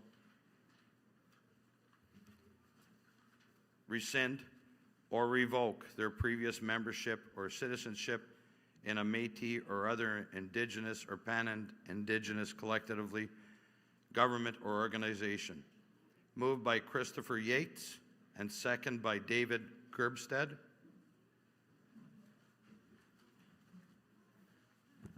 Gentleman, microphone 4.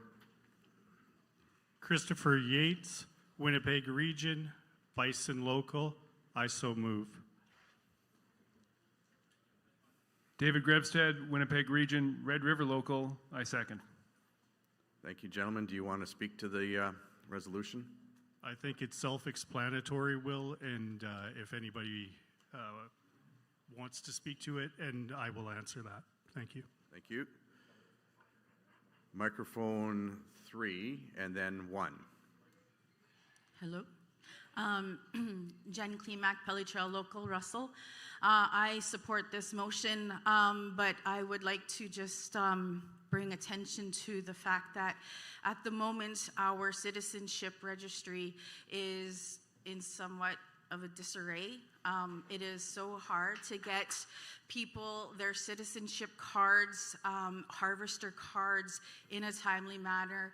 We've come to the offices, we've come to the mobile bus to get pictures taken, only to be told that they haven't been taken correctly.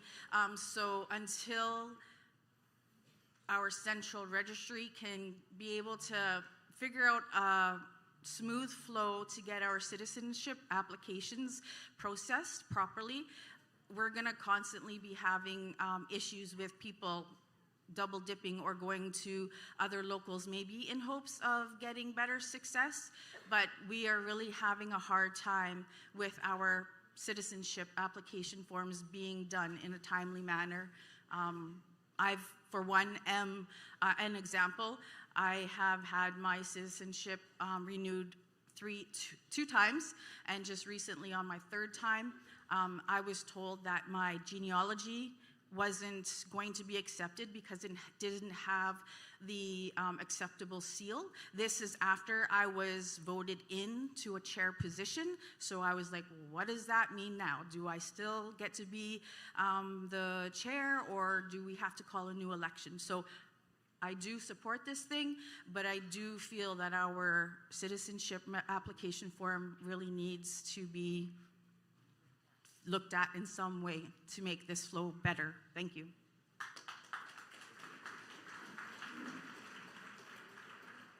Okay, again, I've been asked to speed things along, so we're going to ask everyone to get to the point here. Microphone number 1, please. Nat Niven, the Paul Local, the Paul Region. I am in favor of this motion. And just for information, that First Nations in their treaty has it marked down that they cannot hold both cards. So it's also now both organizations are the same and will prevent a lot of double dipping, as you call it. And also would like to know what are the consequences of those that do have both cards. Thank you. So that last question, I'm not sure pertains to the resolution. So the resolution just asks us to do certain things. That question, I'm sure the minister has taken note of that. I'm just going to go online. There was a note from Rose Prevost from Grand Marais Local. I have a comment about resolution number 8. We have trouble with MNBC removing us from their registration. 6 years later, we still get the mail outs. I don't know if they ever removed us. I don't want to be part of them. Where would this resolution put us? We have been proud Manitoba Métis our whole lives, and I was told I had to become BC Métis, and I hated everything I attempted with them. Dirty politics and backstabbing was horrid. As soon as Beyond Borders came, I now have my Manitoba card back. And they have limited internet, so that's why they asked us to read it out here. And again, that's probably for information for the minister to respond to that. So I'm going to go to microphone 3, then 2. I'm calling it the way I see it here. 3, 2, 4, 1. Thank you, Mr. Chair. It was just pointed out to me by a youth from my local, Peter Fleming, Minnetonka's local. It was pointed out to me by a youth that they're a member of the Alberta Charter and Friendship Centre, which is an Indigenous organization. I'm the president of the Alberta Charter and Friendship Centre, and just the way the wording is in the last sentence, perhaps we could change it from organization to an organization representing an Indigenous peoples or an Indigenous collectivity of peoples. I'm in favor of this motion, 100% in favor of this resolution, where you have to be either M&S, you have to either be MMF. Of course, we're all Red River Métis, but I worry about that last wording because it does conflict and does cause conflict for persons that are involved with organizations such as the Alberta Charter and Friendship Centre, which does so much good work. Yeah, I'm glad you raised that because that thought crossed my mind as well. President Chartrand?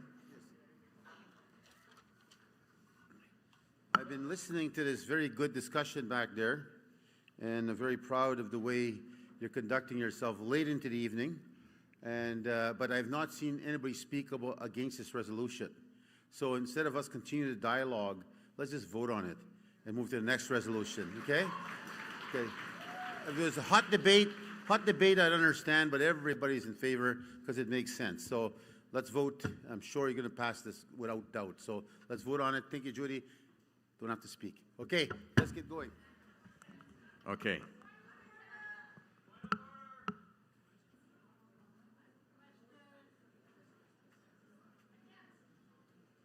Point of order.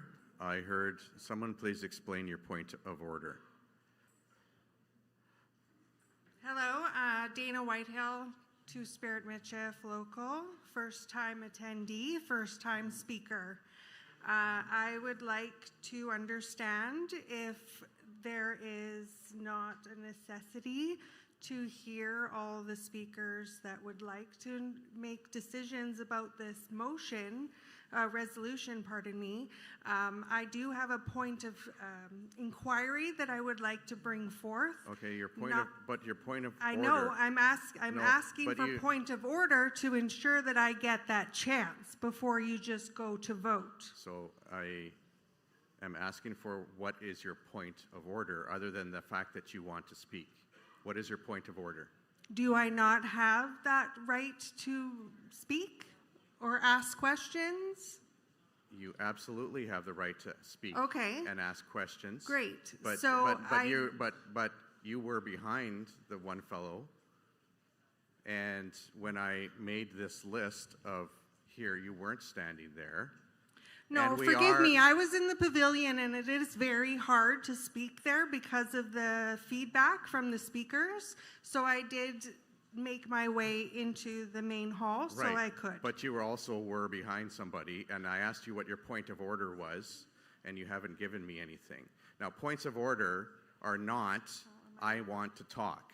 That's not what a point of order is. No, I'm asking for the ability for the rest of us to have our chance to speak, including myself, That is- who may or may not be against this resolution, and without being lined up or not, if I'm not allowed to come forward with my point of clarity, then that's fine, but I still think the other people that are here in line prior to me still deserve that opportunity. So that is my point of order. But that is not a point of order. It is your opinion. So, It's with, okay. no, it is not a point of order. A point of order isn't, I want to interrupt everybody. No, turn the microphone one off, please. I'm going to explain this, what a point of order is. A point of order is not, I want to talk. That's not a point of order. A point of order is what's going on in the order of the business of the meeting. And that is what a point of order is. Did the chair do something wrong? Did somebody else speak out of turn? That's points of order. Point of order isn't, I want to talk. So, one of the things that, well, everybody's quiet now. This is fantastic. One of the things that is also the duty of the chair is to look and see when everybody is at the microphone and speaking in favor, or everybody's at the microphone speaking against, that you take those things and amalgamate them, and that those thoughts are already on the floor. So those thoughts are on the floor. So that where we are right now, in respect of time, I think it is very appropriate that we, first of all, I'm going to ask microphone 2 and then 4, do you want to move directly to a vote? Microphone 2. I need clarification. You need clarification. I need clarification from the mover and seconder on number 3. They're asking for supports for to rescind or revoke an individual. If you're a First Nation and you have a Métis ancestry, Right. we cannot give you supports to be able to remove you from the Indian registry. Yeah. It's the law of Canada. Right. So that's why I need clarification. Yeah, Other and than that, I would fully support this. I think if we look at the therefores, it asks the MMF cabinet to consider all of those points. And so then that consideration is where you as minister would be able to make those judgments and talk to those things.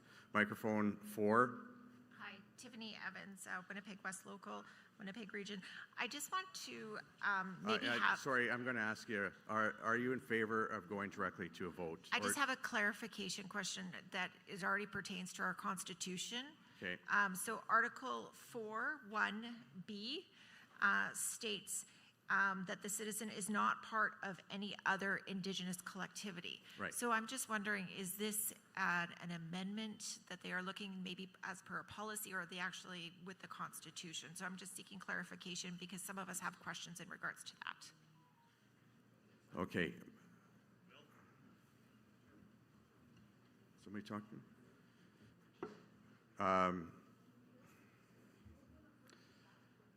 Okay, you guys want to stay here, obviously, right? Microphone 4. Hi, Christopher Yates, Winnipeg Region, Bison Local, and the mover of this resolution.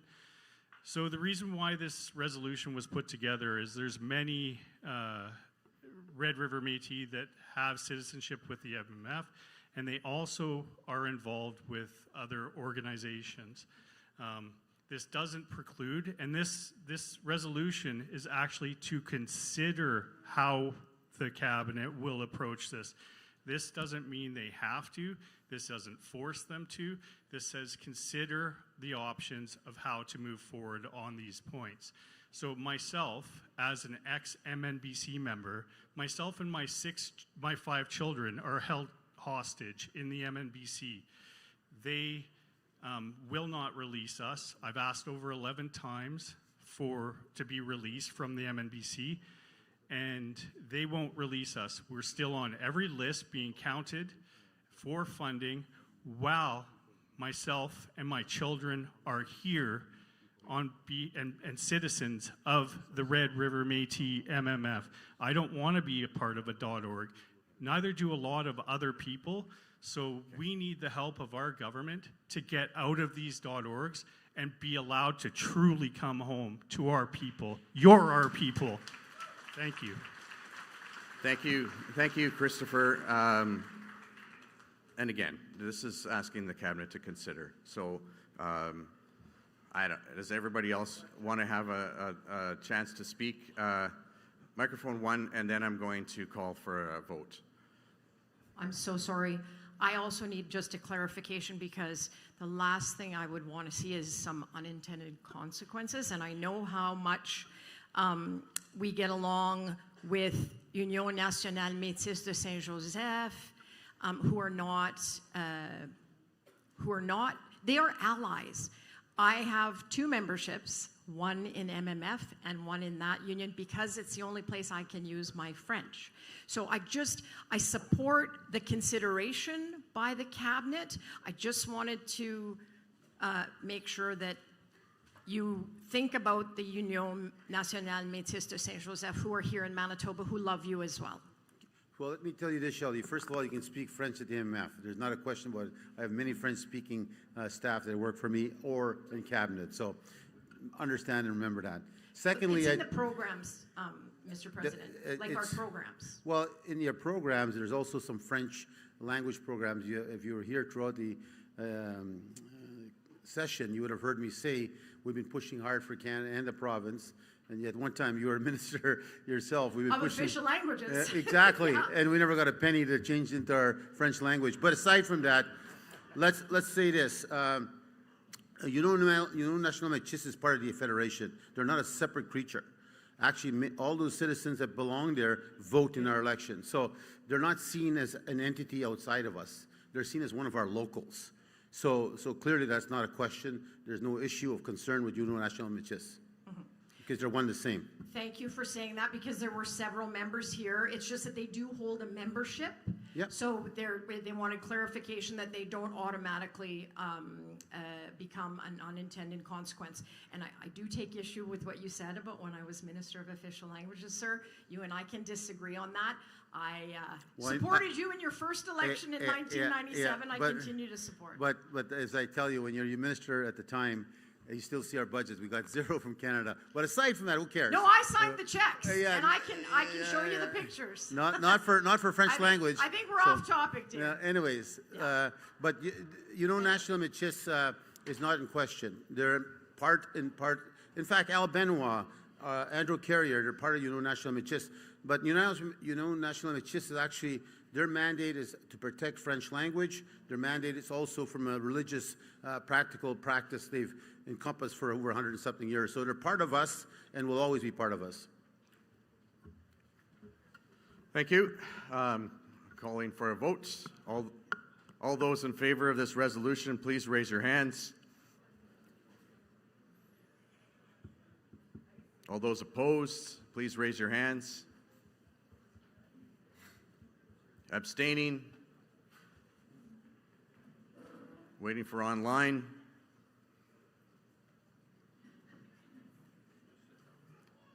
What is a baby duck's favorite game? Beekaboo. Okay, we got green light. Just going to check and see what we've got for votes.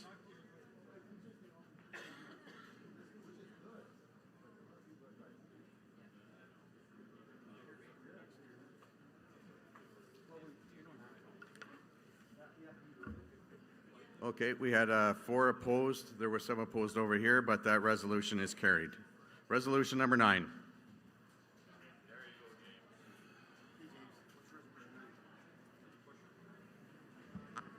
All right, don't worry, there's no Roman numerals for me to mess up. Wait, my apologies, James. We got a lot of discussion over here. Yeah, you guys. Can still hear you. Come, look at me, everyone. There you go. Okay, you don't want me to tell another joke, do you? Otherwise, I'm gonna. Okay, go ahead, James.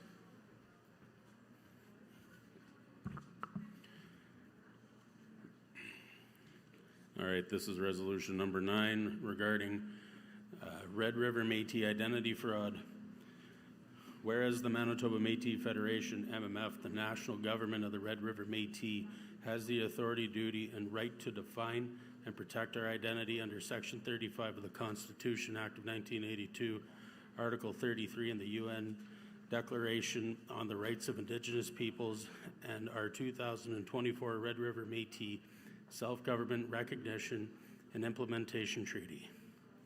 And whereas Indigenous identity fraud, specifically Métis identity fraud, is increasing and negatively influences hirings, promotions, and decision-making by federal and provincial governments, educational institutes, private companies, and not-for-profit organizations, including those in the various art fields, often to the detriment of the Red River Métis. And as whereas, without proper verification and identification, individuals take advantage of self-declaration policies and practices to falsely claim Red River Métis identity to gain jobs, funding, recognition, and other monetary and non-monetary opportunities meant to advance reconciliation with the Red River Métis. And whereas so-called Métis and pan-Indigenous groups also falsely claim and exploit our Red River Métis identity, our history, culture, symbols, and intellectual property for personal and collective gain, thereby eroding the meaning and value of the Red River Métis citizenship, governance, and nationhood. And whereas the MMF Annual General Assembly wishes the MMF to continue to take steps to protect the Red River Métis identity, including increasing our challenge to false claims of identity, advocating for distinction-based recognition, and working with other Indigenous nations to safeguard our distinct identities. Sorry, that was loud.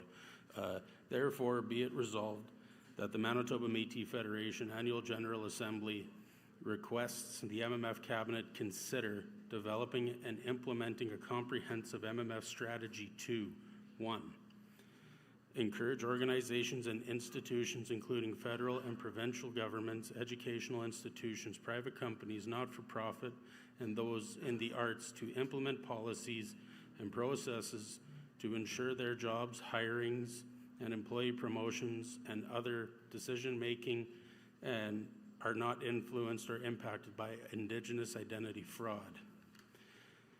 Number 2, assist organizations and institutions to develop and implement decision-making policies and process for employment, funding, recognition, and other monetary and non-monetary opportunities are not influenced by the conflicts of interest by employees who themselves benefited from Indigenous identity fraud.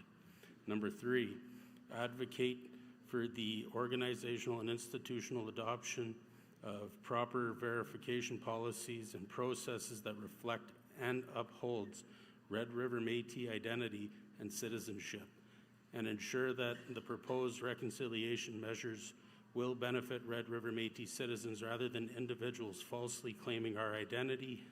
And number 4, expand supports for Red River Métis citizens who face Métis identity fraud in their workplace and schools and other organizations and institutions, and who are negatively impacted by this fraud. Moved by David Parent and seconded by Jacqueline Mason. Microphone 4. David Parent, Lundar Local. I move this motion. Thank you. Jackie Mason, Enola Local. I second this motion. David, you got to get her like a stool or something next time. Sorry about that. Yeah. I'll just say, Minister Goodon, I was very happy to see the portfolio made for you this last year, but I think part of this motion is to infuse that portfolio with the weight of this assembly to deal with this issue. It's in all sectors of our society. People are harming other people in their identity fraud. I have had students disclose to me issues of professors who are fraudulently claiming Métis identity and Indigenous identity, and it really comes to it comes to nothing when these complaints are made and institutions are not acting. And there are cases where Red River Métis citizens, when these issues are brought up, become targeted by these institutions and told that they're wrong in these situations.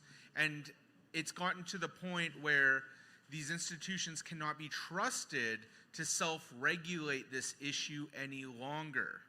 They are, because in part, you now have the foxes in the henhouse, right? So this is the time where we need to have Minister Gooden stop hunting ducks and start hunting foxes.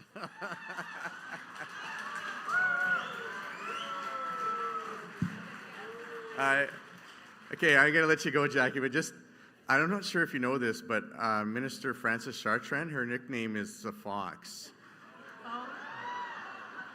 So you kind of got me in a little tight spot here right now, so, but I appreciate the sentiment. Microphone 4.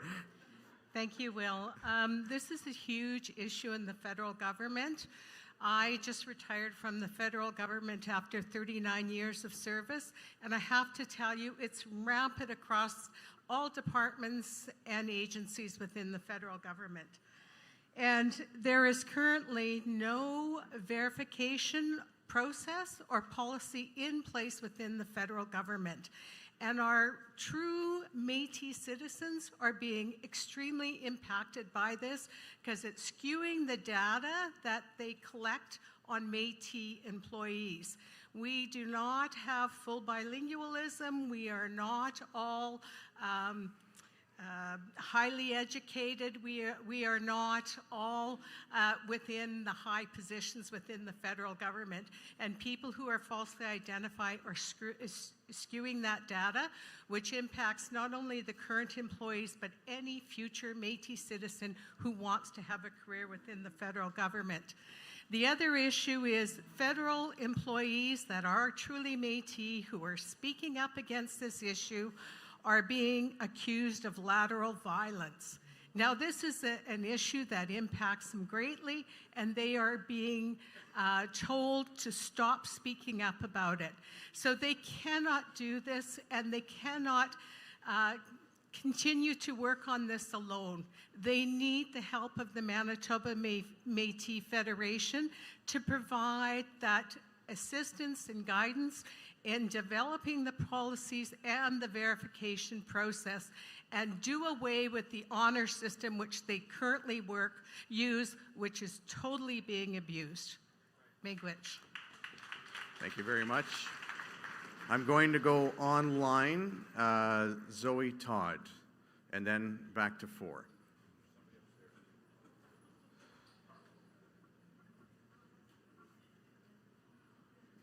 Can we bring Zoe Todd? Hi, can you hear me? Yes, now I can. Thank you. Okay, thank you so much, Minister Gooden. This is Zoe Todd. I am a member of Lundar Local, Interlake Region, and I'm speaking in favor of this motion just because I've seen firsthand the devastating impact this has on the sovereignty of our nation and the just horrific impact it has on students. Métis, First Nation, and Inuit students are being targeted by people misrepresenting themselves as experts and kin from our people. And so I'm just so grateful to my esteemed colleagues for bringing this forward. And I urge people to consider just how important it is for us to both strengthen your mandate and require organizations to take this seriously. And I'm asked to give my social insurance number, all of my tax information, records of all of my degrees and diplomas to my employer. Giving them my V number is no more of a big deal than that. So I am very grateful to my colleagues and friends and kin for putting this forward. And thank you so much for the opportunity to speak in favor. Thank you. Thank you very much. We're going to go to microphone 4, and then we're going to go to the second floor. Lavone Lesperance, Winnipeg West. I'm for this motion. I'm just want to be sure that it's clear that we're protecting Red River Métis. And I think in some of the points, it might be good to include both the Indigenous peoples and specifically add in there the Red River Métis. My concern is, could this be misused by someone other Métis group? Right. We know who, Yeah. right? Yes, we do know who. Good points. We're going to the second floor, Sierra Hill. Hello, my name is Sierra Hill from the Winnipeg North Local. I just have notes just so I sound eloquent. I'm in favor of this motion because in the past I have been associated with somebody who I looked up to, who I later found out was not Métis, and this was at a university. And in the past, I know it was contentious to have to prove yourself with a piece of plastic, especially to colonial governments, especially if there was shame in your family for your identity. But now, in our pride and success in 2025, I feel that this is an important step because people with the authority of holding these academic leadership roles allows researchers to access research funds from the federal government and other organizations who offer specific funds for Indigenous researchers. These funds have unfortunately been approved for non-Red River Métis imposters, therefore taking away funds from true Red River Métis academics and contributing crucial research to our community knowledge and beyond. I furthermore know the impact that has had to some of my colleagues and professors who had closer relationships with those persons and now have to deal with the outfall, and it just causes a lot of hardship on those individuals. Furthermore, I also agree with that portfolio being created for Minister Goodon, as the identity knowledge needs to be furthered as I pursue my education in Ontario. There's so much misinformation of who the Red River Métis are. Thank you. Thank you, Sierra. I have two people, two people at microphone 4, and then we're going to the vote. So go ahead. Yeah, Dan Benoit, St. Laurent Local, Interlake Region. So I want to read a quote from Riel himself in a poem that he wrote when he was in jail waiting his execution. If my nation shall die, be it not at our own hand. So some of the talk over the last few days has been around governance. Governance isn't our issue. It's not the issue that we should be focused on. It is people not knowing their own culture and then people trying to steal our culture. So that's what this is going towards. Thank you. Microphone 4, and then we'll go to the vote. Alexina Nault, Winnipeg West Local. I just wanted to come up and say a really big thanks to the mover and seconder of this motion for of this resolution for bringing this forward. Last year at the AGA, my mom brought forward some concerns about identity theft at one of the universities here within the province. and was later filed up with a harassment claim and was threatened to be kicked out of her university because of it. Not only does this resolution protect our identity, but it also protects our citizens who question those who are stealing our identity. So I just want to say a really big thanks for bringing this forward, and I want to show my full support for this resolution. Thank you very much. And there's been some mention that I'm also the Minister of Identity Protection, and I would love to be able to talk for the next 20 minutes about all the issues that you just raised, but I am the chair also, so we're going to move forward. All those in favor of this resolution, please raise your hands.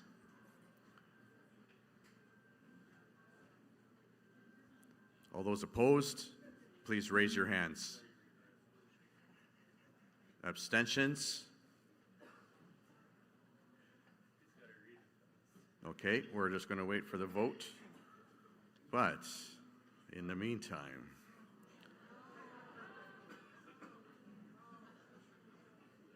what did the duck say to the comedian?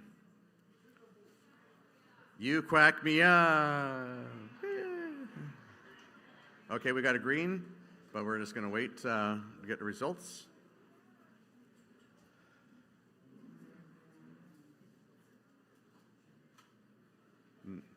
Not unanimous, but absolutely passed. Thank you very much. And we'll go to resolution number 10.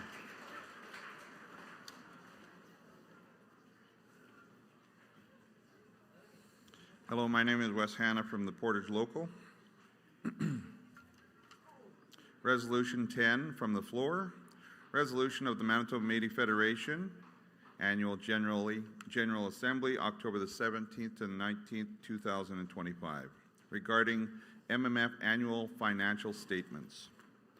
Whereas the non-consolidated financial statements are presented and voted on at every annual General Assembly, AGA, and whereas the people have the right to conduct a proper assessment, therefore be it resolved that the Manitoba Métis Federation Annual General Assembly requests that 1.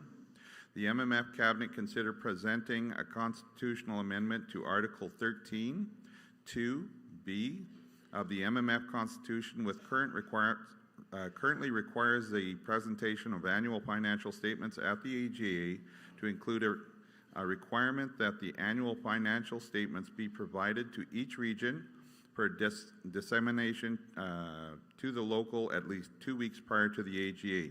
That was moved by Camille Paget, second by Baudry Labossiere. Thank you. I'm assuming microphone 4? Microphone 4? We need, sorry, we'll just get it turned on. Test. All right, thank you very much. I'm just looking for Camille, who is the proposer of this motion. Can't seem to find him anywhere. Okay, we'll give you a minute or two. If there's the mover and seconder aren't on the floor, then the resolution dies. Do you have their phone number? I do. Okay. Actually, do I? Yeah, but I know he has my phone number. I don't think I have his. Okay. Mover is on the second floor. Oh, Mr. Mover, move on down here. I've been called worse. Okay. Camille Paget, Liberty Local, present. Okay, we have a mover and a seconder. Baudry Labossiere, Conseil des Argoulets. Very good. Do either of you want to speak to the resolution? Yeah, I believe it's pretty self-explanatory. Just gonna say one thing. My professor told me something when I was in high school, that if you don't study for your test, you're not gonna do well. So I support this motion to be able to study the documents in time, to be able to come well prepared to the meeting. So it's out of love, out of respect for the people that have taken their weekend to be here. They want to be able to present an informed opinion to, yeah, that's pretty much it. Okay. Any discussion on this resolution? Microphone 4.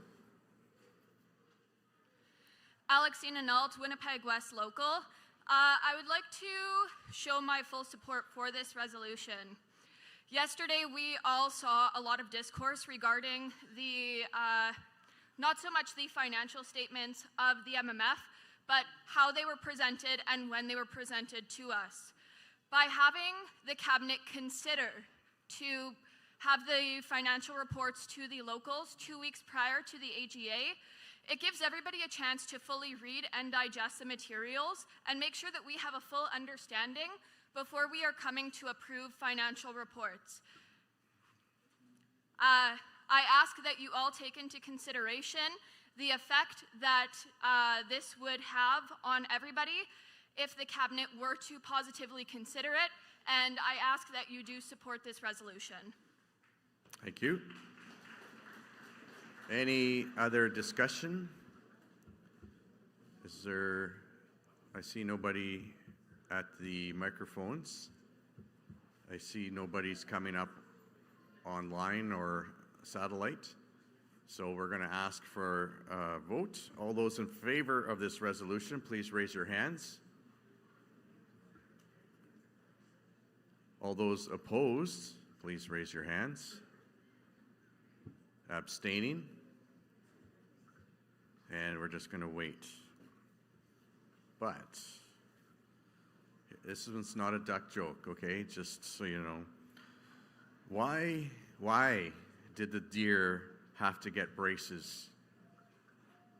Because he had buck teeth.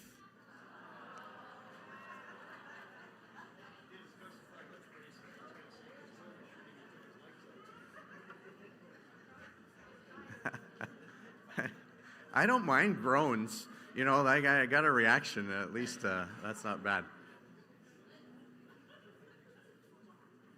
Okay, we got green light. We're finished. Vast. Oh, this person who's spelling here doesn't know how to spell. I'm going to give him heck after. There's a vast majority. This resolution is passed. Thank you very much. And last resolution, number 11.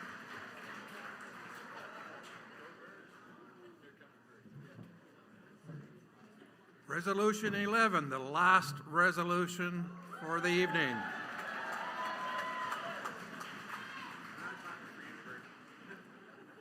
Annual General Assembly, October 17 to 19, 2025, regarding the American Declaration on the Rights of Indigenous Peoples. Whereas the General Assembly of the Organization of American States, OAS, in June 2016 adopted the American Declaration of the Rights of Indigenous People, ADRIP, excuse me, after more than 20 years of negotiations with Indigenous peoples from throughout the Americas. And whereas Canada, then newly elected Liberal government, reserved its endorsement of the Declaration pending consultations with Indigenous peoples in Canada. And whereas the General Assembly of the OAS in 2023 established a working group for the implementation of the ADRIP composed of equal numbers of state governments and Indigenous peoples representatives, of which Canada is not a participant, although Indigenous peoples from Canada are.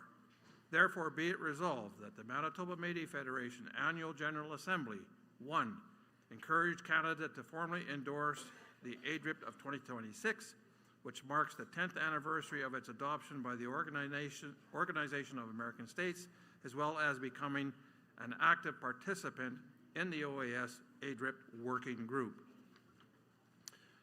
2, request that Cabinet advise Canada of this resolution. It was moved by Clement Chartier and seconded by Al Benoit.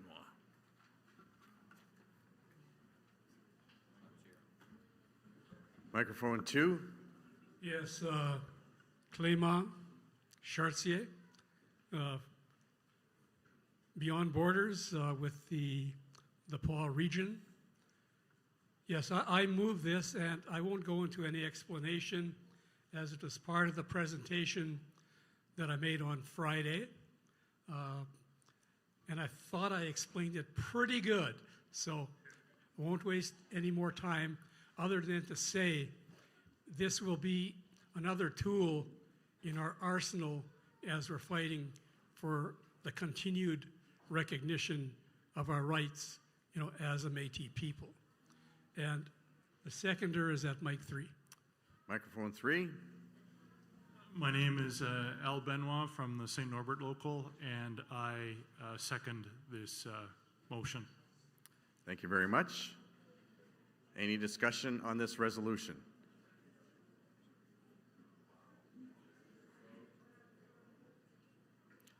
I see no one moving towards the microphones, so all in favor, please raise your hands.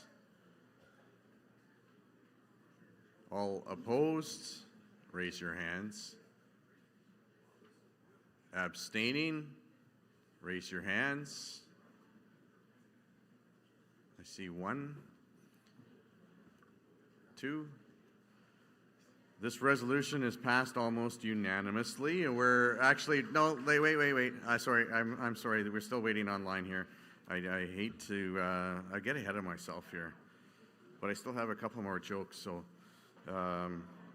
what did the hunter have for lunch? Sourdough bread.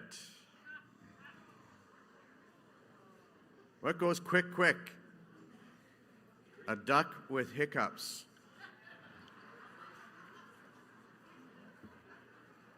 Sorry, we're still waiting. I'm all out right now, so. Green means the vote's done. It doesn't tell me the numbers, so.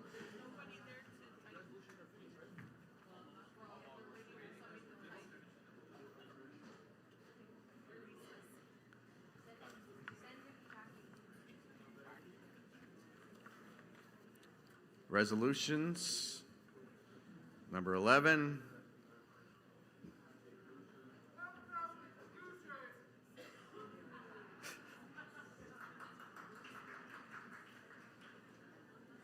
That is also passed almost unanimously, but not quite. That resolution is passed. Let's thank our Resolutions Committee.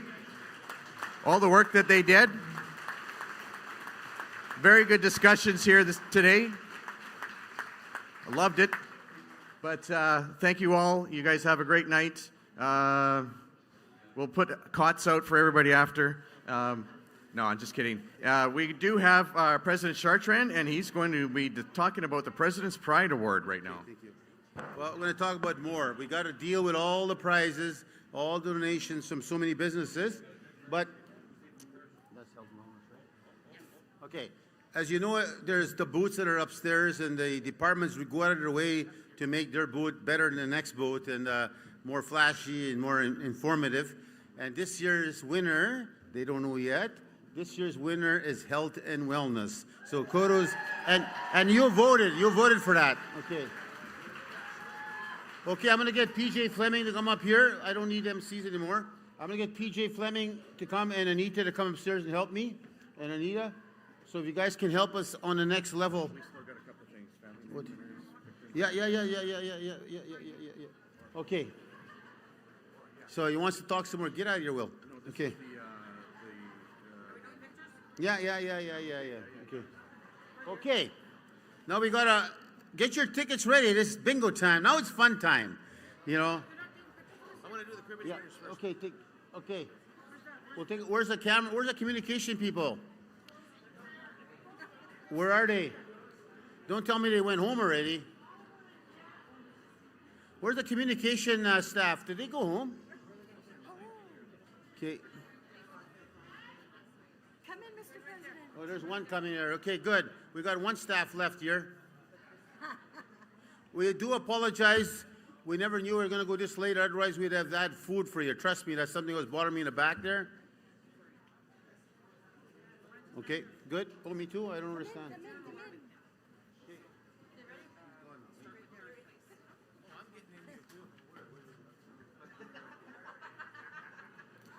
What's that for? I want to be in it. Okay.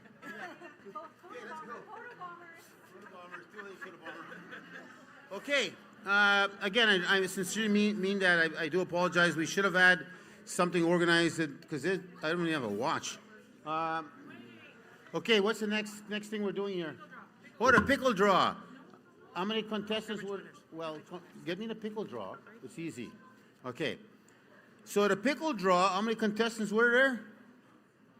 Oh yeah, first place is $300 and a jar lifter, canner with a rack and 30 quarts of jars. Second place. Holy shit! Second place is 200, and with a 5-piece canning kit, etc. Canner with rack and 11 quarts. Third place, $100, 5-piece canning jar. Now the winners are. Didn't tell me the names there. Okay, somebody's gonna have to help me quickly. Where's the names? The names are right here. Yeah, but where's the say? Right here, right here. On the thing. That's third place, first place. I know, but how do you know which one's which? What says right here? See? So Or- this one is the best for Which one's third? third place. There's Second. the right there. And, okay, I did heat the winners pickle. I tell you, holy macaroni, a lot of garlic. Okay, the third place winner is Elaine Vincent. Congratulations, Elaine. Yeah, I already mentioned that. Yeah, here you go. Second place goes to Ray Davy Anderson. Congratulations, Ray. And the first place winner with the best damn pickles, judged by the assembly, Janelle Chartrand. Congratulations. I think she's from Interlake. So those are the winners. I'm going very fast here because it's late. Cribbage winners last night. We got to mention them. They were very proud. They won first place is $700. Player 1, player 2. The winners were Rita Boudon and Patrick Crevier, I think. Congratulations. They won $350 each. Second place went out to Raylene Joan. Somebody get me. Yeah, you read them. Where did we leave off? This one, second place. All right, we're into the Rummery winners. Yeah. No, right here. Cribbage winners. Second place. I was down there last night, a lot of smack talking. Second place, we have Raylene Johansson and Ray Davy Anderson. Oh, you won pickles, and he wins this too. $250 each. $250. First place in the cribbage. Okay, no, that's done. This one now. Okay, I guess I was too busy dancing around with Will the Silly Pickle. So we have the Rummy winners. We'll start with second place. That was $200, going to Sarah Campbell. And first place, $400, Monica Janai. Okay, what's next? Closing prayer, and then we'll do the draws. Yeah. Oh, wait, the elder's got to be here. Where's the elder? All right, so we'll do the closing prayer. Well, I guess I'm taking over emceeing now, Will. So we'll take over, and we're going to do the closing prayer. As the elder makes her way to the stage, we'll do the closing prayer, and then we'll have the draws. We're going to speed through this. I know everyone has to travel, whether it be just to their hotel or off to their home destination. Thank you. I'd like to personally thank the Assembly for each and every one of you for staying here so late this evening and taking part in this and your democratic process. So thank you very much to each and every one of you.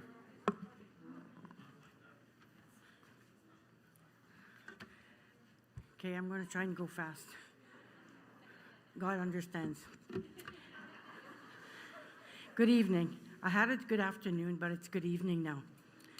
And thank you for another great and productive AGA of the Red River Métis here and beyond borders. Please help me close this year's AGA.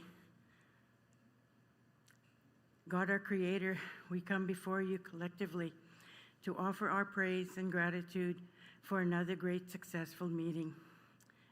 We appreciate the time we had to enjoy one another. We're grateful for the opportunity to learn more about all the good things our Red River Métis government is doing on our behalf.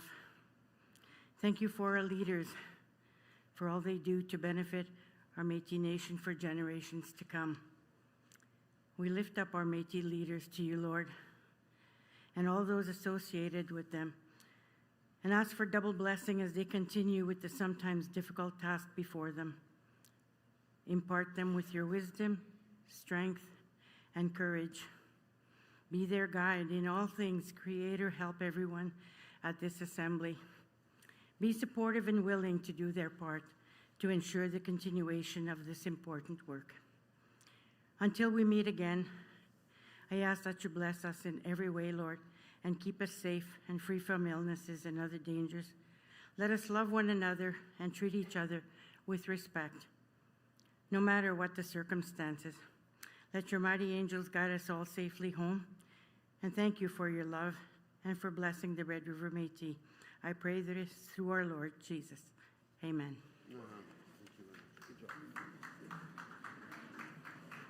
Thank you, Elder Glenda St. Cyr. Okay, now get your bingo cards out. This is the free entry draw, right?